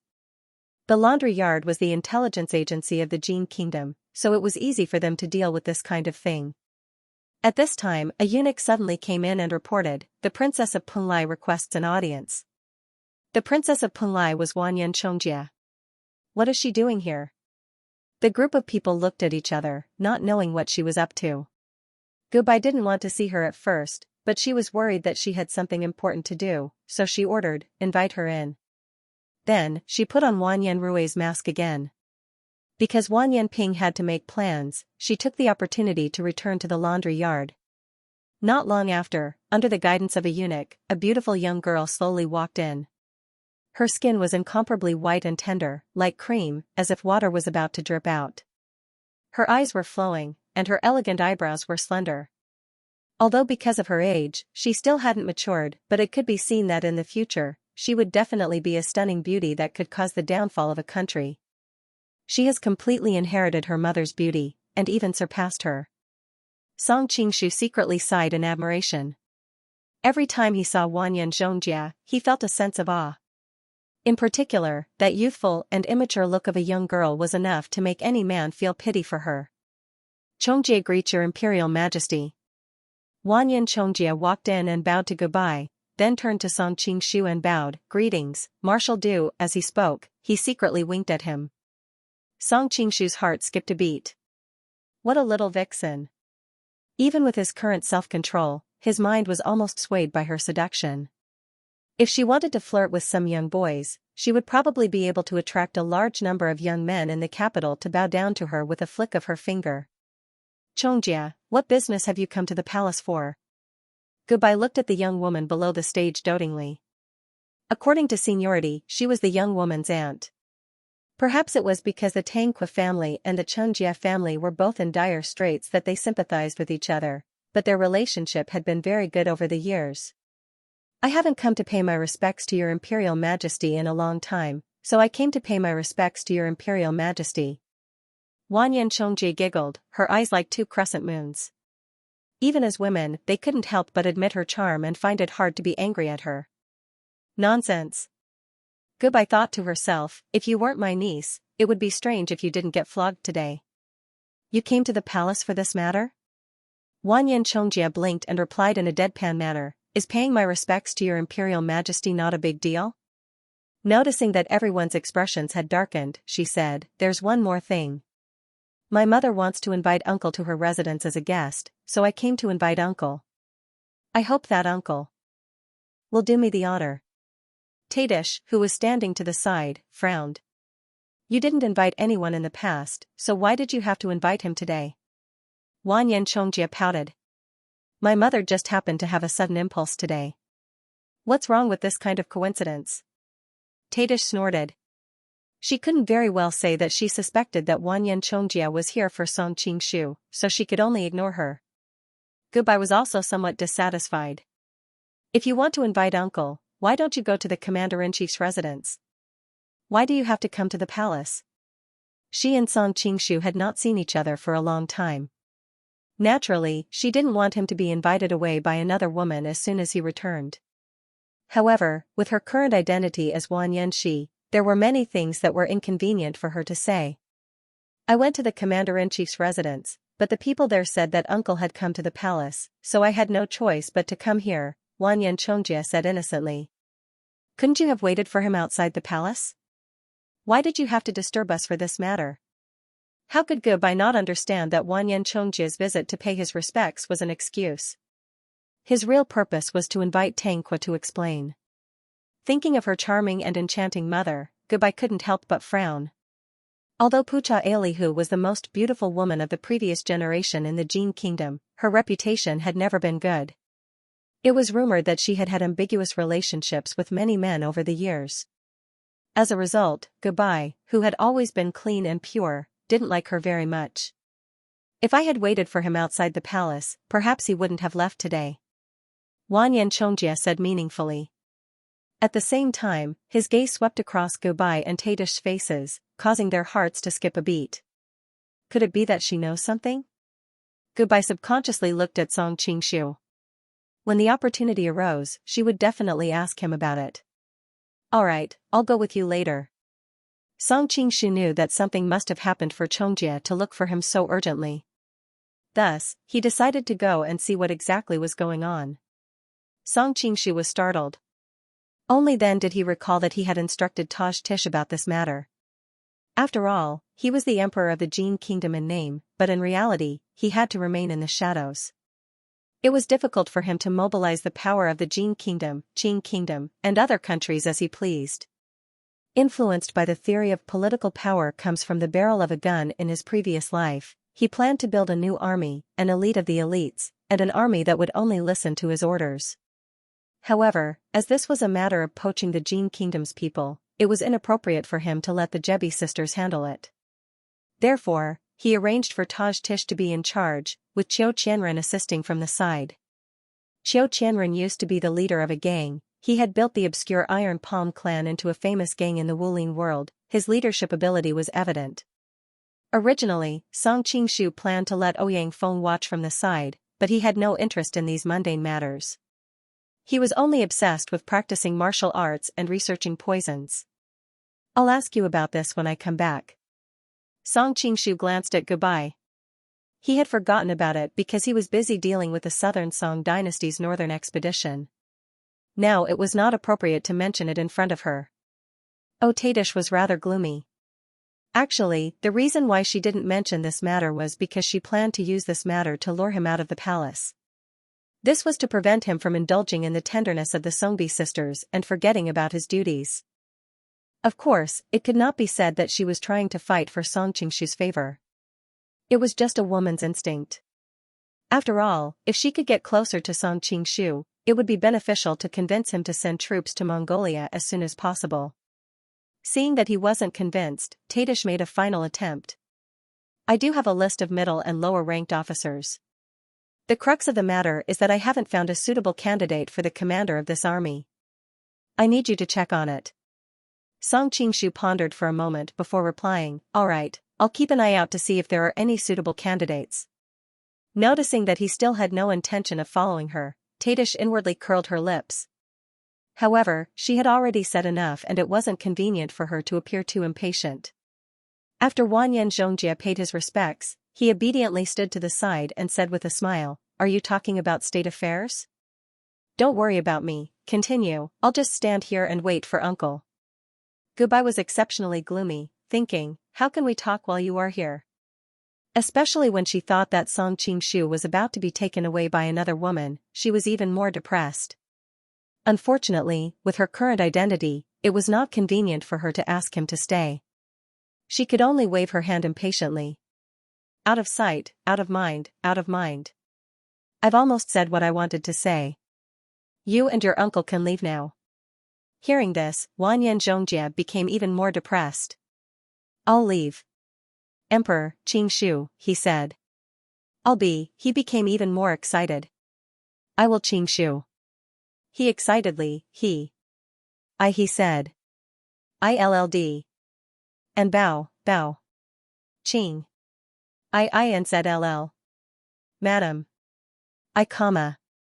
Shu. Liang. Qi Liang. Hua Tangjie Madam of Bai smiled. Looked, Shuju, of. Qing. Jia. Goodbye spat. He's not my husband. He can go wherever he wants. Meanwhile, Song Qingshu and Wanyan Zhongjie were walking in the imperial palace. He could feel the young woman's soft body almost hanging onto his. With a faint smile, Song Qingshu said, "You are a young woman. Don't you know that men and women should not touch each other?" Wanyan Zhongjie raised his head and glanced at him. "You are my uncle," he said carelessly. "Why do you care about the inappropriateness between men and women with your elders?" Suddenly, her expression changed and she revealed a strange expression. "You wouldn't have any dirty thoughts about this niece of mine, would you?" Song Qingshu was speechless. "You know very well that I am not your uncle." Wanyan Zhongjie already knew that Song Qingshu was pretending to be Tang Qibian. "I don't care. In any case, I'll treat you as my uncle." Wanyan Zhongjie snorted, revealing a young girl's unique arrogance. "I've never seen you so intimate with Tang Qibian before." A faint smile appeared on Song Qingshu's face as he saw through her thoughts. Sure enough, Wanyan Zhongjie's face reddened. However, she quickly raised her chin and said, "The past is the past, and the present is the present. Don't you know that a young girl's heart is the most fickle in the world?" Song Qingshu smiled. He had no intention of continuing to bicker with the young girl. Instead, he asked, "How did you know that I was back so quickly?" "Because I've been sending people to keep an eye on the Marshal's mansion. Today, I happened to see Tang Quibien come out with Madame Peach Blossom by his side." "If it wasn't you, then who else could it be?" Wanyan Zhongjie didn't finish his sentence, but his meaning was clear. Usually, it was Taj Tish who pretended to be Tang Quibien. Now that Taj Tish was dressed as a woman and had Tang Quibien by her side, it was obvious that the main character had returned. "Why was your mother looking for me?" Song Qingshu couldn't help but ask. If there was nothing important, she wouldn't have sent people to keep an eye on Tang Quibien's mansion. "I don't know either." Wanyan Zhongjie blinked his eyes innocently. "Maybe my mother misses you." Song Qingshu's face darkened. "How could there be a daughter in this world who would joke about her mother's reputation like you? Do you really want to find yourself a godfather?" "Of course, I'm not willing to accept anyone else who wants to be my godfather," Wanyan Zhongjie said as she looked Song Qingshu up and down. "But if it's you who wants to be my godfather, I don't mind." Song Qingshu couldn't take it anymore. "In my world, we call this Oedipus complex." "Oedipus complex?" Wanyan Zhongjie blinked. Not only was she not angry, she even tightened her grip on Song Qingshu. "I lost my father when I was young, so it's normal for me to have an Oedipus complex." Song Qingshu was finally defeated by her. He decided to ignore her. At this time, the two of them had arrived at the entrance of the palace. Not only was Tang Qu's carriage waiting for them, but even Wanyan Zhongjie's carriage was waiting for them. However, Wanyan Zhongjie clearly had no intention of returning to her carriage. She went straight to Tang Qu's carriage, but was stopped by the guards at the entrance. "Hey, what are you doing?" "I want to ride in the same carriage as uncle." Wanyan Zhongjie was immediately dissatisfied when she was stopped by the guards. Song Qingshu glanced at her indifferently. In the end, he waved his hand, indicating for the guards to withdraw and let her in. Wanyan Zhongjie glared at the guards with a pleased expression. Then, like an agile fox, he slipped into the carriage. "Let's go." Now that he was the #1 person in the Jin imperial court, he was naturally accompanied by a large group of guards to ensure his safety. It was a very impressive sight. If it was a few years ago, Song Qingshu might have been intoxicated by this feeling. However, ever since he woke up from his obsession in the Manchurian imperial palace, he was no longer affected by it. "Don't you know that this will lead to a lot of rumors?" After the carriage had traveled for a while, Song Qingshu opened his eyes and looked at the beautiful girl beside him. Tang Qu's private carriage was naturally extremely luxurious and spacious. In some ways, it could be considered the Rolls-Royce of this world. However, she still sat very close to him. Wanyan Zhongjie looked surprised. "You are now the most powerful person in the court, yet you are still afraid of rumors?" Wanyan Zhongjie chuckled. "Do you think our reputation as mother and daughter has been good all these years? I don't know how many men are secretly coveting us mother and daughter, planning to sleep with us. So, it's better to find the strongest man, so that other demons and monsters won't dare to have any ideas about us." Song Qingshu indifferently said, "So you deliberately acted intimately with me in public just to show others? You're a magnanimous person. You won't mind me tearing off your tiger skin, right?" As Wanyan Zhongjie spoke, she hugged his arm and shook it like a spoiled daughter. "I'm not one of those youths in the capital who's head over heels in love with you." Song Qingshu looked at her with a smile that wasn't a smile. "I have to bear this kind of reputation for no reason. How do you plan on compensating me?" Wanyan Zhongjie's body stiffened imperceptibly, but she quickly smiled and said, "What kind of compensation do you want?" Song Qingshu reached out and gently stroked her smooth hair. "You deliberately seduced me, and now you're asking me what I want." Wanyan Zhongjie replied with a smile, "As long as Aunt doesn't mind, I'll do whatever you want." Hearing her mention goodbye, Song Qingshu's face darkened. "You win." For some reason, he couldn't bear to see this gentle and beautiful woman hurt in the slightest. Perhaps it was because of her gentleness, or perhaps it was because she brought him the warmth of home. "Thank you for the compliment." Wanyan Zhongjie smiled like a little fox. "Don't call her aunt. Goodbye isn't much older than you. Calling her like that makes you sound old." Song Qingshu felt gloomy. Even the way she addressed him made him unhappy. Goodbye was only in her 20s, and she sounded like an auntie when she kept calling her aunt. She really is my aunt. Besides, she's more than 10 years older than me. Shouldn't I call her aunt instead of sister? Wanyan Zhongjie pouted with an aggrieved expression, but there was a trace of craftiness in her eyes. What are you trying to say by repeatedly emphasizing the age difference between you two? Song Qingshu keenly saw through her little thoughts, and his expression instantly became unfriendly. Wanyan Zhongjie's face paled as he sensed the temperature in the carriage drop. Song Qingshu's voice became incomparably cold. She is your aunt, and she has always loved you dearly. I was wrong. Wanyan Zhongjie's eyes were as resplendent as the stars. At this moment, there was a faint layer of mist covering them, making them incomparably dense. It was enough to make any man feel pity for him. However, Song Qingshu's expression turned even colder. You're still acting in front of me? Wanyan Zhongjie blinked his eyes. His previous pitiful expression, which was on the verge of tears, disappeared in an instant. Instead, it was replaced by a look of astonishment and worship.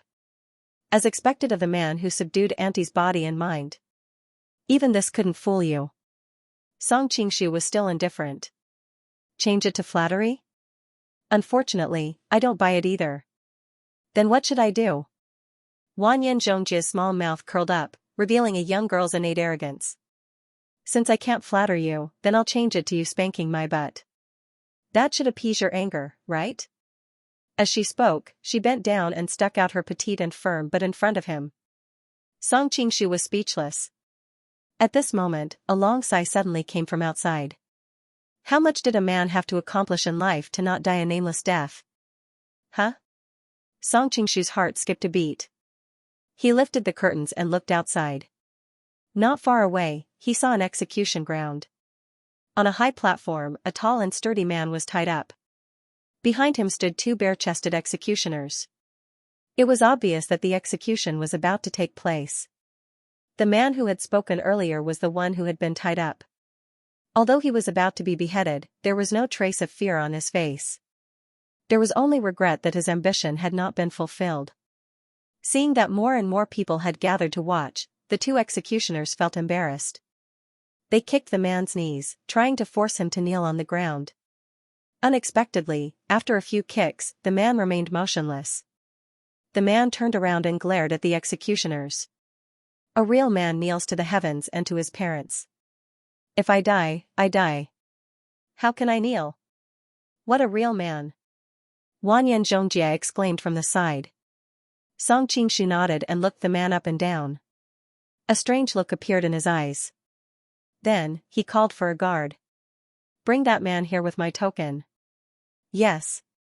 The guard took the token and left without hesitation. Song Qingshu put down the curtains and closed his eyes to rest. He wasn't worried about the situation outside. Even if he didn't have the token, with Tang Qibian's current status, who would dare to stop him as his personal guard? As expected, not long after, the guard brought the man over. Perhaps he was afraid that the man was on death row, so he didn't untie him. The burly man glanced at Song Qingshu in the carriage with a strange look in his eyes. Then, he glanced at the beautiful Wanyan Zhongjie beside him, and a look of amazement flashed across his eyes.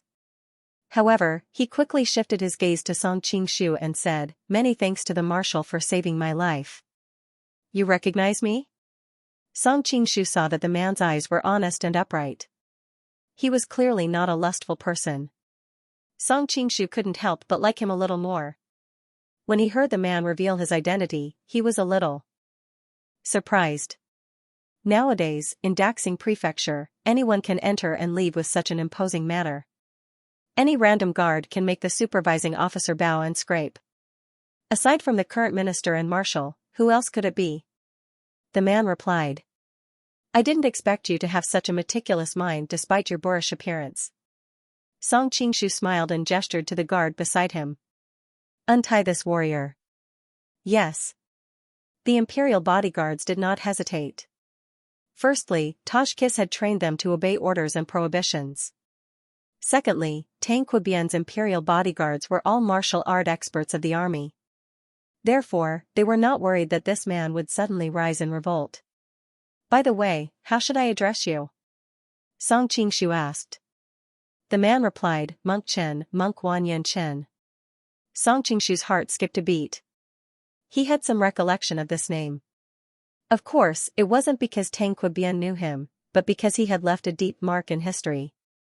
During the last years of the Jin Kingdom, the Mongols rose to prominence. The two countries fought and the Jin Kingdom lost every battle. Monk Wanyan Chen could be said to be the most dazzling general of the Jin Kingdom. He defeated the arrogant Mongols several times. What was even rarer was that he managed his troops strictly. Wherever they went, they did not offend anyone. The streets and alleys were no longer noisy. In every battle, they were the first to break through enemy lines. Unfortunately, the Jin dynasty's momentum was already gone. In the end, the Mongols mobilized their elite generals and fought the Jin dynasty at Three Peaks Mountain. Monk Wanyan Chen's army was defeated and he refused to surrender. He bled his last drop of blood in the street battle. Throughout history, names were like carps crossing the river. The reason why Song Qingshu remembered him, other than being the last famous general of the Jin dynasty, was largely because of his military management and loyalty, which left a deep impression on him. As expected, the advantage of a transmigrator isn't just for show. Song Qingshu sighed inwardly. No wonder so many otakus wanted to transmigrate.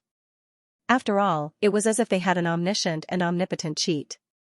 They would be able to know the abilities of famous generals and ministers before they rose to power. They would be able to know the heroes of the world in advance. He recalled that Tashkis had mentioned that everything was ready for the establishment of the loyal and filial army. All they lacked was an outstanding commander.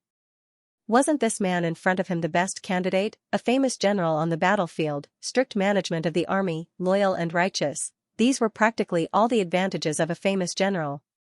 Monk Wanyan Chen hesitated for a while before saying, last year, my brother was promoted to chief, so I followed him to guard Fengqing. Song Qingshu had been in the Jin for so long that he was familiar with the geography of the Jin.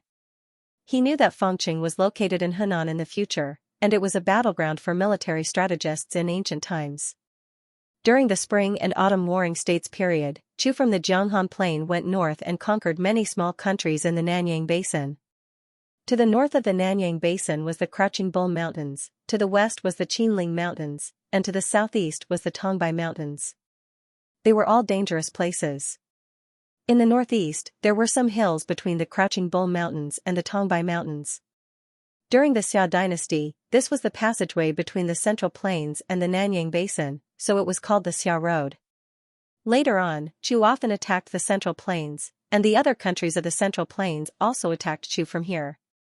Chu built the Great Wall of Chu on these hills and called it Fengqing. Hence, this strategic place was called the Xia Road. Now that the Jin occupied the Nanyang Basin, they were confronting the southern Song dynasty Xianxia. The Deng and Tang prefectures were the Jin's first line of defense. If the southern Song dynasty broke through the first line of defense and occupied the Nanyang Basin, the Xia Road would be the second line of defense. Is your brother Wanyan Xianxia? Song Qingshu was curious. He had been in charge of the Jin for so long, how could he not be familiar with such a strategic place? Monk Wanyan Chen revealed a look of surprise and nodded. Yes. Song Qingshu couldn't help but be in a good mood. Although Wanyan Xianxia wasn't as capable as his younger brother, he was still a famous and valiant general in the army. He was really lucky today to be able to get this pair of famed brothers. After some questioning, he found out why Monk Wanyan Chen had committed such a crime.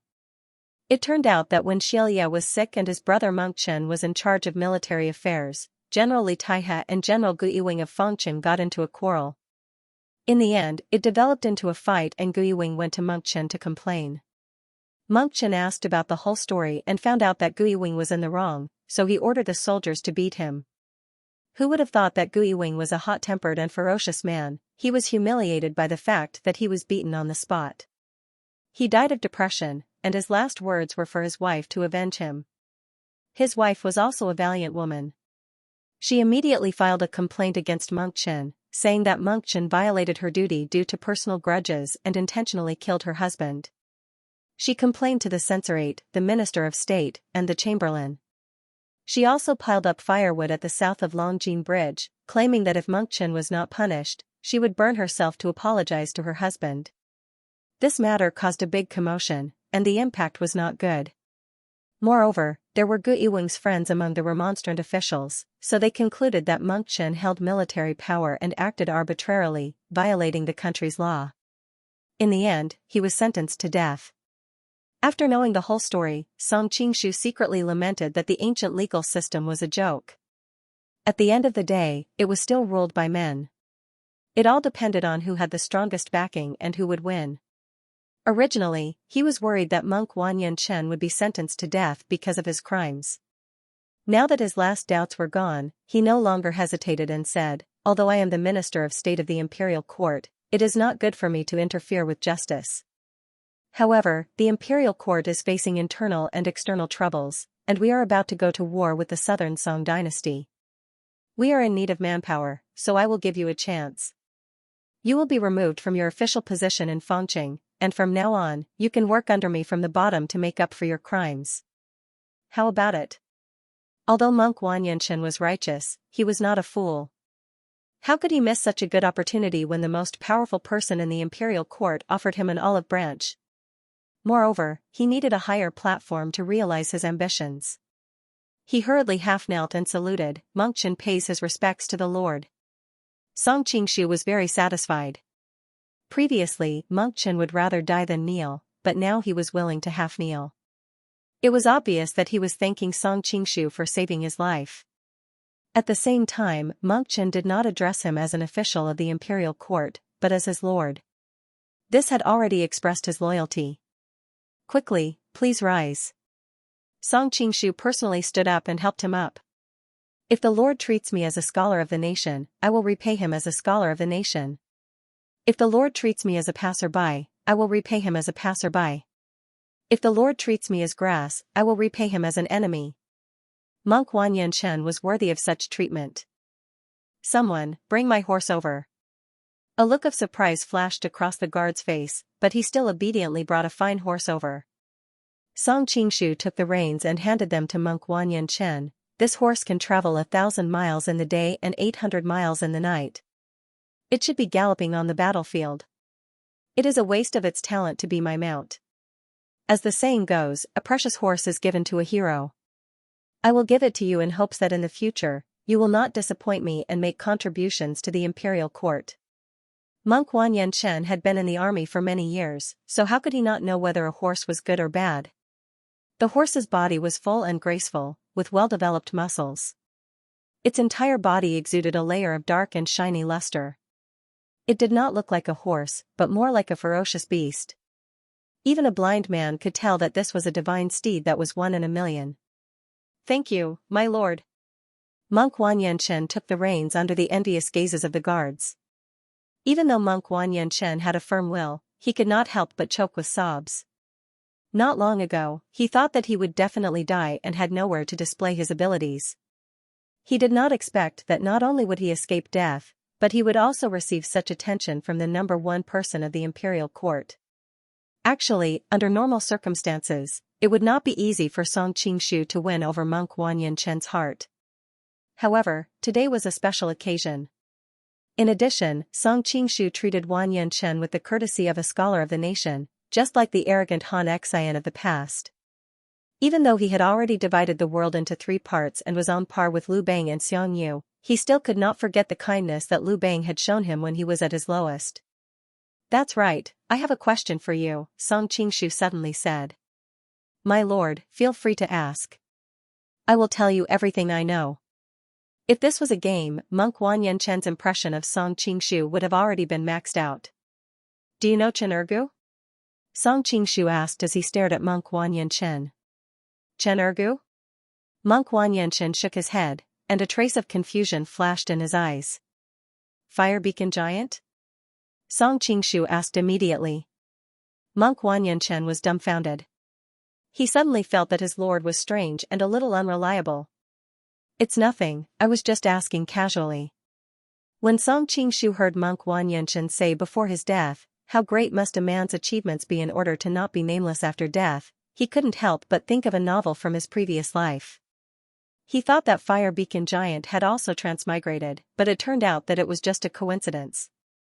Song Qingshu originally wanted to invite monk Wan Yanchen to sit in the carriage, but monk Wan Yanchen refused.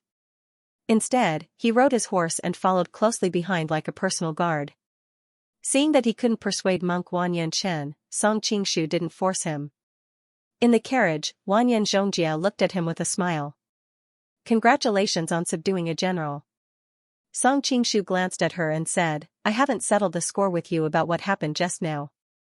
Aya, you have already subdued such a fierce general. This is something worth being happy about. Why do you have to lower yourself to the level of a little girl like me? Wan Yanzhongjia started to use her soft and sweet voice to act coquettishly again.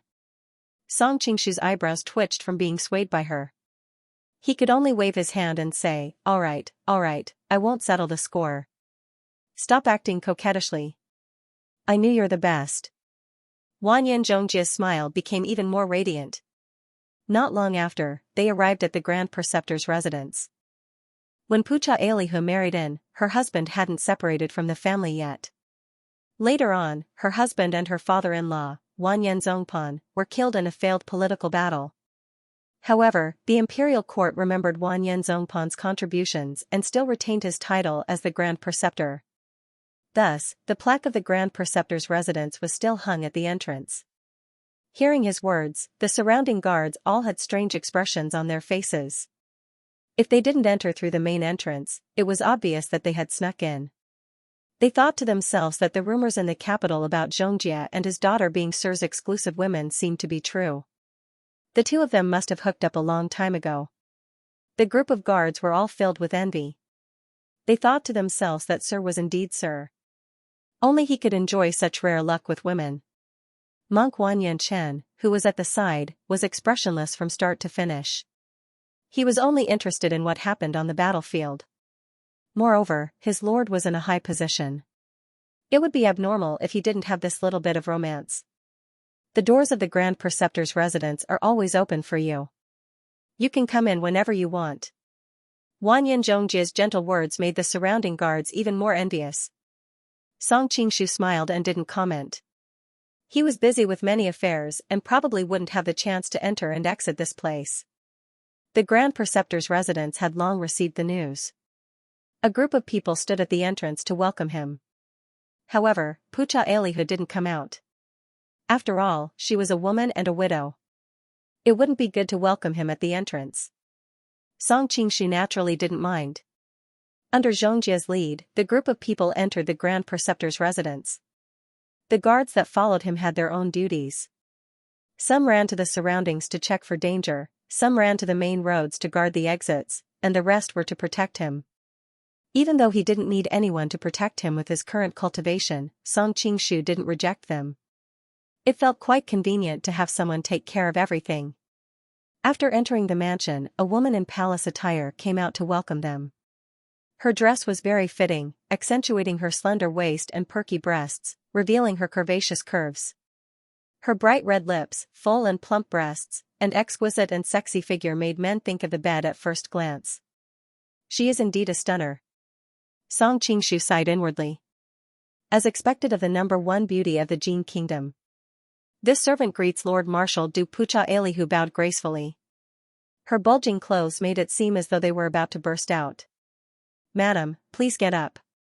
After all, she had lived at home for many years and there were outsiders nearby. Song Qingshu did not go up to help her up. Instead, it was Wan Yanzhongjia who bounced over to help her up. Mother, I was fortunate enough to not disappoint you and invite this busy man over. How are you going to reward me later? You're already such a big girl. Don't you feel ashamed in front of so many people? Pucha Elihu lovingly scratched his daughter's nose. After Song Qingshu's guidance, the knot in their hearts had been resolved. Now, the two of them depended on each other, and their relationship was immeasurably good. One was gorgeous and charming, while the other was beautiful and elegant. When the mother and daughter stood together, they were like the most beautiful scenery in the world, causing all the men around them to breathe rapidly. With Song Qingshu's current mental fortitude, he would naturally not be bewitched like this. With a natural expression, he said, "May I know why Madam has summoned me?" "It's very windy outside. Let's talk inside." Pucha Elihu did not answer. Instead, she invited him with a smile. This servant has already prepared food and wine. I hope sir will do me the honor. Song Qingshu looked at the sky. Night was gradually falling. In addition, he had been rushing back and forth today and had not had time to eat, so he did not refuse. Then I will trouble madam. Pucha Elihu smiled charmingly and led Song Qingshu to the backyard. As they walked, she explained the banquet was specially set in the backyard. You can enjoy the scenery while drinking wine. Song Qingshu had a strange expression. He thought, you're a woman living alone in the backyard, entertaining a man. No matter how I look at it, there seems to be an ulterior motive. However, as a man, he did not care about such things. In any case, with such a charming great beauty and a beautiful and exquisite little beauty accompanying him, at worst, he would just deal with whatever came his way. Next, Song Qingshu had the guards guard the perimeter. After all, the women of most mansions lived in the backyard and did not allow unfamiliar men to enter. Of course, he was not so dazzled by beauty that he forgot himself. He had another intention, which was to lure the snake out of its hole. He had always been very curious about why Xianxia and her daughter had come to find him. He wondered if they had set up an ambush here to obtain the antidote for the three-corpse brain divine pill. The fact that the other party had specially set up the banquet in the backyard further proved his guess. After all, this way, they could justifiably stop most of his personal guards. Song Qingshu simply went with the flow. In any case, he was skilled and daring. He was not afraid of an ambush. It would be troublesome if the other party kept hiding. Leaving Wan Yanchen and the guards outside, Song Qingshu followed the mother and daughter to the backyard. He thought to himself, the two of them have seen my martial arts, yet they still dare to make trouble for me. What kind of strange poison did they prepare, or did they find a master to help them? For example, Wan Yanzhongjia's mysterious master? Wan Yanzhongjia's martial arts were extraordinary. Considering that she had reached such a level of attainment at such a young age, it was even more astonishing. Song Qingshu was very curious about the identity of her mysterious master. However, along the way, he did not discover any ambushes or the aura of any experts. He could not help but feel very puzzled. Young master, please take a seat. Pucha Elihu's coquettish voice sounded. At this moment, they had already reached their destination. They were in an extremely elegant room. Looking out from the window, they could see the flowing water in the garden and the lush greenery. After sitting down, Song Qingshu was about to speak when Wan Yanzhongjia, who was beside him, raised her wine cup as if she had predicted it. Let's toast to Big Brother first. Hearing the way she addressed him, Song Qingshu's heart trembled. He thought that they were planning to expose his identity, so he hurriedly increased the volume of his wine cup. However, there was no one else within 100 feet radius and he did not have to worry about being heard. Only then did he heave a sigh of relief. He knew that he had worried too much. They had been poisoned by him and their lives were in his hands. Unless he was forced to the last resort, exposing his identity would not do them any good. You called me the wrong way. Zhongjie should drink as a penalty. Even so, Song Qingshu did not raise his wine cup. Instead, he said indifferently. The other party's intentions were unclear, so it was better to be careful. Wan Yanzhongjie pouted. There are no outsiders here. Why, Pucha Elihu, who was at the side, interrupted her. Impudent. He is your uncle. How can you call him that? After glaring at her daughter, she turned back to Song Qingshu and said softly, Zhongjie is young and insensible. Please be magnanimous and don't lower yourself to her level. I'll drink this cup of wine on her behalf. She was older and had protected her orphan and widowed mother in the center of the whirlpool of power all these years. Naturally, she was more meticulous than most people. From the other party's tone, she could acutely sense that he was unwilling to remove his disguise. He was clearly on guard. However, it was not convenient for her to explain the whole story. She could only go along with his wishes, lest something unresolvable happened later. After saying this, she raised her wine cup and drained it in one gulp. Then, she turned the cup towards Song Qingshu with a slight smile. Seeing that her fingers were as white as the porcelain cup, Song Qingshu could not help but sigh at her natural beauty. His expression naturally softened. After that, they didn't mention the purpose of their visit, and Song Qingshu didn't ask either. They toasted each other and only talked about romance, not business. The atmosphere gradually warmed up. Because of the wine, Pucha Elihu and Wanyan Zhongjia's originally fair cheeks were now flushed red, making them even more beautiful. The entire room seemed to be brighter under the light of their faces. Song Qingshu looked at his mother, then at his daughter. He couldn't help but sigh in admiration. Plums, orchids, bamboos, chrysanthemums, each had their own advantages. One was mature and beautiful, while the other was pure and enchanting. He really didn't know who to look at. However, even the most beautiful scenery had its end. Song Qingshu put down his wine cup and said, "It's getting late. I should go. Thank you for your warm hospitality, Madam and Mississippi. You're leaving so soon?" A pitiful look flashed through Pucha Elihu's eyes. If it weren't for the fact that Song Qingshu knew about her past, he really might have been tricked by her. All good things must come to an end. Besides, I've been running back and forth today. I'm a bit tired. I want to go home and rest. Song Qingshu wasn't moved in the slightest. If my lord wants to rest, there's no need to go so far. You can just rest in my humble abode.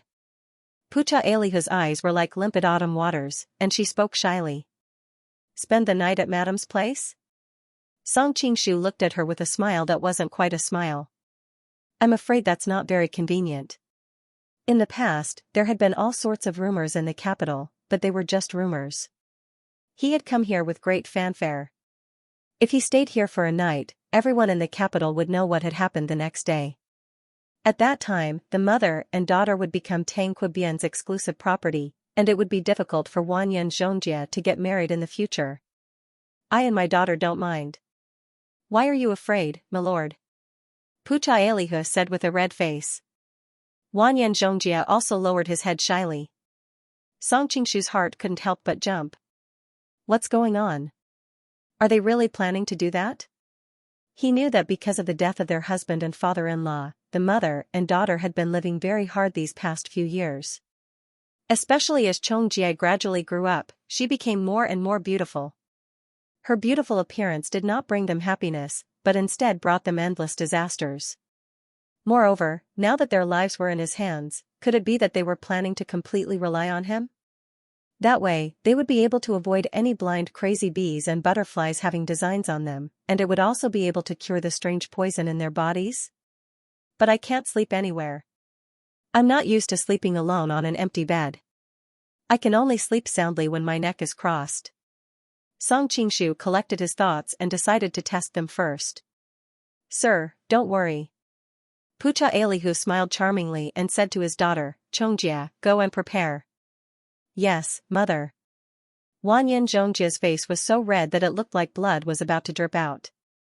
When he left, he didn't even dare to look at Song Qingshu. Even with his extraordinary willpower, Song Qingshu couldn't help but feel his heart skip a beat. There were two layers of meaning in her words. Perhaps she wanted Zhongjia to prepare a room for him, or perhaps she wanted Zhongjia to prepare it herself. Suddenly, he thought of something and called in the guards outside. He quietly ordered them to send people back to Tangqi's residence and the palace to stand guard. If there were any signs of trouble, they were to immediately inform him. It turned out that Song Qingshu suddenly realized that the mother and daughter had come up with all sorts of methods to keep him here. They might not be planning to attack him.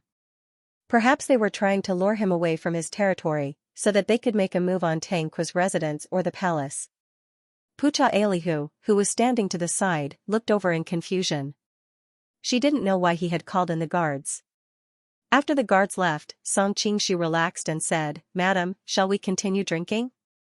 Sure. Pucha Elihu took the initiative to come over and refill his cup. Her voluptuous and enchanting figure, coupled with her strong fragrance, was enough to intoxicate any man. Very soon, Song Qingshu was drunk. Of course, he was pretending to be drunk. He wanted to see what the other party was planning. Sir. Seeing him sprawled on the table, Pucha Elihu reached out and shook his shoulder lightly. However, the reply she got was Song Qingshu's muffled voice, refill my cup again. Seeing that he was really drunk, Pucha Elihu smiled triumphantly. Sir, you've drunk too much. Let me help you to your room to rest. I'm not drunk. Song Qingshu mumbled.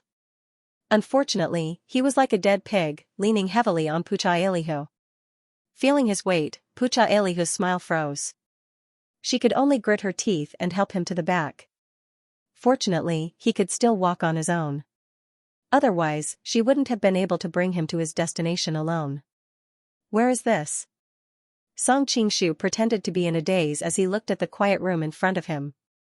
This is where Sir will be resting tonight, Pucha Elihu explained while panting. I said, it's hard for me to sleep alone, Song Qingshu mumbled. Pucha Elihu revealed a charming smile. Don't worry, sir. Everything has been prepared. Is Madam going to accompany me personally? How could I do that? Along the way, half of his body was pressed against her. Song Qingshu only had one feeling, and that was softness. Her body was really soft to the extreme, making people involuntarily have an impulse to ruthlessly ravage her. Using the excuse of being drunk, he reached out and touched her face. It was still as tight as a young girl's. He wondered how she maintained her face. Even so, Song Qingshu's heart was as cold as ice. He thought that the other party would be angry at his probing, but she actually giggled and said, "Milord, you are really drunk. How could a lowly servant like me have the face to serve milord? There are already younger and more beautiful girls waiting to serve milord." Is that so? Song Qingshu's heart skipped a beat. With his level of cultivation, how could he not notice that there was a young girl lying nervously on the bed in the room? From her words, it seemed that Wanyan Xianxia was inside. In fact, after a night of probing, he had more or less confirmed that Pucha Elihu didn't have any ulterior motives. She just wanted to use a honey trap on him. The only thing he was curious about was who she would send to do it. Would it be the mother or the daughter? Of course, he had fantasized about the situation that all men would fantasize about, but he knew that it was just a fantasy. Whether it was in the future or this world, that kind of situation was not tolerated by the secular world. Song Qingshu couldn't help but admire the historical Wanyan Liang. He had really achieved all the fantasies of men. Of course, the price he had to pay was that he would be recognized by history as a licentious ruler. While his mind was wandering, Pucha Elihu had already left behind an ambiguous smile, considerately closed the door for him, and floated away. This little girl. Thinking of Wanyan Zhongjia's shy and nervous expression as she left, Song Qingshu sighed inwardly. It was no wonder that when he asked her what she wanted, she clenched her teeth and refused to say a word. How could she open her mouth when it came to this kind of thing? Song Qingshu lifted the bed curtains and sat on the bed. He began to ponder, should I eat the meat that's already been delivered to my mouth? He had always thought that Pucha Elihu was setting up a hongmen banquet, but now it turned out to be a honey trap. He didn't know if he should advance or retreat. Especially when he thought of Wanyan Zhongjia's stunning beauty that could topple cities, Song Qingshu couldn't help but feel his heart heat up. He couldn't deny that this little girl was a source of calamity, a femme fatale that could make any man's heart beat faster. However, Song Qingshu shook his head and suppressed the impulse in his heart. This kind of muddled situation was like child's play. There was still a long way to go if he wanted to obtain Wanyan Zhongjia. There was no need to be so impatient. It was better to simmer the sweetest fruit slowly. I'll go back first. Song Qingshu was about to get up, but the young girl who had been observing him from the bed became anxious. She immediately sat up and stretched out her slender arms to wrap around him. Don't go. The young girl's voice trembled violently. It was obvious that she was extremely afraid. Even her voice had changed a little. Song Qingshu could keenly sense the young girl's delicate and warm body behind him. At this moment, she wasn't wearing a single piece of clothing. Tonight's banquet was attended by two beautiful women, one big and one small.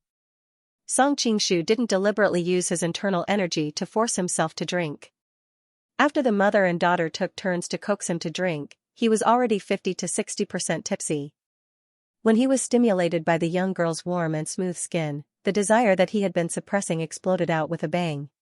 Forget it, I can't be bothered to simmer it slowly. This thought flashed through Song Qingshu's mind. He turned around and hugged the young girl's smooth, jade-like body and fell down. The girl seemed to be shy as she pulled the blanket over the two of them. Song Qingshu was startled, but he couldn't care less at this moment. After a deliberately suppressed cry, Song Qingshu's expression changed, and his heart instantly became unbearably agitated, because with his rich experience, he could sense that the young girl was not a virgin. He had always doted on Xianxia. On one hand, it was because of her beauty. On the other hand, it was because of her charming personality. On the other hand, it was because of her flawless purity. Pucha might not be a good mother. Over the years, she had been involved with many nobles in the capital, but she had always protected her daughter very well. She was so good that she was as pure as a white flower in this big dye vat. Although Song Qingshu didn't have many intimate interactions with Xianxia, in his heart, he had already regarded her as his exclusive property. Now that he found out that she had been taken by another man, how could he not be angry? He didn't continue to move. Instead, he lifted the blanket and coldly stared at the young girl beneath him. There was no light in the room, so the first thing he saw in the darkness was the girl's eyes. They were like a pool of sparkling spring water, clear and transparent, lovely and moving. Unfortunately, Song Qingshu didn't have any tenderness for the fairer sex. He was just about to vent his anger. Suddenly, his expression froze. He realized that the person in front of him wasn't the Xianxia he had imagined, but another young girl. Another young girl that he also knew. Although there were no candles in the room, with Song Qingshu's current cultivation, he could clearly see the young girl's appearance in the faint moonlight. The lines of her face were soft and beautiful, and she had a bright red and tender cherry mouth. Every inch of her exposed skin was sparkling and translucent, as if carved from jade. Because of what had just happened, her eyes clearly revealed a trace of shyness. There was an indescribable fear and weakness on her pretty face, making people want to love and protect her. Pucha Qiucao? Song Qingshu recognized her identity. Of course, she wasn't a virgin. On the way to the Chongyang sect, she had been tricked by Tadish and placed on his bed by him, and by a freak combination of factors, she had lost her virginity. After all this time, it turned out that he had cuckolded himself. Song Qingshu's expression immediately became very interesting. He rejoiced and was especially angry. He immediately shouted, "Elihu, what the hell are you doing? Get in here." This was a sound wave formed by his inner force. He had already sensed that Pucha Elihu was in a nearby room, so this angry roar was equivalent to a fixed-point projection. He didn't have to worry about alerting the others in the residence. Very soon, Pucha Elihu came in with a smile and a lamp in her hand. What orders does the marshal have? Perhaps because she knew that this matter wasn't right, she didn't bring Xianxia with her. She was worried that he would vent his anger on her daughter. Song Qingshu stretched out his hand and pinched the air. The flame of the oil lamp in Pucha Elihu's hand was directly sucked into his fingertips. Then, with a flick of his fingers, the flame split into several parts and shot towards the red candles in the room. The red candles were quickly lit, and the room was once again restored to light. If a senior monk from the Shaolin Temple were here, he would definitely be dumbfounded. That move just now seemed to have combined the essence of the flower-pinching finger and the multi-layered leaf finger. Its degree of subtlety far surpassed those two supreme techniques. It was truly a marvelous skill. Pucha Elihu's red lips were wide open. Even Pucha Qiucao, who had kept her head down all this time, raised her head in astonishment. However, after the initial shock, she quickly lowered her head again. She silently covered her chest with the blanket and knelt on the bed. Song Qingshu pointed at Pucha Qiucao and glared angrily at Pucha Elihu. What the hell is going on? How could he not be angry? After all, Pucha Qiucao was Yang's fiancé in the Jin kingdom. In the end, they ended up having an affair due to a freak combination of factors. He was already very vexed. In the end, he could only use the soul transfer technique to erase her memory and reluctantly let the matter go. Who knew that this would happen again today? Why was Pucha Qiucao so unlucky? Every time she was carelessly robbed of her chastity by a man in the dark. Was it because she didn't have a name and was lacking in the 5 elements? What was even more annoying was that she was Yang's fiancé. He was already very apologetic for snatching Xiao Longnu from his hands, so he didn't want to be involved with this fiancé at all. Unfortunately, things didn't go as he wished. He actually had an affair with her twice in a row. At this point, he couldn't pretend to be deaf and mute like before and erase her memory. He just treated it as a one-night stand from his previous life. How could he not be angry when he thought of the troublesome things that would follow? He had carefully guarded himself for half a day, but in the end, he was still tricked by Pucha Elihu. As his martial arts cultivation and status grew higher and higher, his self-restraint could be said to be able to remain calm even if Mount Tai collapsed in front of him. He rarely showed any expression of losing his composure, but this time, he really couldn't hold it in anymore. "Marshal, don't worry." "Xiaotsao did it willingly," Pucha Elihu said calmly as he watched the man in front of him fly into a rage. "Marshal, please listen to this servant's explanation. Not long ago, Autumn Grass's father and brother acted rashly and started a rebellion in the palace. Of course, they were no match for the marshal's wisdom and might. After their defeat, the entire Pucha family fell into desperate straits." Pucha Elihu looked pitifully at the girl on the bed. "For some reason, His Majesty has kept them locked up in the imperial prison, but anyone with a discerning eye knows that those who participated in the rebellion will not escape death. In order to save her father and brother, in order to save the entire Pucha family, Autumn Grass could only beg me. But what can a woman like me do? I'm afraid that only the marshal can save them in this world." Song Qingshu finally remembered that Pucha Elihu was also from the Pucha family. He should be Autumn Grass's aunt, so it was no wonder he would help her. Pucha Elihu sneaked a peek at his expression before continuing. "But the rebellion is of great importance. Even though the marshal is powerful, I'm afraid he won't be willing to wade into these muddy waters, unless there's a reason he has no choice but to save them. The marshal is a man who has tender and protective feelings for the fairer sex, so no matter how much we thought about it, we could only come up with this plan. Please forgive us, Marshal." Pucha Elihu knelt on the ground as he spoke, looking like he was at the mercy of the marshal. Song Qingshu laughed in anger. "You think I'll save them like this? Do you think I'm an idiot?" Pucha Elihu sighed faintly. "We know that even if everything succeeds, the chances of the marshal agreeing in the end are extremely slim. However, Autumn Grass is willing to bet her chastity for this 1 in a million chance." Whether it was Pucha Elihu or Pucha Autumn Grass herself, neither of them had expected that her chastity had long since been taken by Song Qingshu. Hearing Pucha Elihu's words, Song Qingshu subconsciously glanced at Autumn Grass. She was no longer as spirited as before. Right now, she seemed like the weakest and most helpless girl in the world. "Apologies for disturbing the marshal. I hope the marshal will forget today's matters." After receiving Song Qingshu's rejection, Pucha Autumn Grass silently picked up the clothes on the bed with an expression as if he had expected it. Then, he wrapped himself in a thin blanket and walked out. However, the moment he got off the bed, his legs gave way and he almost fell to the ground. A blush flashed across her face, and she staggered out. Song Qingshu frowned as he looked at her lonely, frail, and battered figure. "Wait a minute," he said. Pucha Xiaotsao revealed a trace of doubt. Beside her, Pucha Elihu was overjoyed. He hurriedly pushed his niece and said, "Hurry up and thank the marshal. He's willing to help you. Your father and brother can be saved." Ah? The impact of tonight's experience was too great. Pucha Autumn Grass was still in a daze as she turned to look at the man who had taken over her body. Song Qingshu said indifferently, "Listen well, Elihu. I'm willing to help not because of your messy behavior, but because of another reason. It would have been fine if it had only happened once, but it had happened twice in a row." Song Qingshu felt that he had let Pucha Xiaotsao down. Moreover, the current situation of the Pucha family was largely due to him. If he hadn't appeared, she would still be that carefree young miss and wouldn't have fallen to the point where she had to sacrifice her body.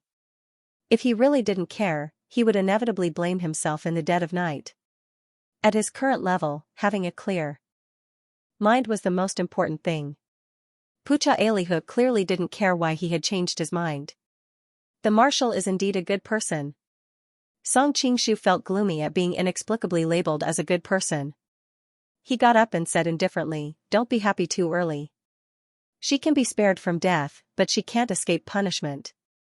Her father and brother can be spared, but the Pucha family won't be able to recover its former glory." As one of the 3 great families of the Jin Kingdom, the Pucha family's influence ran deep. From the imperial court to the local government, there were officials in the Pucha family. If the Jin kingdom wanted to eradicate the Pucha family, it would definitely cause a national upheaval. This was also the reason why Pucha, Hyut, Pucha Shiji, and the others were locked up and not sentenced to death.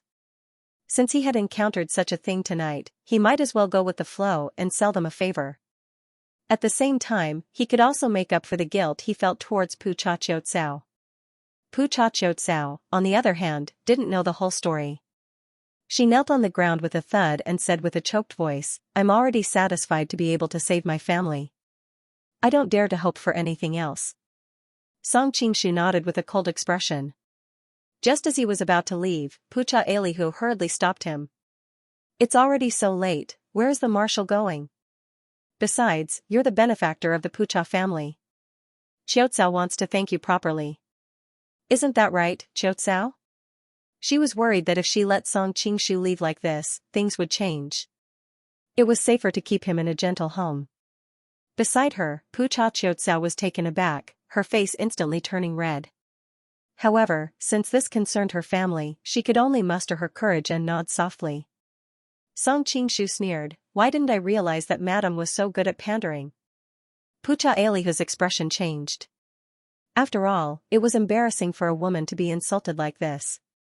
However, she couldn't afford to offend the man in front of her, not to mention that she was the one in the wrong. Song Qingshu continued, "Only now do I remember that Madame is also from the Pucha family. Why are you only encouraging your niece to sacrifice herself? Why don't you sacrifice yourself for the family?" This time, Pucha Elihu was truly flustered. She smiled sheepishly. "How could a withered willow like me enter the marshal's eyes? Naturally, I wouldn't dare make a fool of myself." "Is that so?" Song Qingshu shook his head. "But I like women like Madame, who are as mature as honey peaches." The marshal must be joking. Pucha Elihu's expression changed several times. Although she had a terrible reputation in the capital and was known for her flirtatious ways, it had always been for the sake of avenging her husband. All the men she had seduced had died without exception. After Wan Yanliang's death, she had gotten rid of all her enemies. In addition, for the sake of her own image and her daughter's heart, she had long since resolved to turn over a new leaf. "I've never liked to joke," Song Qingshu said in a low voice as he looked at her quietly.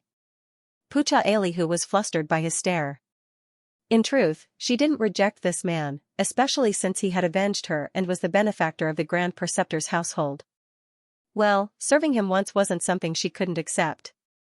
More importantly, she had just made a promise to her daughter not long ago. In addition, there was a junior here. No matter how magnanimous she was, she still had to consider the issue of face.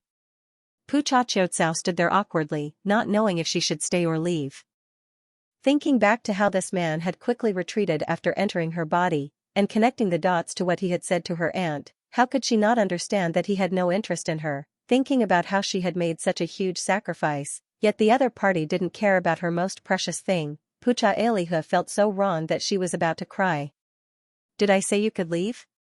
Before she could walk out the door, she heard Song Qingshu's voice. "Ah?" Even Pucha Elihu was dumbfounded. This situation didn't seem right. Could it be that he wanted to do it with the two of them? Pucha Elihu's heart tightened. She hurriedly chased that thought out of her mind. She could only pray that the other party didn't mean that. Unfortunately, the other party's next words shattered her fantasies. "Madam, aren't you going to close the door?" Pucha Elihu bit her lips, struggling internally. Was he really going to do it with the two of them, with his niece? But if she disobeyed him, the Pucha family would really be finished. Not only that, Xianxia and I were also poisoned. Forget it, I'll let him off easy this time. Let's see if I can get the antidote for Xianxia. Pucha Elihu's expression changed. In the end, she made up her mind. The only thing worth rejoicing about was being with Autumn Grass and not his daughter. That would be really embarrassing. She slowly walked to the door. At this time, she could even hear her nervous heartbeat. Her round face was already beautiful. She knew that it wasn't because she was drunk. Thinking about how she had suddenly become like a little girl after all these years, Pucha Elihu found it unbelievable. Could it be that she valued that man too much? Her mind was in a mess, but she still slowly closed the door. Just as she was thinking about what to do next, she heard the other party's teasing voice. I told Madam to close the door when you go out. Why is Madam staying in the room? Does Madam want to stay and sleep with you? But your niece is in the room. Isn't that a little bad? Ah? Pucha Elihu exclaimed. She finally realized that the other party was purposely messing with her. He was most likely dissatisfied with her scheme tonight and was using this method to take revenge. At this time, she wished there was a hole in the ground to hide in. However, she secretly heaved a sigh of relief. If she really stayed to do it with the two of them, she wouldn't know how to face her niece or daughter in the future. Worried that he would change his mind, Pucha Elihu hurriedly opened the door and ran out. In her hurry, she even forgot to close the door. Seeing her leave in a sorry state, Song Qingshu felt a little better. He waved his hand in the air and closed the door again. He turned around and looked at the girl standing at the side. She didn't even have time to put on any clothes from the beginning until now. She only had a thin blanket wrapped around her vital parts, but her arms and legs were exposed to the air. Now that it was winter, she was already shivering from the cold, and her originally white skin was starting to turn purple. However, her nerves had been highly tense just now, so she did not notice the problem of the cold for a while. Song Qingshu secretly sighed and patted the bed beside him. Qiao Qiao, come and sit down. Ah? Pucha Autumn Grass was extremely hesitant. It was still better when her aunt was here earlier, but now that she was alone, she instantly felt extremely nervous. She didn't know how to face this man who had just taken her innocence. Because of her family, she didn't dare to offend him, but she couldn't get over the hurdle in her heart if she wanted him to listen to her. Look at how cold you are. In the end, Song Qingshu couldn't stand it anymore. He picked up the blanket, walked over, and wrapped it around her body.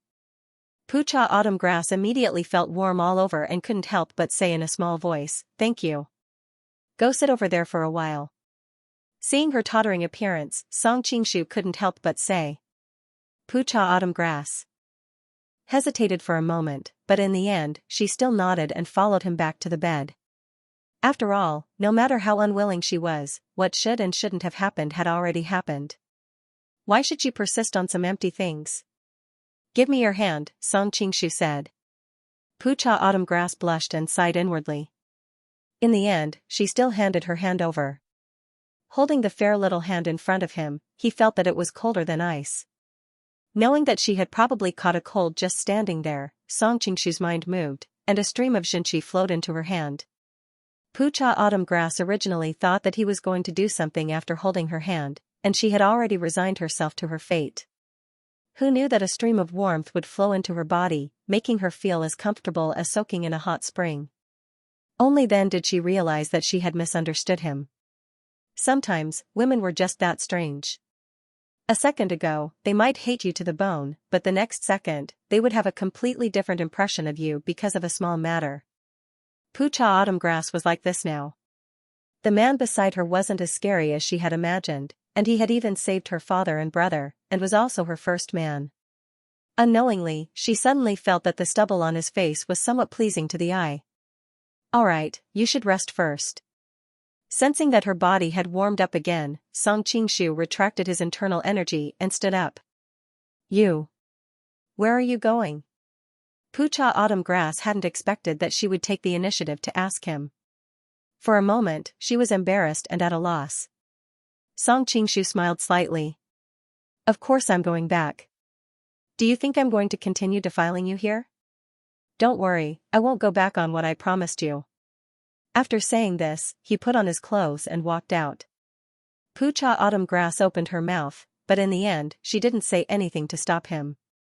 After all, she was a pure and innocent girl, and she really couldn't bring herself to ask him to stay for the night. At this moment, a commotion suddenly came from outside. Song Qingshu couldn't help but frown. He opened the door and looked outside. Unfortunately, the place where the commotion was happening was some distance away, and he couldn't immediately figure out what was going on. Very quickly, Pucha Elihu and Wanyan Xianxia also hurried over, their faces also filled with bewilderment. What exactly happened? Song Qingshu snorted. This is your residence. How would I know what happened? Pucha Elihu was worried that Zuan would misunderstand that this was a trap and an assassination, so she hurriedly explained, I really don't know what happened.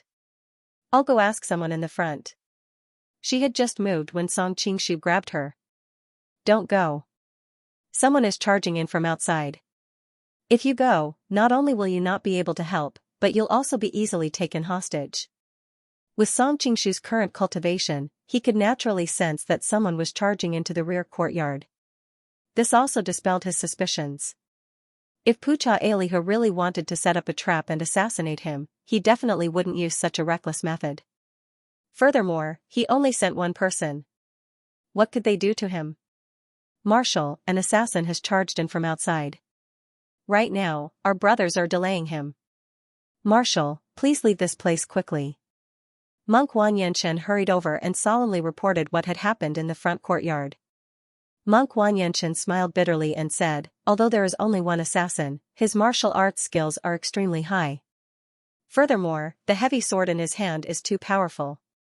Our brother's weapons were all shattered the moment they came into contact with it. No one was his match. Heavy sword? Song Qingshu found it vaguely familiar. What did he look like? Monk Wan Yenshen quickly replied, the assassin looked quite young, and he was holding a pitch-black heavy sword. That's right, his right hand seemed to be broken. He was well versed in both the pen and the sword, and he had always been observant. He only mentioned the most prominent features of the person, and as for the useless information like his handsome appearance, he automatically omitted it. It's him? Pucha Qiucao had hastily put on her dress and walked out. She happened to hear Monk Chen's description and couldn't help but exclaim. Song Qingshu also had a strange expression. It really was a small world. Before he could finish sighing, there was a sound not far away. A few bodyguards had been sent flying back into the courtyard. A man walked in. His eyebrows were like swords, his eyes were like a phoenix, but his face was pale and haggard. Who else could it be but Yanghua? Yanghua barged in and didn't even look at the others. His gaze fell on Pucha Qiucao, who was by the door. When he saw her messy dress, he couldn't help but frown. He said in a low voice, Miss Qiucao, I'll take you away. It turned out that ever since Yanghua disappeared from the throne room, he had been searching for Xiao Longnu's whereabouts. It wasn't easy for him to hear that Xiao Longnu had appeared in the vicinity of Linen. In the end, he ran over and found nothing. Just as he was distressed and sad, he happened to hear a merchant from the north talking about the failed coup attempt by Pucha and Ahu. His entire family was thrown into prison. He immediately thought of his nominal fiancée. Although he didn't like her, now that she was in trouble and they had such a relationship, how could he just stand by and watch? It just so happened that he couldn't find any news of Xiao Longnu, so he decided to return to the Jin Kingdom and save Pucha Qiucao first. After asking around in Daxing Constabulary for a few days, he finally learned that she had come to the Grand Tutor's residence today. He wanted to sneak in and rescue her, but the security at the residence was much tighter than he had imagined. He had no choice but to expose himself. Brother Yang. Looking at this betrothed fiancé, Pucha Autumn Grass's tears immediately flowed out. If he had come 2 hours earlier, she might have disregarded everything and left with him, but now, what should have happened had already happened. She had already been touched by another man, so how could she leave with him? Seeing that she didn't say anything and just silently cried, coupled with her untidy clothes and messy hair, how could Yanghua not guess what had happened? He couldn't help but snort coldly, this person bullied you. I'll kill him for you. As soon as he finished speaking, he swung the heavy sword in his hand at Song Qingshu like a ferocious tiger coming down from the mountain. If this strike landed, Song Qingshu would either be split in half or be smashed into meat paste. During this period of time, all sorts of things had not been going his way. On top of that, he couldn't find Xiao Longnu. Yanghua had been suppressing his anger for a long time. Today, with the provocation of Pucha Autumn Grass, he instantly exploded. Song Qingshu, on the other hand, stood there, unmoved. Instead, it was the women beside him and the guards who were panicking. The guards all raised their swords and charged over, but it was a pity that the ancient tomb sect's lightness kung fu was unparalleled in the martial world. Although Yanghua was wielding a heavy sword, they still couldn't catch up to him. Song Qingshu frowned and thought to himself, with Yanghua's level of martial arts, these guards probably won't be able to stop him. Don't tell me I have to do it myself? But if I do that, I might expose something. At this critical moment, monk Wanyan Chen, who was beside him, roared in anger. He picked up a stone table beside him and used it as a weapon. The stone table probably weighed a few 100 pounds, but when he swung it around, it didn't seem to be at a disadvantage at all. Originally, many of the guards were unconvinced that Tang Quebian had placed so much importance on him and rewarded him. But when they saw his innate divine strength, their jaws dropped and they no longer had any thoughts of being unconvinced. With a loud bang, the heavy sword and the stone table collided, creating a large series of sparks in the dark night. Unfortunately, the stone table's quality couldn't compare to the dark steel heavy sword. After the violent collision, it shattered into pieces, causing a huge commotion in the backyard. Everyone hurriedly dodged the flying stones. At the same time, a pile of stones flew towards Song Qingshu. Wanyan Xianxia, who was beside him, waved his sword and skillfully flicked the stone to the other side. Even so, she still felt her wrist go numb. She couldn't help but secretly smack her lips at the strength of the blow. If one of the stones contained such strength, then one could imagine how much force the two of them had to endure at the center of the explosion. Monk Wanyan Chen flew backwards, rolling on the ground a few times before stabilizing himself. A trace of red flashed across his face. Clearly, he had suffered serious internal injuries just now. Yangwu wasn't much better off. He had to take a few steps back before he could steady himself. The collision just now had made his blood boil. Out of all the people he had seen, de Erba was the only one with innate divine strength, but the person in front of him had even more divine strength than de Erba. Men, take this assassin down. Pucha Elihu was both angry and anxious. If anything happened to Tang Quebian here, then the entire Grand Preceptor's residence would be in trouble. At this time, the guards of the Grand Preceptor's residence and Tang Quebian's subordinates had already reacted. Many archers had already arrived and were waiting for the order to shoot 10,000 arrows through the heart. Yangwu frowned and directly stabbed his heavy sword into the ground. Then, he opened his mouth and let out a deep dragon's roar. The surrounding guards were caught off guard and were injured by his powerful sound waves. They all covered their ears and fell to the ground in pain. How could they still have the strength to hold their bows and arrows? Monk Wanyan Chen and Wanyan Xianxia were stronger than the guards, so they could just barely hold on. Pucha Qiutsao and Elihu were even weaker than the guards. Song Qingshu didn't want the two of them to be injured here, so he secretly held their hands and sent a wave of Xinqi into them. Immediately, the two of them felt the nauseous feeling in their hearts gradually disappear. Yangwu took advantage of the chaos of the surrounding guards to leap up and stab at Song Qingshu. Song Qingshu sighed inwardly.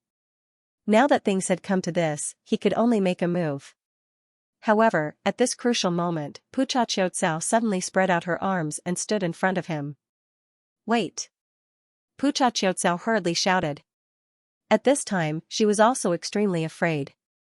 If Yangwu couldn't retract his sword in time, she would probably end up like the stone slab. No, her fate would be even worse than the stone slabs. After all, her flesh and blood wasn't as sturdy as the stone slabs. Fortunately, Yangwu's martial arts had already reached perfection, and he could retract and release his sword as he pleased. The heavy sword stopped less than 3 inches away from her. What exactly is going on? Brother Yang, thank you for coming to save me, but it's not what you think. I don't need your help, please leave. Although Pucha Qiutsao's words were calm, her heart was bleeding. Why didn't you come 2 hours earlier? Now that the rice had been cooked, what was the point of coming again? At this time, the remaining guards were about to charge over, but Song Qingshu raised his hand to stop them. Yangwu swept a glance at the surrounding guards and said as if there was no one else present, I heard that something happened to your family, so I dared to come and lend a hand. It would have been better if he hadn't said it, but the moment he did, Pucha Qiutsao instantly felt wronged. You left when the throne room bestowed the marriage. What's the meaning of coming back now? When you left, it meant that our two families had severed all ties. You don't have to worry about what happens to our family. Miss Qiutsao, I know I've let you down, but feelings can't be forced. I already have someone I like, so I can only let you down in this life. Yangwu's expression was apologetic. Although he felt apologetic towards other women, this woman in front of him had been hurt by him publicly breaking off the engagement. After he left, she had endured a lot of pressure. At the side, Song Qingshu had a strange expression. Why did it feel like he was watching a bitter drama? At the same time, he sighed inwardly that Pu Cha Qiutsao could make him and Yang Hua feel guilty towards her at the same time. It was truly miraculous. But at this time, Song Qingshu not only felt apologetic towards Pu Cha Qiutsao, but he felt even more apologetic towards Yang Hua. Not only had he slept with his fiancée, but he also had a close relationship with his sweetheart. What's going on? When I watched The Return of the Condor Heroes, I was really a fan of Yang Hua. At this time, Song Qingshu only wanted to put a hand on his forehead. After interacting with the Yang Hua of this world, whether it was his character or his chivalry, he was equally admirable. Song Qingshu was originally thinking of not breaking up the couple, but when he thought of Xiaolong Nu, he dispelled the idea without hesitation. Then, he found out that Pu Cha Qiutsao was actually Yang Hua's fiancé. At that time, he was overjoyed, because this could be considered as making up to Yang Hua. But fate makes fools of people, and in the end, he ended up with Pu Cha Qiutsao again. Thinking of this complicated relationship, he felt a headache coming on. He thought to himself, it seems that Qiuqiao can't do it anymore. I can only give Guxiang to him. Anyway, Xianxia is still in Huang Rong's belly and I can't have any thoughts about her. Robbing someone's girlfriend and giving him a daughter, is this deal a loss or not? Song Qingshu suddenly felt conflicted. As for Guxiang's identity, he actually didn't care too much about it. No matter what, he would treat her as his daughter. What's the point of saying all this now? I don't want to hear it anyway. You should leave. Pucha Autumngrass's voice jolted Song Qingshu out of his little theater. Yang Hua frowned. Although I can't guarantee anything else, at least I can get you out. Before he could finish, Pucha Qiutsao immediately interrupted. I'm very well now, I don't need your help. Yang Hua looked at Tang Qiubian behind her in confusion and asked in a low voice, is he threatening you? Don't be afraid, Pucha Qiutsao replied quickly, no one is threatening me, I'm very happy now. Everything is of my own free will. Of your own free will? Yang Hua was obviously not convinced. Pucha Qiutsao snorted coldly. If it wasn't of my own free will, why would I take the initiative to block the knife for him? Yang Hua's heart moved. Although he didn't really understand, he finally believed her words. He sheathed the dark steel heavy sword on his back and said a little desolately, if that's the case, it seems that I've been meddlesome. Goodbye. He had always been proud and arrogant, and he wouldn't tolerate Guofu's temper for even a second. He had treated Pucha Qiutsao this time because he felt guilty, but now that she had said so, he wasn't the kind of person who would lower his head and pester her. Seeing that he was about to leave, the group of guards surrounded him, but Song Qingshu raised his hand to stop them. Let him go. Yang Hua's figure paused, but he didn't show any sign of gratitude. He quickly used his lightness skill and disappeared into the night sky. After he left, Song Qingshu hurriedly ordered, go call the doctor over and bandage the injured brother. I'll leave this matter to Madam. No problem. Pucha Qiutsao bowed and hurriedly went to arrange the servants in the residence. Wanyan Zhongjia was worried that he would be punished later, so he hurriedly followed. However, before he left, he couldn't help but wink at Song Qingshu. This girl. Song Qingshu couldn't help but laugh, but when he thought that it was her in the room just now, he couldn't help but feel warm. He then walked over and personally helped Wan Yanchen up. The monk's face was full of shame. My lord, I'm useless. Song Qingshu smiled and stopped him from continuing. With Yang Hua's current martial arts, there are few in the world who can match up to him. It's already very rare for you to be able to force him to retreat. Moreover, you've mainly learned how to fight on the battlefield. Fighting in the pugilistic world isn't your forte. If you met him on the battlefield, I'm afraid the outcome would be completely different. Wan Yanchen originally had similar thoughts. If they met on the battlefield, with a weapon in hand and the help of a horse, he was confident that he could defeat the other party. However, he felt that saying this was too much of an excuse, so he didn't explain himself lest others look down on him. Who knew that the other party would have the same thoughts as him? He instantly felt like a gentleman would die for a bosom friend. Song Qingshu felt his pulse and quickly heaved a sigh of relief. Your internal organs were only slightly shaken. You'll be fine after a few days of rest. It seems that rolling on the ground just now was indeed useful. You dissolved more than half of the other party's strength. Wang Yanchen was a little embarrassed. I'm really in a sorry state. However, as someone who came from the battlefield, survival is the most important goal. I don't care if I look good or not. Song Qingshu laughed heartily and patted him on the shoulder. Now that's a smart person. It's not good to suffer losses for some superficial things.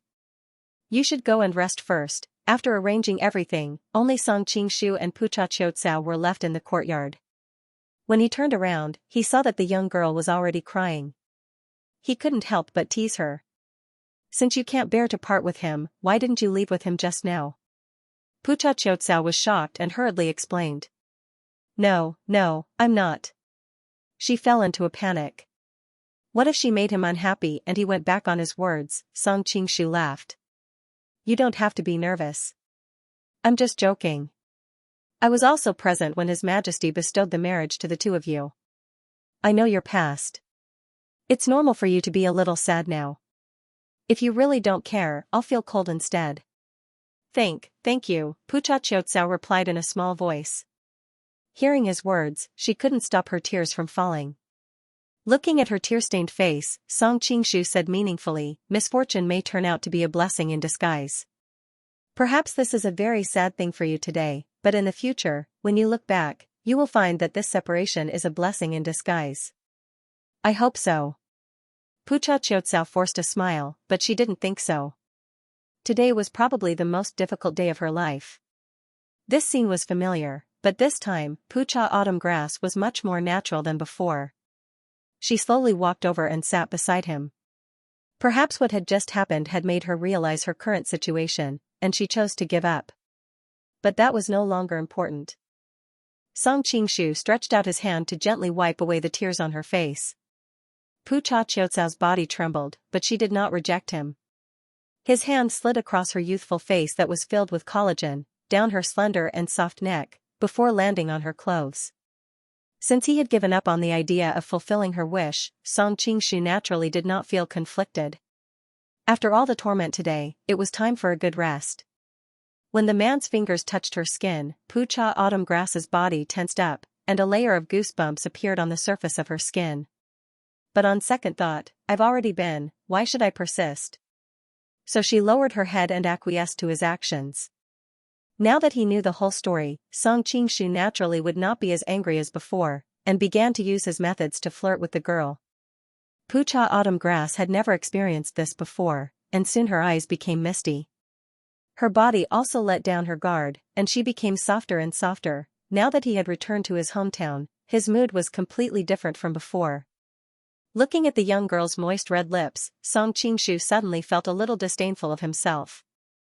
Because when he thought about how the young girl was thinking about her fiancé, yet she had no choice but to moan and sing under him, this kind of feeling was extremely satisfying, right? He really had the potential to be a big villain. The next morning, Song Qingshu quietly left. Although he was a little soft-hearted, he was not a good person without principles. He could not give every woman he was related to a status, and with his current identity as Tang Qibian, it was not appropriate for him to get involved with the Pucha family. This time, he had let Pucha father and son go, and he had already given enough bargaining chips. The only thing he could guarantee was that he would secretly take care of her. After the man left, Pucha Qiushur slowly opened her eyes. Although she was tired after a night of torment, how could a young girl fall asleep in such a situation? It was just that she did not know how to face this man, so she pretended to be asleep. Why does he give me such a familiar feeling, just like the person in my dream? Pucha Qiucao mumbled to herself. Song Qingshu's great soul-shifting art was not omnipotent. Although he had erased the memories of that night at the Chuanjin sect, she would often dream of some scenes, and every scene would cause her face to flush red and her body to go limp. This matter had been bothering her for a long time. After all, it was really embarrassing for a girl to have that kind of dream from time to time. Although it was a little distressing that she could not tell others about it, she also understood that it was just an illusion. However, the feeling last night seemed to be exactly the same as the feeling in the dream. It doesn't seem to be as painful as I imagined. Recalling the events of last night, the young girl hurriedly reached out to touch her cheeks. She discovered that it was already boiling hot, and for a moment, she couldn't help but fall into a daze. Meanwhile, when Song Qingshu left the main gate and was planning to return to the marshal's residence, a eunuch was already waiting outside. Seeing him come out, the eunuch hurriedly ran over with a fawning expression. "Lord Marshal, His Majesty requests that you immediately go to the palace to see him." Song Qingshu's face heated up. He thought that Gubai had indeed found out that he had stayed overnight at the Grand Preceptor's residence. For some reason, Gubai was clearly not his wife, but there was a sense of home about her, making him feel as if he had been caught cheating on her by his wife. "How long has eunuch been waiting here?" Song Qingshu asked awkwardly. "This servant has been waiting here for 4 hours." The eunuch revealed a dubious expression. Song Qingshu cursed inwardly. "You damned eunuch, you've already been castrated, yet you're still so nosy about the affairs of a man and a woman. Be careful that I don't send someone to castrate you again." "Why didn't you send someone to inform me?" The eunuch cupped his hands in greeting in the direction of the palace. "His Majesty has specifically instructed us not to disturb the marshal in advance. We have to let the marshal come out after he has rested enough. This servant has been in the palace for so many years, but has never seen the emperor treat his subjects with such kindness. Marshal is the only one." Automatically ignoring the unceasing flattery of the eunuch, Song Qingshu's heart was incomparably warm. Gubai was clearly jealous, but she was considerate that he had just arrived at Daxing Prefecture after a long journey. She was worried that she would send someone to disturb his rest, so she purposely instructed her subordinates not to disturb him in advance. With a wife like this, what more could a husband ask for? This time, Song Qingshu did not take a carriage. To save time, he rode a horse directly to the palace. The Jin kingdom did not hold court every day. Knowing that the emperor was currently in the imperial study, reading through memorials, he rushed there without any obstructions. Not long after, he arrived at the imperial study. He discovered that other than Gubai, Wan Yanping, the Purple Dragon Queen, and Taiji Si were all there. He couldn't help but awkwardly greet them. "Hi, good morning, beauties." Gubai smiled faintly. "It's almost noon." "Good morning?" Song Qingshu smiled awkwardly and wisely did not respond to the conversation. It was Wan Yanping who could not restrain herself. She curled her lips and mumbled, "Sister waited for you all night yesterday. I don't know what's so good about that old woman." Her words made Gubai blush. She spat and said, "Who waited for him the whole night? You were the one who asked that yourself." Taiji Si looked on coldly from the side and added fuel to the fire. Pucha Elihu was the #1 beauty of the Jin kingdom in the past. "Of course she's good." Wan Yanping said indignantly, "It's all in the past. The #1 beauty of the Jin kingdom is my sister." Taiji Si smiled faintly. "House flowers are never as fragrant as wild flowers." Song Qingshu glared at her fiercely and said using the secret voice sending, "Madam is getting bolder. It seems that I need to find a chance to tidy you up." Taiji Si blushed.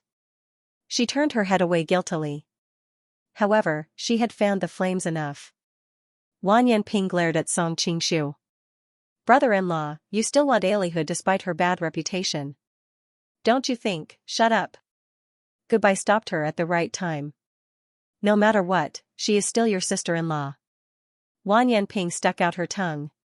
She did not know why, but she was a little afraid of her gentle sister. Although she did not know martial arts, there were times when her words carried a sense of dignity. According to the spy's report, there seemed to be assassins in the Grand Preceptor's mansion last night. "Are you all right?" Gubai looked at Song Qingshu and asked. Hearing this, Song Qingshu's heart warmed. She did not question him about the affair last night. She did not ask about anything else. Instead, she was concerned about his safety. Tang Quebian must have been lucky to marry such a perfect wife. Beside him, Taiji Si silently cursed. This girl looked as pure as a little white flower. In reality, she was the best at pleasing men. With Song Qingshu's shocking cultivation, what kind of assassin in this world could hurt him? She clearly saw that he was unharmed, and yet she deliberately asked such a question. I'm fine. The assassin last night was the grandson of the king of Zhao, Wan Yanhonglai, Wan Yangua. Song Qingshu roughly explained what happened last night. Song Qingshu unhappily glared at Tadish beside him. This is all thanks to a certain someone. Tadish cast her gaze outside the window, acting as if this matter had nothing to do with her. Elihu is from the Pucha family and has the intention to save his family. It is understandable that he resorted to such a method, but it is a pity for that last Chiu Chao. Goodbye sighed faintly, as if thinking that in this chaotic world, even the daughters of rich families were helpless and unable to control their own destinies. Are we really going to release Pucha, Ahu, and the rest? Tadish could not help but ask. Before Song Qingshu could reply, Goodbye answered on her behalf. The Pucha family has deep roots in the Jin kingdom, so it's not a good idea to exterminate them completely. It's good to take this opportunity to release them in order to win over the hearts of the people. However, we can't give them complete freedom. It's best to imprison them in a manner and release them after a few years. Song Qingshu nodded. They are indeed husband and wife. What a coincidence. Upon hearing him mention the word husband and wife, the room suddenly fell into a strange silence. Be it the Gu sisters or Tadish, they all knew that they were not truly husband and wife. Reporting, urgent military news. At this moment, the guards outside broke the silence in the room. As the ladies did not disguise themselves, Song Qingshu went out to receive the urgent memorial. What's the situation? Seeing him enter, the ladies asked curiously. After all, urgent reports were of the highest priority. If it was not an absolutely important matter, the punishment for using such a memorial would be severe. I don't know. It seems to be a memorial from Guangzhou. As soon as Song Qingshu said this, everyone's heart sank. Could it be that Sichuan had already started a northern expedition to Guangzhou? Song Qingshu hurriedly opened the seal and read the memorial. She could not help but exclaim, how is this possible? The ladies curiously poked their heads over. When they saw the contents of the memorial, their expressions became incomparably interesting. It turned out that the memorial was sent by the garrison general of Fengxiang Prefecture. Fengxiang Prefecture was the western barrier of Guangzhou and also guarded the southern Song dynasty strategic route out of Sichuan. The reason why they were so surprised was that the governor of Fengxiang Prefecture had mentioned in the memorial that the southern Song dynasty's deputy governor of Sichuan had sent a secret envoy to the Jin kingdom to surrender, asking the Jin kingdom to bestow him the title of king of Shu and acknowledge his identity. How is this possible? Song Qingshu sighed again. Others might not know who Wu Shi was, but how could he not know? Wu Shi was actually Ling Huchong. Although Ling Huchong was unruly, he was not the type. Why is it impossible? Sichuan is easy to defend and hard to attack. As long as they close their borders, it will be difficult for outsiders to enter Sichuan. Therefore, since ancient times, there have been many separatist forces in Sichuan. Moreover, as if there is a curse, the generals who pacify Sichuan will easily have the idea of rebelling. For example, every time the Central Plains dynasty attacks Sichuan, the emperor will be very careful in choosing the generals. Now that Wu Shi controls Sichuan's military, political, and financial power, it is not strange that he wants to be the king of Shu. Song Qingshu smiled bitterly. Others might, but it's impossible for Wu Shi. Why? The ladies were curious as to why he was so sure. Song Qingshu hesitated for a moment, but thinking that they were not outsiders and there was nothing to hide, he told them Wu Shi's true identity. Wu Shi is Ling Huchong in disguise? The three ladies looked at each other in shock. Yes, Ling Huchong has always been a chivalrous person and has no ambition. I believe that he will serve the country, but it is impossible for him to betray it. Song Qingshu said in a low voice. Taj Tish nodded. I have heard of Ling Huchong. He will not commit treason. It seems that this is most likely a fake. Surrender. We need to inform the garrison general of Fengxiang Prefecture to be careful. Yes. Song Qingshu came to the table, quickly wrote a secret edict, stamped it with the imperial seal, and sent a secret messenger to deliver it to Fengxiang Prefecture. Then why not just announce to the world that Wu Shi is someone else in disguise? Wouldn't the threat in Sichuan be destroyed? Wan Yanping was confused. She was in charge of the laundry yard and had always been good at intelligence and spy work. In her eyes, this was a great opportunity. Song Qingshu replied in a low voice, "In fact, I had thought of this before, but after I met Han Xingzhou, I gave up on the idea. He is an ambitious man, and even if he knows Ling Hucheng's identity, he will only make the best of the mistake. As for the Wu family, do they not know that Ling Hucheng is not Wu Tianda?" But they still did not say anything. Obviously, they need him to restore the glory of the Wu family. What's more, Ling Hucheng is an orphan. At worst, he'll come back to his family. As long as the Wu family acknowledges him, no one else can say anything. But Jia Sherdao won't let go of such a good opportunity. Gubai had been in power for a long time, so he obviously knew the structure of the southern Song dynasty. That's what I find strange. Song Qingshu looked confused. With Jia Sherdao's cautiousness, it's impossible that he didn't investigate Wu Shi, who suddenly appeared out of nowhere. With the intelligence of his subordinates, he should have already found out that Ling Hucheng is Wu Shi in disguise. But why hasn't he used this to cause trouble? Jia Sherdao had the official intelligence network, and he also had the secret intelligence network of the Isle of Heroes. In particular, the power of the Isle of Heroes was all-pervasive. They even knew what the leaders of some small sects had for dinner the day before, so how could they not find out Wu Shi's identity? Since he hasn't caused trouble, let's make the situation more complicated. Wan Yanping smiled like a fox. Song Qingshu nodded. That's good. At least we can make them anxious and buy some time. Judging from the current strange situation, it probably wouldn't have much effect, but it was still possible to buy some time. Report. Just then, another urgent message came in from outside. Song Qingshu went out and brought the secret memorial in. When he opened it, he couldn't help but exclaim in surprise, "The defending general of Fengxiang Prefecture has submitted another memorial, saying that Wu Shi has given him the military deployment maps of Xingyuan and Desanguan." It was no wonder that he was surprised. There were several roads from Bashu to Sichuan, but the best one was Chinsong Road.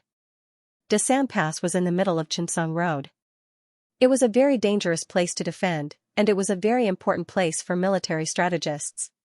Desan Pass was controlled by the southern Song dynasty, and Sangwon was a highland in the northeast of Desan Pass. Together with Desan Pass, they controlled the Sichuan and Xianxia transportation routes. If they wanted to break through Desan Pass, they had to take Sangwon first. If they lost Sangwon, it would be difficult to defend Desan Pass. Now that Wu Shi gave the military deployment maps of these two places to the Jin Kingdom, didn't it mean that he was giving the two northern gates to the Jin Kingdom? Independence is impossible. Either Ling Hucheng is faking his surrender, or Song Qingshu sank into deep thought. Or something has happened in Sichuan. Something has happened? The women looked at each other, unsure of what he meant. There is too little information to judge. Ping arrange for the spies of the laundry brothel to investigate what has happened in Sichuan, especially if Wu Shi is different from usual. Song Qingshu said. Okay, I will go now. Wan Yanping nodded and turned to leave. Hey, wait a minute, Song Qingshu called out to her. There's one more thing. Later, arrange a place for Pucha and Ahu to be placed under house arrest, and then go to the prison to release them. Wan Yanping said with a smile that was not a smile, "You want to do something to make up for taking advantage of Qiu Chao?" Song Qingshu's face darkened. She is also your good sister. Don't you want to help?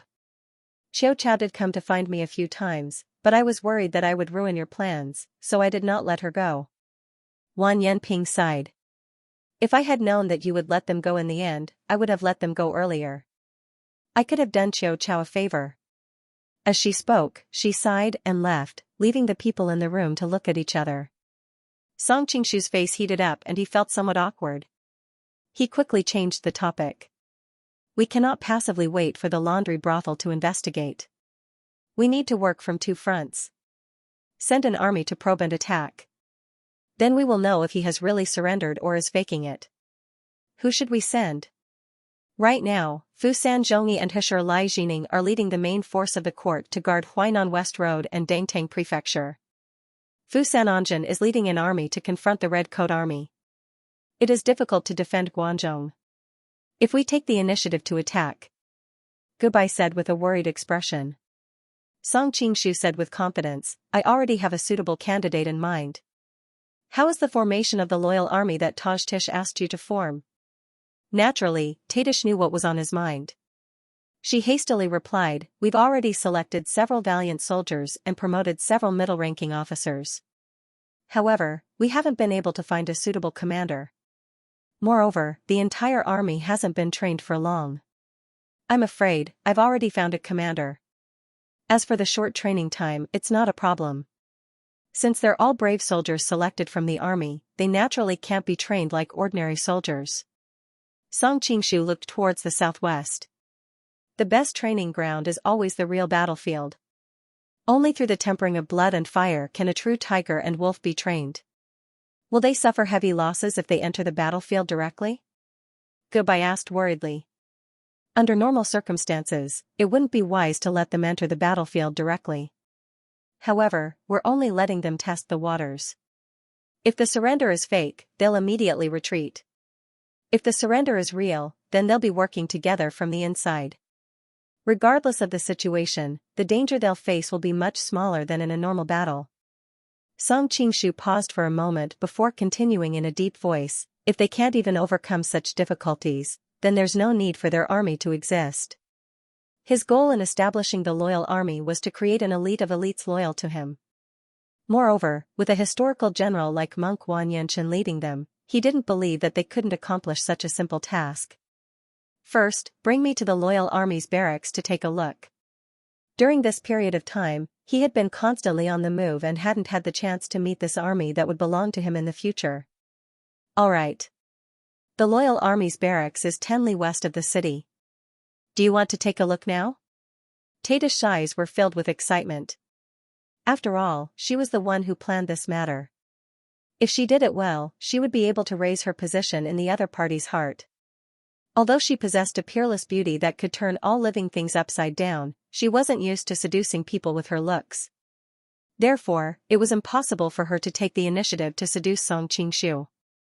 Therefore, she could only prove her worth in another way. The more he valued her, the higher the chances of persuading him to send troops to assist the Persian main altar. All right, there's no time to lose. Song Qingshu understood that the opportunity was fleeting. If he couldn't grasp the opportunity of the other party's surrender, it would be too late for regrets if an unforeseen event were to happen. As Gubai had to pretend to be the emperor to oversee the palace, it was naturally inconvenient for her to accompany him. After bidding farewell to her, Song Qingshu and Tadish rode towards the barracks in the west of the city. The two of them rode side by side, with Monk Wanyanshan and the numerous imperial guards in front and behind them, faintly protecting them in the middle.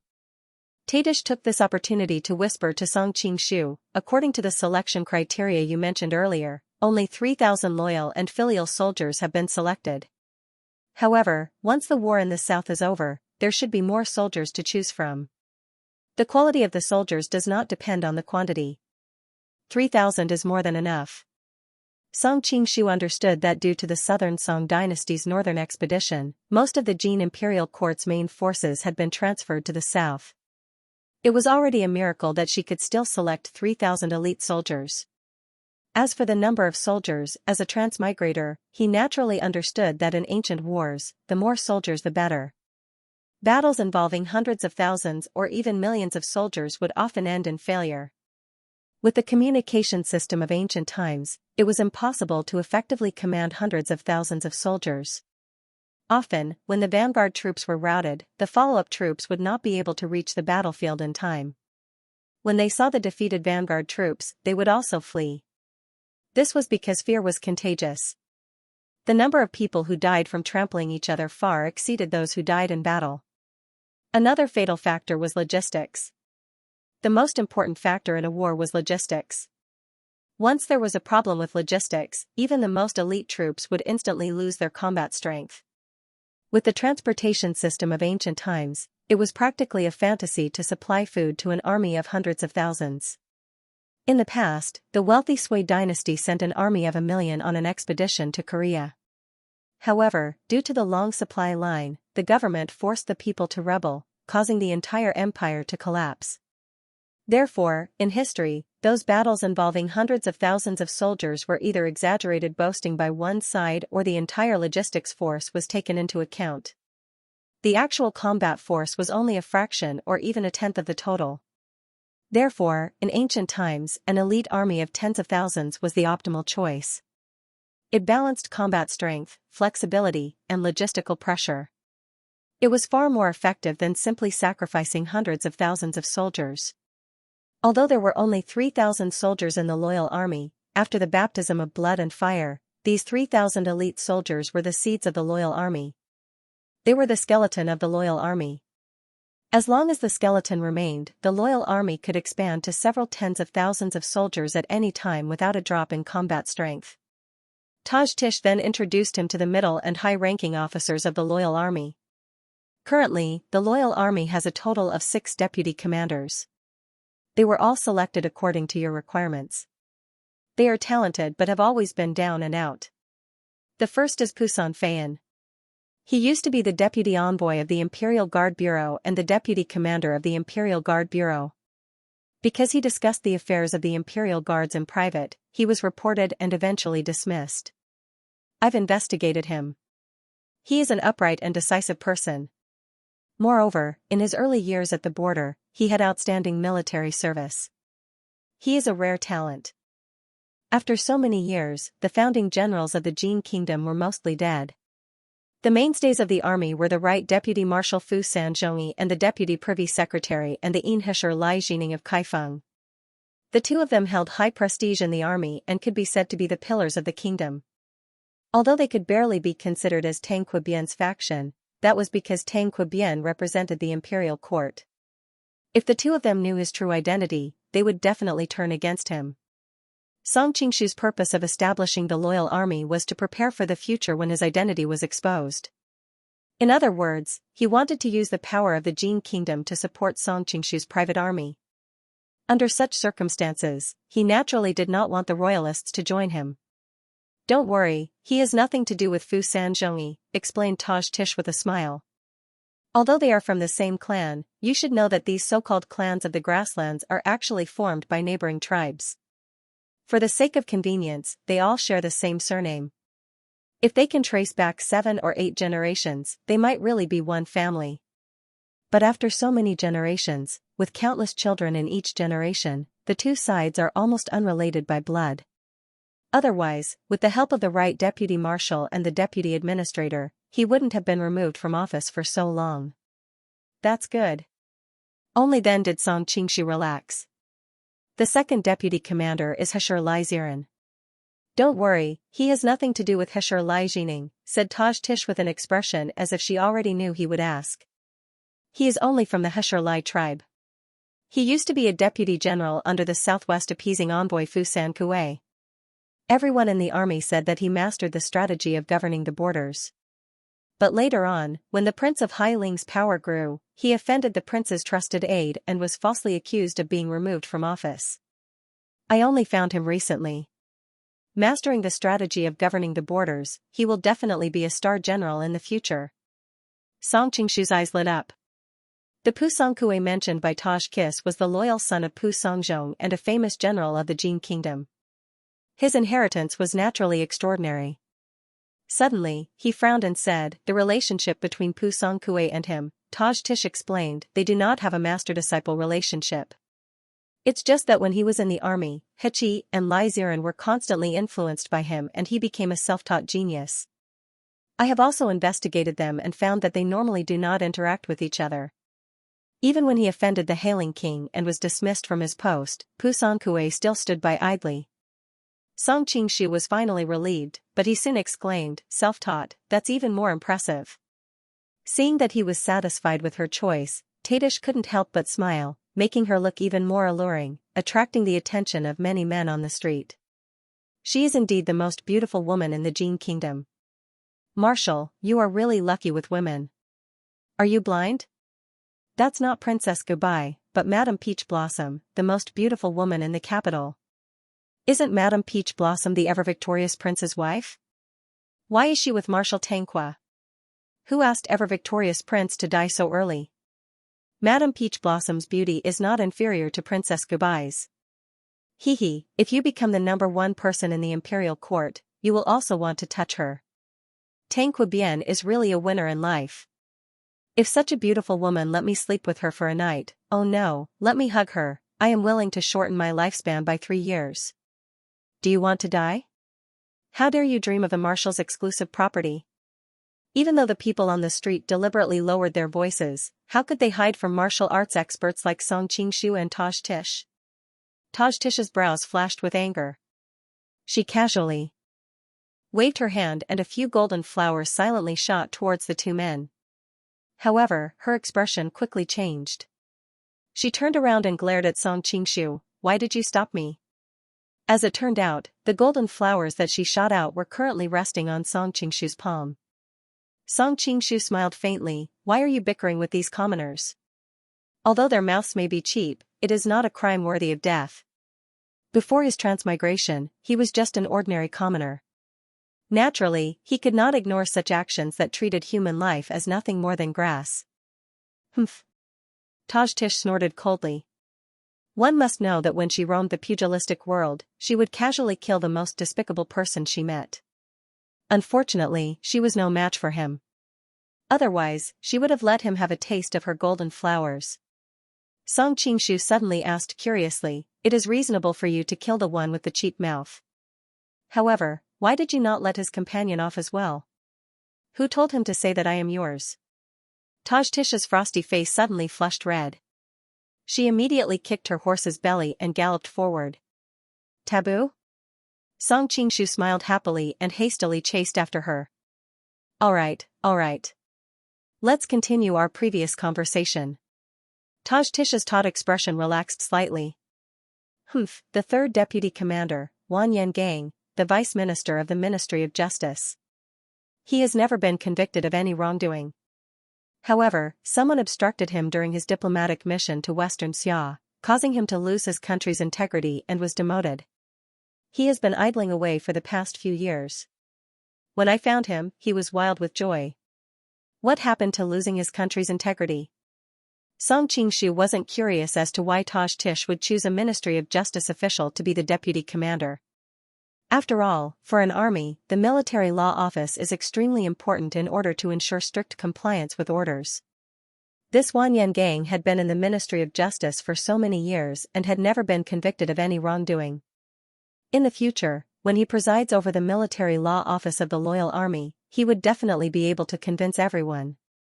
Taj Tish explained, according to the usual practice, envoys sent to Western Xia will receive gifts from the people of Western Xia. The Western Xia side will then write several documents to decide the amount of gifts. A few years ago, Wan Yangang became the special envoy to congratulate the Western Xia Emperor on his birthday.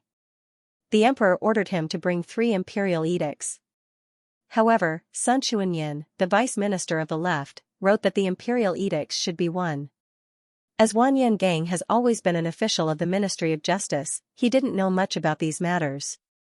As a result, he brought 1 imperial edict to congratulate the Western Xia Emperor. This caused the Western Xia Emperor to be greatly displeased, and the Western Xia Emperor's reciprocation was also extremely negligent. When Wan Yangang found out about this, he was infuriated. All those involved were investigated. Although Wan Yangang was innocent, as the head envoy, he didn't submit a memorial in advance to correct his mistake. After listening to her explanation, Song Qingshu couldn't help but have a strange expression on his face. This Wan Yangang is truly an unlucky child. He is indeed quite unlucky. Taj Tish couldn't help but smile. The unhappiness caused by the previous 2 had vanished into thin air. In order to ensure the degree of loyalty, I chose 3 deputy commanders from the Tangqua clan, Tangqua Hongda, Tangqua Xingrong, and Tangqua Minghui. All of them have held military positions in the past but have never been promoted or demoted. However, they are all capable talents. Among them, Tangqua Hongda is good at defense, Tangqua Xingrong is good at archery, and Tangqua Minghui is good at ambushing. During this transitional period, letting the Tangqua clan's descendants take charge and stabilize the situation is also a good thing. Song Qingshu nodded. However, there isn't a single Han among all these deputy commanders? Pay more attention to this aspect in the future and strive for Han officers to make up half of the officers. Although Song Qingshu could use various methods to train these people to obey his orders, if they were all female enlightened beings, it would be hard to guarantee that there wouldn't be a commotion when they find out about his identity. If the majority of the officers were Han, it would be easier for them to accept his identity. However, he knew that this matter couldn't be rushed. After all, the Jin and Song dynasties had been at war for many years, and the Han people didn't have a good impression of the Jin. Those who worked for the Jin would be scolded as traitors. Under such circumstances, the truly talented Han people naturally wouldn't become officials. But it wasn't to say that there weren't any, especially for the commoners of the lower class. For the sake of survival, they could only join the Jin side. And it was among these commoners that there would often be some rare geniuses. After all, the tempering of life wasn't inferior to the nurturing of books. Alright, I'll pay attention to it in the future. Tadish wasn't a fool and quickly guessed his worries. She understood that it was indeed necessary to increase the number of Han people. Right, did anyone from the Pucha clan get selected? Song Qingshu suddenly asked curiously. As one of the three great clans of the Jin Empire, the Pucha clan definitely had no lack of talents. As for the Tudun clan, they were like fire and water due to Wan Yanliang. Unless absolutely necessary, he wouldn't use anyone from the Tudun clan. Thinking of the Tudun clan, Song Qingshu couldn't help but think of the gentle and quiet consort of Hailing, Tudun Jing. She was probably living a miserable life in the cold palace now. Tadish rolled her eyes in annoyance. The Pucha clan was previously imprisoned for treason, how would I dare to use them? Song Qingshu collected his thoughts. The past is the past, and the present is the present. After this period of imprisonment, many in the Pucha family probably know what's most important. They'll cherish this hard-won opportunity even more. Tadish looked at him with a smile that didn't seem like a smile. In the end, isn't it because of that young lady from the Pucha clan? Song Qingshu replied indifferently, you women will only subconsciously think of jealousy. How would you understand a man's heart and ambitions? The Pucha family is indeed a double-edged sword, but I'm confident that I can control them. Pei, who would be jealous of you? Tadish spat. I hope you won't be devoured by it in the end. Song Qingshu didn't mind at all. After saying so much, do you have any suitable candidates? Yes, the Pucha clan's Pucha Zhen. Because he isn't of the clan leader's bloodline, he wasn't valued by the clan in the past few years. However, he is skilled in both the pen and the sword. A few years ago, he defeated the Song army at the border several times. This year, he was transferred back to the capital. In the end, he was implicated in the case of Pucha Ahu's rebellion and was imprisoned. During this period of time, Taj Kis had been utilizing her position as the minister to frequently study the resumes of certain officials. It could be said that she was very familiar with them. Song Qingshu immediately summoned an imperial guard and ordered, take my warrant and go to the prison and bring Pucha Zhen here. Yes. After the guard received the order, he turned his horse around and galloped away. Following that, Song Qingshu summoned monk Wan Yanchen and began to explain the various matters of the loyal army to him. Just like that, they rushed towards the western outskirts of the city. Song Qingshu only recognized monk Wan Yanchen.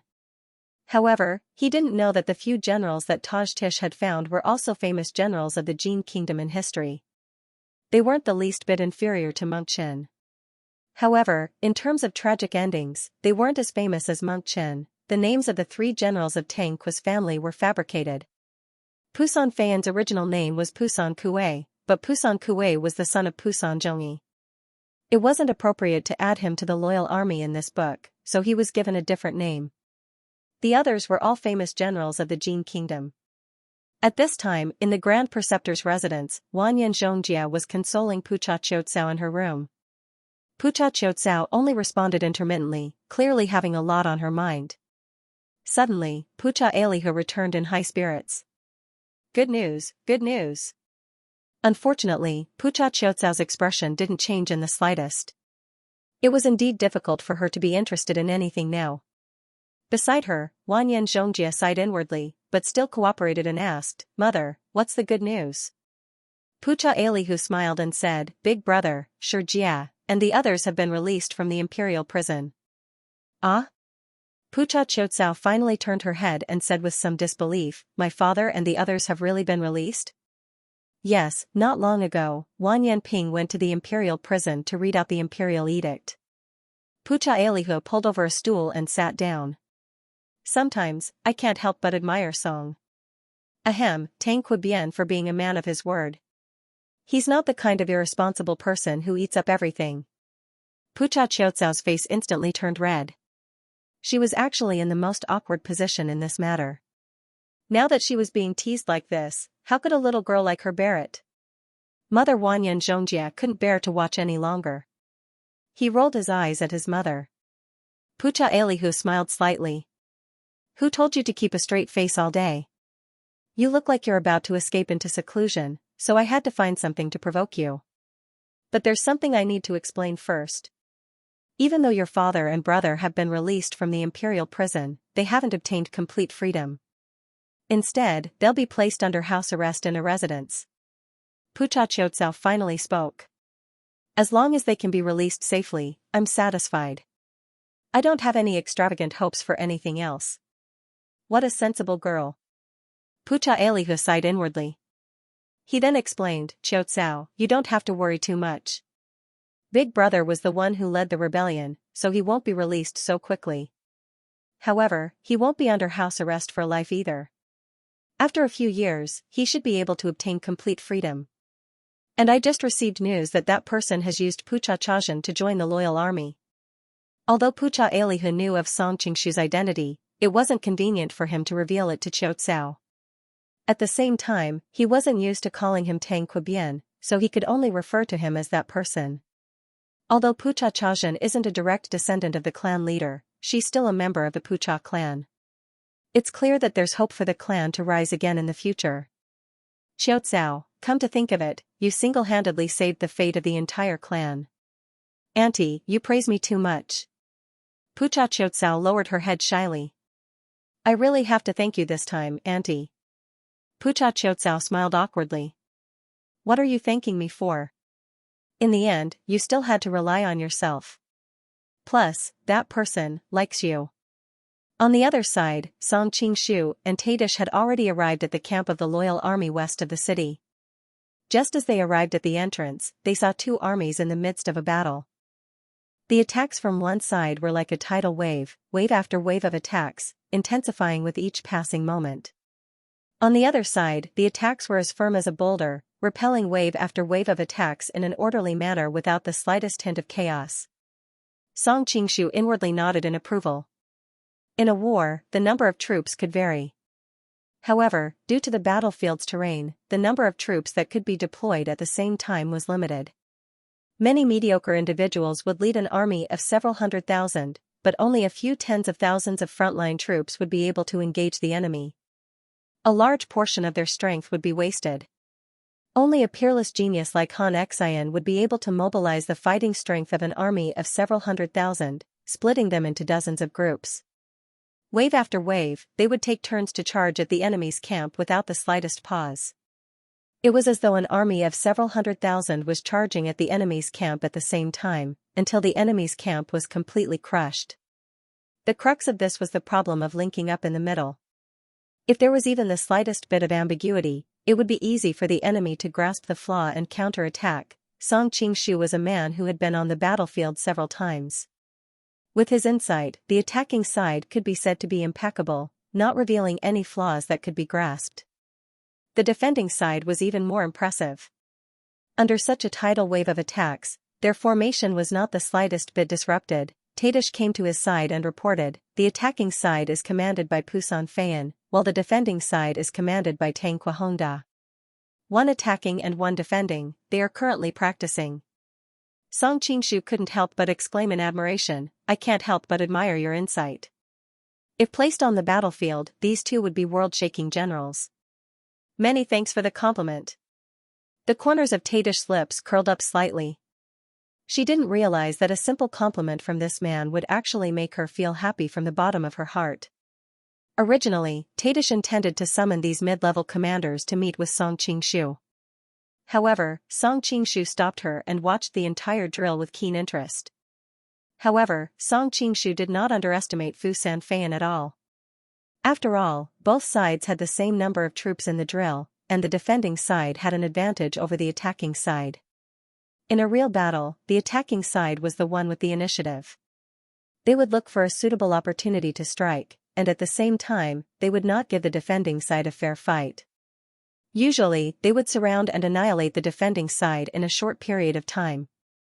When the drill was over, Tadish summoned the high-ranking military officers to the main tent. Unaware that the present Tang Quebian was no longer the Tang Quebian of the past, the high-ranking military officers still bowed and saluted him respectfully. After all, every single one of them was in dire straits previously. If not for Tang Quebian making an exception and promoting them, they would still be at the bottom of the hierarchy. Therefore, this show of respect and gratitude was genuine.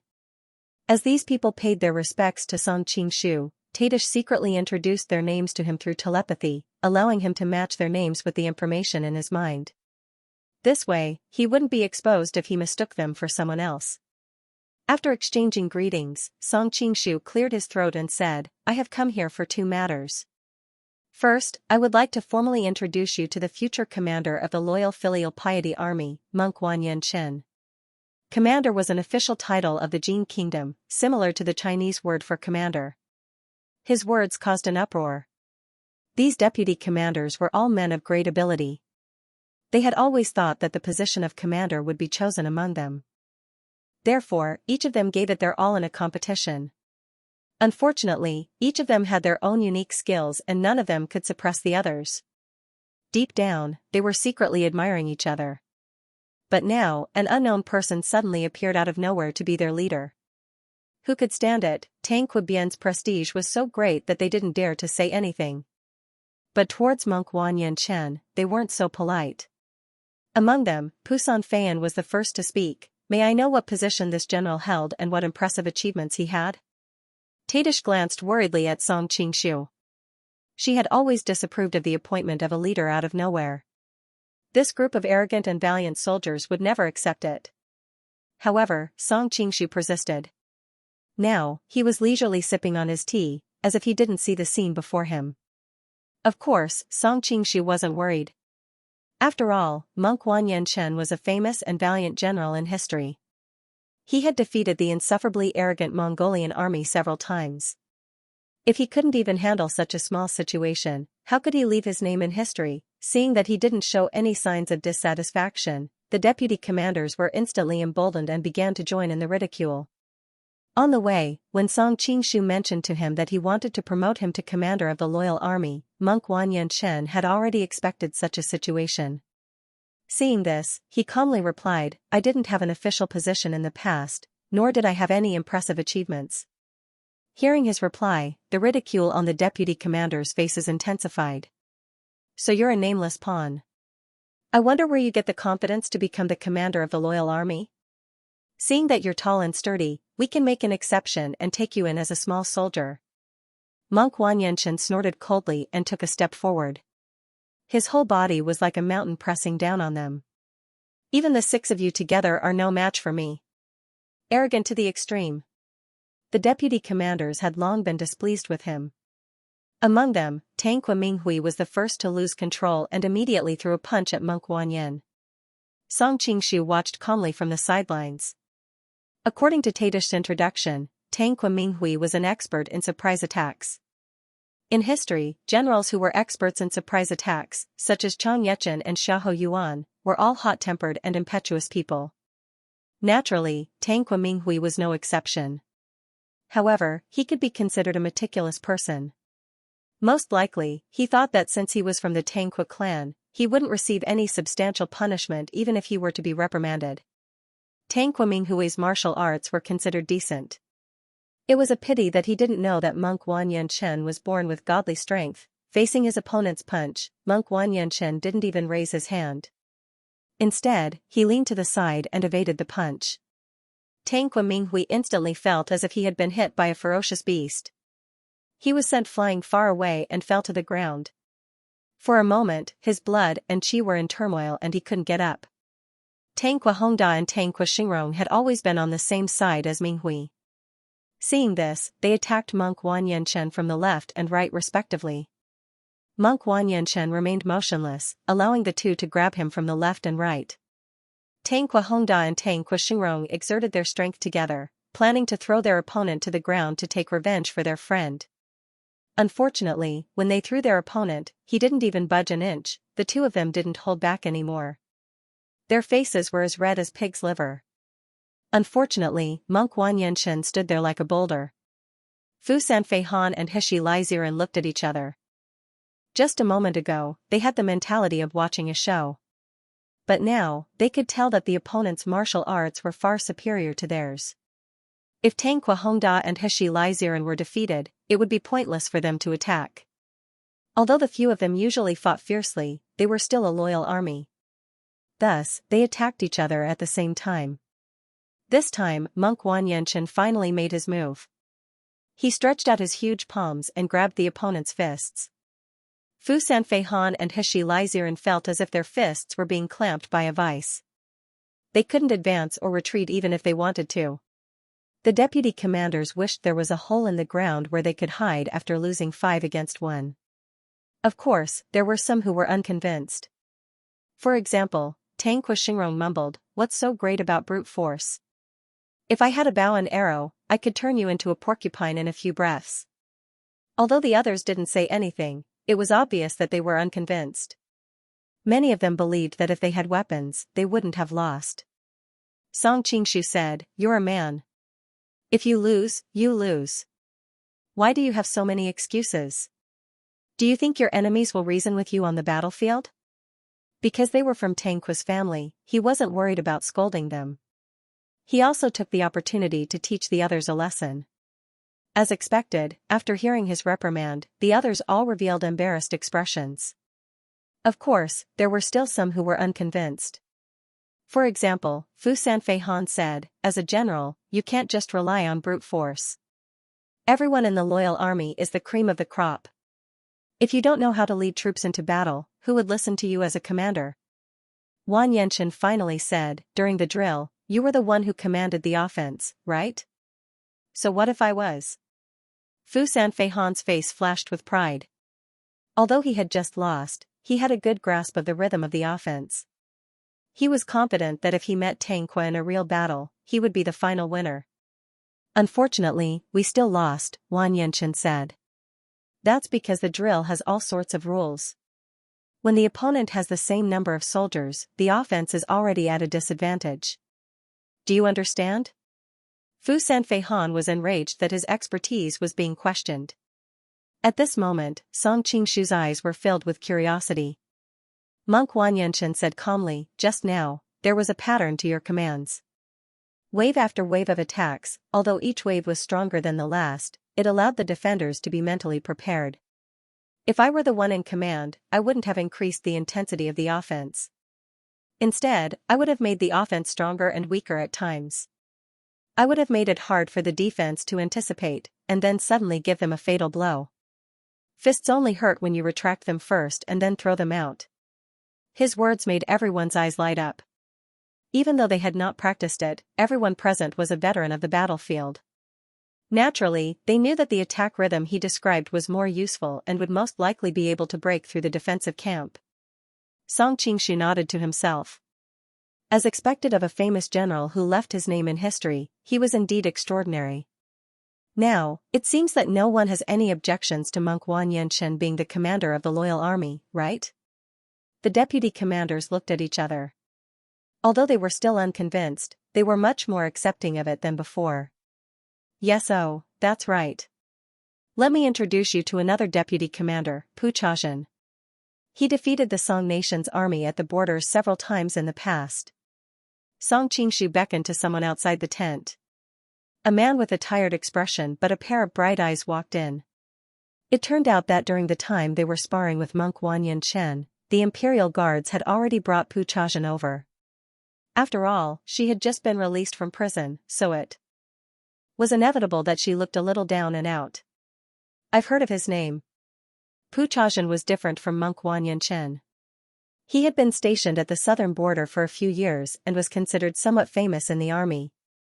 The other deputy commanders had more or less heard of his name. Greetings, everyone. Pu Chaozhen cupped his hands and greeted everyone.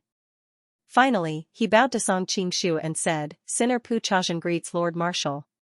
Song Qingshu stepped forward and helped him up. You were just innocently implicated. What crime did you commit?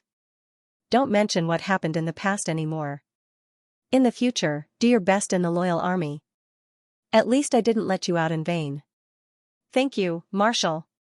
Pu Chaozhen looked at the man in front of him with complicated emotions. Originally, he had been imprisoned because of Marshal Wang Yanchen. However, he understood that he could not blame Marshal Wang Yanchen for this. Anyone else would have done the same. He had originally thought that he would spend the rest of his life in prison. Who would have thought that a decree would suddenly come down today that not only would he be absolved of his crimes, but he would also be promoted to the position of deputy commander of the loyal army. Everyone in the capital knew that the loyal army was a powerful army that no one dared to approach. Many princes and nobles wanted to send their sons into the loyal army to be ordinary soldiers, but they were unable to do so. Although he was a member of the Pu Chaozhen family, he had not enjoyed the slightest bit of kindness from the family head. Instead, he had been implicated. Now that Tang Qibian had disregarded his former enmity and promoted him, even giving him an incomparably bright future, he felt as if he had fallen into a dream. Seeing how excited he was, Song Qingshu patted him on the shoulder and said to the others with a smile, he's a newcomer after all, and he just went through prison. In the future, you guys should help him with the matters of the loyal army. Everyone nodded in agreement. Song Qingshu then continued, I mentioned that I came here for 2 matters. Now, I will introduce the second matter to everyone. During this period of time, everyone in the loyal army has been receiving the highest salary in the army and eating the best meat every day. Countless people in the army have expressed their dissatisfaction to me. Why are you guys receiving the best treatment? So now, you need to prove your worth. The few deputy commanders were already filled with anger because they had lost to monk Wang Yanchen previously. Now that they were provoked like this, all of them were extremely excited. As long as the marshal says it, we will not hesitate to go through water and tread on fire. Song Qingshu nodded in satisfaction. Now that the southern Song dynasty is about to launch a northern expedition, there is no need to worry about the right deputy marshal and the privy emissary overseeing the south. However, the western Sichuan is beginning to stir. So, I have decided to send the loyal army tomorrow to take down Daisen Pass and Xingyuan. This will cut off Sichuan's gateway to Sichuan. We will not let you down. The group of people had been down and out in the bureaucracy for so long that they had long wanted to make a name for themselves. Now, they were all like starving wolf cubs. Song Qingshu was very satisfied with their enthusiasm. He then continued, the loyal army has only been established for a short period of time. There is not enough time for us to do too much training. We can only train by fighting on the battlefield. The difficulties involved in this can only be overcome by everyone working together. The commanders nodded solemnly. They were also aware of the huge risks involved. If their subordinates were ordinary soldiers, they would have given up long ago when they heard that they were going to train by fighting. After all, in the past thousands of years, only a freak like Xianxia had been able to train a motley crew of peasants into elite soldiers in such a short period of time. But now that the loyal army was made up of elites from the various armies, they had the confidence to give it a try. Song Qingshu returned to the marshal's seat and slowly said, I have never interfered with the daily training of the loyal army. But there is only one principle that you must follow. Song Qingshu said meaningfully, that is to strictly obey orders. The generals secretly heaved a sigh of relief. They thought it was some difficult requirement. For any elite troop, strict obedience was the most basic requirement. He knew that they did not understand his point, so he continued, don't think that it's easy. What I'm asking for isn't a simple order. I want you to ensure that the loyal army will carry out every order of mine, no matter how ridiculous it is. If you can't do this, don't blame me for being merciless. Yes. Everyone's heart skipped a beat. Wang Yanchen, who was well versed in both the pen and the sword, thought more. He had read the story of how Hun Nu Maodun trained his soldiers. He wanted his soldiers to shoot wherever he wanted them to, and those who didn't would be executed. In the end, he first shot his beloved horse, then his beloved concubine, and finally trained his soldiers to obey his every command. Finally, he shot his arrow at the great Khan's father. Could it be that the marshal is disloyal? Wang Yanshen's heart skipped a beat, but he quickly suppressed this thought. After all, everything he had was given to him by the marshal, so he naturally had to go through fire and water for him. Moreover, he was now deeply branded with the marshal's mark. If the marshal were to fall in the future, he and his men would also die without a burial ground. Everyone's interests were tied together, so they naturally had to do their best to serve him. Following that, Song Qingshu explained the various plans after arriving at Fengxiang Prefecture in detail to the generals. As for the matter of Wu Shi surrendering in secret, he did not tell them in order to keep it a secret. He only revealed it to monk Wang Yanshen and asked them to inform the deputy commanders before attacking Shangyuan and Dasangwan. When Song Qingshu and Taj Tish came out of the barracks, the sky was already dark. As they rode side by side, Taj Tish couldn't help but sigh. I thought my foresight was pretty good, but it's still worlds apart from yours. That Wang Yanshen wasn't famous before, but I didn't expect him to be well-versed in both the pen and the sword. I can foresee that he will be a famous general whose name shakes the world in the future. I don't know how you picked him at a glance. Song Qingshu smiled. It's a secret. He couldn't possibly tell her that he had an omniscient cheat because he was a transmigrator. Seeing that he did not speak, Toshkis secretly snorted, pretending to be profound. It's getting late. Let's eat together later, Song Qingshu said with a smile. Tajtish's heart was stirred. Feigning indifference, she asked, where are we going to eat? Of course we're going to the palace. We haven't eaten together since we came back. Thinking of goodbye, Song Qingshu felt a tinge of guilt, especially since he had fooled around at the Grand Preceptor's residence the night before. He couldn't help but feel like he had let his wife down. The sisters are waiting for you. I won't join in the fun. Tadish immediately corrected herself. Song Qingshu was startled. We're all on the same side now. There's no need to be so formal. Taj Tish spat, who's on the same side as you? Seeing that he still wanted to persuade her, she immediately added, I really don't want to go. Going to the palace for half a day and then having to return to the marshal's mansion in the end, that would take up too much time. I still have to deal with the backlog of government affairs during this period of time. I can't be as relaxed as you, who just leaves everything to do. Song Qingshu chuckled and said, you can also stay in the palace for the night. Looking at his ambiguous expression, how could Taj Tish not know what he was up to? Pay, you wish. Song Qingshu understood that with her arrogance, she would never lower herself to stay the night in the palace. Retracting his playful smile, he sternly said, I have to thank you for handling the massive amount of government affairs and managing the imperial court in order. Don't thank me. It's not just me. Goodbye and the others shared half of it. Besides, a hint of worry flashed across Taj Tish's face, helping you is also helping myself. I don't think little Zhao will be able to hold on much longer. Hearing this, Song Qingshu sunk into silence. Once the Mongols sweep through the western countries, the calamity will begin in the central plains. Sensing the heavy atmosphere, Taj Tish spoke, let's not talk about this to dampen your spirits. I shall return to the residence first. Enjoy your beautiful evening. Finishing, she did not wait for him to urge her to stay and immediately spurred her horse to leave. A trace of doubt flashed across Song Qingshu's eyes. Such a tone was completely unlike Taj Tish's usual character. Could it be that she was jealous? Of course, this thought was fleeting.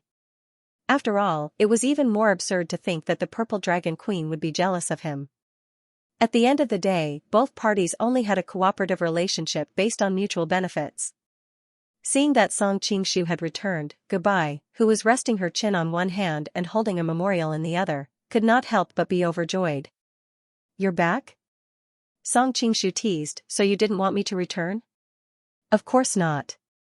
Goodbye directly threw down the memorial and ran over to take the coat for him like a little wife. She had already returned to her women's clothes at this time. A light blue belt was gently tied around her slender waist, making her figure look even more graceful and alluring.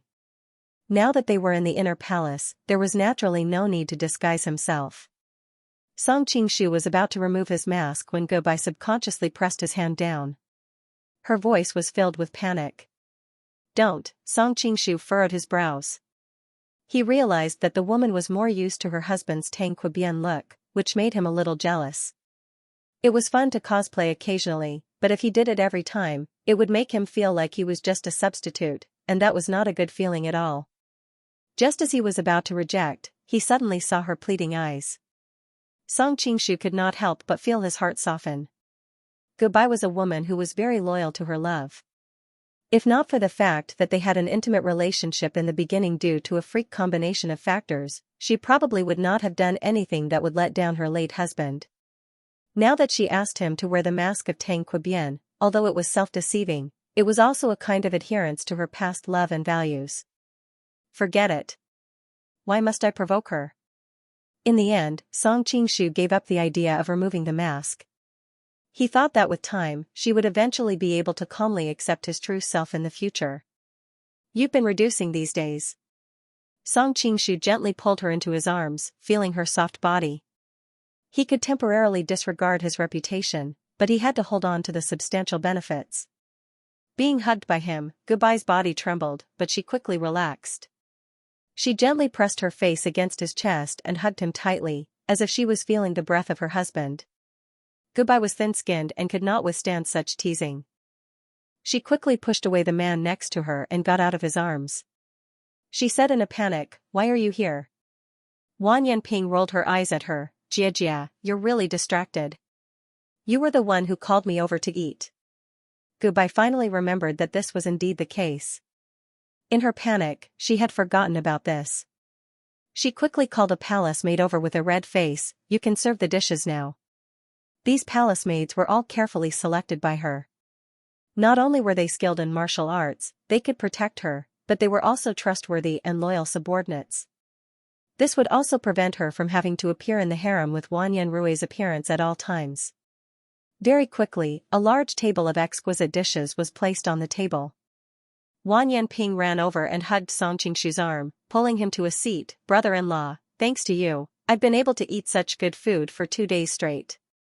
Lass, no one will think you're mute if you don't say a few words." Gubai glared at her younger sister.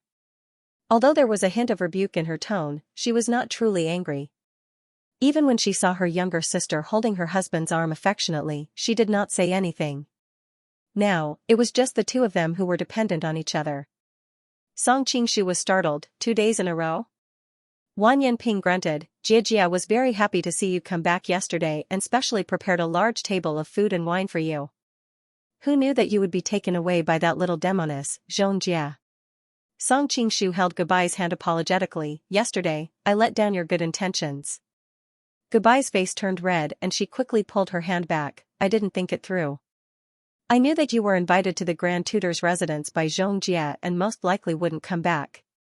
Yet, I still prepared so much." Song Qingshu's heart warmed. "You made all these dishes yourself?" He subconsciously ignored Wan Yanping. That lass spent every day in a place like the laundry yard and looked like a little demoness. She didn't look like someone who knew how to make soup. Gubai replied awkwardly, "I don't have that ability. It's all done by the imperial chef." Wan Yanping, who was at the side, was dissatisfied with her belittling herself. She quickly spoke for her. "Jiajia's cooking is very good.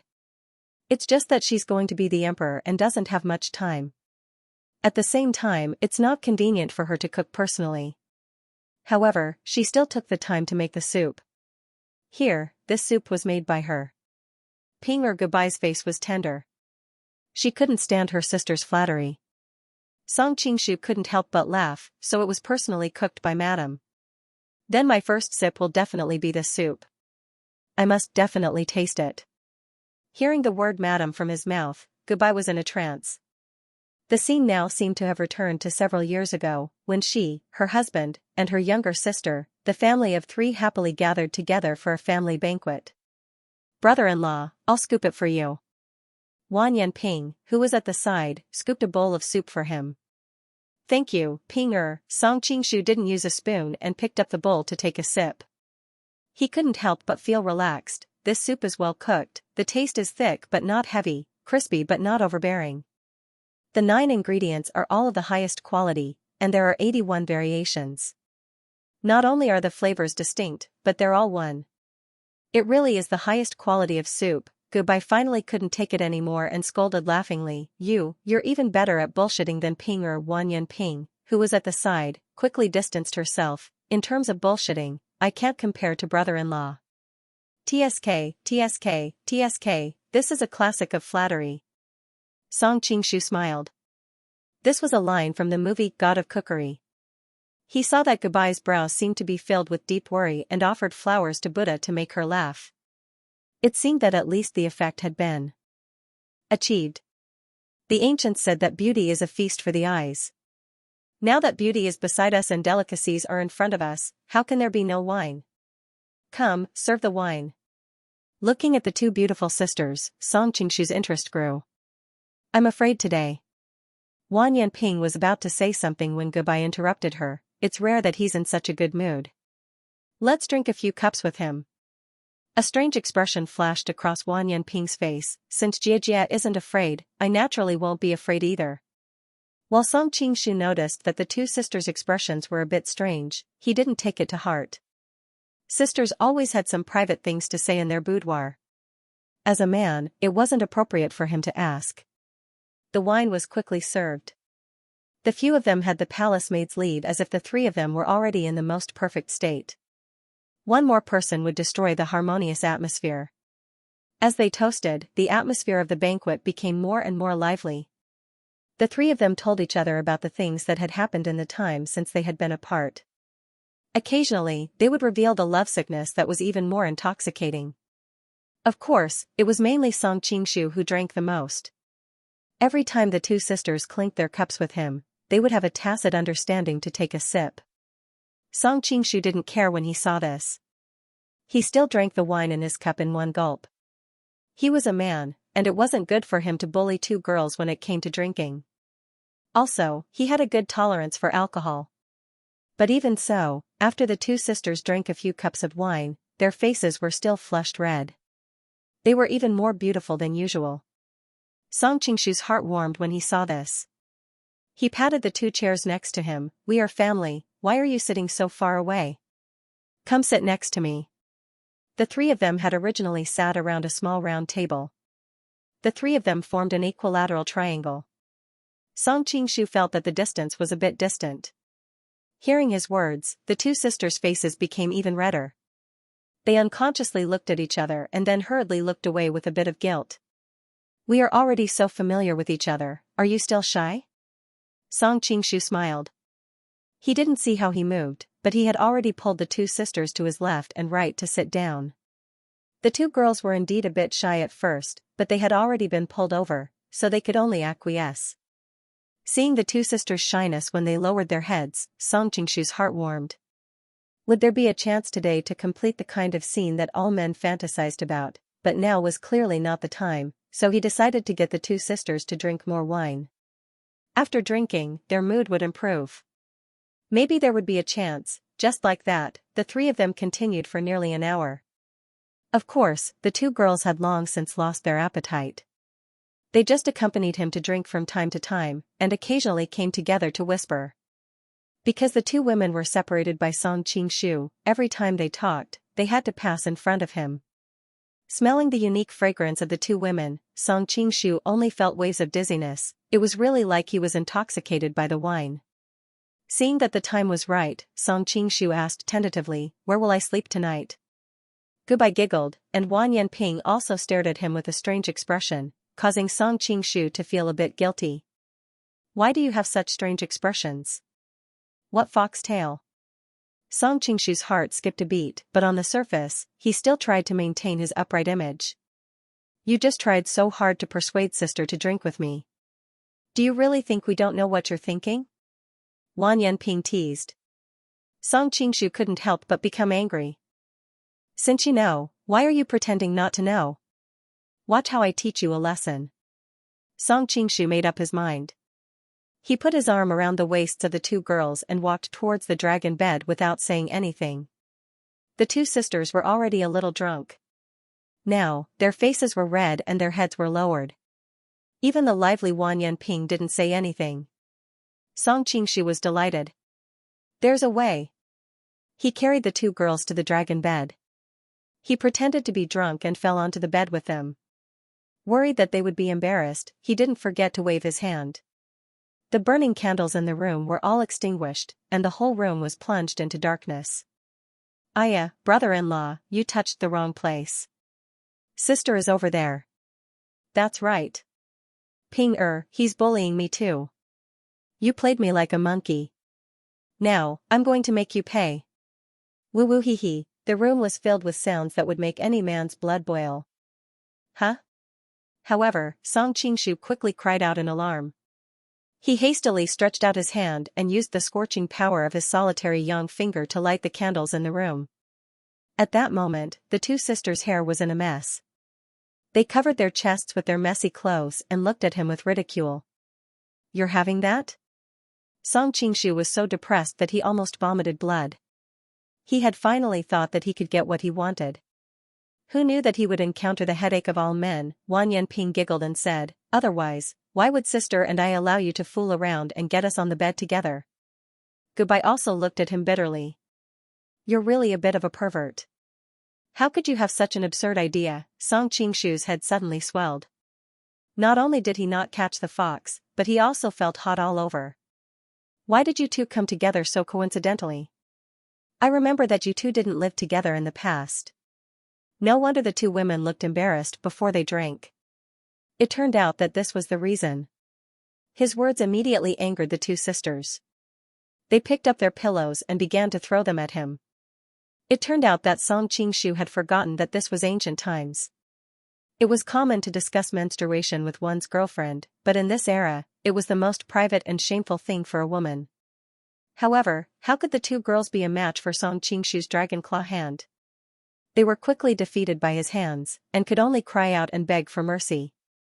Finally, under Song Qingshu's interrogation, Wan Yanping finally replied in a small voice, embarrassed, it was originally different, but sometimes women's matters come a few days earlier, and sometimes a few days later. This time, I happened to be together with my sister. She came a few days ago, and I just came yesterday. Sharing this kind of most private matter with a man, the iron-blooded little queen of the laundry yard who was usually as shy as a quail now. You've caused me so much trouble. Song Qingshu was so angry that he spanked the two girls' buttocks. The two girls didn't get angry. Seeing his body that was about to explode, Goodbye couldn't help but giggle. Why don't I summon a concubine to come and serve you? Song Qingshu looked at her in shock. The concubines in the back palace are all your sisters-in-law. You want them to serve me? Aya, Goodbye exclaimed, I forgot about that. What does that matter? Wan Yanping curled her lips. She really did come from a dark place like the laundry yard. The rules of the grasslands have always been that brother will always be connected, father will always be connected. Even if the father passes away and the son inherits the throne, he can use any concubine his father had before he died, unless it's his own mother. No one would think there's anything wrong with that. Goodbye and Song Qingshu looked at each other. It was clear that they were thinking the same thing. The words brother will always be connected made the two think that Tang Qibian was his sworn brother. Now that he was lying on the same bed with him, wouldn't that also mean brother will always be connected? On the side, Wan Yanping didn't notice that her words had touched her sister's heart. She continued to say, brother-in-law, feel free to use them. I have so many cheap sisters-in-law. I'm sure Dagu won't mind. Goodbye couldn't bear to listen anymore. She reached out and knocked her head. What nonsense are you saying? How can a sister-in-law help a sister-in-law? Wan Yanping couldn't help but pout. You were the one who suggested it. Goodbye's face reddened. I was just muddle-headed. I didn't realize that earlier.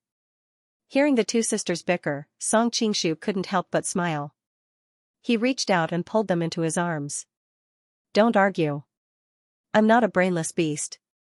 It's good to rest peacefully like this tonight. Sleep well, sleep well. Sleep well? Although the two women had never heard of this word before, they could guess the meaning of these words. They both spat. In fact, under normal circumstances, the two sisters would not put down their pride to lie on the same bed with him like this. However, because of their bodies, the two of them thought that nothing would happen, so they simply let him do as he pleased. Are you really okay? Wan Yanping reached out and poked him playfully. You're already like this. Won't you suffocate? Song Qingshu looked down. His face was also full of black lines. He said gloomily, what can I do? Ever since he started practicing the joy dhyana of the Tantra, his needs in this area had become more and more exuberant. His physiological desires were completely out of his control. Fortunately, he had enough female friends around him. Otherwise, he wouldn't be like those seniors who practiced the joy dhyana, who trampled on women everywhere and became the public enemy of the martial arts world. His personality was also easily affected and twisted.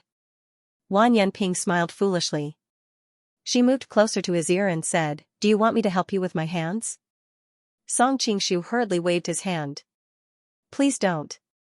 No matter if it was Gu Bai or Wan Yanping, they were both very inexperienced in this area. Moreover, with the strength of his body now, she couldn't release his desires at all. Not doing anything halfway would only add fuel to the fire. What? My good intentions are taken as evil intentions. Being directly rejected by him, Wan Yanping couldn't keep her face any longer. She pouted and turned around, ignoring him. Song Qingshu could only explain the whole story to her. At the same time, he was secretly worried. If things continued like this, would he one day develop into a human-shaped planter and have to do that every day? After his explanation, Wan Yanping gradually calmed down. She snorted. Then you solve it yourself. I don't care. Goodbye thought he was depressed and couldn't help but chuckle. Serves you right. Then, the three of them huddled together and talked for a while. The two women fell asleep one after another. After all, they were on their period and their backs were sore. Coupled with the alcohol, they were naturally more sleepy than usual. However, this was hard on Song Qingshu. He had planned to chant the Ice Heart Sutra a few times to calm his restless body, but there were a pair of beautiful sisters lying on his left and right. The air was filled with the unique fragrance of the two women, which made him feel even more restless. After trying hard for an hour, Song Qingshu finally gave up. Not only did he not calm down, but he also became more and more restless. Thanks to the existence of internal energy in this world, my physical fitness is far better than ordinary people. Otherwise, I would have been crippled in my previous life. Song Qingshu was very glad. Feeling that it couldn't go on like this, Song Qingshu gently picked up Wan Yanping's arms and thighs and put them aside. He put on his clothes and went out to walk in the imperial garden. Although they are biological sisters, their temperaments are completely different.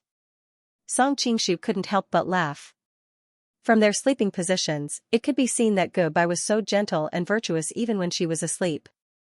She lay obediently at the side, while Wan Yanping was much more carefree. She would throw her arms and hands around when she slept. Being blown by the cool wind outside, Song Qingshu didn't feel as uncomfortable as before. His boiling blood also showed signs of calming down, so he planned to walk in the garden and enjoy the wind to blow away the drunkenness and desire before going back. Breathing in the fresh night air, Song Qingshu's mood became calmer and calmer. Suddenly, he heard a faint and elegant sound of a zither. Previously, because he had to pretend to be the zither master, Zhao Wei, he had been specially trained by Zhao Min in zither skills. He could hear that the person playing the zither was skilled, and the sound of the zither revealed a kind of loneliness and coldness. Song Qingshu frowned. It's so late now, and there's actually someone playing the zither without sleeping. Could it be an imperial concubine?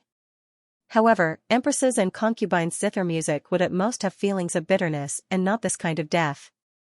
Song Qingshu could tell that the person playing the zither was not in a normal state of mind, so he only hesitated for a moment before walking in the direction of the sound. After a while, Song Qingshu stopped outside the cold palace. He was puzzled. People from the cold palace? In this case, it was not strange. The women in the cold palace had no hope at all, so it was normal for them to want to die. Song Qingshu hesitated for a moment, but finally decided to go and take a look.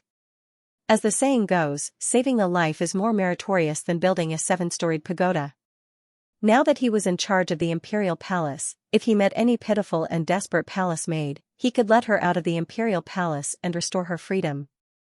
At this time, in a room in the cold palace, a young woman in palace attire faintly sighed. She left the zither table and slowly came to a wall.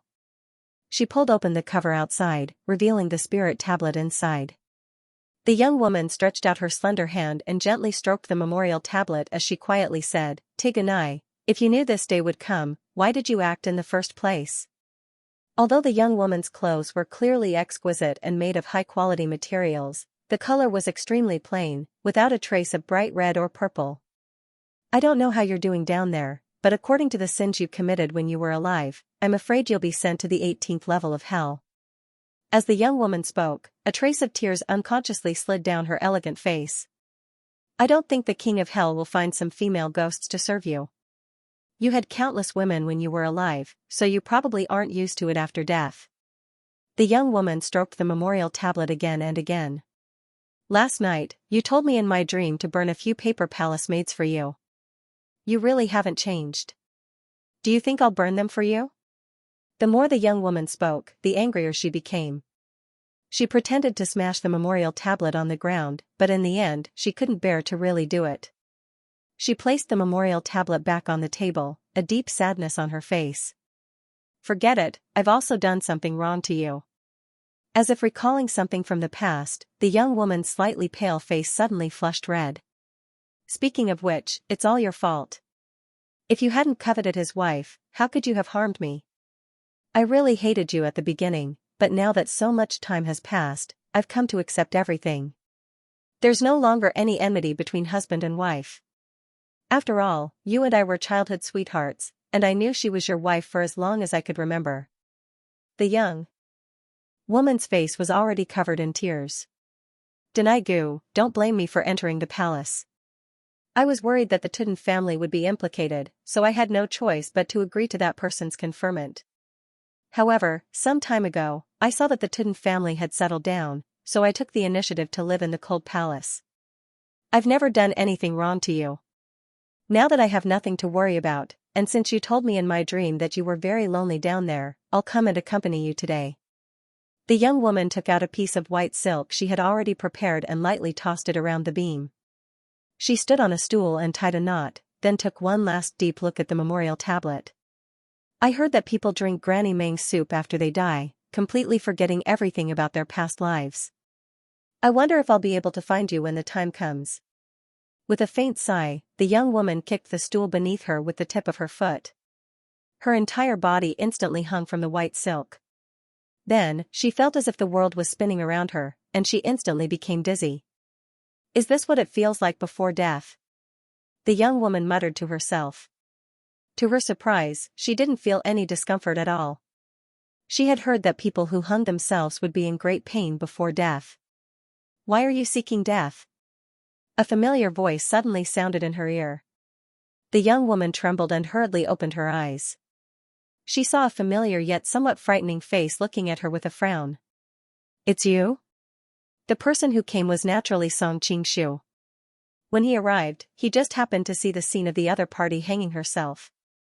Without thinking, he used his sword chi to cut off the white silk and rushed over to catch her the moment she fell, preventing her from falling to the ground. Xianxia frowned and looked forward. The memorial tablet was so eye-catching that it naturally couldn't escape his eyes. Written on it were the words, "Deceased husband Wanyan Liang's memorial tablet." "What is the princess doing?" Xianxia asked in a low voice. This young woman was naturally the princess of Hailing, Tu Danjing. Although she had been taken to the palace after the great change in the palace and was given the title of imperial concubine, the two of them were still used to each other's status. "Of course I'm hanging myself," Tu Danjing said calmly. However, she soon realized that she was being held by the other party, and a faint blush flashed across her face. "Let go of me." Xianxia helped her sit down on a stool next to him. "Of course I can see that you're hanging yourself. I just want to ask you why you're doing this." "Why?" Tu Danjing smiled sadly. "In my current situation, do I still need to ask why?" Xianxia frowned. "Why are you in the cold palace? Weren't you given the title of imperial concubine? Is someone deliberately suppressing you?" He was suspicious. Logically speaking, with Goodbye's personality, he wouldn't do such a thing. Could it be Tadish or Wan Yanping? Tu Danjing shook her head. No one is suppressing me. I was the one who asked to live in the cold palace. Everyone in the capital knows that I'm the princess of Hailing. I really can't stay in the harem with peace of mind. Since you're willing, why are you seeking death? Song Qingshu asked again. Song Qingshu raised his head and looked at the memorial tablet in the morning hall. Because of Wan Yanliang? Tu Danjing turned her face to the side and did not answer him. Song Qingshu didn't mind and walked over to the memorial tablet. Wan Yanliang and I have a deep hatred for each other. How can I let him enjoy a peaceful memorial? As he said this, he picked up the tablet and prepared to smash it. No. Tu Danjing exclaimed and wanted to take the memorial tablet back. Unfortunately, the other party raised his hand high up, so how could she get it back? She could not help but be angry and anxious. Although he wronged you in the past, you also took your revenge. Moreover, he is already dead. What else do you want? Her first reaction was that Wan Yanliang had bullied Gubai. However, Song Qingshu did not tell her the truth, so she always thought that Gubai had been bullied. Even if he dies 10,000 times, he will not be able to repay what he did. Just these few words make me unhappy. Song Qingshu simply made the best of it and continued to act like he had a deep grudge against Wan Yanliang. However, in the end, he did not have a good impression of Wan Yanliang. Tu Danjing did not know what to say at this moment and could only plead helplessly, "Please, give it to me." Because she wanted to snatch the memorial tablet from Song Qingshu's hand, Tu Danjing's whole body was almost pressed against Song Qingshu's body. She kept jumping on her tiptoes, trying to get the memorial tablet back. However, she did not realize that their bodies were constantly rubbing against each other. Feeling her soft and exquisite body, Song Qingshu's fire that had just calmed down rose again. It's not that I can't give it to you, but you have to promise me something. Tu Danjing's heart jumped. What is it? Song Qingshu smiled slightly. Why do you ask when you already know the answer? Seeing the other party's aggressive gaze, Tu Danjing's heart could not help but tremble. She said in a panic, "No, I can't do anything that will let Digunai down. It seems that Princess has the same idea as me." Song Qingshu laughed mockingly. Tu Danjing blushed and spat. I didn't. After a pause, she bit her lip and said, "With your current status and power, you can have any woman you want. Why do you always provoke me?" Song Qingshu pulled her into his embrace and whispered into her ear, "Because you are Wan Yanliang's princess." You. Tu Danjing couldn't help but get angry and wanted to scold him. Who knew that just as her red lips opened, he would kiss her? Wu Tu Danjing tried to push away the man on top of her, but how could she? After a long while, Song Qingshu finally released her lips in satisfaction. Looking at the panting Wang Fei, he reached out to brush her moist lips. Don't you feel that there is no meaning in living? Then I'll find something interesting for you. Finishing, he lifted her up and put her on the table. Tu Danjing panicked. Hey, you, what are you going to do? Unfortunately, the other party didn't have time to respond to her. Feeling the oppression of the other party's masculine aura, Tu Danjing said with a sobbing tone, "Even if you want to, don't do it here." She knew that it was difficult for her to resist him. Moreover, the two of them had done it more than once or twice, so she wasn't that resistant. However, in front of her husband's mourning hall, she felt strange. A playful smile flashed across Song Qingshu's face, and he directly untied the belt on her skirt. "It's not interesting if we're not here." When Wan Yanliang was in power, he loved to bully the wives and daughters of others. How could he expect that one day, he would suffer the same pain? A trace of shame and indignation flashed across Tu Danjing's face, but she couldn't help but tremble in the depths of her soul. Originally, she wanted to put down her husband's memorial tablet, but at this time, she had nowhere to put it in the air. If she threw it aside, she was afraid that it would break, so she could only hold it tightly in her hands. The alternating physical and moral torment made her body several times more sensitive than usual. Soon, she collapsed. After an unknown amount of time, Song Qingshu left the cold palace contentedly. His restless heart, which had been restless for the first half of the night, finally calmed down. As for Tu Danjing, she once again experienced the most wonderful things in the world. She probably wouldn't be willing to commit suicide for a while. Song Qingshu's actions. just now weren't entirely to vent the evil thoughts in his heart. To a large extent, it was because Tu Danjing wanted to commit suicide. Although he could arrange for palace maids to take care of her, if she really wanted to commit suicide, there would always be an opportunity. He could only think of a way to dispel her thoughts. Seeing her silently shed tears in front of her husband's memorial tablet, he quickly understood that she wanted to commit suicide to accompany her late husband. Therefore, he took advantage of the situation and did such a thing. Presumably, she wouldn't have the courage to commit suicide to face Wanyan Liang for the time being. But it seems like I'm becoming more and more like a villain. If it was in the past, Song Qingshu might have a psychological struggle. But now that he had been in a high position for a long time, his mentality was very different from before. He knew very well which women needed his love and protection, which he needed to protect, and which he only needed to enjoy their bodies and didn't need to worry about their thoughts. Obviously, Tu Danjing belonged to the second category. After returning to his bedroom, the Gubai sisters were sleeping soundly. Song Qingshu guiltily climbed onto his bed. Fortunately, he didn't wake the two of them. After tossing and turning for half the night, he quickly felt sleepy and fell into a deep sleep. In the following period of time, Song Qingshu, the Gubai sisters, and Taj Tish worked together to deal with the imperial memorials flying in from all over the country. They also arranged the logistics for the southern and western battlefields. But soon, they began to be badly battered. This was because the southern Song dynasty had officially started their northern expedition. The previous battles were just the vanguard probing, but this time, the main force had started to advance. The southern battlefield suddenly felt pressured. Thanks to the two pillars of the army, Fusan Zhongyi and Kashi Lishaining, who were stationed in Jianghuai and Dangtang prefectures, the situation was barely stabilized.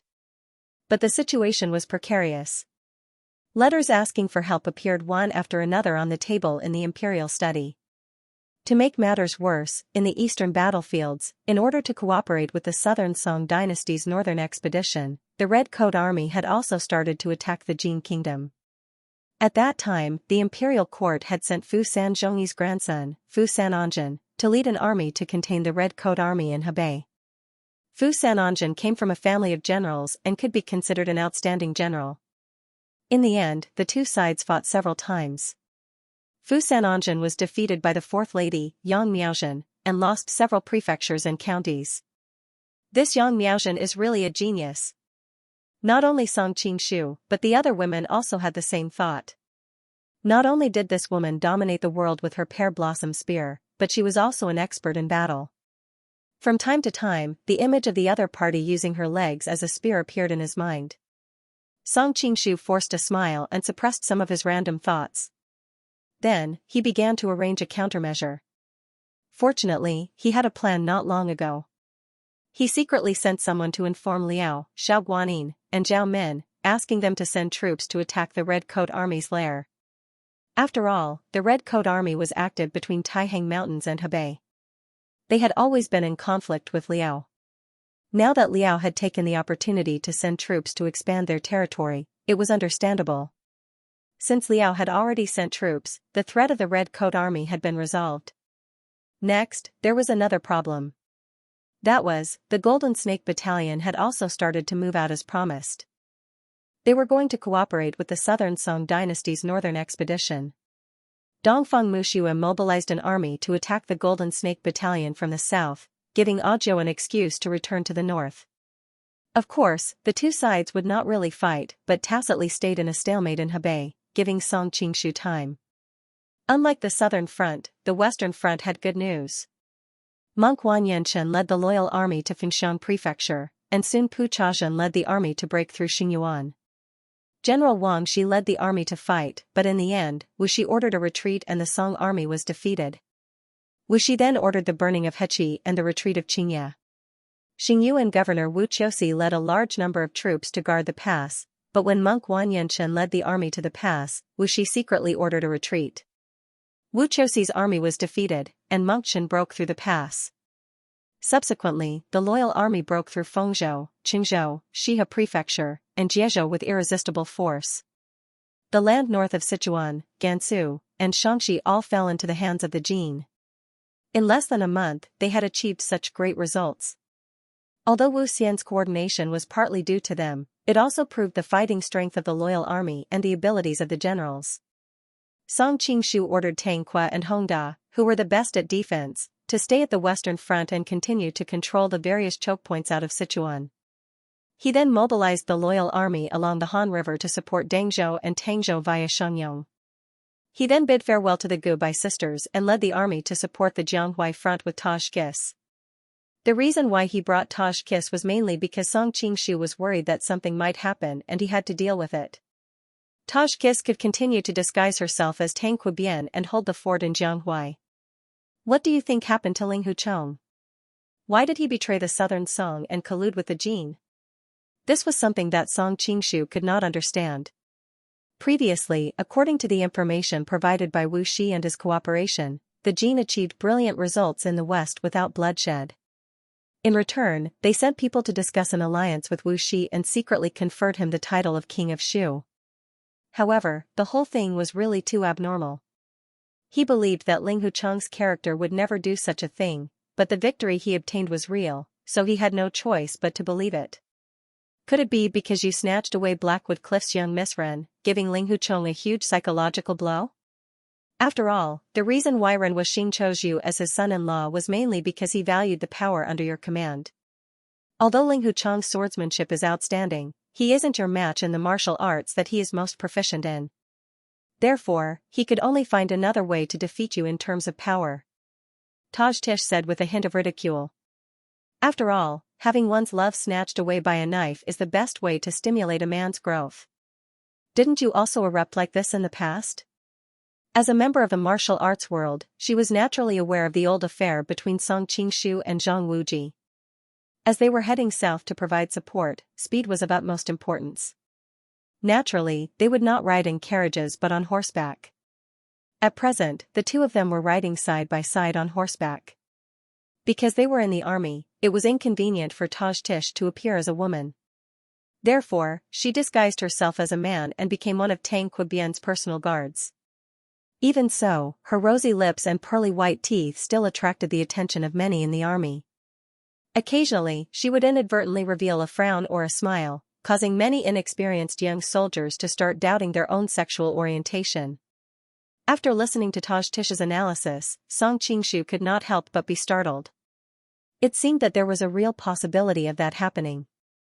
When he thought of how he had caused such a great youth to become like this, he couldn't help but blame himself.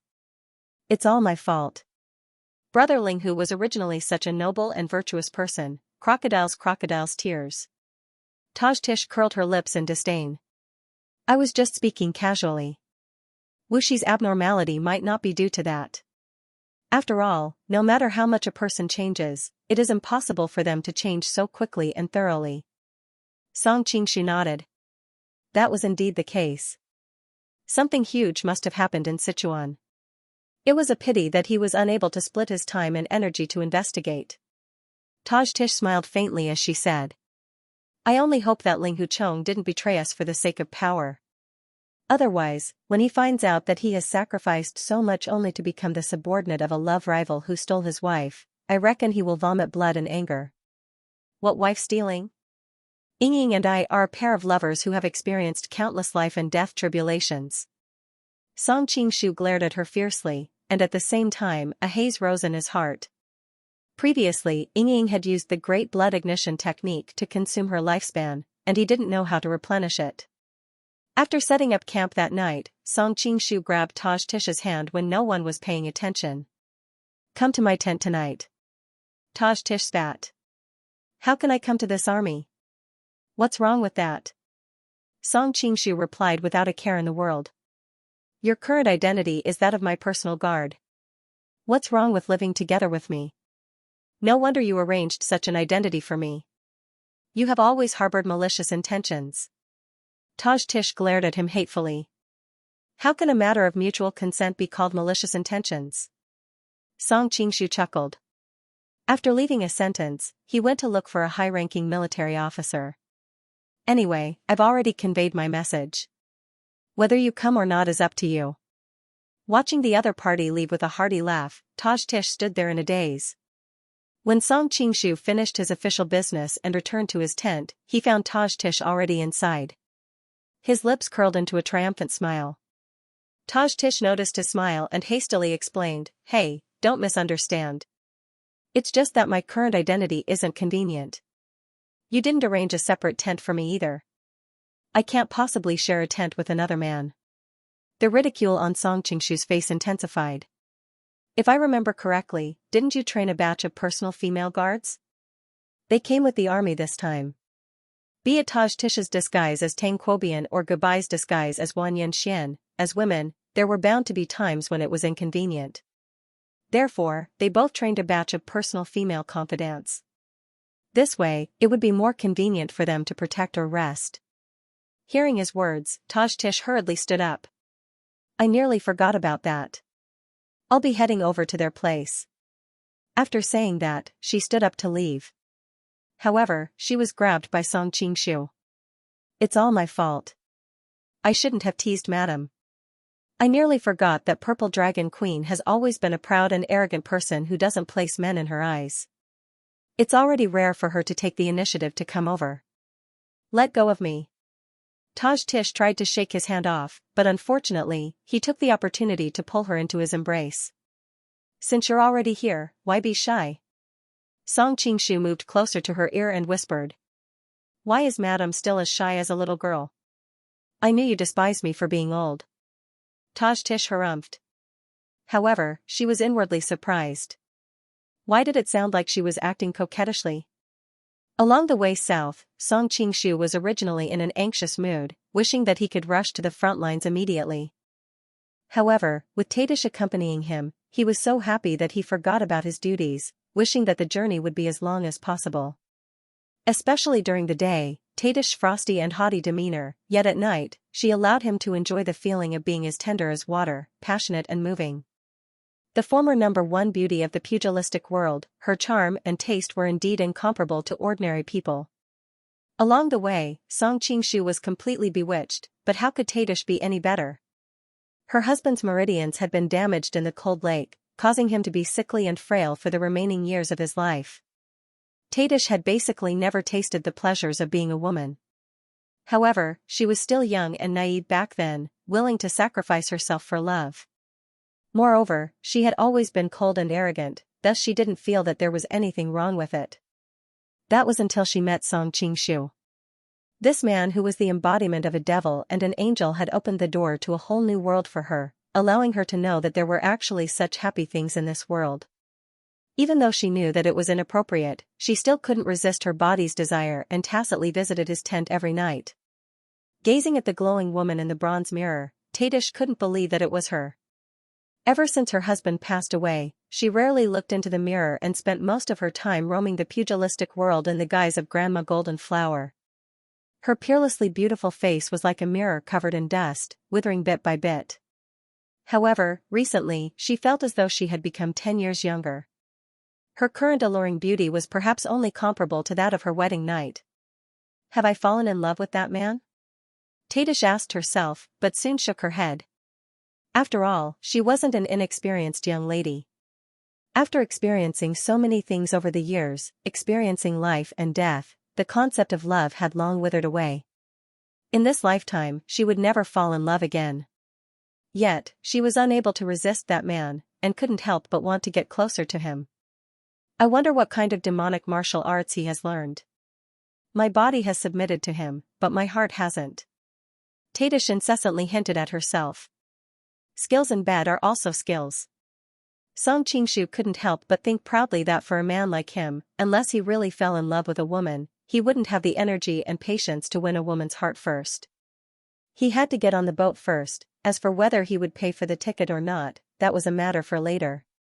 Moreover, just like what Zhang Ailing said, the shortest distance to a woman's heart was, what, after getting her body, it would naturally be easier to get close to her heart. Just like that, the two of them took what they needed and stuck to each other like glue. Finally, they arrived at the front lines in Huainan. The southern commander of the Jin army, Fu Sanzhongyi, led a group of senior officials out of the camp to welcome him. As for Heshir Lai Jining, he was in charge of the defense of the Dengtang region and did not appear. Song Qingshu was not one to put on airs. Moreover, the military affairs were tense at the moment, so everything was simple. He politely declined the reception and went straight to the commander's tent. First, the imperial edict of Wanyanshi was read out by his entourage. The gist of it was that Tang Qibian had come with reinforcements and was also in charge of the southern front lines. Fu Sanzhongyi was initially dissatisfied, worried that Tang Qibian would ruin the state's affairs. However, in terms of official rank, Tang Qibian was the marshal, while he was only the deputy marshal. He could not allow Tang Qibian to be his assistant. Thinking of Tang Qibian's actions after taking office, which could be considered wise, Fu Sanzhongyi had no choice but to suppress his dissatisfaction. He decided to observe the situation first. If Tang Qibian acted recklessly and affected the war situation of the Jin kingdom, he would use his prestige in the military to check and balance Tang Qibian. Of course, Song Qingshu knew that Fu Sanzhongyi must have some thoughts about his sudden ascension to the commander-in-chief position. However, he was not worried that there would be any problems. Firstly, he had absolute confidence in his own strength. Secondly, he was here mainly to supervise the situation. The actual war would be handled by Tang Qibian. After Fu Sanzhongyi had received the imperial edict, Song Qingshu asked directly, "How is the war situation now?" Although he had sent messengers to deliver news along the way, it was not as direct as learning about the situation in person. Fu Sanzhongyi led him to a military map and began to report on the current situation between the Song and the Jin kingdom. In the early stages of the southern Song dynasty's sudden northern expedition, the local armies could not withstand it alone.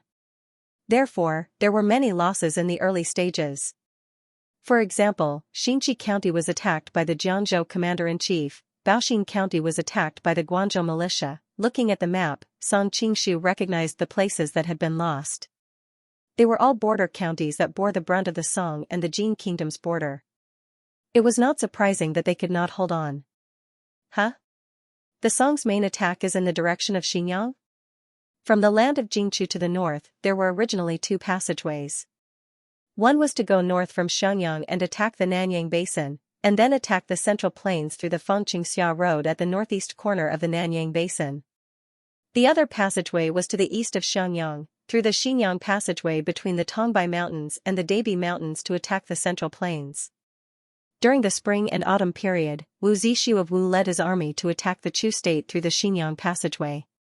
How could Song Qingshu not be shocked when Fu Sanzhongyi mentioned that the conquered counties were mostly in this direction? Fu Sanzhongyi shook his head and said, "The attack over there is indeed quite fierce. However, with Hesher Lai Jining presiding over there, the situation has stabilized.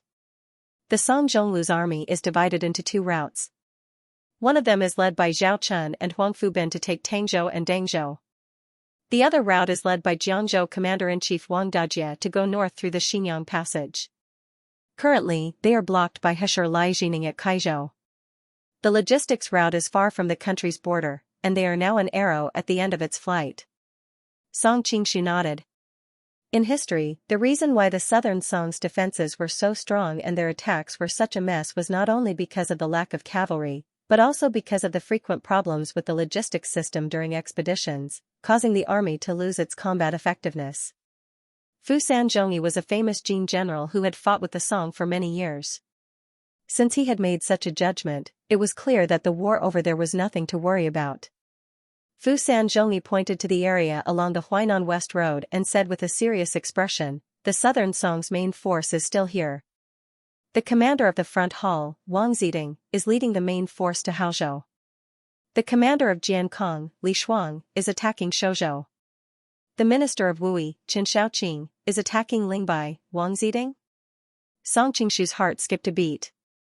This was the current head of the Wang family, one of the four great families, Jia, Shi, Wang, and Shui. Speaking of which, he had quite a bit of history with him. Wang Ziding was from the second branch of the Wang family and originally had no fate to inherit the Wang family. However, the eldest branch was Wang Chongyang. Wang Chongyang became a monk and had no children, so the Wang family naturally fell into the hands of his nephew, Wang Ziding. Wang Ziding's cousin, the eldest son of the third branch, married Li Qing Luo and gave birth to Wang Yuyan. His cousin's sister married Murong Fu and gave birth to Murong Fu. However, if Wang Ziding knew about the relationship between him and Li Qingluo, he would probably want to take out a knife to avenge his cousin. Fu Sanzhongyi sighed in admiration as he spoke. The other routes of the Southern Song's northern expedition were fine. We blocked them one by one. Only Guojing's route was unstoppable. First, he broke through the strategic town of Xizhou, then Hong County. He went all the way north.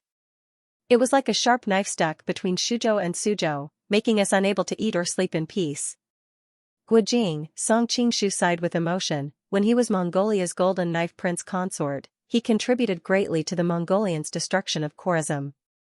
Later on, he defended Xianxia and defeated the Mongolian army several times. He truly lives up to his reputation. He thought to himself, although Guojing is not very intelligent, he is pure.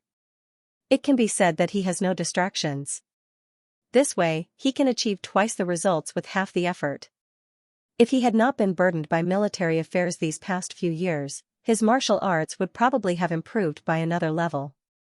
However, from another perspective, it is the world's loss for such a talent to only focus on martial arts. Guojing is indeed powerful, but he has too many useless teammates. As the saying goes, a single log cannot hold up a pillar. Fu Sanzhongyi suddenly revealed a confident smile. Song Qingshu heard the hidden meaning in his words and hurriedly asked, "What do you mean by that?" Fu Sanzhongyi pointed to the map and said, "This is the current location of Guojing's troops. This is the current location of the other Song armies. Marshal, do you see anything?" On the map, Guojing's troops outshone the others. They had penetrated deep into the heart of the Jin kingdom. However, the other armies were blocked not far from the border of the two countries. Song Qingshu could not help but wonder, with Guojing's battlefield experience, he shouldn't make this kind of mistake. He won't. Fu Sanzhongyi pointed to the other armies and said, "According to the scouts, the Song armies are advancing side by side. They plan to meet at the city of Suzhou and take down Suzhou in one go. This way, the entire West Huainan Road will fall into the hands of the Southern Song. Unfortunately, the plan is good, but the reality is cruel. The other armies are unable to break through our defense line and did not arrive at the city of Suzhou at the scheduled time. This indirectly caused Guojing's danger. Will the Southern Song dynasty just sit back and do nothing?" Song Qingshu asked curiously. "Of course there are changes," Fu Sanzhongyi explained. "According to the news from the scouts in the past few days, the Southern Song dynasty has changed their battle plan. They have secretly transferred back the troops from the other routes and plan to attack Suzhou directly along the road that Guojing opened up. Originally, I had a headache, and the troops in my hands were a little stretched. But now that the marshal has brought fresh troops, we can close the gates and beat the dogs. It's enough to swallow this army. General, you're truly a godly commander." Song Qingshu praised him without restraint, but he was secretly worried. Although he had been mentally prepared for Guojing's future, he did not expect it to come so soon. If something happened to Guojing this time, how would he explain it to Huang Rong? Report. At that moment, a scout suddenly came to ask for an audience, but was stopped by Tang Quebian's personal guards. It turned out that the scout had rushed here in such a hurry, and was suspected to be an assassin. Fu Sanzhongyi's expression froze, and he hurriedly called out, "This is urgent. Let him in." Song Qingshu waved his hand at the guards, asking them to let the scout in. The scout did not care about anything else, and as soon as he entered, he quickly said, "I just received news that the Southern Song dynasty has been moving their troops frequently. It's likely that they're about to make a big move. Report." As soon as he finished speaking, another scout rushed over on horseback. Not long ago, Guojing left the camp with his men. Fu Sanzhongyi hurriedly asked, "How many men did he bring with him?" "I couldn't see clearly in a hurry, and they deliberately covered it up. I only know that they are all cavalry," the scout replied. Fu Sanzhongyi finally let out a sigh of relief. "I'm afraid he doesn't even have 1,000 men under him." Beside him, Song Qingshu was stunned. "Why do you think so, General?" Fu Sanzhongyi explained, "The Southern Song dynasty has always been short of horses, and there are almost no cavalry troops. In recent military campaigns, there have only been a few hundred cavalry troops sent out each time. I overestimated them by saying 1,000. Song Qingshu secretly clicked his tongue. Although he knew that the southern Song dynasty was short of horses, he did not know that it was to such an extent that they could only gather a few hundred cavalry troops for such a large-scale northern expedition. Report. A third scout hurried over. Reporting to General, another southern Song army has left the camp. Their leader seems to be General Li Rui. Which direction did they go? Fu Sanzhongyi asked. The scout shook his head. It is temporarily impossible to determine their target. Fu Sanzhongyi spread out the map and began to study it. As he pondered, he muttered to himself, according to our previous intelligence, Gu Jing's army is most likely a feint, and Li Rui's army is likely to be the main force. However, we do not know where their feint is, and where their main attack is. Is it Suzhou? Song Qingshu took the opportunity to say, then we should focus our efforts on Li Rui. Gu Jing only has a few hundred cavalry troops under his command, and they won't be able to do much.